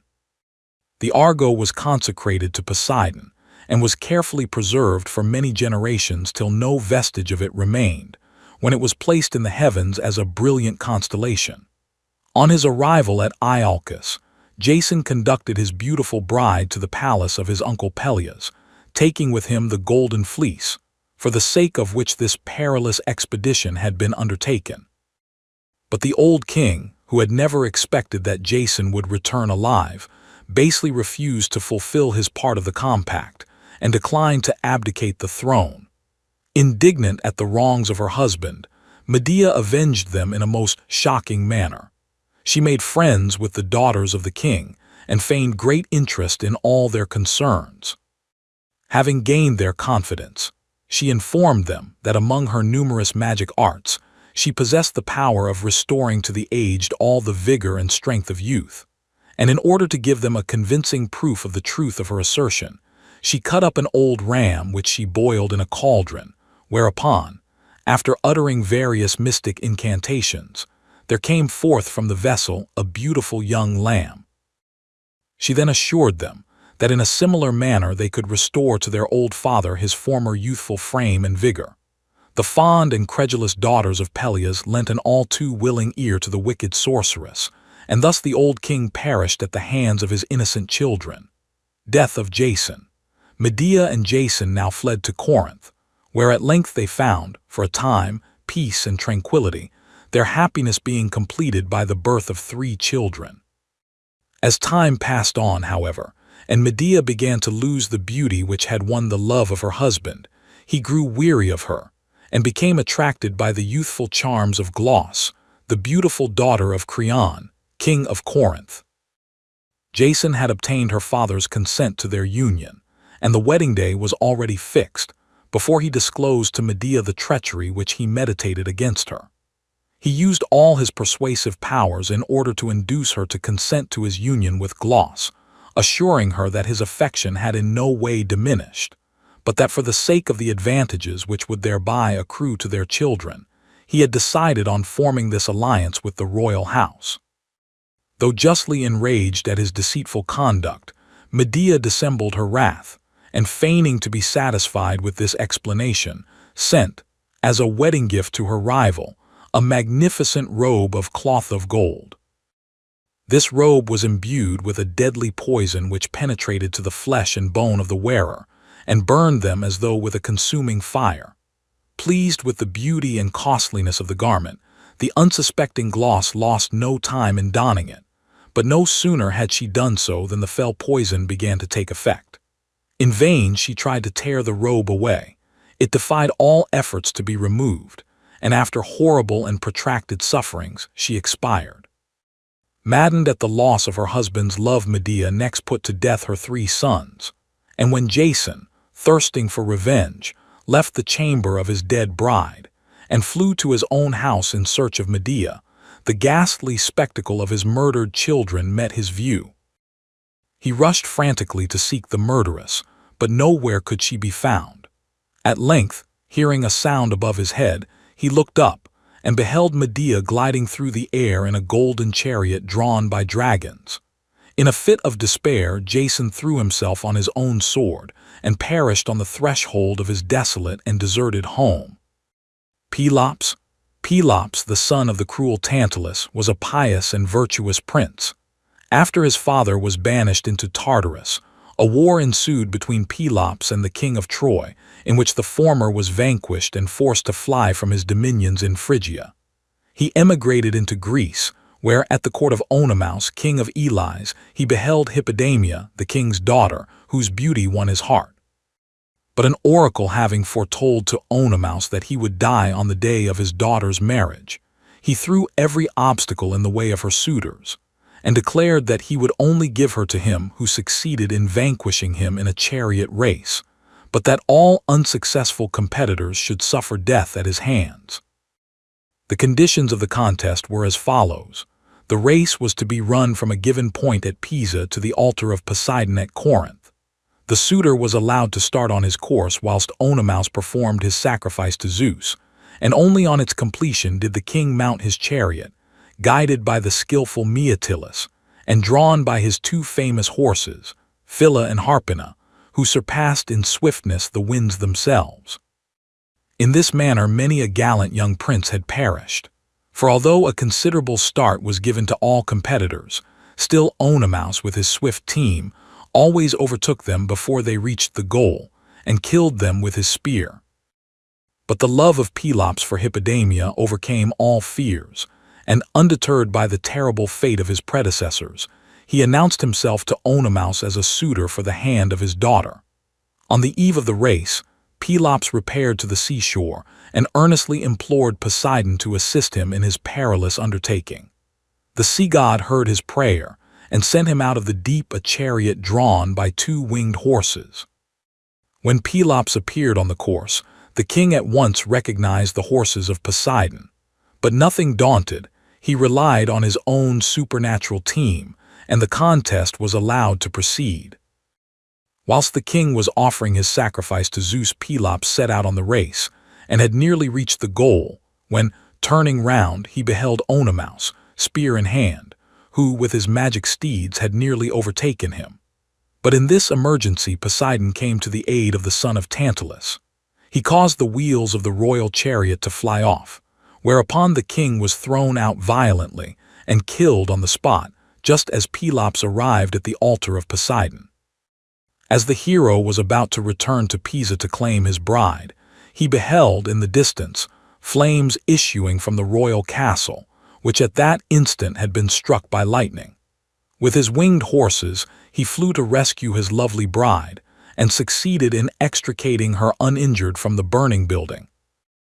They soon afterwards became united, and Pelops reigned in Pisa for many years in great splendor.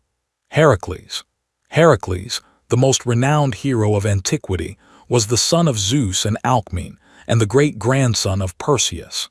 At the time of his birth, Alcmene was living at Thebes with her husband Amphitryon, and thus the infant Heracles was born in the palace of his stepfather.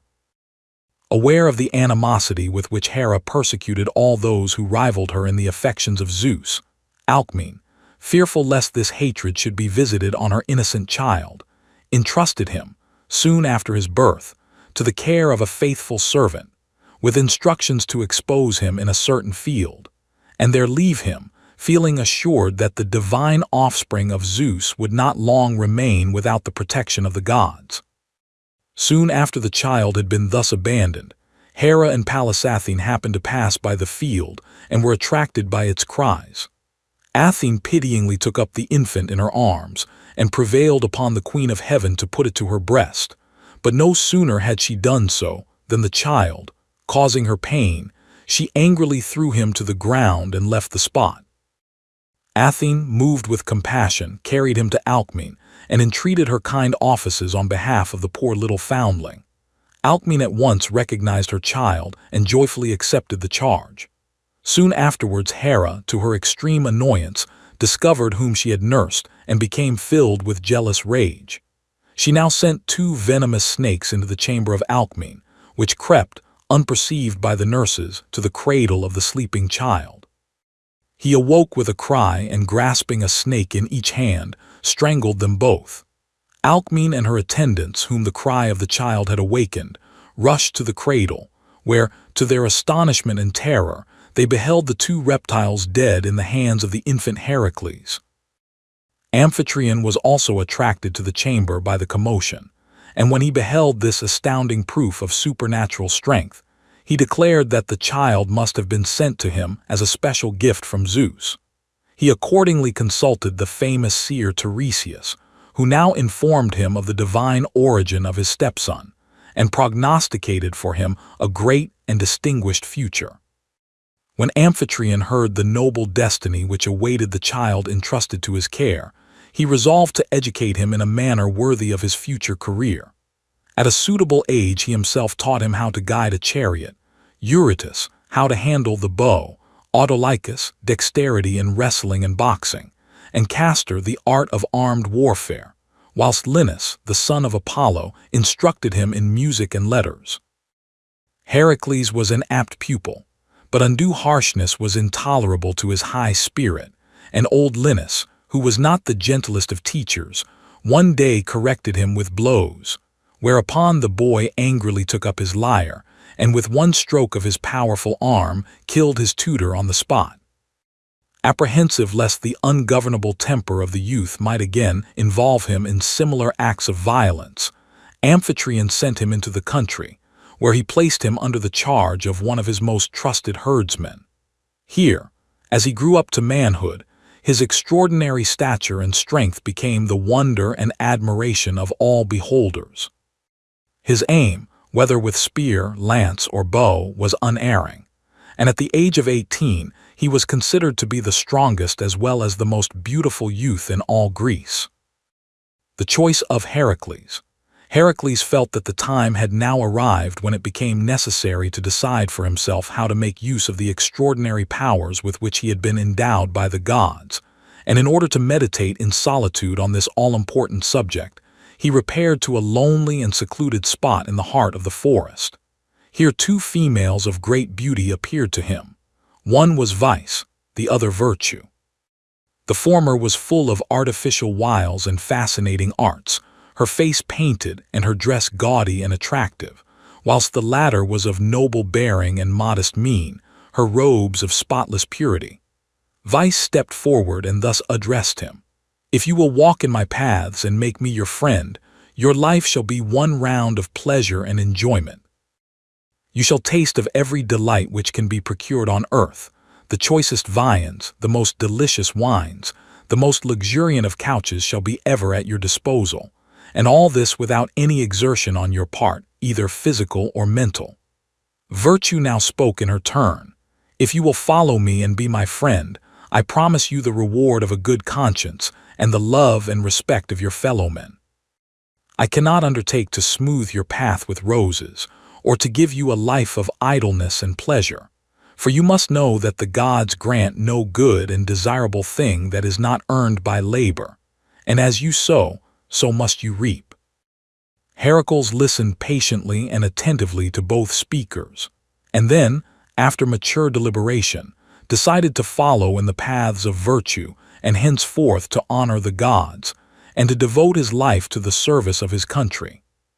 Full of these noble resolves, he sought once more his rural home, where he was informed that on Mount Cithaeron, at the foot of which the herds of Amphitryon were grazing, a ferocious lion had fixed his lair, and was committing such frightful ravages among the flocks and herds that he had become the scourge and terror of the whole neighborhood. Heracles at once armed himself and ascended the mountain, where he soon caught sight of the lion, and rushing at him with his sword succeeded in killing him. The hide of the animal he wore ever afterwards over his shoulders, and the head served him as a helmet. As he was returning from this, his first exploit, he met the heralds of Erginus, king of the Minyans, who were proceeding to Thebes to demand their annual tribute of 100 oxen.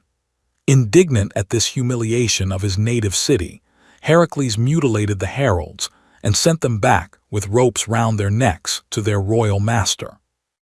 Erginus was so incensed at the ill treatment of his messengers that he collected an army and appeared before the gates of Thebes, demanding the surrender of Heracles.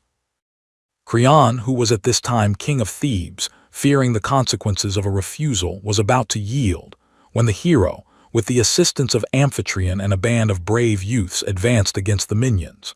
Heracles took possession of a narrow defile through which the enemy were compelled to pass, and as they entered the pass the Thebans fell upon them, killed their king Erginus and completely routed them. In this engagement Amphitryon, the kind friend and foster father of Heracles, lost his life.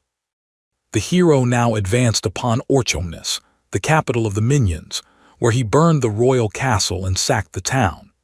After this signal victory, all Greece rang with the fame of the young hero, and Creon, in gratitude for his great services, bestowed upon him his daughter Megara in marriage. The Olympian gods testified their appreciation of his valor by sending him presents. Hermes gave him a sword, Phoebus Apollo a bundle of arrows, Hephaestus a golden quiver, and Athene a coat of leather. Heracles and Eurystheus. And now it will be necessary to retrace our steps. Just before the birth of Heracles, Zeus, in an assembly of the gods, exultingly declared that the child who should be born on that day to the house of Perseus should rule over all his race. When Hera heard her lord's boastful announcement, she knew well that it was for the child of the hated Alcmene that this brilliant destiny was designed, and in order to rob the son of her rival of his rights, she called to her aid the goddess Eileithyia, who retarded the birth of Heracles, and caused his cousin Eurystheus to precede him into the world. And thus, as the word of the mighty Zeus was irrevocable, Heracles became the subject and servant of his cousin Eurystheus. When, after his splendid victory over Erginus, the fame of Heracles spread throughout Greece, Eurystheus, jealous of the reputation of the young hero, asserted his rights and commanded him to undertake for him various difficult tasks. But the proud spirit of the hero rebelled against this humiliation, and he was about to refuse compliance, when Zeus appeared to him and desired him not to rebel against the fates. Heracles now repaired to Delphi in order to consult the oracle, and received the answer that, after performing 10 tasks for his cousin Eurystheus, his servitude would be at an end. Soon afterwards Heracles fell into a state of the deepest melancholy, and through the influence of his inveterate enemy, the goddess Hera, this despondency developed into raving madness, in which condition he killed his own children. When he at length regained his reason, he was so horrified and grieved at what he had done, that he shut himself up in his chamber and avoided all intercourse with men. But in his loneliness and seclusion, the conviction that work would be the best means of procuring oblivion of the past decided him to enter, without delay, upon the tasks appointed him by Eurystheus. 1. The Nemean lion. His first task was to bring to Eurystheus the skin of the much-dreaded Nemean lion, which ravaged the territory between Cleone and Nemea, and whose hide was invulnerable against any mortal weapon. Heracles proceeded to the forest of Nemea, where, having discovered the lion's lair, he attempted to pierce him with his arrows. But finding these of no avail, he felled him to the ground with his club, and before the animal had time to recover from the terrible blow, Heracles seized him by the neck and with a mighty effort succeeded in strangling him. He then made himself a coat of mail of the skin and a new helmet of the head of the animal. Thus attired, he so alarmed Eurystheus by appearing suddenly before him that the king concealed himself in his palace and henceforth forbade Heracles to enter his presence, but commanded him to receive his behests for the future through his messenger Coprius. 2. The Hydra. His second task was to slay the Hydra, a monster serpent bristling with 9 heads, one of which was immortal. This monster infested the neighborhood of Lerna, where she committed great depredations among the herds. Heracles, accompanied by his nephew Iolaus, set out in a chariot for the marsh of Lerna, in the slimy waters of which he found her. He commenced the attack by assailing her with his fierce arrows, in order to force her to leave her lair, from which she at length emerged, and sought refuge in a wood on a neighboring hill. Heracles now rushed forward and endeavored to crush her heads by means of well-directed blows from his tremendous club, but no sooner was one head destroyed than it was immediately replaced by two others. He next seized the monster in his powerful grasp, but at this juncture, a giant crab came to the assistance of the Hydra and commenced biting the feet of her assailant. Heracles destroyed this new adversary with his club, and now called upon his nephew to come to his aid. At his command, Iolaus set fire to the neighboring trees, and with a burning branch, seared the necks of the monster as Heracles cut them off, thus effectually preventing the growth of more. Heracles next struck off the immortal head, which he buried by the roadside and placed over it a heavy stone. Into the poisonous blood of the monster he then dipped his arrows, which ever afterwards rendered wounds inflicted by them incurable. 3. The horned hind. The third labor of Heracles was to bring the horned hind Cerunitis alive to Mycenae. This animal, which was sacred to Artemis, had golden antlers and hoofs of brass. Not wishing to wound the hind, Heracles patiently pursued her through many countries for a whole year, and overtook her at last on the banks of the river Ladon. But even there he was compelled, in order to secure her, to wound her with one of his arrows, after which he lifted her on his shoulders and carried her through Arcadia. On his way he met Artemis with her brother Phoebus Apollo, when the goddess angrily reproved him for wounding her favorite hind. But Heracles succeeded in appeasing her displeasure, whereupon she permitted him to take the animal alive to Mycenae. 4. The Erymantine boar. The fourth task imposed upon Heracles by Eurystheus was to bring alive to Mycenae the Erymantian boar, which had laid waste the region of Erymantia, and was the scourge of the surrounding neighborhood. On his way thither he craved food and shelter of a centaur named Pholus, who received him with generous hospitality, setting before him a good and plentiful repast. When Heracles expressed his surprise that at such a well-furnished board wine should be wanting, his host explained that the wine cellar was the common property of all the centaurs, and that it was against the rules for a cask to be broached, except all were present to partake of it. By dint of persuasion, however, Heracles prevailed on his kind host to make an exception in his favor, but the powerful, luscious odor of the good old wine soon spread over the mountains, and brought large numbers of centaurs to the spot, all armed with huge rocks and fir trees. Heracles drove them back with firebrands, and then, following up his victory, pursued them with his arrows as far as Malia, where they took refuge in the cave of the kind old centaur Chiron. Unfortunately, however, as Heracles was shooting at them with his poisoned darts, one of these pierced the knee of Chiron. When Heracles discovered that it was the friend of his early days that he had wounded, he was overcome with sorrow and regret. He at once extracted the arrow and anointed the wound with a salve, the virtue of which had been taught him by Chiron himself. But all his efforts were unavailing. The wound, imbued with the deadly poison of the Hydra, was incurable, and so great was the agony of Chiron that, at the intercession of Heracles, death was sent him by the gods, for otherwise, being immortal, he would have been doomed to endless suffering. Pholus, who had so kindly entertained Heracles, also perished by means of one of these arrows, which he had extracted from the body of a dead centaur. While he was quietly examining it, astonished that so small and insignificant an object should be productive of such serious results, the arrow fell upon his foot and fatally wounded him. Full of grief at this untoward event, Heracles buried him with due honors, and then set out to chase the boar.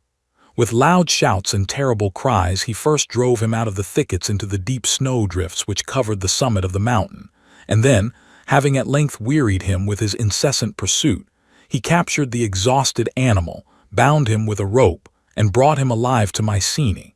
5. Cleansing the stables of Augeas. After slaying the Erymantian boar, Eurystheus commanded Heracles to cleanse in one day the stables of Augeas. Augeas was a king of Elis who was very rich in herds. 3,000 of his cattle he kept near the royal palace in an enclosure where the refuse had accumulated for many years. When Heracles presented himself before the king and offered to cleanse his stables in one day, provided he should receive in return a 10th part of the herds, Augeas, thinking the feat impossible, accepted his offer in the presence of his son Phyleus. Near the palace were the two rivers Peneus and Alpheus, the streams of which Heracles conducted into the stables by means of a trench which he dug for this purpose, and as the waters rushed through the shed, they swept away with them the whole mass of accumulated filth. But when Augeas heard that this was one of the labors imposed by Eurystheus, he refused the promised guerdon. Heracles brought the matter before a court, and called Phyleus as a witness to the justice of his claim, whereupon Augeas, without waiting for the delivery of the verdict, angrily banished Heracles and his son from his dominions. 6. The Stymphallides. The sixth task was to chase away the Stymphalides, which were immense birds of prey who, as we have seen, shot from their wings feathers sharp as arrows. The home of these birds was on the shore of the lake Stymphales in Arcadia, where they caused great destruction among men and cattle. On approaching the lake, Heracles observed great numbers of them, and while hesitating how to commence the attack, he suddenly felt a hand on his shoulder.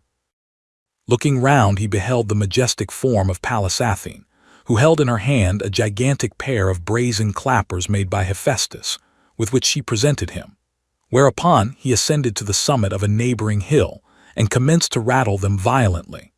The shrill noise of these instruments was so intolerable to the birds that they rose into the air in terror, upon which he aimed at them with his arrows, destroying them in great numbers, while such as escaped his darts flew away, never to return.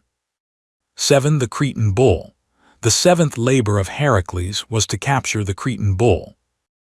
Minos, king of Crete, having vowed to sacrifice to Poseidon any animal which should first appear out of the sea, the god caused a magnificent bull to emerge from the waves in order to test the sincerity of the Cretan king, who, in making this vow, had alleged that he possessed no animal, among his own herds, worthy the acceptance of the mighty sea god. Charmed with the splendid animal sent by Poseidon, and eager to possess it, Minos placed it among his herds, and substituted as a sacrifice one of his own bulls. Hereupon Poseidon, in order to punish the cupidity of Minos, caused the animal to become mad, and commit such great havoc in the island as to endanger the safety of the inhabitants. When Heracles, therefore, arrived in Crete for the purpose of capturing the bull, Minos, far from opposing his design, gladly gave him permission to do so. The hero not only succeeded in securing the animal, but tamed him so effectually that he rode on his back right across the sea as far as the Peloponnesus. He now delivered him up to Eurystheus, who at once set him at liberty, after which he became as ferocious and wild as before, roamed all over Greece into Arcadia, and was eventually killed by Theseus on the plains of Marathon. 8. The Mares of Diomedes. The eighth labor of Heracles was to bring to Eurystheus the mares of Diomedes, a son of Ares and king of the Bystonians, a warlike Thracian tribe. This king possessed a breed of wild horses of tremendous size and strength, whose food consisted of human flesh, and all strangers who had the misfortune to enter the country were made prisoners and flung before the horses, who devoured them. When Heracles arrived, he first captured the cruel Diomedes himself, and then threw him before his own mares, who, after devouring their master, became perfectly tame and tractable. They were then led by Heracles to the seashore, when the Bystonians, enraged at the loss of their king, rushed after the hero and attacked him. He now gave the animals in charge of his friend Abderus, and made such a furious onslaught on his assailants that they turned and fled. But on his return from this encounter he found, to his great grief, that the mares had torn his friend in pieces and devoured him. After celebrating due funereal rites to the unfortunate Abderus, Heracles built a city in his honor which he named after him. He then returned to Turin, where he delivered up the mares to Eurystheus, who set them loose on Mount Olympus, where they became the prey of wild beasts. It was after the performance of this task that Heracles joined the Argonauts in their expedition to gain possession of the Golden Fleece, and was left behind at Chios, as already narrated. During his wanderings he undertook his 9th labor, which was to bring to Eurystheus the girdle of Hippolyte, queen of the Amazons. 9. The girdle of Hippolyte. The Amazons, who dwelt on the shores of the Black Sea, near the river Thermodon, were a nation of warlike women, renowned for their strength, courage, and great skill in horsemanship.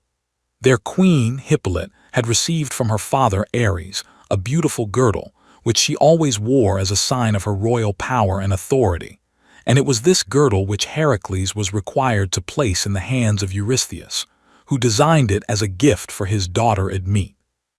Foreseeing that this would be a task of no ordinary difficulty, the hero called to his aid a select band of brave companions, with whom he embarked for the Amazonian town Themyscira. Here they were met by Queen Hippolyte, who was so impressed by the extraordinary stature and noble bearing of Heracles that, on learning his errand, she at once consented to present him with the coveted girdle. But Hera, his implacable enemy, assuming the form of an Amazon, spread the report in the town that a stranger was about to carry off their queen. The Amazons at once flew to arms and mounted their horses, whereupon a battle ensued, in which many of their bravest warriors were killed or wounded. Among the latter was their most skillful leader, Melanippe, whom Heracles afterwards restored to Hippolyte, receiving the girdle in exchange. On his voyage home, the hero stopped at Troy, where a new adventure awaited him. During the time that Apollo and Poseidon were condemned by Zeus to a temporary servitude on earth, they built for King Laomedon the famous walls of Troy, afterwards so renowned in history. But when their work was completed, the king treacherously refused to give them the reward due to them. The incensed deities now combined to punish the offender. Apollo sent a pestilence which decimated the people, and Poseidon a flood, which bore with it a marine monster, who swallowed in his huge jaws all that came within his reach. In his distress, Laomedon consulted an oracle, and was informed that only by the sacrifice of his own daughter Hesione could the anger of the gods be appeased. Yielding at length to the urgent appeals of his people, he consented to make the sacrifice, and on the arrival of Heracles, the maiden was already chained to a rock in readiness to be devoured by the monster. When Laomedon beheld the renowned hero, whose marvelous feats of strength and courage had become the wonder and admiration of all mankind, he earnestly implored him to save his daughter from her impending fate, and to rid the country of the monster, holding out to him as a reward the horses which Zeus had presented to his grandfather Tros in compensation for robbing him of his son Ganymede. Heracles unhesitatingly accepted the offer, and when the monster appeared, opening his terrible jaws to receive his prey, the hero, sword in hand, attacked and slew him. But the perfidious monarch once more broke faith, and Heracles, vowing future vengeance, departed for Mycenae, where he presented the girdle to Eurystheus. 10. The oxen of Geryones. The 10th labor of Heracles was the capture of the magnificent oxen belonging to the giant Geryon or Geryones, who dwelt on the island of Erythea in the Bay of Gadria. This giant, who was the son of Chrysaor, had 3 bodies with 3 heads, 6 hands, and 6 feet. He possessed a herd of splendid cattle, which were famous for their size, beauty, and rich red color. They were guarded by another giant named Eurytion, and a 2-headed dog called Orthrus, the offspring of Typhon and Echidna. In choosing for him a task so replete with danger, Eurystheus was in hopes that he might rid himself forever of his hated cousin, but the indomitable courage of the hero rose with the prospect of this difficult and dangerous undertaking. After a long and wearisome journey, he at last arrived at the western coast of Africa, where, as a monument of his perilous expedition, he erected the famous Pillars of Hercules, one of which he placed on each side of the Straits of Gibraltar. Here he found the intense heat so insufferable that he angrily raised his bow towards heaven and threatened to shoot the sun god. But Helios, far from being incensed at his audacity, was so struck with admiration at his daring that he lent to him the golden boat with which he accomplished his nocturnal transit from west to east, and thus Heracles crossed over safely to the island of Erythea. No sooner had he landed than Eurytion, accompanied by his savage dog Orthrus, fiercely attacked him, but Heracles, with a superhuman effort, slew the dog and then his master.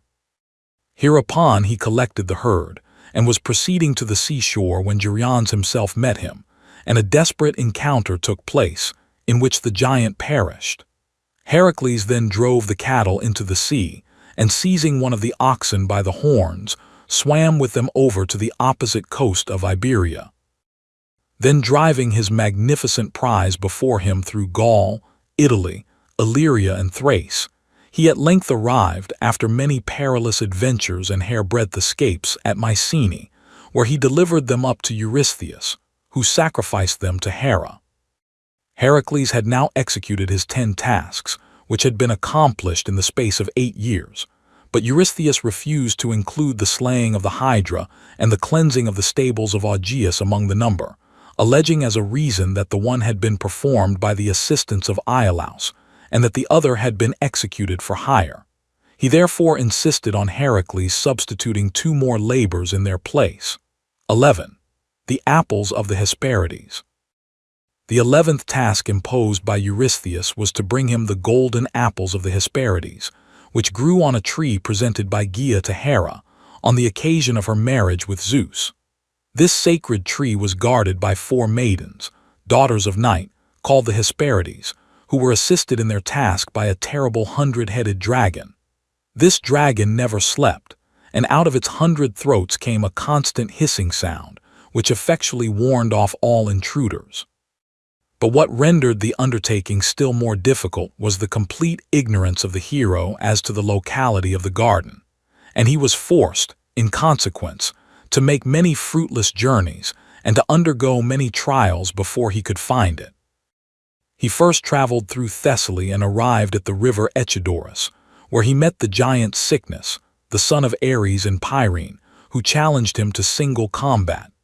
In this encounter, Heracles completely vanquished his opponent, who was killed in the contest. But now a mightier adversary appeared on the scene, for the war god himself came to avenge his son. A terrible struggle ensued which had lasted some time, when Zeus interfered between the brothers and put an end to the strife by hurling a thunderbolt between them. Heracles proceeded on his journey and reached the banks of the river Eridanus, where dwelt the nymphs, daughters of Zeus and Themis. On seeking advice from them as to his route, they directed him to the old sea god Nereus, who alone knew the way to the garden of the Hesperides. Heracles found him asleep, and seizing the opportunity, held him so firmly in his powerful grasp that he could not possibly escape, so that notwithstanding his various metamorphoses he was at last compelled to give the information required. The hero then crossed over to Libya, where he engaged in a wrestling match with King Antios, son of Poseidon and Gaia, which terminated fatally for his antagonist. From thence he proceeded to Egypt, where reigned Busiris, another son of Poseidon, who sacrificed all strangers to Zeus. When Heracles arrived, he was seized and dragged to the altar, but the powerful demigod burst asunder his bonds, and then slew Busiris and his son. Resuming his journey, he now wandered on through Arabia until he arrived at Mount Caucasus, where Prometheus groaned in unceasing agony. It was at this time that Heracles shot the eagle which had so long tortured the noble and devoted friend of mankind. Full of gratitude for his deliverance, Prometheus instructed him how to find his way to that remote region in the far west where Atlas supported the heavens on his shoulders, near which lay the garden of the Hesperides.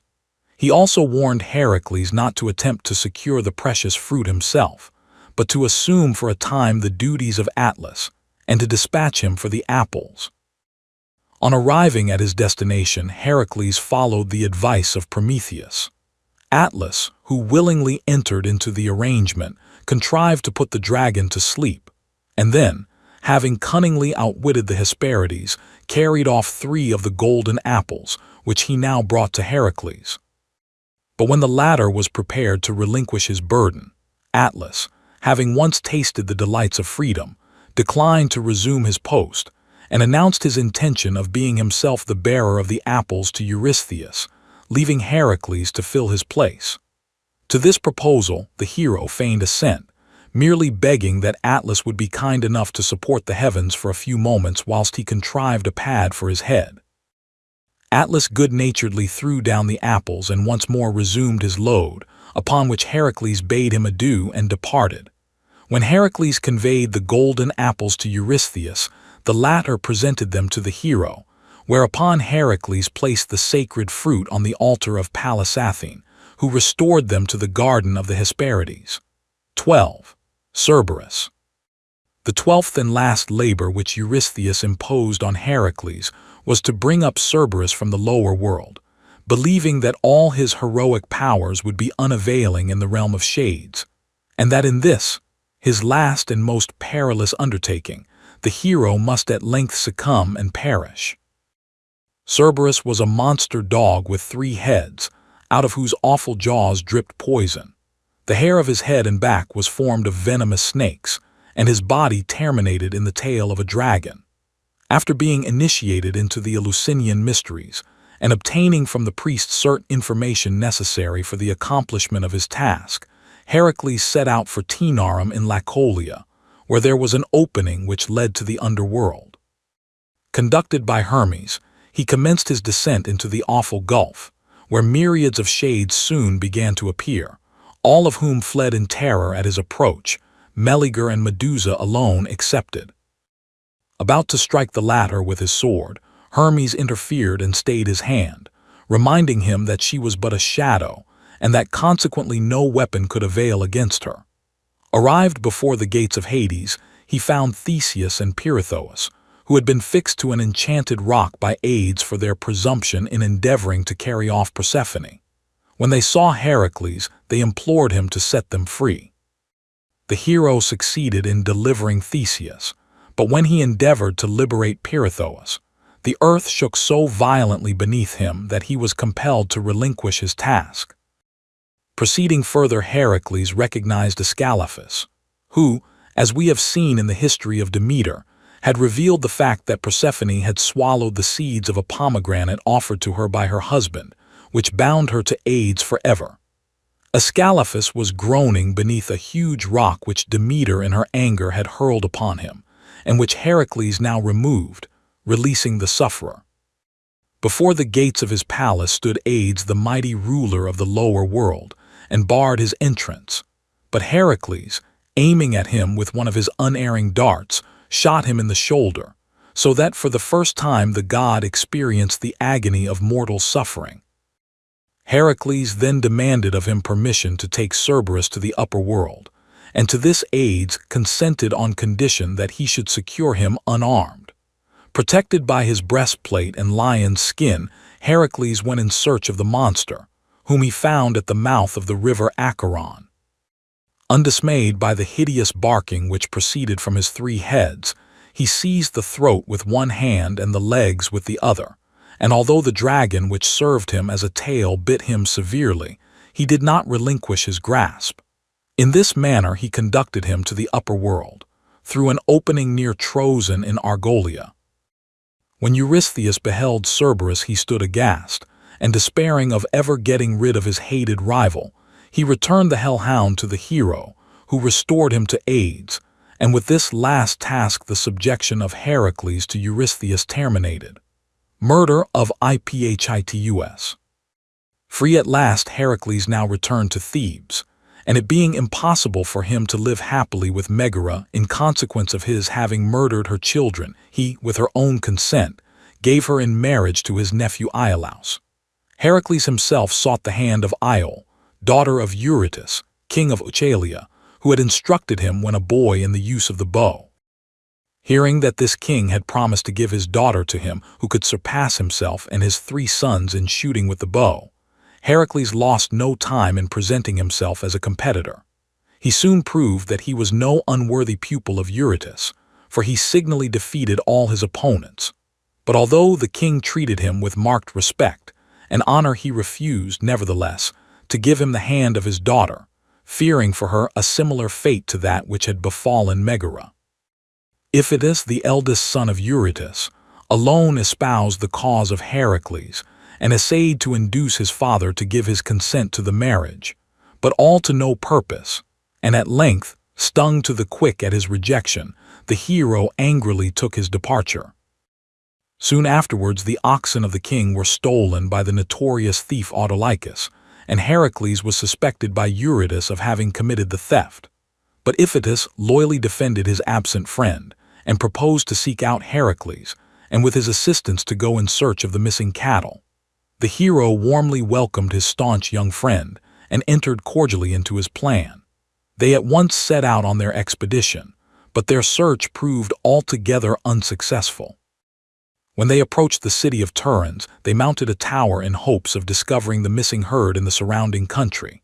But as they stood on the topmost summit of the building, Heracles became suddenly seized with one of his former attacks of madness, and mistaking his friend Iphitus for an enemy, hurled him down into the plain below, and he was killed on the spot. Heracles now set forth on a weary pilgrimage, begging in vain that someone would purify him from the murder of Iphitus. It was during these wanderings that he arrived at the palace of his friend Admetus, whose beautiful and heroic wife he restored to her husband after a terrible struggle with death, as already related. Soon after this event Heracles was struck with a fearful disease and betook himself to the temple of Delphi, hoping to obtain from the oracle the means of relief. The priestess, however, refused him a response on the ground of his having murdered Iphitus, whereupon the angry hero seized upon the tripod, which he carried off, declaring that he would construct an oracle for himself. Apollo, who witnessed the sacrilege, came down to defend his sanctuary, and a violent struggle ensued. Zeus once more interfered, and flashing his lightnings between his two favorite sons, ended the combat. The Pythia now vouchsafed an answer to the prayer of the hero, and commanded him, in expiation of his crime, to allow himself to be sold by Hermes for 3 years as a slave, the purchase money to be given to Eurytus in compensation for the loss of his son. Heracles becomes the slave of Omphale. Heracles bowed in submission to the divine will and was conducted by Hermes to Omphale, queen of Lydia. The 3 talents which she paid for him were given to Eurytus, who, however, declined to accept the money, which was handed over to the children of Iphitus. Heracles now regained his former vigor. He rid the territory of Omphale of the robbers which infested it, and performed for her various other services requiring strength and courage. It was about this time that he took part in the Caledonian boar hunt, details of which have already been given. When Omphale learned that her slave was none other than the renowned Heracles himself, she at once gave him his liberty, and offered him her hand and kingdom. In her palace Heracles abandoned himself to all the enervating luxuries of an oriental life, and so completely was the great hero enthralled by the fascination which his mistress exercised over him, that whilst she playfully donned his lion's skin and helmet, he, attired in female garments, sat at her feet spinning wool, and beguiling the time by the relation of his past adventures.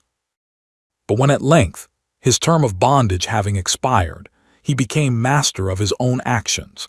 The manly and energetic spirit of the hero reasserted itself, and tearing himself away from the palace of the Meonian queen, he determined to carry out the revenge he had so long meditated against the treacherous Laomedon and the faithless Augeas. Heracles executes vengeance on Laomedon and Augeas. Gathering round him some of his old brave companions in arms, Heracles collected a fleet of vessels and set sail for Troy, where he landed, took the city by storm, and killed Laomedon, who thus met at length the retribution he had so richly deserved. To Telamon, one of his bravest followers, he gave Hesione, the daughter of the king, in marriage. When Heracles gave her permission to release one of the prisoners of war, she chose her own brother Podarces, whereupon she was informed that, as he was already a prisoner of war, she would be compelled to ransom him. On hearing this, Hesione took off her golden diadem, which she joyfully handed to the hero. Owing to this circumstance, Podarces henceforth bore the name of Priamus, which signifies the ransomed one. Heracles now marched against Augeas to execute his vengeance on him also for his perfidious conduct. He stormed the city of Elis and put to death Augeas and his sons, sparing only his brave advocate and staunch defender Phyleus, on whom he bestowed the vacant throne of his father. Heracles and Deianira. Heracles now proceeded to Calydon, where he wooed the beautiful Deianira, daughter of Oeneus, king of Aetolia. But he encountered a formidable rival in Achelous, the river god, and it was agreed that their claims should be decided by single combat. Trusting to his power of assuming various forms at will, Achelous felt confident of success. But this availed him nothing, for having at last transformed himself into a bull, his mighty adversary broke off one of his horns and compelled him to acknowledge himself defeated. After passing 3 happy years with Deianira, an unfortunate accident occurred, which for a time marred their felicity. Heracles was one day present at a banquet given by Oeneus, when by a sudden swing of his hand, he had the misfortune to strike on the head a youth of noble birth, who, according to the custom of the ancients, was serving the guests at table, and so violent was the blow that it caused his death.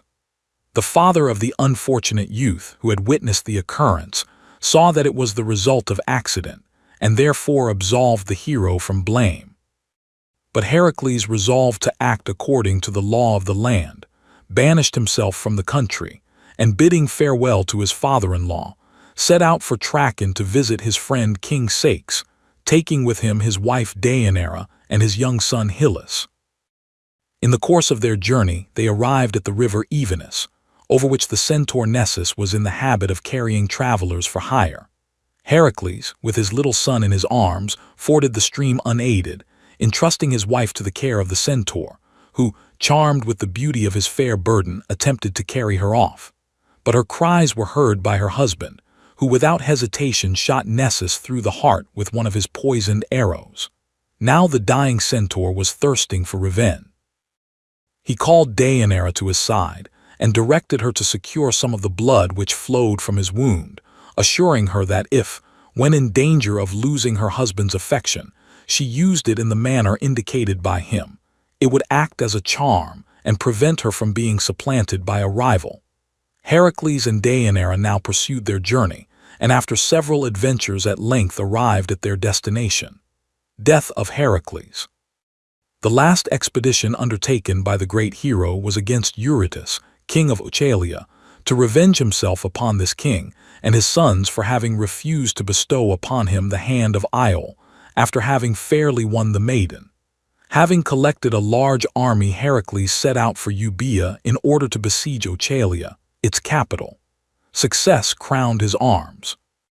He stormed the citadel, slew the king and his 3 sons, reduced the town to ashes, and carried away captive the young and beautiful Iole. Returning from his victorious expedition, Heracles halted at Cenuus in order to offer a sacrifice to Zeus, and sent to Deianira to Trachon for a sacrificial robe. Deianira, having been informed that the fair Iole was in the train of Heracles, was fearful lest her youthful charms might supplant her in the affection of her husband, and calling to mind the advice of the dying centaur, she determined to test the efficacy of the love charm which he had given to her. Taking out the phial which she had carefully preserved, she imbued the robe with a portion of the liquid which it contained, and then sent it to Heracles. The victorious hero clothed himself with the garment, and was about to perform the sacrifice, when the hot flames rising from the altar heated the poison with which it was imbued, and soon every fiber of his body was penetrated by the deadly venom. The unfortunate hero, suffering the most fearful tortures, endeavored to tear off the robe, but it adhered so closely to the skin that all his efforts to remove it only increased his agonies. In this pitiable condition he was conveyed to Trachon, where Deianira, on beholding the terrible suffering of which she was the innocent cause, was overcome with grief and remorse, and hanged herself in despair. The dying hero called his son Hylas to his side, and desired him to make Io his wife, and then ordering his followers to erect a funeral pyre, he mounted it and implored the bystanders to set fire to it, and thus in mercy to terminate his insufferable torments. But no one had the courage to obey him, until at last his friend and companion Philoctetes, yielding to his piteous appeal, lighted the pile and received in return the bow and arrows of the hero. Soon flames on flames ascended, and amidst vivid flashes of lightning, accompanied by awful peals of thunder, Pallas Athene descended in a cloud and bore her favorite hero in a chariot to Olympus. Heracles became admitted among the immortals, and Hera, in token of her reconciliation, bestowed upon him the hand of her beautiful daughter Hebe, the goddess of eternal youth. Bellerophon or Bellerophon was the son of Glaucus, king of Corinth and grandson of Sisyphus. In consequence of an unpremeditated murder, Bellerophon fled to Turin, where he was kindly received by King Protus, who purified him from his crime. Antia, the wife of Protus, was so charmed with the comely youth that she fell in love with him, but Bellerophon did not return her affection, and she, in revenge, slandered him to the king by a gross misrepresentation of the facts. The first impulse of Protus, when informed of the conduct of Bellerophon, was to kill him, but the youth, with his gentle and winning manners, had so endeared himself to his host that he felt it impossible to take his life with his own hands. He therefore sent him to his father-in-law, Iobates, king of Lycia, with a kind of letter or tablet which contained mysterious signs, indicating his desire that the bearer of the missive should be put to death. But the gods watched over the true and loyal youth, and inclined the heart of Iobates, who was an amiable prince, towards his guest. Judging by his appearance that he was of noble birth, he entertained him, according to the hospitable custom of the Greeks, in the most princely manner for 9 days, and not until the morning of the 10th did he inquire his name and errand. Bellerophon now presented to him the letter entrusted to him by Protus. Iobates, who had become greatly attached to the youth, was horror-struck at its contents. Nevertheless, he concluded that Protus must have good reasons for his conduct, and that probably Bellerophon had committed a crime which deserved death. But as he could not make up his mind to murder the guest he had grown to esteem, he decided to dispatch him upon dangerous enterprises, in which he would in all probability lose his life. He first sent him to kill the Chimera, a monster which was at this time devastating the country. The forepart of its body was that of a lion, the center of a goat, and the hind part of a dragon, whilst out of its jaws issued flames of fire. Before starting on this difficult task, Bellerophon invoked the protection of the gods, and in answer to his prayer they dispatched to his aid the immortal winged horse Pegasus, the offspring of Poseidon and Medusa. But the divine animal would not suffer himself to be caught, and at last, worn out with his fruitless exertions, Bellerophon fell into a deep sleep beside the sacred spring Pyre. Here, Pallas Athene appeared to him in a dream, and presented him with a magic bridle for the purpose of capturing the divine steed. On awaking, Bellerophon instinctively put out his hand to grasp it, when, to his amazement, there lay beside him the bridle of his dream, whilst Pegasus was quietly drinking at the fountain close by. Seizing him by the mane, Bellerophon threw the bridle over his head, and succeeded in mounting him without further difficulty. Then, rising with him into the air, he slew the Chimera with his arrows. Iobates next sent him on an expedition against the Solomons, a fierce neighboring tribe with whom he was at enmity. Bellerophon succeeded in vanquishing them, and was then dispatched against the much-dreaded Amazons, but greatly to the astonishment of Iobates the hero again returned victorious. Finally, Iobates placed a number of the bravest Lycians in ambush for the purpose of destroying him, but not one returned alive, for Bellerophon bravely defended himself and slew them all. Convinced at length that Bellerophon, far from deserving death, was the special favorite of the gods, who had evidently protected him throughout his perilous exploits. The king now ceased his persecutions. Iobates admitted him to a share in the government and gave him his daughter in marriage. But Bellerophon, having attained the summit of earthly prosperity, became intoxicated with pride and vanity, and incurred the displeasure of the gods by endeavoring to mount to heaven on his winged horse, for the purpose of gratifying his idle curiosity. Zeus punished him for his impiety by sending a gadfly to sting the horse, who became so restive that he threw his rider, who was precipitated to the earth.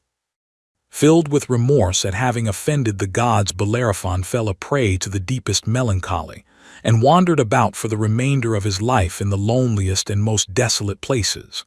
After death, he was honored in Corinth as a hero, and an altar was erected to him in the grove of Poseidon. Theseus. Aegeus, king of Athens, being twice married, and having no children, was so desirous of an heir to his throne that he made a pilgrimage to Delphi in order to consult the oracle. But the response being ambiguous, he repaired to Troezen to consult his wise friend Pythias, who reigned over that city, by whose advice he contracted a secret marriage with his friend's daughter Aethra. After passing some time with his bride, Aegeus prepared to take his departure for his own dominions, but before doing so, he led Aethra to the seashore, where, after depositing his sword and sandals under a huge rock, he thus addressed her: "Should the gods bless our union with a son, do not reveal to him the name and rank of his father until he is old enough to possess the strength requisite for moving this stone. Then send him to my palace at Athens bearing these tokens of his identity." A son was born to Aethra, whom she called Theseus, and who was carefully trained and educated by his grandfather Pythias. When he had developed into a strong and manly youth, his mother conducted him to the spot where the rock had been placed by Aegeus, and at her command, he rolled away the stone, and took possession of the sword and sandals which had lain there for 16 years, and which she now desired him to convey to his father Aegeus, king of Athens. His mother and grandfather were anxious that the youth should travel by the safe sea route, the road between Troezen and Athens being at this time infested with robbers of great ferocity and enormous strength. But feeling within himself the spirit of a hero, Theseus resolved to emulate the deeds of Heracles, with whose fame all Greece resounded, and therefore chose the more dangerous journey by land, as calculated to afford him an opportunity of distinguishing himself by feats of valor. His first adventure occurred at Epidaurus, where he met Periphetes, a son of Hephaestus, who was armed with an iron club with which he killed all travelers. Having received from his grandfather a full description of this savage, Theseus at once recognized him, and rushing upon him with his sword, succeeded after a desperate encounter in killing him.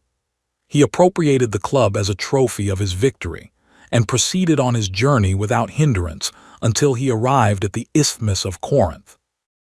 Here the people warned him to beware of Sinis the robber, who forced all travelers to bend with him one of the branches of a tall pine tree. Having dragged it to the ground, the cruel Sinis suddenly released his hold, whereupon the bough rebounding high up into the air, the unfortunate victim was dashed to the ground and killed. When Theseus beheld Sinis advancing towards him, he steadily awaited his approach. Then seizing his powerful club, he killed the inhuman wretch with one blow. Passing through the woody district of Crommyon, Theseus next slew a wild and dangerous sow which had long ravaged the country. He then continued his journey and approached the borders of Megara, where, on a narrow path overhanging the sea, dwelt the wicked Sciron, another terror to travelers. It was his custom to compel all strangers who passed his abode to wash his feet, during which operation he kicked them over the rock into the sea. Theseus boldly attacked the giant, overcame him, and then flung his body over the cliff where so many of his victims had perished. Theseus now journeyed on to Eleusis, where he found another adversary in the person of King Circean, who forced all comers to wrestle with him, and killed those whom he vanquished. But Theseus overcame the mighty wrestler and slew him. Near Eleusis, on the banks of the river Cephisus, Theseus met with a new adventure. Here lived the giant Damasts, called Procrustes or the Stretcher, who had 2 iron beds, one being long and the other short, into which he forced all strangers. In the short one he placed the tall men, whose limbs he cut to the size of the bed, whilst to the short ones he assigned the large bed, stretching them out to fit it, and thus he left his victims to expire in the most cruel torments. Theseus freed the country from this inhuman monster by serving him as he had done his unfortunate victims. The hero now continued his journey, and at length reached Athens without meeting with any further adventures. When he arrived at his destination, he found his father a helpless tool in the hands of the sorceress Medea, whom he had married after her departure from Corinth. Knowing, by means of her supernatural powers, that Theseus was the king's son, and fearing that her influence might be weakened by his presence, she poisoned the mind of the old king against the stranger, whom she represented as being a spy. It was accordingly arranged that Theseus should be invited to a banquet, and a strong poison mixed with his wine. Now Theseus had resolved to reveal himself at this feast to the father whom he yearned to embrace. Before tasting the wine, he put his plan into execution, and drew out his sword so that the eyes of the king might rest upon it. When Aegeus beheld once more the well-known weapon which he had so often wielded, he knew that it was his son who stood before him. He warmly embraced him, presented him as his heir to his courtiers and subjects, and then, no longer able to endure the sight of Medea, he banished her forever from his dominions. When Theseus was acknowledged as the rightful heir to the throne, he was opposed by the 50 sons of Pallas, the king's brother, who had confidently expected that, on the demise of the old king, the government of the country would devolve upon them. They therefore resolved to put Theseus to death, but their plans becoming known to him, he surprised them as they lay in ambush awaiting his approach, and destroyed them all. Fearing, however, lest the Athenians might entertain a prejudice against him on account of his extermination of their fellow citizens, the Pallantids, Theseus resolved to perform some signal service for the state, which should gain for him the hearts of the people. He accordingly decided to rid the country of the famous bull of Marathon, which had become a terror to the cultivators of the land. He captured the animal and brought him in chains to Athens, where, after publicly exhibiting him to the astonished multitude, he solemnly sacrificed him to Apollo. The next enterprise undertaken by Theseus far surpassed all his other feats of heroic daring, and secured to him the universal admiration and gratitude of his fellow citizens. This was the slaying of the Minotaur, which put an end forever to the shameful tribute of 7 youths and 7 maidens which was exacted from the Athenians every 9 years. The origin of this barbarous tribute was as follows. Androgeos, the youthful son of Minos, king of Crete, having been treacherously murdered by the Athenians, his father, anxious to avenge the death of his son, declared war against their king Aegeus, and conquered Athens and the villages in its vicinity.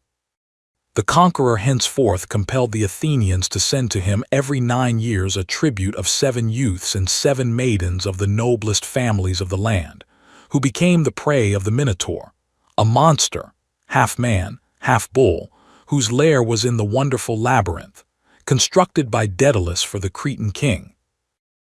When Theseus informed his father of his heroic determination, he was overwhelmed with grief, and endeavored by every means in his power to shake his son's resolution, but confident of success, Theseus assured his father that he would slay the Minotaur and return home victorious. It was customary for the vessel bearing its unhappy freight of human victims to use on this voyage black sails only, but Theseus promised his father that, should he return in safety, he would hoist white ones in their place. Before leaving Athens, Theseus, by the advice of an oracle, chose Aphrodite as his guardian and protectress, and accordingly offered up a sacrifice to her. When he arrived in the presence of King Minos, the goddess of love inspired Ariadne, the beautiful daughter of the king, with an ardent attachment for the noble young hero. During a secret interview, in which a mutual confession of affection took place, Ariadne furnished him with a sharp sword and a clue of thread, the end of which she desired him to fasten at the entrance to the labyrinth, and to continue to unwind it till he reached the lair of the Minotaur. Full of hope as to the successful issue of his undertaking, Theseus took leave of the kind maiden, after expressing his gratitude for her timely aid. At the head of his companions, he was now conducted by Minos to the entrance of the labyrinth.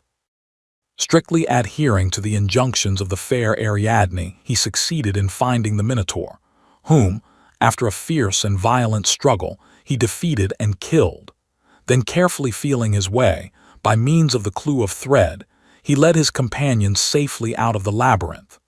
They then fled to their ship, taking with them the lovely maiden to whose affection for their deliverer they owed their safety. Arrived at the island of Naxos, Theseus had a dream in which Dionysus, the wine god, appeared to him and informed him that the fates had decreed that Ariadne should be his bride, at the same time menacing the hero with all kinds of misfortunes should he refuse to resign her. Now Theseus, having been taught from his youth to reverence the gods, feared to disobey the wishes of Dionysus.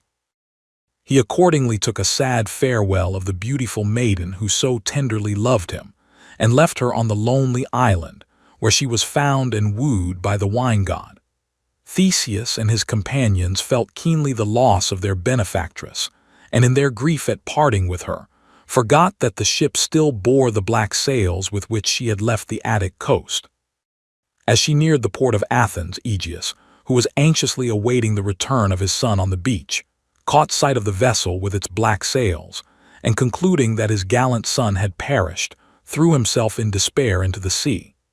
With the unanimous approval of the Athenians, Theseus now ascended the vacant throne, and soon proved himself to be not only a valiant hero, but also a wise prince and prudent legislator. Athens was at this time but a small city surrounded by a number of villages, each of which possessed its own separate form of government. But by means of kind and conciliatory measures, Theseus induced the heads of these different communities to resign their sovereignty, and to entrust the administration of public affairs to a court which should sit constantly at Athens, and exercise jurisdiction over all the inhabitants of Attica. The result of these judicious measures was that the Athenians became a united and powerful people, and that numbers of strangers and foreigners flocked to Athens, which became a flourishing maritime port and a commercial center of great importance. Theseus renewed the Isthmian Games and also instituted numerous festivals, the principal of which was the Panathenaea, held in honor of Athene Polias. It is related that Theseus upon one occasion arrived during a voyage at the Amazonian coast. Anxious to ascertain the object of his visit, the Amazons sent Hippolyte, one of their number, with presents to the stranger. But no sooner did the fair herald set foot on board his vessel than Theseus set sail and carried her off to Athens, where he made her his queen. Enraged at this indignity, the Amazons determined to be revenged. Some time afterwards, when the whole affair would appear to have been forgotten, they seized the opportunity when the city of Athens was in a defenseless condition and landed an army in Attica. So sudden was their attack that they had penetrated into the very heart of the city before the Athenians could organize their forces. But Theseus expeditiously collected his troops and commenced such a furious onslaught upon the invaders that, after a desperate encounter, they were driven from the city. Peace was then concluded, whereupon the Amazons evacuated the country. During this engagement, Hippolyte, forgetful of her origin, fought valiantly by the side of her husband against her own kinsfolk, and perished on the field of battle. It was soon after this sad event that Theseus joined the world-renowned Caledonian boar hunt, in which he took a leading part. He also formed one of the brave band who shared in the perils of the Argonautic expedition. The remarkable friendship which existed between Theseus and Pirithous originated under such peculiar circumstances that it is worthy of mention. Hearing upon one occasion that his herds, pasturing in the plains of Marathon, had been carried off by Pirithous, Theseus collected together an armed force and sallied forth to punish the plunderer. But when the two heroes met face to face, both were seized with an impulse of sympathetic admiration for each other. Pirithous, holding out his hand in token of peace, exclaimed, "What satisfaction shall I render thee, O Theseus? Be thou thyself the judge." Theseus seized the proffered hand and replied, "I ask naught save thy friendship," whereupon the heroes embraced each other and swore eternal fidelity. When soon afterwards Pirithous became united to Hippodamia, a Thessalian princess, he invited Theseus to the wedding feast, which was also attended, among other guests, by a large number of centaurs who were friends of Pirithous. Towards the end of the banquet, Eurytion, a young centaur, heated and flushed with wine, seized the lovely bride and sought by force to carry her off. The other centaurs, following his example, each endeavored to capture a maiden. Pirithous and his followers, aided by Theseus, who rendered most valuable assistance, attacked the centaurs, and after a violent hand-to-hand struggle in which many perished, forced them to relinquish their prey. After the death of Hippolyte, Theseus sought the hand of Phaedra, the sister of his former bride Ariadne, to whom he became united. For some years they lived happily together, and their union was blessed by the birth of 2 sons. During this time Hippolytus, the son of the Amazonian queen, had been absent from home, having been placed under the care of the king's uncles in order to be educated. When, having grown to manhood, he now returned to his father's palace, his young stepmother, Phaedra, fell violently in love with him, but Hippolytus failed to return her affection and treated her with contempt and indifference. Filled with rage and despair at his coldness, Phaedra put an end to her existence, and when she was discovered by her husband, she held in her hand a letter, accusing Hippolytus of being the cause of her death, and of having conspired against the honor of the king. Now Poseidon had upon one occasion promised to grant Theseus whatever request he should demand. He therefore called upon the sea god to destroy Hippolytus, whom he cursed in the most solemn manner. The father's awful malediction fell but too soon upon his innocent son, for, as the latter was driving his chariot along the seashore, between Troezen and Athens, a monster, sent by Poseidon, rose out of the deep, and so frightened the horses that they became altogether unmanageable. As they rushed on in their mad career, the chariot was dashed to pieces, and the unfortunate youth, whose feet had become entangled in the reins, was dragged along until life was nearly extinct. In this condition he was found by the unhappy Theseus, who, having ascertained the true facts of the case from an old servant of Phaedra, had hastened to prevent the catastrophe.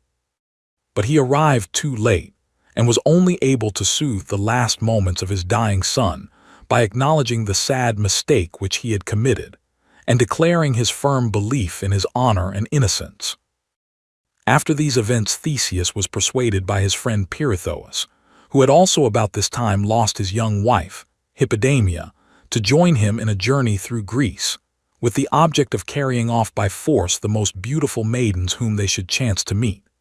Arrived at Sparta, they beheld, in the temple of Artemis, Helen, the daughter of Zeus and Leda, who was engaged in performing sacred dances in honor of the goddess. Although the maiden was only 9 years old, the fame of her beauty, which was destined to play so important a part in the history of Greece, had already spread far and wide. Theseus and Pirithous forcibly abducted her, and then having cast lots for her, she fell to Theseus, who placed her under the charge of his mother Aethra. Pirithous now requested Theseus to assist him in his ambitious scheme of descending to the lower world and carrying off Persephone, the queen of Hades. Though fully alive to the perils of the undertaking, Theseus would not forsake his friend, and together they sought the gloomy realm of Shades. But Aides had been forewarned of their approach, and scarcely had the two friends set foot within his dominions when, by his orders, they were seized, bound with chains, and secured to an enchanted rock at the entrance of Hades. Here the two friends languished for many years, until Heracles passed by in his search for Cerberus, when he released Theseus, but in obedience to an injunction of the gods, left Pirithous to endure forever the punishment of his too daring ambition. While Theseus was imprisoned in the underworld, Castor and Pollux, the brothers of Helen, invaded Athens and demanded the restoration of their young sister. Seeing his country threatened with the horrors of warfare, an Athenian citizen named Academus, who knew of Helen's place of concealment, repaired to the camp of the Dioscuri and informed them where they would find her.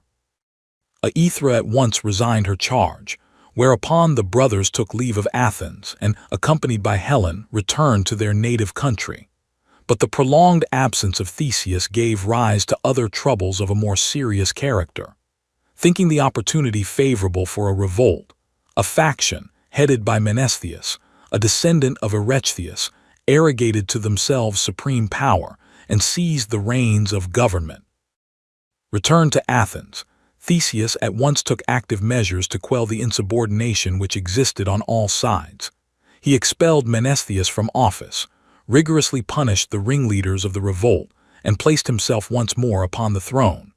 But his hold upon the people was gone. His former services were all forgotten, and finding at length that dissensions and revolts were rife, he voluntarily abdicated the throne and retired to his estates in the island of Scyros. Here Lycomedes, king of the island, feigned to receive him with the utmost friendship, but being, as it is supposed, in league with Menestheus, he led the old king to the summit of a high rock, under pretense of showing him his estates, and treacherously killed him by pushing him over the cliff. Many centuries after his death, by the command of the oracle of Delphi, Cimon, the father of Miltiades at the conclusion of the Persian War, brought the remains of Theseus, the great benefactor of Athens, to that city, and in his honor a temple was erected which exists to the present day and serves as a museum of art. Oedipus. Laius, king of Thebes, the son of Labdacus and a direct descendant of Cadmus, was married to Jocaste, the daughter of a noble Theban. An oracle having foretold that he would perish by the hand of his own son, he determined to destroy the infant to whom Jocaste had just given birth. With the consent of his wife, whose affection for her husband overcame her love for her child, he pierced the feet of the babe, bound them together, and handed the infant over to a servant, with instructions to expose him on Mount Cithaeron to perish. But instead of obeying this cruel command, the servant entrusted him to a shepherd who was tending the flocks of Polybus, king of Corinth, and then returned to Laius and Jocaste and informed them that their orders had been obeyed. The parents were satisfied with the intelligence and quieted their conscience by the reflection that they had thus prevented their son from committing the crime of parricide. Meanwhile, the shepherd of King Polybus had unbound the feet of the infant, and in consequence of their being much swollen, he called him Oedipus, or swollen foot. He then carried him to the king, his master, who, pitying the poor little waif, enlisted for him the kind offices of his wife, Merope. Oedipus was adopted by the king and queen as their own son, and grew up in the belief that they were his parents, until one day a Corinthian noble taunted him at a banquet with not being the son of the king. Stung at this reproach, the youth appealed to Merope, but receiving an equivocal though kindly answer, he repaired to Delphi to consult the oracle. The Pythia vouchsafed no reply to his inquiry, but informed him, to his horror, that he was fated to kill his father and to marry his own mother. Filled with dismay, for he was tenderly attached to Polybus and Merope, Oedipus determined not to return to Corinth and took instead the road leading to Boeotia. On his way a chariot passed him, in which sat an old man with 2 servants, who rudely pushed the pedestrian out of the path. In the scuffle which ensued, Oedipus struck the old man with his heavy stick, and he fell back dead on the seat of the chariot. Struck with dismay at the unpremeditated murder which he had committed, the youth fled, and left the spot without learning that the old man whom he had killed was his father, Laius, king of Thebes. Not long after this occurrence, the Sphinx was sent by the goddess Hera as a punishment to the Thebans. Stationed on a rocky height just outside the city, she propounded to the passers-by riddles which she had been taught by the Muses, and whoever failed to solve them was torn in pieces and devoured by the monster. And in this manner, great numbers of the inhabitants of Thebes had perished. Now on the death of the old King Laius, Creon, the brother of the widowed queen, had seized the reins of government and mounted the vacant throne. And when at length his own son fell a victim to the Sphinx, he resolved at all costs to rid the country of this fearful scourge. He accordingly issued a proclamation that the kingdom and the hand of his sister Jocaste should be awarded to him, who should succeed in solving one of the riddles of the Sphinx, it having been foretold by an oracle that only then would the country be freed from the monster. Just as this proclamation was being made in the streets of Thebes, Oedipus, with his pilgrim's staff in his hand, entered the city. Tempted by the prospect of so magnificent a reward, he repaired to the rock and boldly requested the Sphinx to propound to him one of her riddles. She proposed to him one which she deemed impossible of solution, but Oedipus at once solved it, whereupon the Sphinx, full of rage and despair, precipitated herself into the abyss and perished. Oedipus received the promised reward.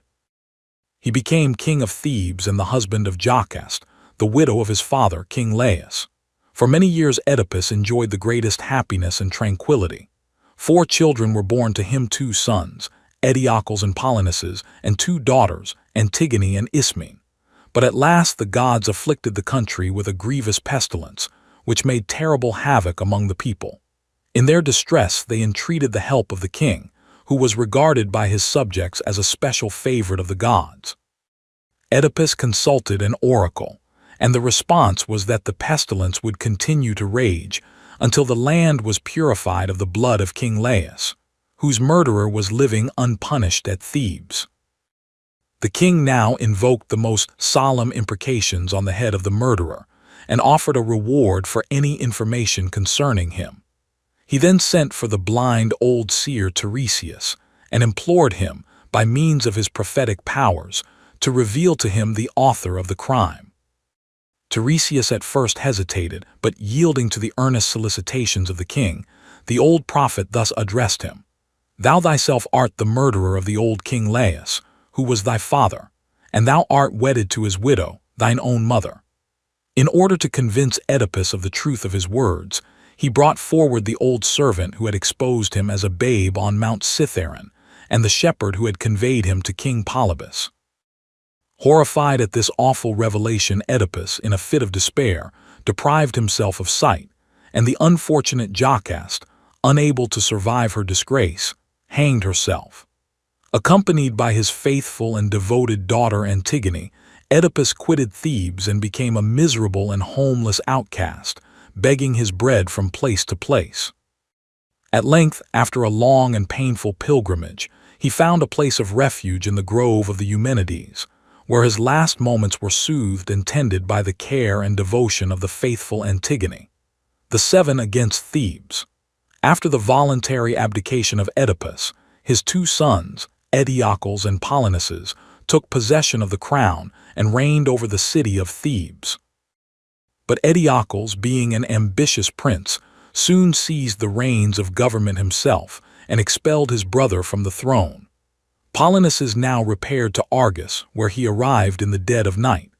Outside the gates of the royal palace he encountered Tydeus, the son of Onius, king of Calydon. Having accidentally killed a relative in the chase, Tydeus was also a fugitive, but being mistaken by Polynices in the darkness for an enemy, a quarrel ensued which might have ended fatally, had not King Adrastus, aroused by the clamor, appeared on the scene and parted the combatants. By the light of the torches borne by his attendants, Adrastus observed, to his surprise, that on the shield of Polynices a lion was depicted, and on that of Tydeus a boar. The former bore this insignia in honor of the renowned hero Heracles, the latter in memory of the famous Caledonian boar hunt. This circumstance reminded the king of an extraordinary oracular prediction concerning his 2 beautiful daughters, Argia and Dapo, which was to the effect that he would give them in marriage to a lion and a boar. Hailing with delight what he regarded as an auspicious solution of the mysterious prophecy, he invited the strangers into his palace, and when he heard their history and had convinced himself that they were of noble birth, he bestowed upon Polynices his beautiful daughter Argia, and upon Tydeus the fair Dapol, promising at the same time that he would assist both his sons-in-law to regain their rightful patrimony. The first care of Adrastus was to aid Polynices in regaining possession of his lawful share in the government of Thebes. He accordingly invited the most powerful chiefs in his kingdom to join in the expedition, all of whom readily obeyed the call with the exception of the king's brother-in-law, Amphiaraus, the seer. As he foresaw a disastrous termination to the enterprise, and knew that not one of the heroes, save Adrastus himself, would return alive, he earnestly dissuaded the king from carrying out his project, and declined to take any part in the undertaking. But Adrastus, seconded by Polynices and Tydeus, was obstinately bent on the achievement of his purpose, and Amphiaraus, in order to escape from their importunities, concealed himself in a hiding place known only to his wife Eriphyle. Now on the occasion of the marriage of Amphiaraus it had been agreed that if he ever differed in opinion with the king, his wife should decide the question. As the presence of Amphiaraus was indispensable to the success of the undertaking, and moreover, as Adrastus would not enter upon it without the eye of the army, as he called his brother-in-law, Polynices, bent on securing his services, determined to bribe Eriphyle to use her influence with her husband, and to decide the question in accordance with his wishes. He bethought himself of the beautiful necklace of Harmonia, wife of Cadmus, which he had brought with him in his flight from Thebes. Without loss of time he presented himself before the wife of Amphiaraus, and held up to her admiring gaze the glittering bauble, promising that if she revealed the hiding place of her husband and induced him to join the expedition, the necklace should be hers. Eriphyle, unable to withstand the tempting bait, accepted the bribe, and thus Amphiaraus was compelled to join the army. But before leaving his home, he extorted a solemn promise from his son Alcmaeon that, should he perish on the field of battle, he would avenge his death on his mother, the perfidious Eriphyle. 7 leaders were now chosen, each at the head of a separate detachment of troops. These were Adrastus the king, his 2 brothers Hippomedon and Parthenopaeus, Capaneus his nephew, Polynices and Tydeus and Amphiaraus. When the army was collected, they set out for Nemea, which was at this time governed by King Lycurgus. Here the Argives, being short of water, halted on the outskirts of a forest in order to search for a spring, when they saw a majestic and beautiful woman seated on the trunk of a tree, nursing an infant. They concluded from her noble and queenly appearance that she must be a goddess, but were informed by her that she was Hypsipyle, queen of the Lemnians, who had been carried away captive by pirates, and sold as a slave to King Lycurgus, and that she was now acting as nurse to his infant son. When the warriors told her that they were in search of water, she laid the child down in the grass, and led them to a secret spring in the forest, with which she alone was acquainted. But on their return they found, to their grief, that the unfortunate babe had been killed during their absence by a serpent. They slew the reptile, and then collecting the remains of the infant, they buried them with funereal honors and proceeded on their way. The warlike host now appeared before the walls of Thebes, and each leader placed himself before one of the 7 gates of the city in readiness for the attack. Eteocles, in conjunction with Creon, had made due preparations to repel the invaders, and had stationed troops, under the command of trusty leaders, to guard each of the gates. Then, according to the practice of the ancients of consulting soothsayers before entering upon any undertaking, the blind old seer Tiresias was sent for, who, after carefully taking the auguries from the flight of birds, declared that all efforts to defend the city would prove unavailing, unless the youngest descendant of the house of Cadmus would offer himself as a voluntary sacrifice for the good of the state. When Creon heard the words of the seer, his first thought was of his favorite son Menocius, the youngest scion of the royal house, who was present at the interview. He therefore earnestly implored him to leave the city and to repair for safety to Delphi. But the gallant youth heroically resolved to sacrifice his life for the benefit of his country, and after taking leave of his old father, mounted the city walls, and plunging a dagger into his heart, perished in the sight of the contending hosts. Adrastus now gave his troops the word of command to storm the city, and they rushed forward to the attack with great valor. The battle raged long and furiously, and after heavy losses on both sides the Argives were routed and put to flight. After the lapse of some days they reorganized their forces, and again appeared before the gates of Thebes, when Eteocles, grieved to think that there should be such a terrible loss of life on his account, sent a herald into the opposite camp, with a proposition that the fate of the campaign should be decided by single combat between himself and his brother Polynices. The challenge was readily accepted, and in the duel which took place outside the city walls, in the sight of the rival forces, Eteocles and Polynices were both fatally wounded and expired on the field of battle. Both sides now claimed the day, and the result was that hostilities recommenced, and soon the battle raged with greater fury than ever. But victory at last declared itself for the Thebans. In their flight the Argives lost all their leaders, Adrastus excepted, who owed his safety to the fleetness of his horse Arion. By the death of the brothers, Creon became once more king of Thebes, and in order to show his abhorrence of the conduct of Polynices in fighting against his country, he strictly forbade anyone to bury either his remains or those of his allies. But the faithful Antigone, who had returned to Thebes on the death of her father, could not endure that the body of her brother should remain unburied. She therefore bravely disregarded the orders of the king, and endeavored to give sepulture to the remains of Polynices. When Creon discovered that his commands had been set at defiance, he inhumanly condemned the devoted maiden to be entombed alive in a subterranean vault. But retribution was at hand. His son Haemon, who was betrothed to Antigone, having contrived to effect an entrance into the vault, was horrified to find that Antigone had hanged herself by her veil. Feeling that life without her would be intolerable, he threw himself in despair on his own sword, and after solemnly invoking the malediction of the gods on the head of his father, expired beside the dead body of his betrothed. Hardly had the news of the tragic fate of his son reached the king, before another messenger appeared, bearing the tidings that his wife Eurydice, on hearing of the death of Haemon, had put an end to her existence, and thus the king found himself in his old age both widowed and childless.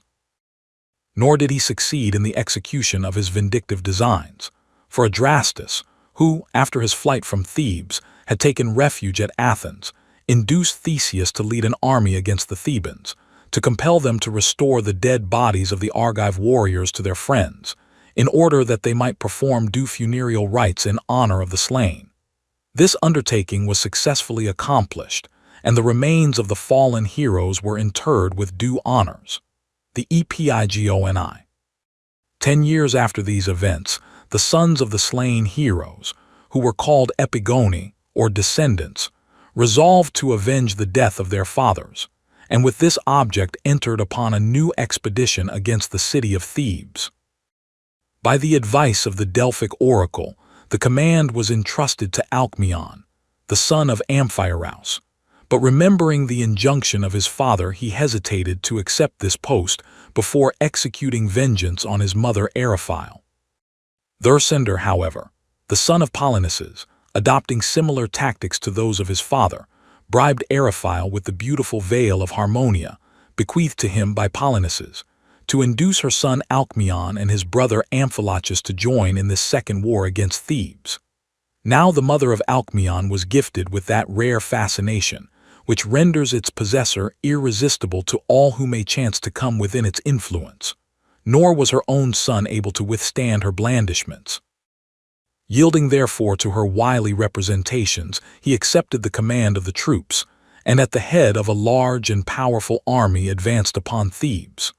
Before the gates of the city, Alcmaeon encountered the Thebans under the command of Laodamas, the son of Eteocles. A fierce battle ensued, in which the Theban leader, after performing prodigies of valor, perished by the hand of Alcmaeon. After losing their chief and the flower of their army, the Thebans retreated behind the city walls, and the enemy now pressed them hard on every side. In their distress, they appealed to the blind old seer Tiresias, who was over 100 years old. With trembling lips and in broken accents, he informed them that they could only save their lives by abandoning their native city with their wives and families. Upon this they dispatched ambassadors into the enemy's camp, and whilst these were protracting negotiations during the night, the Thebans, with their wives and children, evacuated the city. Next morning the Argives entered Thebes and plundered it, placing Thersander, the son of Polynices, on the throne which his father had so vainly contested, Alcmaeon, and the necklace. When Alcmaeon returned from his expedition against the Thebans, he determined to fulfill the last injunction of his father Amphiaraus, who had desired him to be revenged on his mother Eriphyle for her perfidy in accepting a bribe to betray him. This resolution was further strengthened by the discovery that his unprincipled mother had urged him also to join the expedition in return for the much-coveted veil of Harmonia. He therefore put her to death, and taking with him the ill-fated necklace and veil, abandoned forever the home of his fathers. But the gods, who could not suffer so unnatural a crime to go unpunished, afflicted him with madness and sent one of the Furies to pursue him unceasingly. In this unhappy condition he wandered about from place to place, until at last, having reached Sapphires in Arcadia, Phegeus, king of the country, not only purified him of his crime, but also bestowed upon him the hand of his daughter Arsinoe, to whom Alcmaeon presented the necklace and veil, which had already been the cause of so much unhappiness.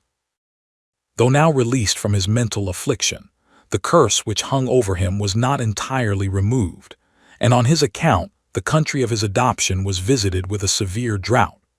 On consulting the oracle of Delphi, he was informed that any land which offered him shelter would be cursed by the gods, and that the malediction would continue to follow him till he came to a country which was not in existence at the time he had murdered his mother. Bereft of hope, and resolved no longer to cast the shadow of his dark fate over those he loved, Alcmaeon took a tender leave of his wife and little son, and became once more an outcast and wanderer. Arrived after a long and painful pilgrimage at the river Achelous, he discovered, to his unspeakable joy, a beautiful and fertile island which had but lately emerged from beneath the water. Here he took up his abode, and in this haven of rest he was at length freed from his sufferings, and finally purified of his crime by the river god Achelous. But in his new-found home, where prosperity smiled upon him, Alcmaeon soon forgot the loving wife and child he had left behind, and wooed Calirrhoe, the beautiful daughter of the river god, who became united to him in marriage. For many years Alcmaeon and Calirrhoe lived happily together, and 2 sons were born to them. But unfortunately for the peace of her husband, the daughter of Achelous had heard of the celebrated necklace and veil of Harmonia, and became seized with a violent desire to become the possessor of these precious treasures. Now the necklace and veil were in the safekeeping of Arsinoe, but as Alcmaeon had carefully concealed the fact of his former marriage from his young wife, he informed her, when no longer able to combat her importunities, that he had concealed them in a cave in his native country, and promised to hasten thither and procure them for her. He accordingly took leave of Calirrhoe and his children, and proceeded to Sapphires, where he presented himself before his deserted wife and her father, King Phegeus. To them he excused his absence by the fact of his having suffered from a fresh attack of madness, and added that an oracle had foretold to him that his malady would only be cured when he had deposited the necklace and veil of Harmonia in the temple of Apollo at Delphi. Arsinoe, deceived by his artful representations, unhesitatingly restored to him his bridal gifts, whereupon Alcmaeon set out on his homeward journey, well satisfied with the successful issue of his expedition. But the fatal necklace and veil were doomed to bring ruin and disaster to all who possessed them. During his sojourn at the court of King Phegeus, one of the servants who had accompanied Alcmaeon betrayed the secret of his union with the daughter of the river god, and when the king informed his sons of his treacherous conduct, they determined to avenge the wrongs of their sister Arsinoe. They accordingly concealed themselves at a point of the road which Alcmaeon was compelled to pass, and as he neared the spot, they suddenly emerged from their place of ambush, fell upon him and dispatched him. When Arsinoe, who still loved her faithless husband, heard of the murder, she bitterly reproached her brothers for the crime which they had perpetrated, at which they were so incensed that they placed her in a chest and conveyed her to Agapner, son of Anchius, at Tegea. Here they accused her of the murder of which they themselves were guilty, and she suffered a painful death. Calirrhoe, on learning the sad fate of Alcmaeon, implored Zeus that her infant sons might grow at once to manhood and avenge the death of their father. The ruler of Olympus heard the petition of the bereaved wife, and in answer to her prayer, the children of yesterday became transformed into bearded men, full of strength and courage, and thirsting for revenge. Hastening to Tegea, they there encountered the sons of Phegeus, who were about to repair to Delphi in order to deposit the necklace and veil in the sanctuary of Apollo. And before the brothers had time to defend themselves, the stalwart sons of Calirrhoe rushed upon them and slew them. They then proceeded to Sophies, where they killed King Phegeus and his wife, after which they returned to their mother with the necklace and veil, which, by the command of her father Achelous, were deposited as sacred offerings in the temple of Apollo at Delphi. The Heraclida. After the apotheosis of Heracles, his children were so cruelly persecuted by Eurystheus that they fled for protection to King Ceyx at Trachine, accompanied by the aged Iolaus, the nephew and lifelong friend of their father, who constituted himself their guide and protector. But on Eurystheus demanding the surrender of the fugitives, the Heraclidae, knowing that the small force at the disposal of King Ceyx would be altogether inadequate to protect them against the powerful king of Argos, abandoned his territory and sought refuge at Athens, where they were hospitably received by King Demophoon, the son of the great hero Theseus. He warmly espoused their cause and determined to protect them at all costs against Eurystheus, who had dispatched a numerous force in pursuit of them. When the Athenians had made all necessary preparations to repel the invaders, an oracle announced that the sacrifice of a maiden of noble birth was necessary to ensure to them victory, whereupon Macaria, the beautiful daughter of Heracles and Deianira, magnanimously offered herself as a sacrifice, and surrounded by the noblest matrons and maidens of Athens, voluntarily devoted herself to death. While these events were transpiring in Athens, Hyllus, the eldest son of Heracles and Deianira, had advanced with a large army to the assistance of his brothers, and having sent a messenger to the king announcing his arrival, Demophoon with his army joined his forces. In the thick of the battle which ensued, Iolaus, following a sudden impulse, borrowed the chariot of Hyllus and earnestly entreated Zeus and Hebe to restore to him, for this one day only, the vigor and strength of his youth. His prayer was heard. A thick cloud descended from heaven and enveloped the chariot, and when it disappeared, Iolaus, in the full plenitude of manly vigor, stood revealed before the astonished gaze of the combatants. He then led on his valiant band of warriors, and soon the enemy was in headlong flight, and Eurystheus, who was taken prisoner, was put to death by the command of King Demophoon.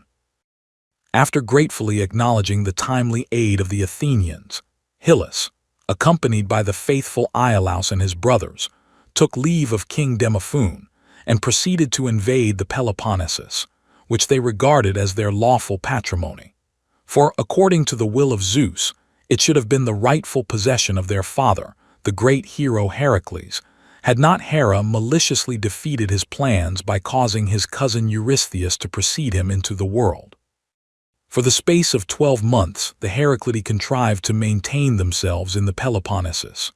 But at the expiration of that time, a pestilence broke out, which spread over the entire peninsula, and compelled the Heraclidae to evacuate the country and return to Attica, where for a time they settled. After the lapse of 3 years, Hyllus resolved on making another effort to obtain his paternal inheritance. Before setting out on the expedition, however, he consulted the oracle of Delphi, and the response was that he must wait for the third fruit before the enterprise would prove successful.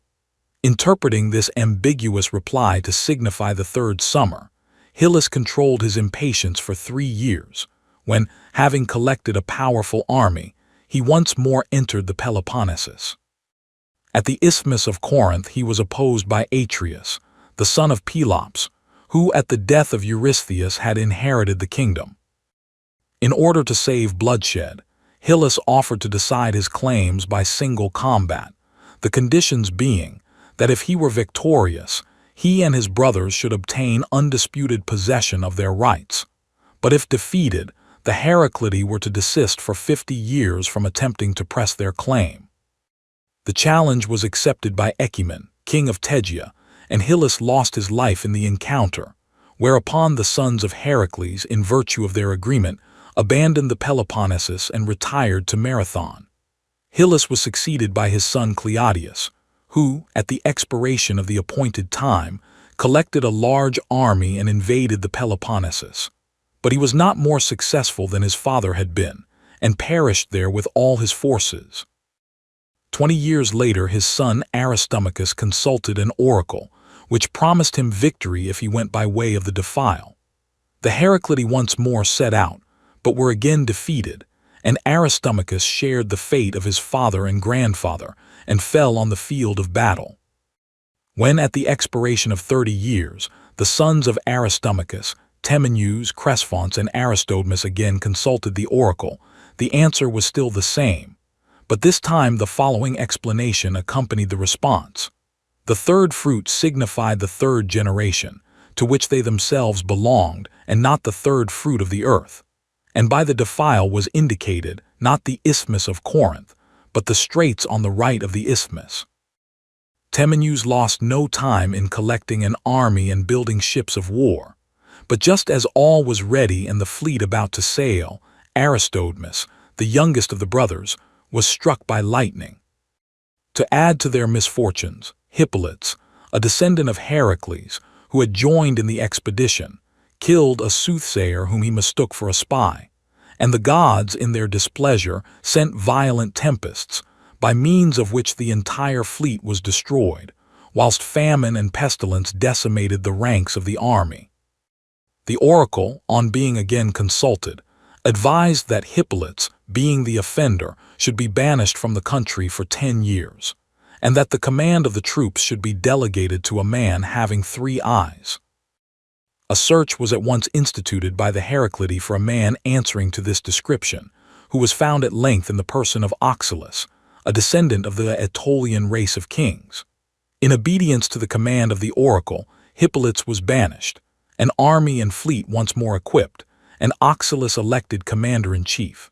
And now success at length crowned the efforts of the long-suffering descendants of the great hero.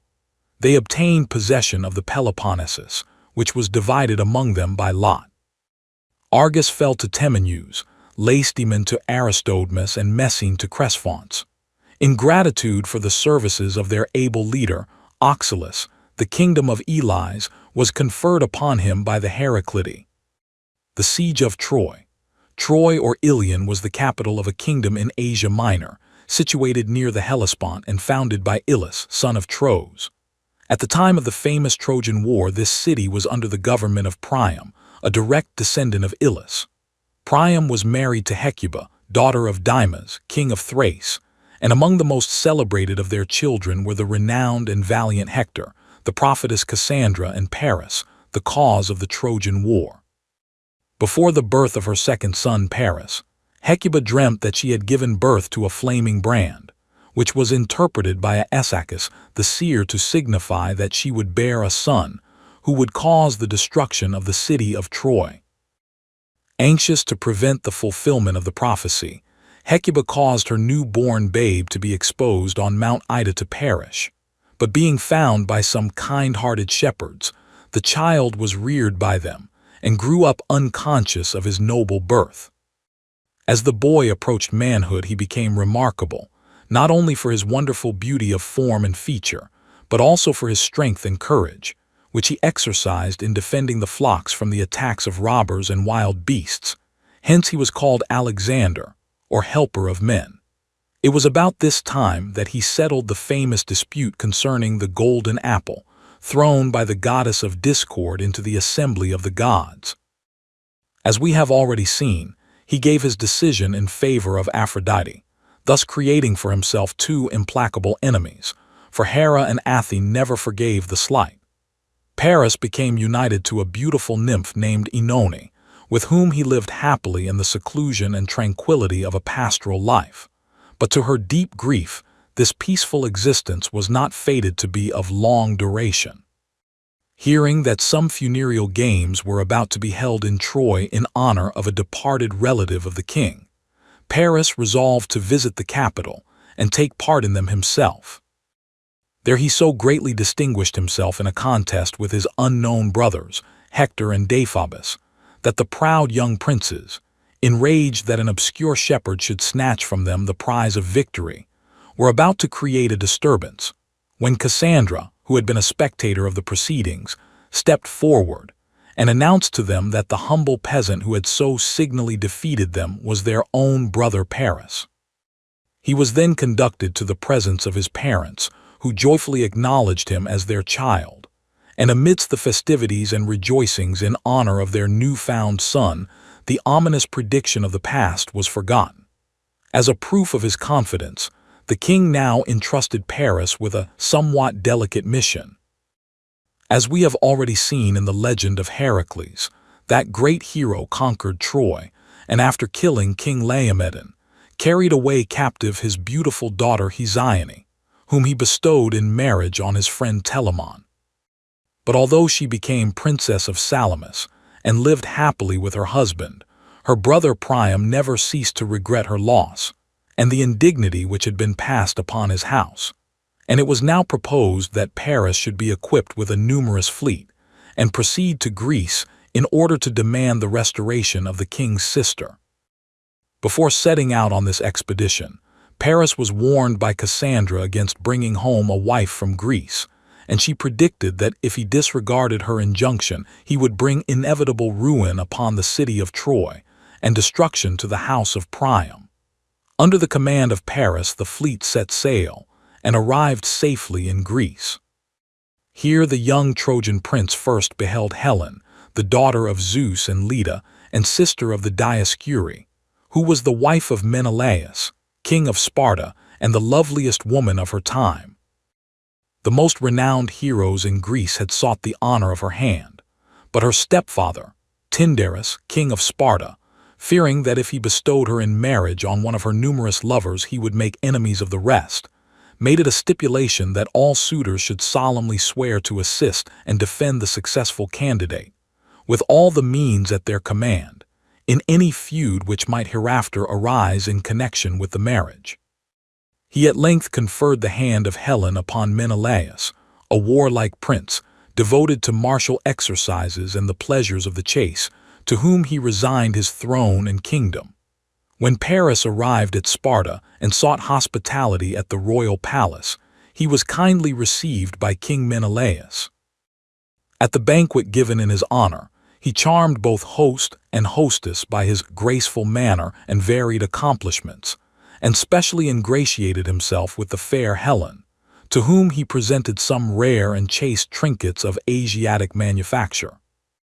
Whilst Paris was still a guest at the court of the king of Sparta, the latter received an invitation from his friend Idomeneus, king of Crete, to join him in a hunting expedition, and Menelaus, being of an unsuspicious and easy temperament, accepted the invitation, leaving to Helen the duty of entertaining the distinguished stranger. Captivated by her surpassing loveliness, the Trojan prince forgot every sense of honor and duty, and resolved to rob his absent host of his beautiful wife.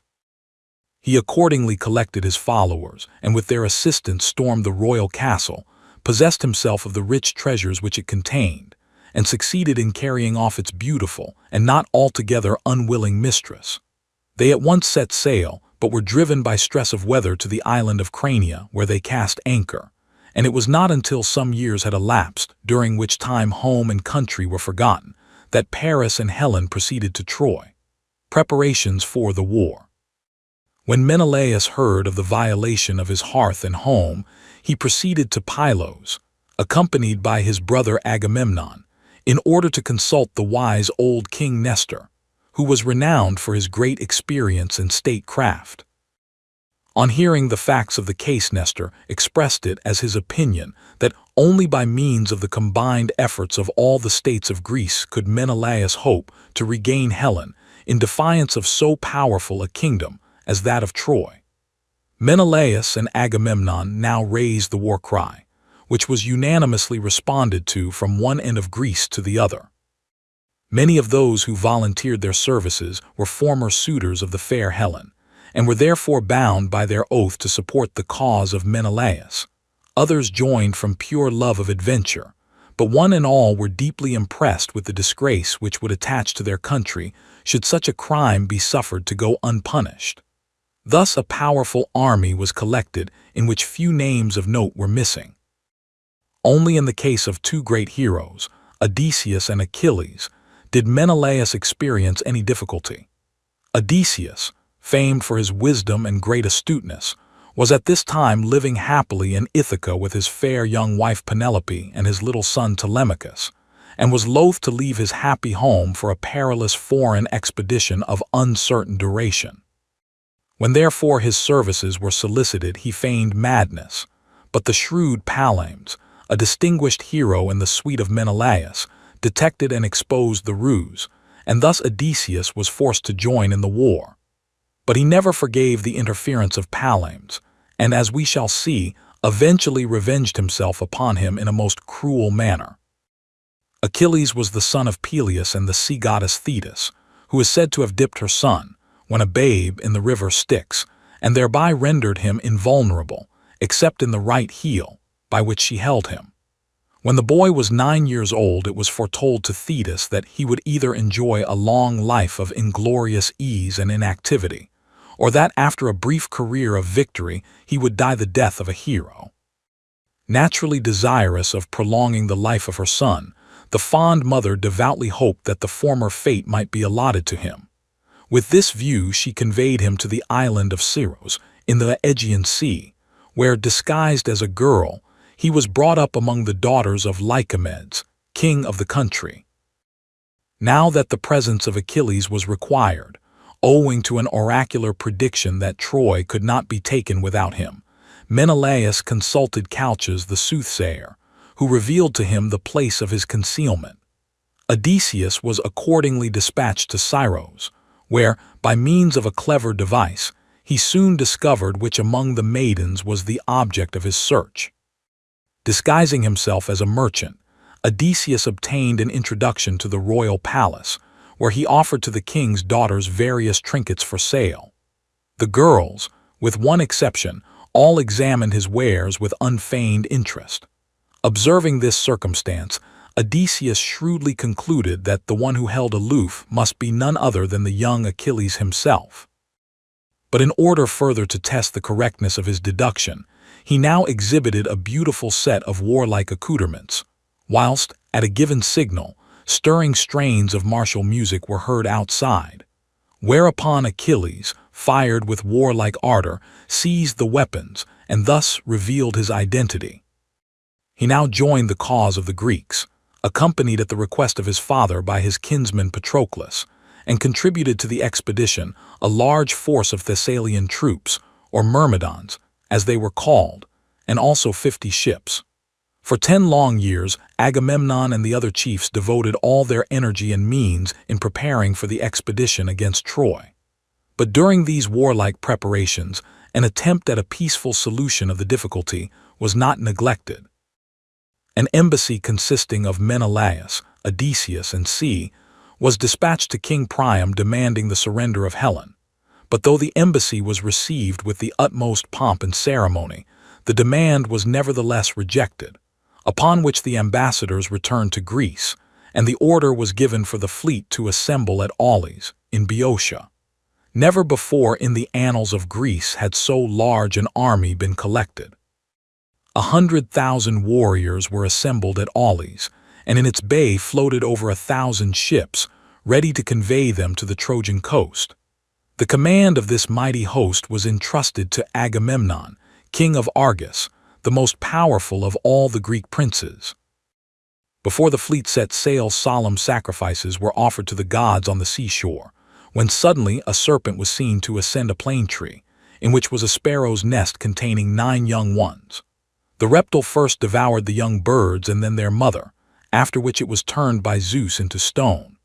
Calchas the soothsayer, on being consulted, interpreted the miracle to signify that the war with Troy would last for 9 years, and that only in the 10th would the city be taken. Departure of the Greek fleet. The fleet then set sail, but mistaking the Mysian coast for that of Troy, they landed troops and commenced to ravage the country.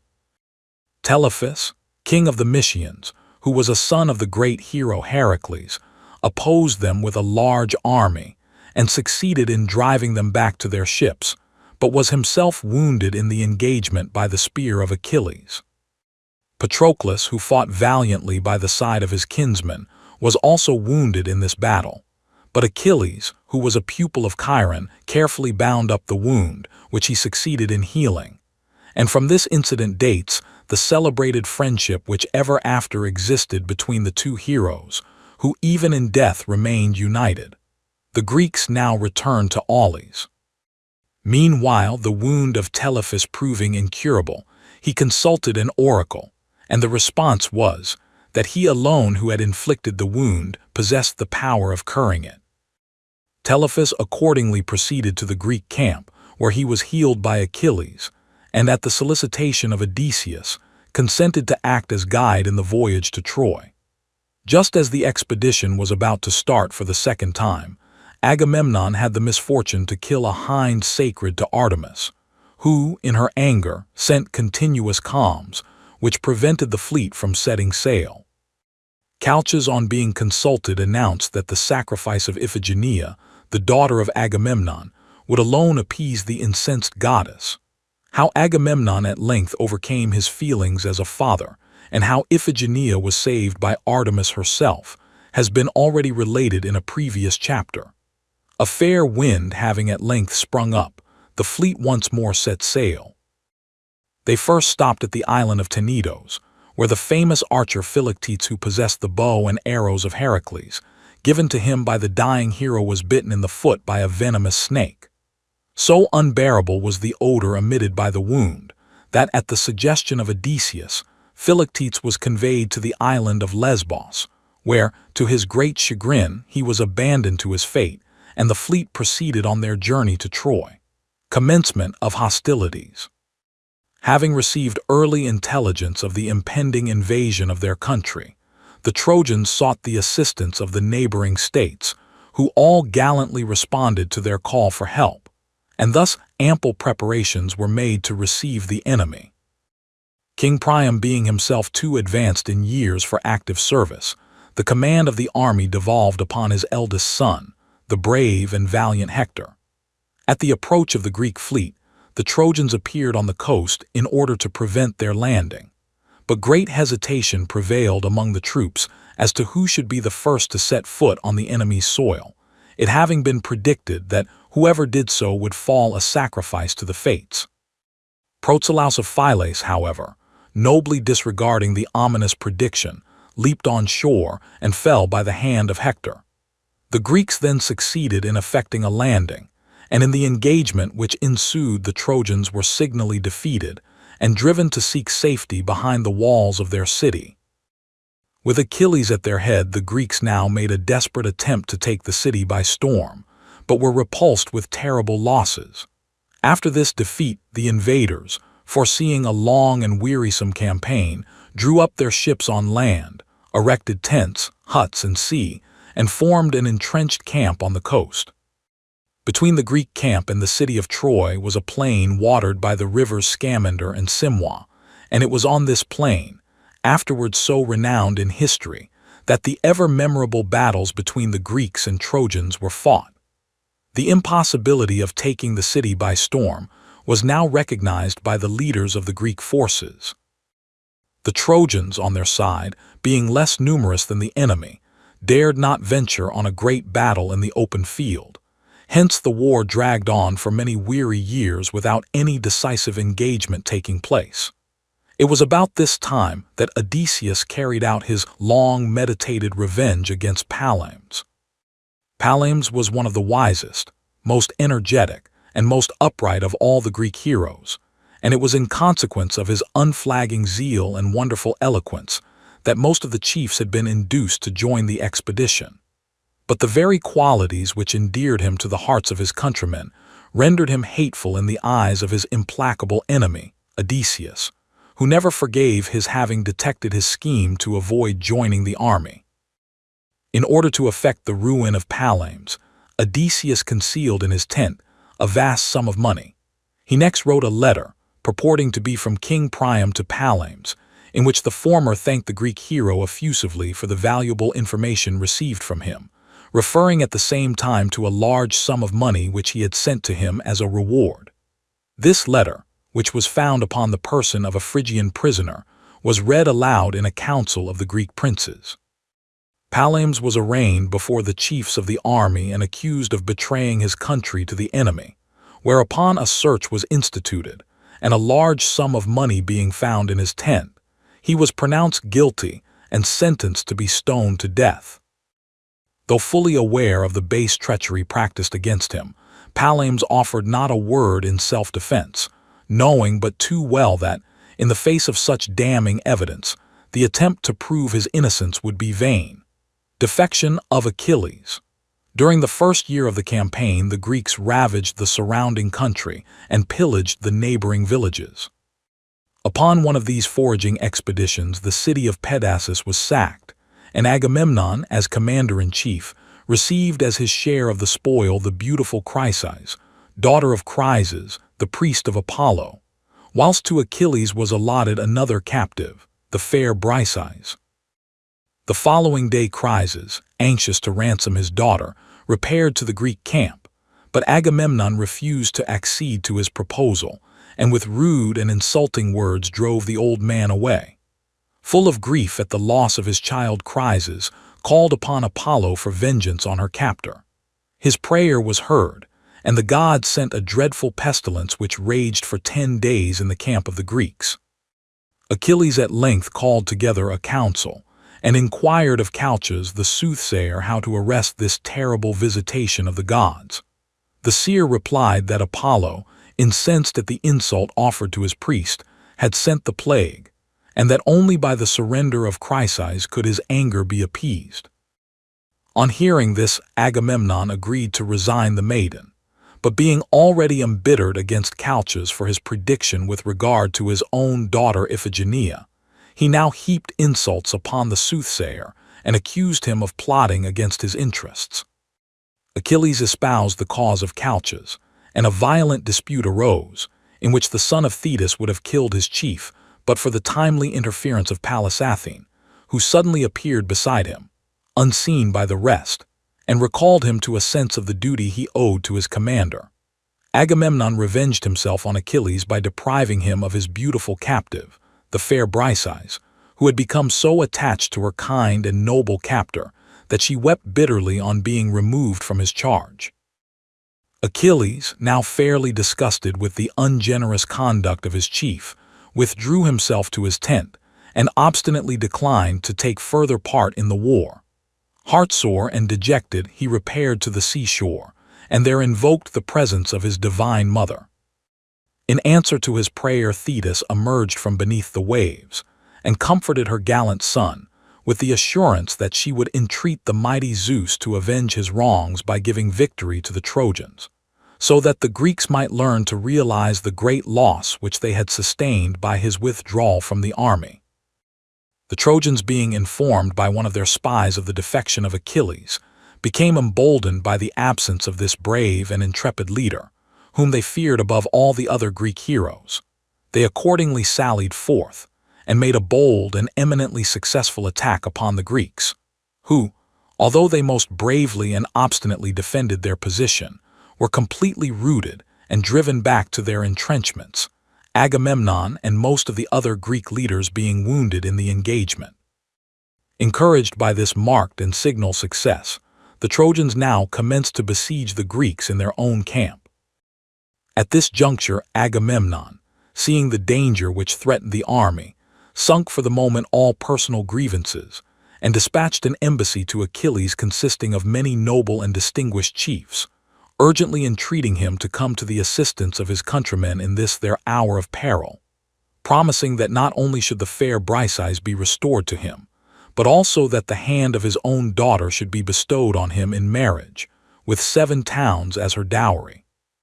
But the obstinate determination of the proud hero was not to be moved, and though he listened courteously to the arguments and representations of the messengers of Agamemnon, his resolution to take no further part in the war remained unshaken. In one of the engagements which took place soon afterwards, the Trojans, under the command of Hector, penetrated into the heart of the Greek camp, and had already commenced to burn their ships, when Patroclus, seeing the distress of his countrymen, earnestly besought Achilles to send him to the rescue at the head of the Myrmidons. The better nature of the hero prevailed, and he not only entrusted to his friend the command of his brave band of warriors, but lent him also his own suit of armor. Patroclus having mounted the war chariot of the hero, Achilles lifted on high a golden goblet and poured out a libation of wine to the gods, accompanied by an earnest petition for victory and the safe return of his beloved comrade. As a parting injunction, he warned Patroclus against advancing too far into the territory of the enemy and entreated him to be content with rescuing the galleys. At the head of the Myrmidons, Patroclus now made a desperate attack upon the enemy, who, thinking that the invincible Achilles was himself in command of his battalions, became disheartened and were put to flight. Patroclus followed up his victory and pursued the Trojans as far as the walls of their city, altogether forgetting in the excitement of battle the injunction of his friend Achilles. But his temerity cost the young hero his life, for he now encountered the mighty Hector himself and fell by his hands. Hector stripped the armor from his dead foe and would have dragged the body into the city had not Menelaus and Ajax the Greater rushed forward, and after a long and fierce struggle succeeded in rescuing it from desecration. Death of Hector. And now came the mournful task of informing Achilles of the fate of his friend. He wept bitterly over the dead body of his comrade, and solemnly vowed that the funereal rites should not be solemnized in his honor until he had slain Hector with his own hands, and captured 12 Trojans to be immolated on his funeral pyre.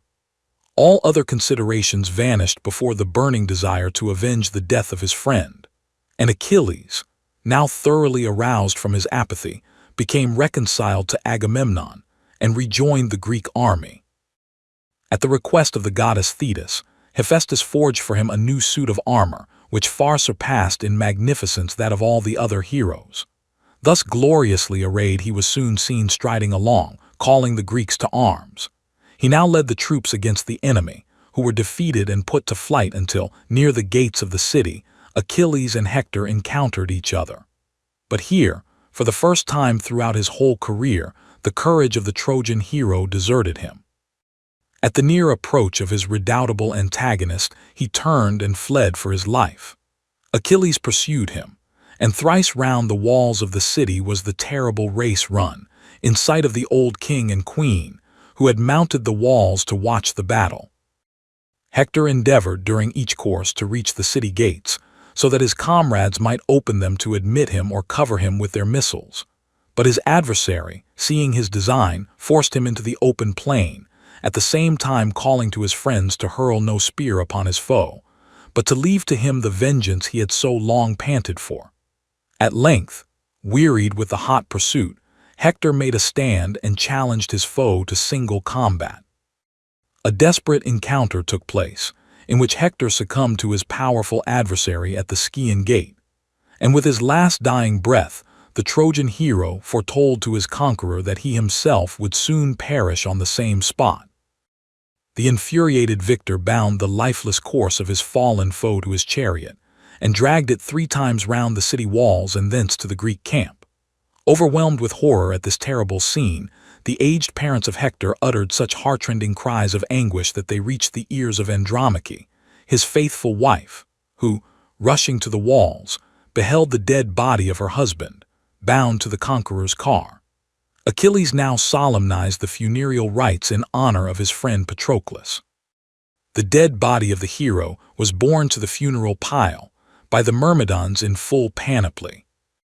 His dogs and horses were then slain to accompany him, in case he should need them in the realm of shades, after which Achilles, in fulfillment of his savage vow, slaughtered 12 brave Trojan captives, who were laid on the funeral pyre, which was now lighted.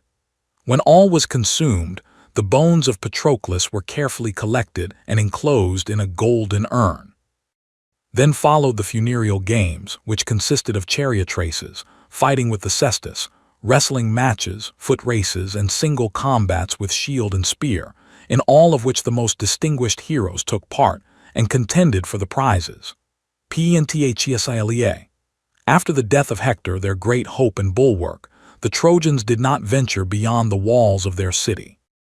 But soon their hopes were revived by the appearance of a powerful army of Amazons under the command of their queen Penthesilea, a daughter of Ares, whose great ambition was to measure swords with the renowned Achilles himself, and to avenge the death of the valiant Hector. Hostilities now recommenced in the open plain. Penthesilea led the Trojan host, the Greeks on their side being under the command of Achilles and Ajax. Whilst the latter succeeded in putting the enemy to flight, Achilles was challenged by Penthesilea to single combat. With heroic courage she went forth to the fight, but even the strongest men failed before the power of the great Achilles, and though a daughter of Ares, Penthesilea was but a woman.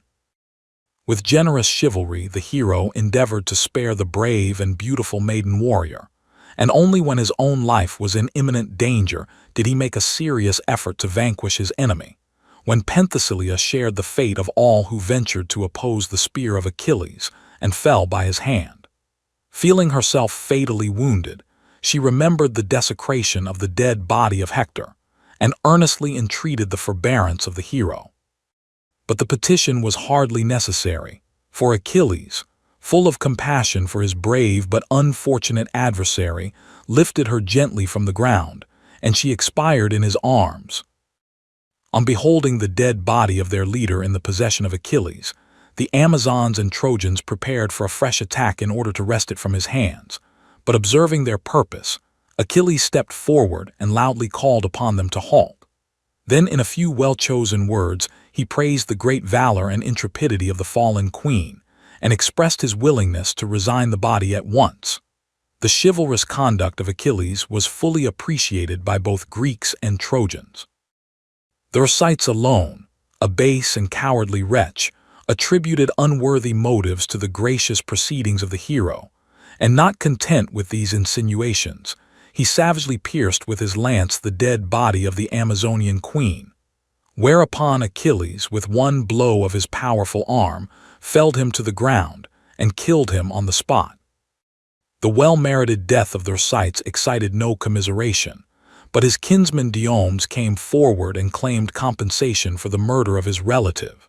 And as Agamemnon, who, as commander-in-chief, might easily have settled the difficulty, refrained from interfering, the proud nature of Achilles resented the implied condemnation of his conduct, and he once more abandoned the Greek army and took ship for Lesbos.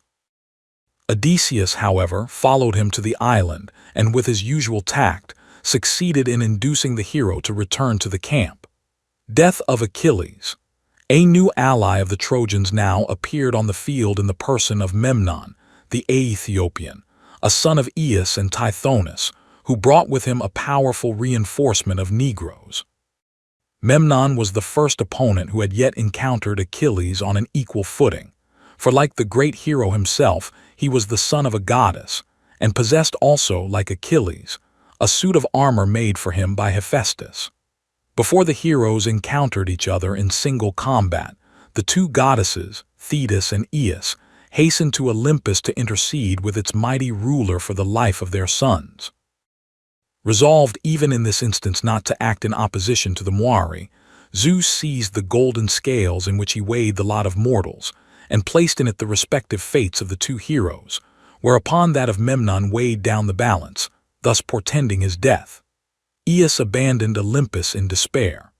Arrived on the battlefield, she beheld the lifeless body of her son, who, after a long and brave defense, had at length succumbed to the all-conquering arm of Achilles. At her command her children, the winds, flew down to the plain, and seizing the body of the slain hero, conveyed it through the air safe from the desecration of the enemy. The triumph of Achilles was not of long duration. Intoxicated with success, he attempted, at the head of the Greek army, to storm the city of Troy, when Paris, by the aid of Phoebus Apollo, aimed a well-directed dart at the hero, which pierced his vulnerable heel, and he fell to the ground fatally wounded before the Scaean gate. But though face to face with death, the intrepid hero, raising himself from the ground, still performed prodigies of valor, and not until his tottering limbs refused their office was the enemy aware that the wound was mortal. By the combined efforts of Ajax and Odysseus, the body of Achilles was wrested from the enemy after a long and terrible fight, and conveyed to the Greek camp. Weeping bitterly over the untimely fate of her gallant son, Thetis came to embrace him for the last time, and mingled her regrets and lamentations with those of the whole Greek army. The funeral pyre was then lighted, and the voices of the Muses were heard chanting his funeral dirge. When, according to the custom of the ancients, the body had been burned on the pyre, the bones of the hero were collected, enclosed in a golden urn, and deposited beside the remains of his beloved friend Patroclus. In the funereal games celebrated in honor of the fallen hero, the property of her son was offered by Thetis as the prize of victory. But it was unanimously agreed that the beautiful suit of armor made by Hephaestus should be awarded to him who had contributed the most to the rescue of the body from the hands of the enemy. Popular opinion unanimously decided in favor of Odysseus, which verdict was confirmed by the Trojan prisoners who were present at the engagement. Unable to endure the slight, the unfortunate Ajax lost his reason, and in this condition put an end to his existence. Final measures. Thus were the Greeks deprived at one and the same time of their bravest and most powerful leader, and of him also who approached the nearest to this distinction. For a time operations were at a standstill, until Odysseus at length contrived by means of a cleverly arranged ambush to capture Helenus, the son of Priam. Like his sister Cassandra, Helenus possessed the gift of prophecy, and the unfortunate youth was now coerced by Odysseus into using this gift against the welfare of his native city. The Greeks learned from the Trojan prince that 3 conditions were indispensable to the conquest of Troy. In the first place, the son of Achilles must fight in their ranks. Secondly, the arrows of Heracles must be used against the enemy. And thirdly, they must obtain possession of the wooden image of Pallas Athene, the famous Palladium of Troy. The first condition was easily fulfilled. Ever ready to serve the interests of the community, Odysseus repaired to the island of Scyros, where he found Neoptolemus, the son of Achilles. Having succeeded in arousing the ambition of the fiery youth, he generously resigned to him the magnificent armor of his father, and then conveyed him to the Greek camp, where he immediately distinguished himself in single combat with Eurypylus, the son of Telephus, who had come to the aid of the Trojans. To procure the poison-dipped arrows of Heracles was a matter of greater difficulty. They were still in the possession of the much-aggrieved Philoctetes, who had remained in the island of Lemnos, his wound still unhealed, suffering the most abject misery. But the judicious zeal of the indefatigable and ever-active Odysseus, who was accompanied in this undertaking by Diomedes, at length gained the day, and he induced Philoctetes to accompany him to the camp, where the skillful leech Machaon, the son of Asclepius, healed him of his wound. Philoctetes became reconciled to Agamemnon, and in an engagement which took place soon after, he mortally wounded Paris, the son of Priam. But though pierced by the fatal arrow of the demigod, death did not immediately ensue, and Paris, calling to mind the prediction of an oracle that his deserted wife Oenone could alone cure him if wounded, caused himself to be transported to her abode on Mount Ida, where he implored her by the memory of their past love to save his life. But mindful only of her wrongs, Oenone crushed out of her heart every womanly feeling of pity and compassion, and sternly bade him depart. Soon, however, all her former affection for her husband awoke within her, With frantic haste she followed him, but on her arrival in the city she found the dead body of Paris already laid on the lighted funeral pile, and in her remorse and despair, Oenone threw herself on the lifeless form of her husband and perished in the flames. The Trojans were now shut up within their walls and closely besieged, but the third and most difficult condition being still unfulfilled, all efforts to take the city were unavailing. In this emergency, the wise and devoted Odysseus came once more to the aid of his comrades. Having disfigured himself with self-inflicted wounds, he assumed the disguise of a wretched old mendicant, and then crept stealthily into the city in order to discover where the palladium was preserved. He succeeded in his object, and was recognized by no one save the fair Helen, who after the death of Paris had been given in marriage to his brother Deiphobus. But since death had robbed her of her lover, the heart of the Greek princess had turned yearningly towards her native country and her husband Menelaus, and Odysseus now found in her a most unlooked-for ally. On his return to the camp, Odysseus called to his aid the valiant Diomes, and with his assistance, the perilous task of abstracting the palladium from its sacred precincts was, after some difficulty, effected.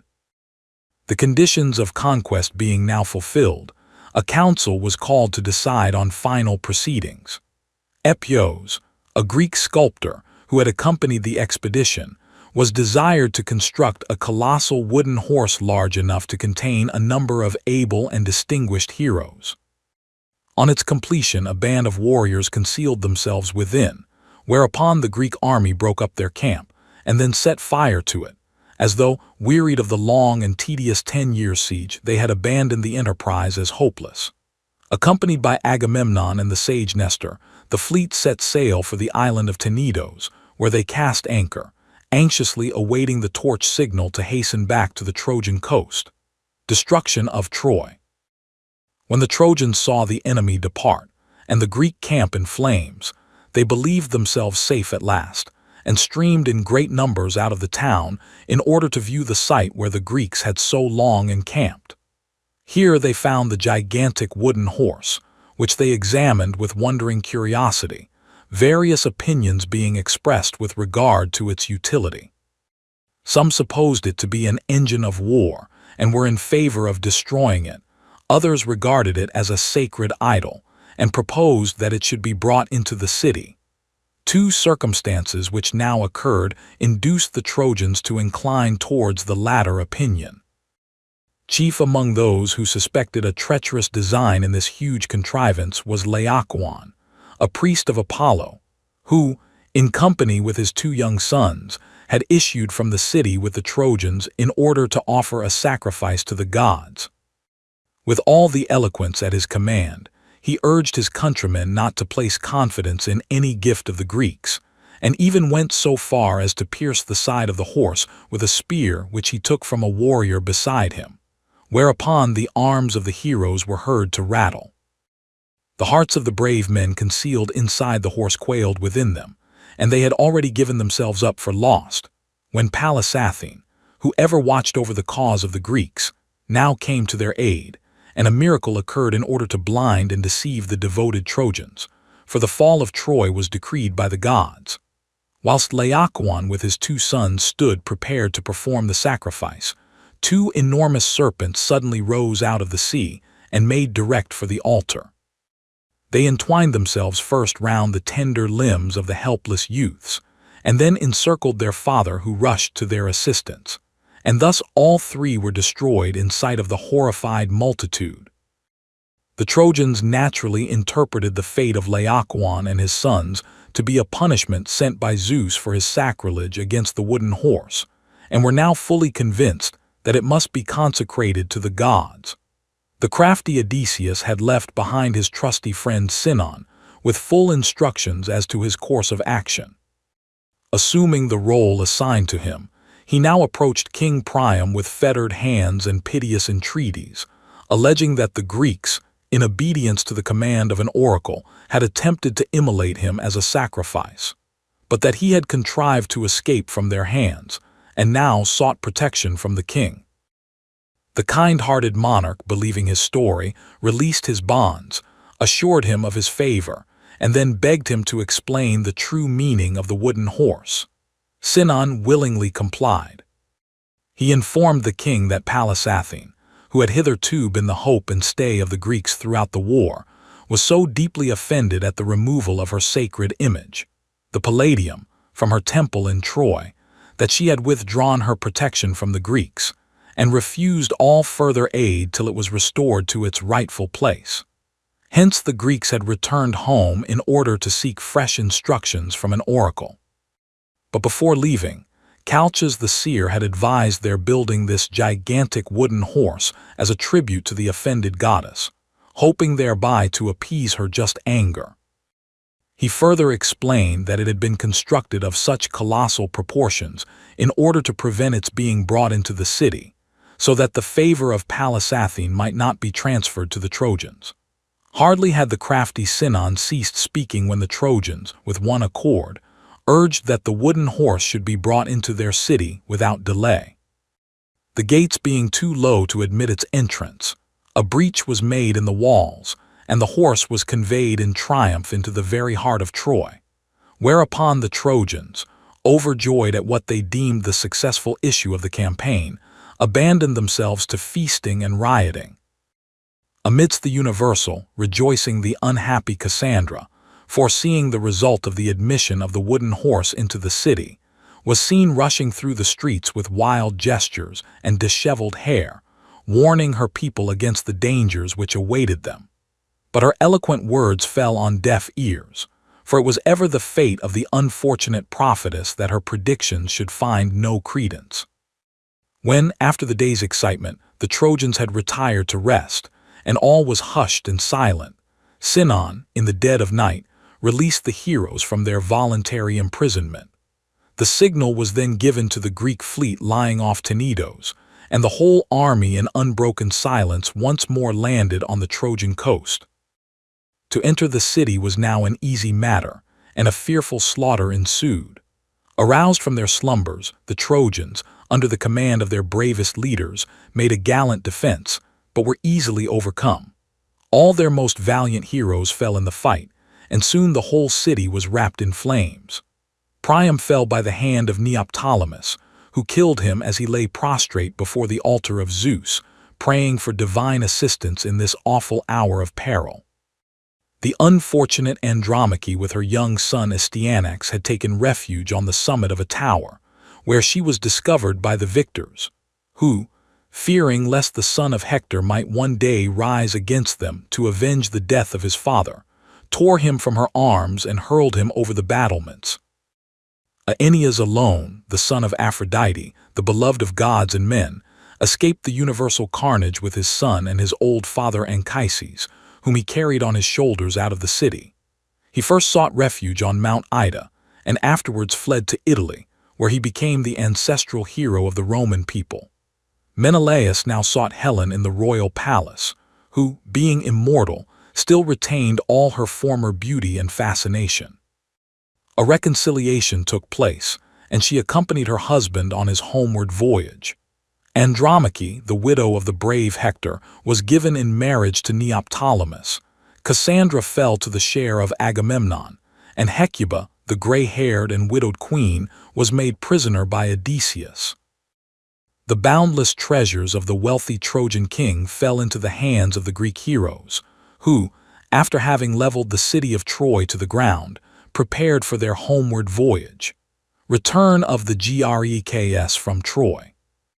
During the sacking of the city of Troy, the Greeks, in the hour of victory, committed many acts of desecration and cruelty, which called down upon them the wrath of the gods, for which reason their homeward voyage was beset with manifold dangers and disasters, and many perished before they reached their native land. Nestor, Diomedes, Philoctetes, and Neoptolemus were among those who arrived safely in Greece after a prosperous voyage. The vessel which carried Menelaus and Helen was driven by violent tempests to the coast of Egypt, and only after many years of weary wanderings and vicissitudes did they succeed in reaching their home at Sparta. Ajax the Lesser, having offended Pallas Athene by desecrating her temple on the night of the destruction of Troy, was shipwrecked off Cape Capharis.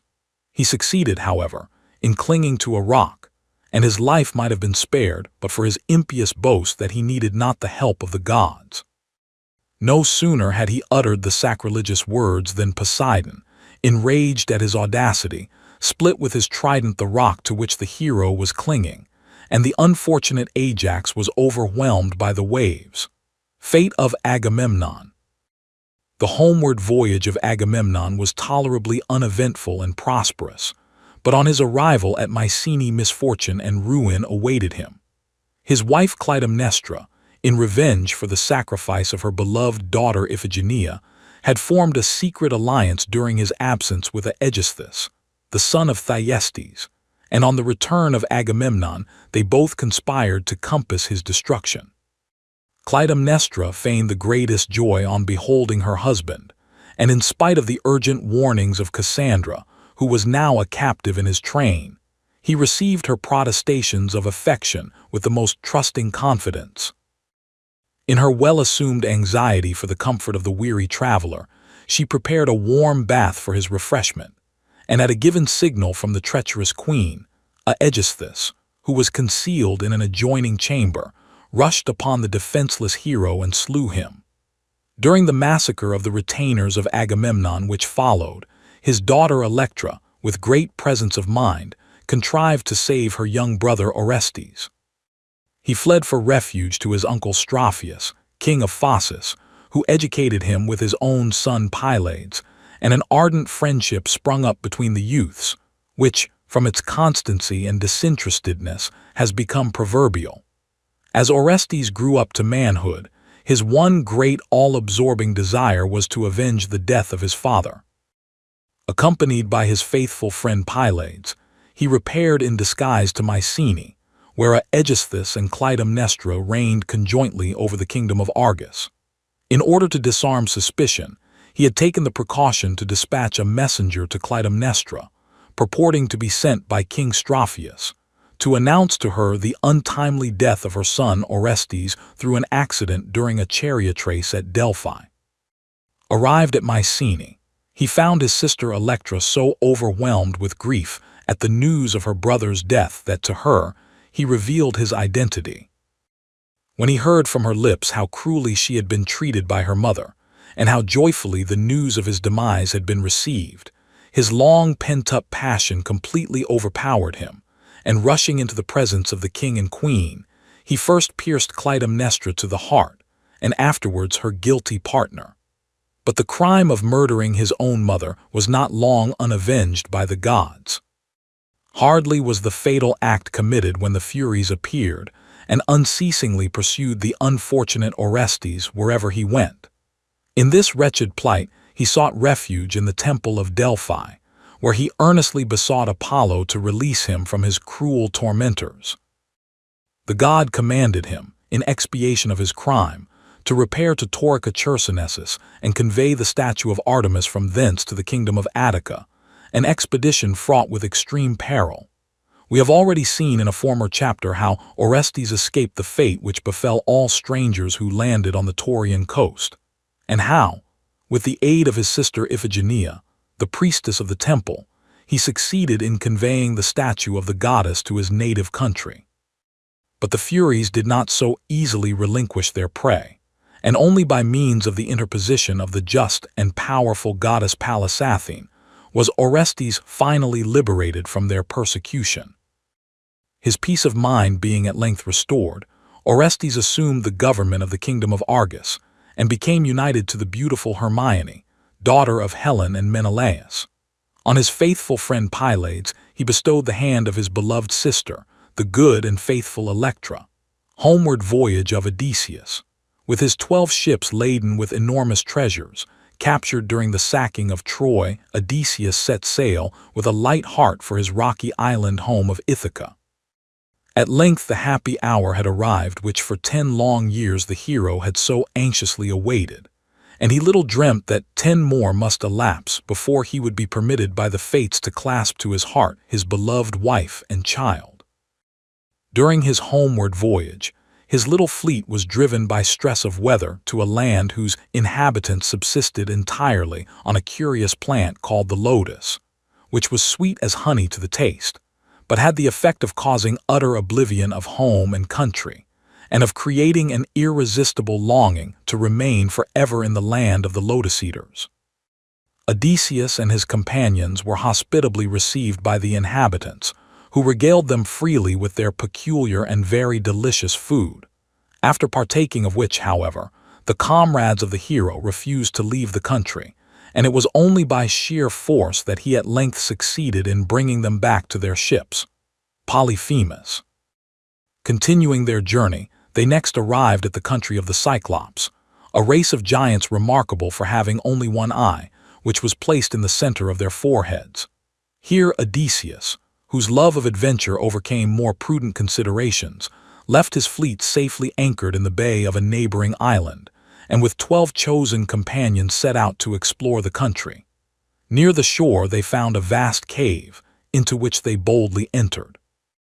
In the interior they saw to their surprise huge piles of cheese and great pails of milk, ranged round the walls. After partaking freely of these provisions, his companions endeavored to persuade Odysseus to return to the ship, but the hero, being curious to make the acquaintance of the owner of this extraordinary abode, ordered them to remain and await his pleasure. Towards evening a fierce giant made his appearance, bearing an enormous load of wood upon his shoulders and driving before him a large flock of sheep. This was Polyphemus, the son of Poseidon, the owner of the cave. After all his sheep had entered, the giant rolled before the entrance to the cave an enormous rock, which the combined strength of 100 men would have been powerless to move. Having kindled a fire of great logs of pine wood, he was about to prepare his supper when the flames revealed to him, in a corner of the cavern, its new occupants, who now came forward and informed him that they were shipwrecked mariners, and claimed his hospitality in the name of Zeus. But the fierce monster railed at the great ruler of Olympus, for the lawless Cyclops knew no fear of the gods and hardly vouchsafed a reply to the demand of the hero. To the consternation of Odysseus, the giant seized 2 of his companions, and after dashing them to the ground, consumed their remains, washing down the ghastly meal with huge draughts of milk. He then stretched his gigantic limbs on the ground, and soon fell fast asleep beside the fire. Thinking the opportunity a favorable one to rid himself and his companions of their terrible enemy, Odysseus drew his sword, and, creeping stealthily forward, was about to slay the giant when he suddenly remembered that the aperture of the cave was effectually closed by the immense rock, which rendered egress impossible. He therefore wisely determined to wait until the following day, and set his wits to work in the meantime to devise a scheme by which he and his companions might make their escape. When, early next morning, the giant awoke, 2 more unfortunate companions of the hero were seized by him and devoured, after which Polyphemus leisurely drove out his flock, taking care to secure the entrance of the cave as before. Next evening, the giant devoured 2 more of his victims, and when he had finished his revolting meal, Odysseus stepped forward and presented him with a large measure of wine which he had brought with him from his ship in a goat's skin. Delighted with the delicious beverage, the giant inquired the name of the donor. Odysseus replied that his name was Naaman, whereupon Polyphemus graciously announced that he would evince his gratitude by eating him the last. The monster, thoroughly overcome with the powerful old liquor, soon fell into a heavy sleep, and Odysseus lost no time in putting his plans into execution. He had cut during the day a large piece of the giant's own olive staff, which he now heated in the fire, and, aided by his companions, thrust it into the eyeball of Polyphemus, and in this manner effectually blinded him. The giant made the cave resound with his howls of pain and rage. His cries being heard by his brother Cyclops, who lived in caves not far distant from his own, they soon came trooping over the hills from all sides, and assailed the door of the cave with inquiries concerning the cause of his cries and groans. But as his only reply was, "Naaman has injured me," they concluded that he had been playing them a trick, and therefore abandoned him to his fate. The blinded giant now groped vainly round his cave in hopes of laying hands on some of his tormentors, but wearied at length of these fruitless exertions, he rolled away the rock which closed the aperture, thinking that his victims would rush out with the sheep, when it would be an easy matter to capture them. But in the meantime, Odysseus had not been idle, and the subtlety of the hero was now brought into play and proved more than a match for the giant's strength. The sheep were very large, and Odysseus, with bands of willow taken from the bed of Polyphemus, had cleverly linked them together 3 abreast, and under each center one had secured one of his comrades. After providing for the safety of his companions, Odysseus himself selected the finest ram of the flock, and by clinging to the wool of the animal, made his escape. As the sheep passed out of the cave, the giant felt carefully among them for his victims, but not finding them on the backs of the animals, he let them pass, and thus they all escaped. They now hastened on board their vessel, and Odysseus, thinking himself at a safe distance, shouted out his real name and mockingly defied the giant. Whereupon Polyphemus seized a huge rock, and following the direction of the voice, hurled it towards the ship, which narrowly escaped destruction. He then called upon his father Poseidon to avenge him, entreating him to curse Odysseus with a long and tedious voyage, to destroy all his ships and all his companions, and to make his return as late, as unhappy, and as desolate as possible. Further adventures. After sailing about over unknown seas for some time, the hero and his followers cast anchor at the island of Aeolus, king of the winds, who welcomed them cordially and sumptuously entertained them for a whole month. When they took their leave, he gave Odysseus the skin of an ox, into which he had placed all the contrary winds in order to ensure to them a safe and speedy voyage, and then, having cautioned him on no account to open it, caused the gentle Zephyrus to blow so that he might waft them to the shores of Greece. On the evening of the 10th day after their departure, they arrived in sight of the watchfires of Ithaca. But here, unfortunately, Odysseus, being completely wearied out, fell asleep, and his comrades, thinking Aeolus had given him a treasure in the bag which he so sedulously guarded, seized this opportunity of opening it, whereupon all the adverse winds rushed out and drove them back to the Aeolian island. This time, however, Aeolus did not welcome them as before, but dismissed them with bitter reproaches and upbraidings for their disregard of his injunctions. After a 6 days' voyage, they at length sighted land. Observing what appeared to be the smoke from a large town, Odysseus dispatched a herald, accompanied by 2 of his comrades, in order to procure provisions. When they arrived in the city, they discovered to their consternation that they had set foot in the land of the Laestrygons, a race of fierce and gigantic cannibals, governed by their king Antiphates. The unfortunate herald was seized and killed by the king, but his 2 companions, who took to flight, succeeded in reaching their ship in safety, and urgently entreated their chief to put to sea without delay.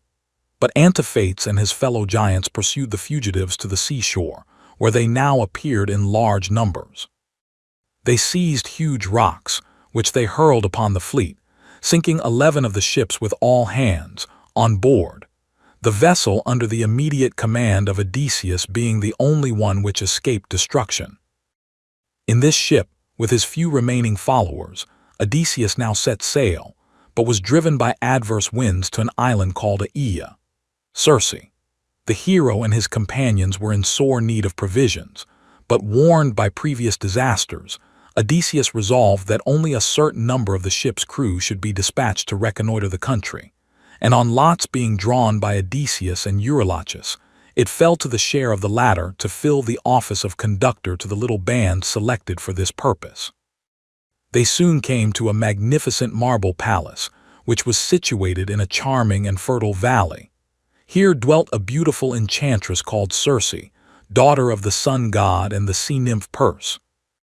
The entrance to her abode was guarded by wolves and lions, who, however, to the great surprise of the strangers, were tame and harmless as lambs. These were, in fact, human beings who, by the wicked arts of the sorceress, had been thus transformed. From within they heard the enchanting voice of the goddess, who was singing a sweet melody as she sat at her work, weaving a web such as immortals alone could produce. She graciously invited them to enter, and all save the prudent and cautious Eurylochus accepted the invitation. As they trod the wide and spacious halls of tessellated marble, objects of wealth and beauty met their view on all sides. The soft and luxuriant couches on which she bade them be seated were studded with silver, and the banquet which she provided for their refreshment was served in vessels of pure gold.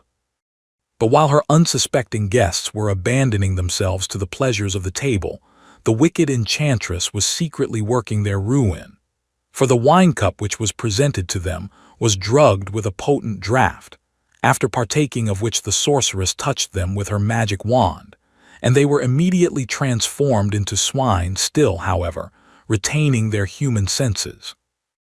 When Odysseus heard from Eurylochus of the terrible fate which had befallen his companions, he set out, regardless of personal danger, resolved to make an effort to rescue them. On his way to the palace of the sorceress, he met a fair youth bearing a wand of gold, who revealed himself to him as Hermes, the divine messenger of the gods.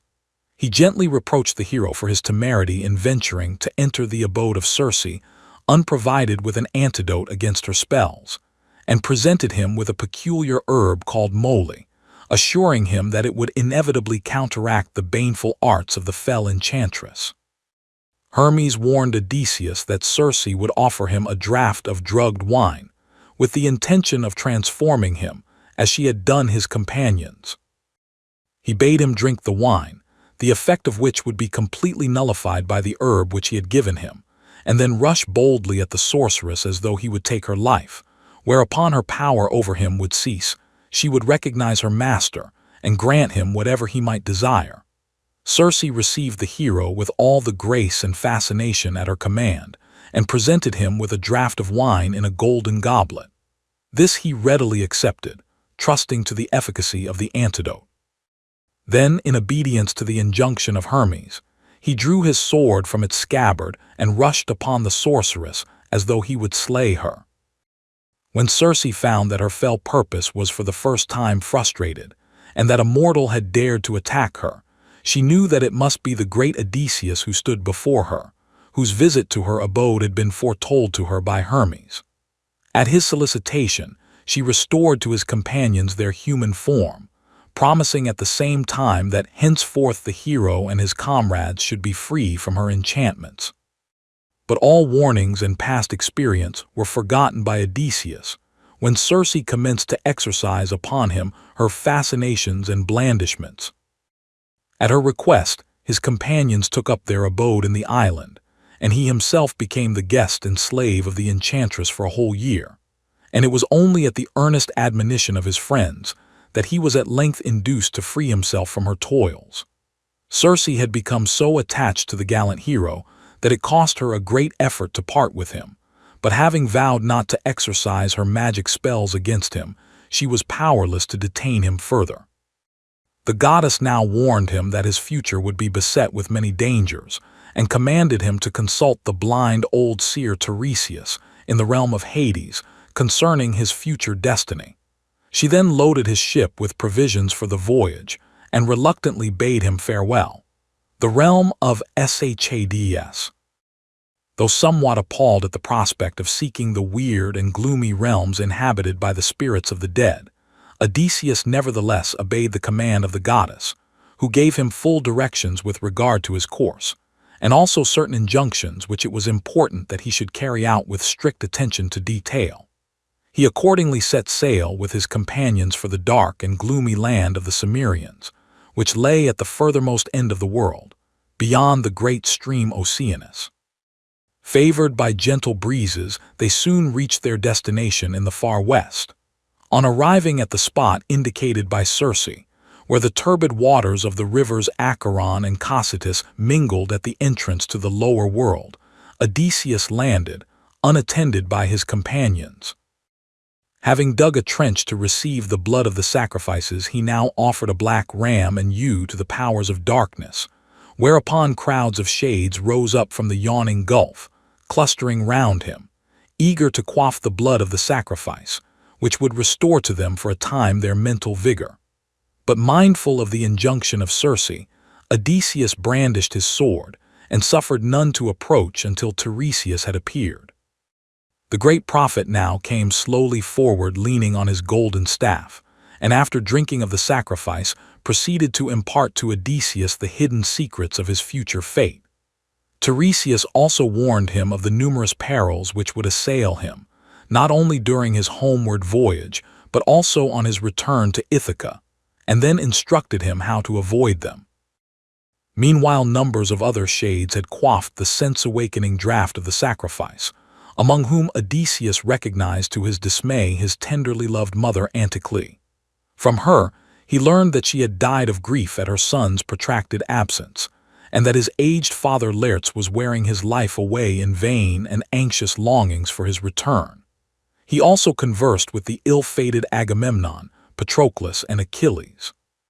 The latter bemoaned his shadowy and unreal existence, and plaintively assured his former companion in arms that rather would he be the poorest day laborer on earth than reign supreme as king over the realm of shades. Ajax alone, who still brooded over his wrongs, held aloof, refusing to converse with Odysseus, and sullenly retired when the hero addressed him.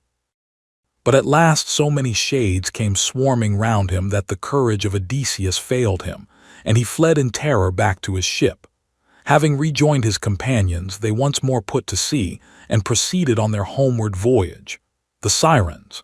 After some days' sail, their course led them past the island of the Sirens. Now Circe had warned Odysseus on no account to listen to the seductive melodies of these treacherous nymphs, for that all who gave ear to their enticing strains felt an unconquerable desire to leap overboard and join them, when they either perished at their hands or were engulfed by the waves.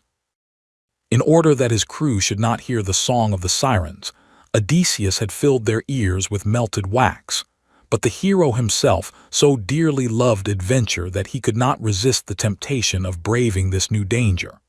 By his own desire, therefore, he was lashed to the mast, and his comrades had strict orders on no account to release him until they were out of sight of the island, no matter how he might implore them to set him free. As they neared the fatal shore, they beheld the Sirens seated side by side on the verdant slopes of their island, and as their sweet and alluring strains fell upon his ear, the hero became so powerfully affected by them that, forgetful of all danger, he entreated his comrades to release him. But the sailors, obedient to their orders, refused to unbind him until the enchanted island had disappeared from view. The danger past, the hero gratefully acknowledged the firmness of his followers, which had been the means of saving his life. The island of Helios. They now approached the terrible dangers of Scylla and Charybdis, between which Circe had desired them to pass. As Odysseus steered the vessel beneath the great rock, Scylla swooped down and seized 6 of his crew from the deck, and the cries of her wretched victims long rang in his ears. At length they reached the island of Trinacria, whereon the sun god pastured his flocks and herds, and Odysseus, calling to mind the warning of Tiresias to avoid this sacred island, would fain have steered the vessel past and left the country unexplored. But his crew became mutinous and insisted on landing. Odysseus was therefore obliged to yield, but before allowing them to set foot on shore, he made them take an oath not to touch the sacred herds of Helios, and to be ready to sail again on the following morning. It happened, unfortunately, however, that stress of weather compelled them to remain a whole month at Trinacria, and the store of wine and food given to them by Circe at parting being completely exhausted, they were obliged to subsist on what fish and birds the island afforded. Frequently there was not sufficient to satisfy their hunger, and one evening when Odysseus, worn out with anxiety and fatigue, had fallen asleep, Eurylochus persuaded the hungry men to break their vows and kill some of the sacred oxen. Dreadful was the anger of Helios, who caused the hides of the slaughtered animals to creep and the joints on the spits to bellow like living cattle, and threatened that unless Zeus punished the impious crew, he would withdraw his light from the heavens and shine only in Hades. Anxious to appease the enraged deity, Zeus assured him that his cause should be avenged. When therefore, after feasting for 7 days, Odysseus and his companions again set sail, the ruler of Olympus caused a terrible storm to overtake them, during which the ship was struck with lightning and went to pieces. All the crew were drowned except Odysseus, who, clinging to a mast, floated about in the open sea for 9 days, when after once more escaping being sucked in by the whirlpool of Charybdis, he was cast ashore on the island of Aegina. Calypso. Aegina was an island covered with dense forests, where, in the midst of a grove of cypress and poplar, stood the charming grotto palace of the nymph Calypso, daughter of the Titan Atlas. The entrance to the grotto was entwined with a leafy trelliswork of vine branches, from which depended clusters of purple and golden grapes. The plashing of fountains gave a delicious sense of coolness to the air, which was filled with the songs of birds, and the ground was carpeted with violets and mosses. Calypso cordially welcomed the forlorn and shipwrecked hero, and hospitably ministered to his wants. In the course of time, she became so greatly attached to him that she offered him immortality and eternal youth if he would consent to remain with her forever. But the heart of Odysseus turned yearningly towards his beloved wife Penelope and his young son. He therefore refused the boon, and earnestly entreated the gods to permit him to revisit his home. But the curse of Poseidon still followed the unfortunate hero, and for 7 long years he was detained on the island by Calypso, sorely against his will. At length Pallas Athene interceded with her mighty father on his behalf, and Zeus, yielding to her request, forthwith dispatched the fleet-footed Hermes to Calypso, commanding her to permit Odysseus to depart and to provide him with the means of transport. The goddess, though loath to part with her guest, dared not disobey the commands of the mighty Zeus.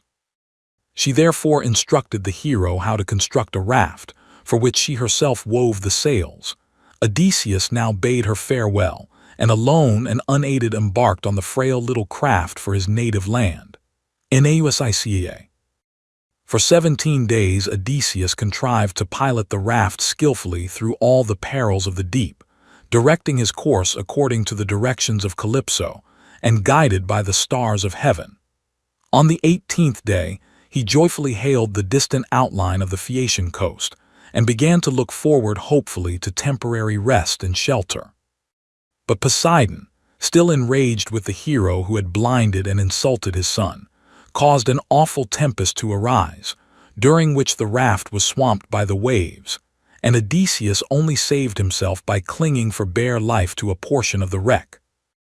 For 2 days and nights he floated about, drifted hither and thither by the angry billows, till at last, after many a narrow escape of his life, the sea goddess Leucothea came to his aid, and he was cast ashore on the coast of Scheria, the island of the luxurious Phaeaces. Worn out with the hardships and dangers he had passed through, he crept into a thicket for security, and lying down on a bed of dried leaves, soon fell fast asleep. It chanced that Nausicaa, the beautiful daughter of King Alcinous and his queen Arete, had come down to the shore, accompanied by her maidens, to wash the linen which was destined to form part of her marriage portion. When they had finished their task they bathed, and sat down to a repast, after which they amused themselves with singing and playing at ball. Their joyous shouts at last awoke Odysseus, who, rising from his hiding place, suddenly found himself in the midst of the happy group. Alarmed at his wild aspect, the attendants of Nausicaa fled in terror, but the princess, pitying the forlorn condition of the stranger, addressed him with kind and sympathetic words. After hearing from him the account of his shipwreck and the terrible hardships he had undergone, Nausicaa called back her attendants, reproached them for their want of courtesy, and bade them supply the wanderer with food, drink, and suitable raiment. Odysseus then left the maidens to resume their games, whilst he bathed and clothed himself with the garments with which they had furnished him. Athene now appeared to the hero and endowed him with a commanding and magnificent stature, and with more than mortal beauty.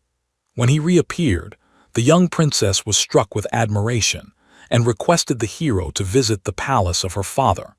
She then desired her attendants to yoke the mules to the wagons and prepare to return home. Odysseus was cordially received by the king and queen, who entertained him with magnificent hospitality, and in return for their kindness, the hero related to them the history of his long and eventful voyage, and the many extraordinary adventures and miraculous escapes which had befallen him since his departure from the coast of Ilion. When he at last took leave of his royal entertainers, Alcinous loaded him with rich gifts and ordered him to be conveyed in one of his own ships to Ithaca. Arrival at Ithaca. The voyage was a short and prosperous one. By the direction of King Alcinous, rich furs had been laid on deck for the comfort of his guest, on which the hero, leaving the guidance of the ship to the Phaeacian sailors, soon fell into a deep sleep. When next morning the vessel arrived in the harbor of Ithaca, the sailors, concluding that so unusually profound a slumber must be sent by the gods, conveyed him on shore without disturbing him, where they gently placed him beneath the cool shade of an olive tree. When Odysseus awoke, he knew not where he was, for his ever-watchful protectress Pallas Athene had enveloped him in a thick cloud in order to conceal him from view. She now appeared to him in the disguise of a shepherd, and informed him that he was in his native land, that his father Laertes, bent with sorrow and old age, had withdrawn from the court, that his son Telemachus had grown to manhood and was gone to seek for tidings of his father, and that his wife Penelope was harassed by the importunities of numerous suitors, who had taken possession of his home and devoured his substance. In order to gain time, Penelope had promised to marry one of her lovers as soon as she had finished weaving a robe for the aged Laertes, but by secretly undoing at night what she had done in the day, she effectually retarded the completion of the work, and thus deferred her final reply. Just as Odysseus had set foot in Ithaca, the angry suitors had discovered her stratagem, and had become in consequence more clamorous than ever. When the hero heard that this was indeed his native land, which, after an absence of 20 years, the gods had at length permitted him to behold once more, he threw himself on the ground and kissed it in an ecstasy of joy. The goddess, who had meanwhile revealed her identity to Odysseus, now assisted him to conceal in a neighboring cave the valuable gifts of the Phaeacian king. Then, seating herself beside him, she consulted with him as to the best means of ridding his palace of its shameless occupants. In order to prevent his being recognized, she caused him to assume the form of an aged mendicant. His limbs became decrepit, his brown locks vanished, his eyes grew dim and bleared, and the regal robes given to him by King Alcinous were replaced by a tattered garb of dingy hue, which hung loosely round his shrunken form. Athene then desired him to seek shelter in the hut of Eumaeus, his own swineherd. Eumaeus received the old beggar hospitably, kindly ministered to his wants, and even confided to him his distress at the long-continued absence of his beloved old master, and his regrets at being compelled by the unruly invaders of his house to slaughter for their use all the finest and fattest of the herd. It chanced that the following morning Telemachus returned from his long and fruitless search for his father, and going first to the hut of Eumaeus, heard from him the story of the seeming beggar whom he promised to befriend. Athene now urged Odysseus to make himself known to his son, and at her touch his beggar's rags disappeared, and he stood before Telemachus arrayed in royal robes and in the full strength and vigor of manhood. So imposing was the appearance of the hero that at first the young prince thought he must be a god, but when he was convinced that it was indeed his beloved father, whose prolonged absence had caused him so much grief, he fell upon his neck and embraced him with every expression of dutiful affection. Odysseus charged Telemachus to keep his return a secret, and concerted with him a plan whereby they might rid themselves of the detested suitors. In order to carry it into effect, Telemachus was to induce his mother to promise her hand to the one who could conquer in shooting with the famous bow of Odysseus, which the hero had left behind when he went to Troy, deeming it too precious a treasure to be taken with him. Odysseus now resumed his beggar's dress and appearance and accompanied his son to the palace, before the door of which lay his faithful dog Argo, who, though worn and feeble with age and neglect, instantly recognized his master. In his delight, the poor animal made a last effort to welcome him, but his strength was exhausted, and he expired at his feet. When Odysseus entered his ancestral halls, he was mocked and reviled by the riotous suitors, and Antinous, the most shameless of them all, ridiculed his abject appearance and insolently bade him depart. But Penelope, hearing of their cruel conduct, was touched with compassion and desired her maidens to bring the poor mendicant into her presence. She spoke kindly to him, inquiring who he was and whence he came. He told her that he was the brother of the king of Crete, in whose palace he had seen Odysseus, who was about starting for Ithaca, and had declared his intention of arriving there before the year was out. The queen, overjoyed at the happy tidings, ordered her maidens to prepare a bed for the stranger and to treat him as an honored guest.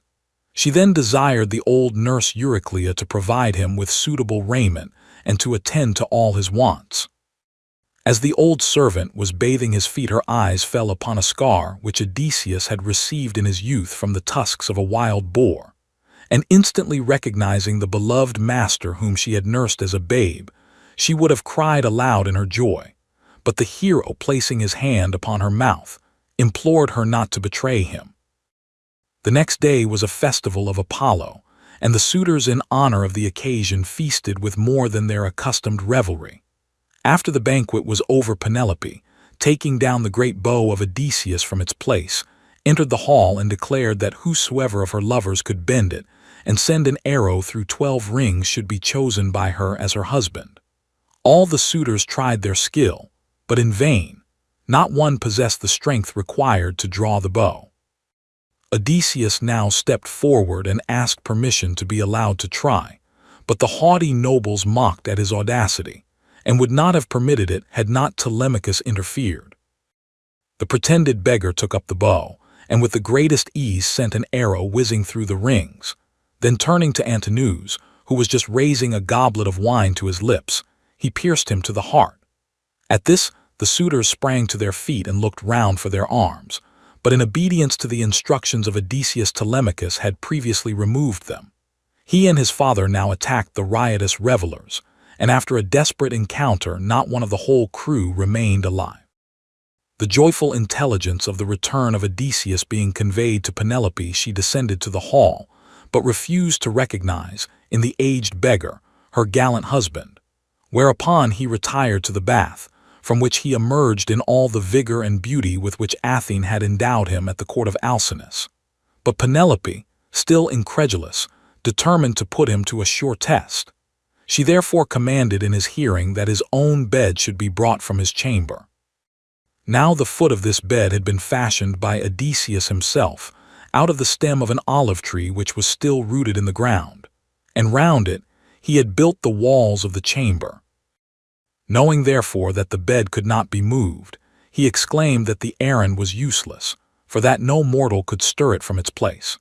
Then Penelope knew that it must be Odysseus himself who stood before her, and a most touching and affectionate meeting took place between the long-separated husband and wife.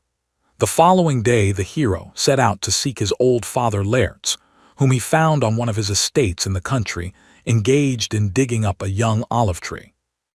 The poor old man, who was dressed in the humble garb of a laborer, bore the traces of deep grief on his furrowed countenance, and so shocked was his son at the change in his appearance that, for a moment, he turned aside to conceal his tears.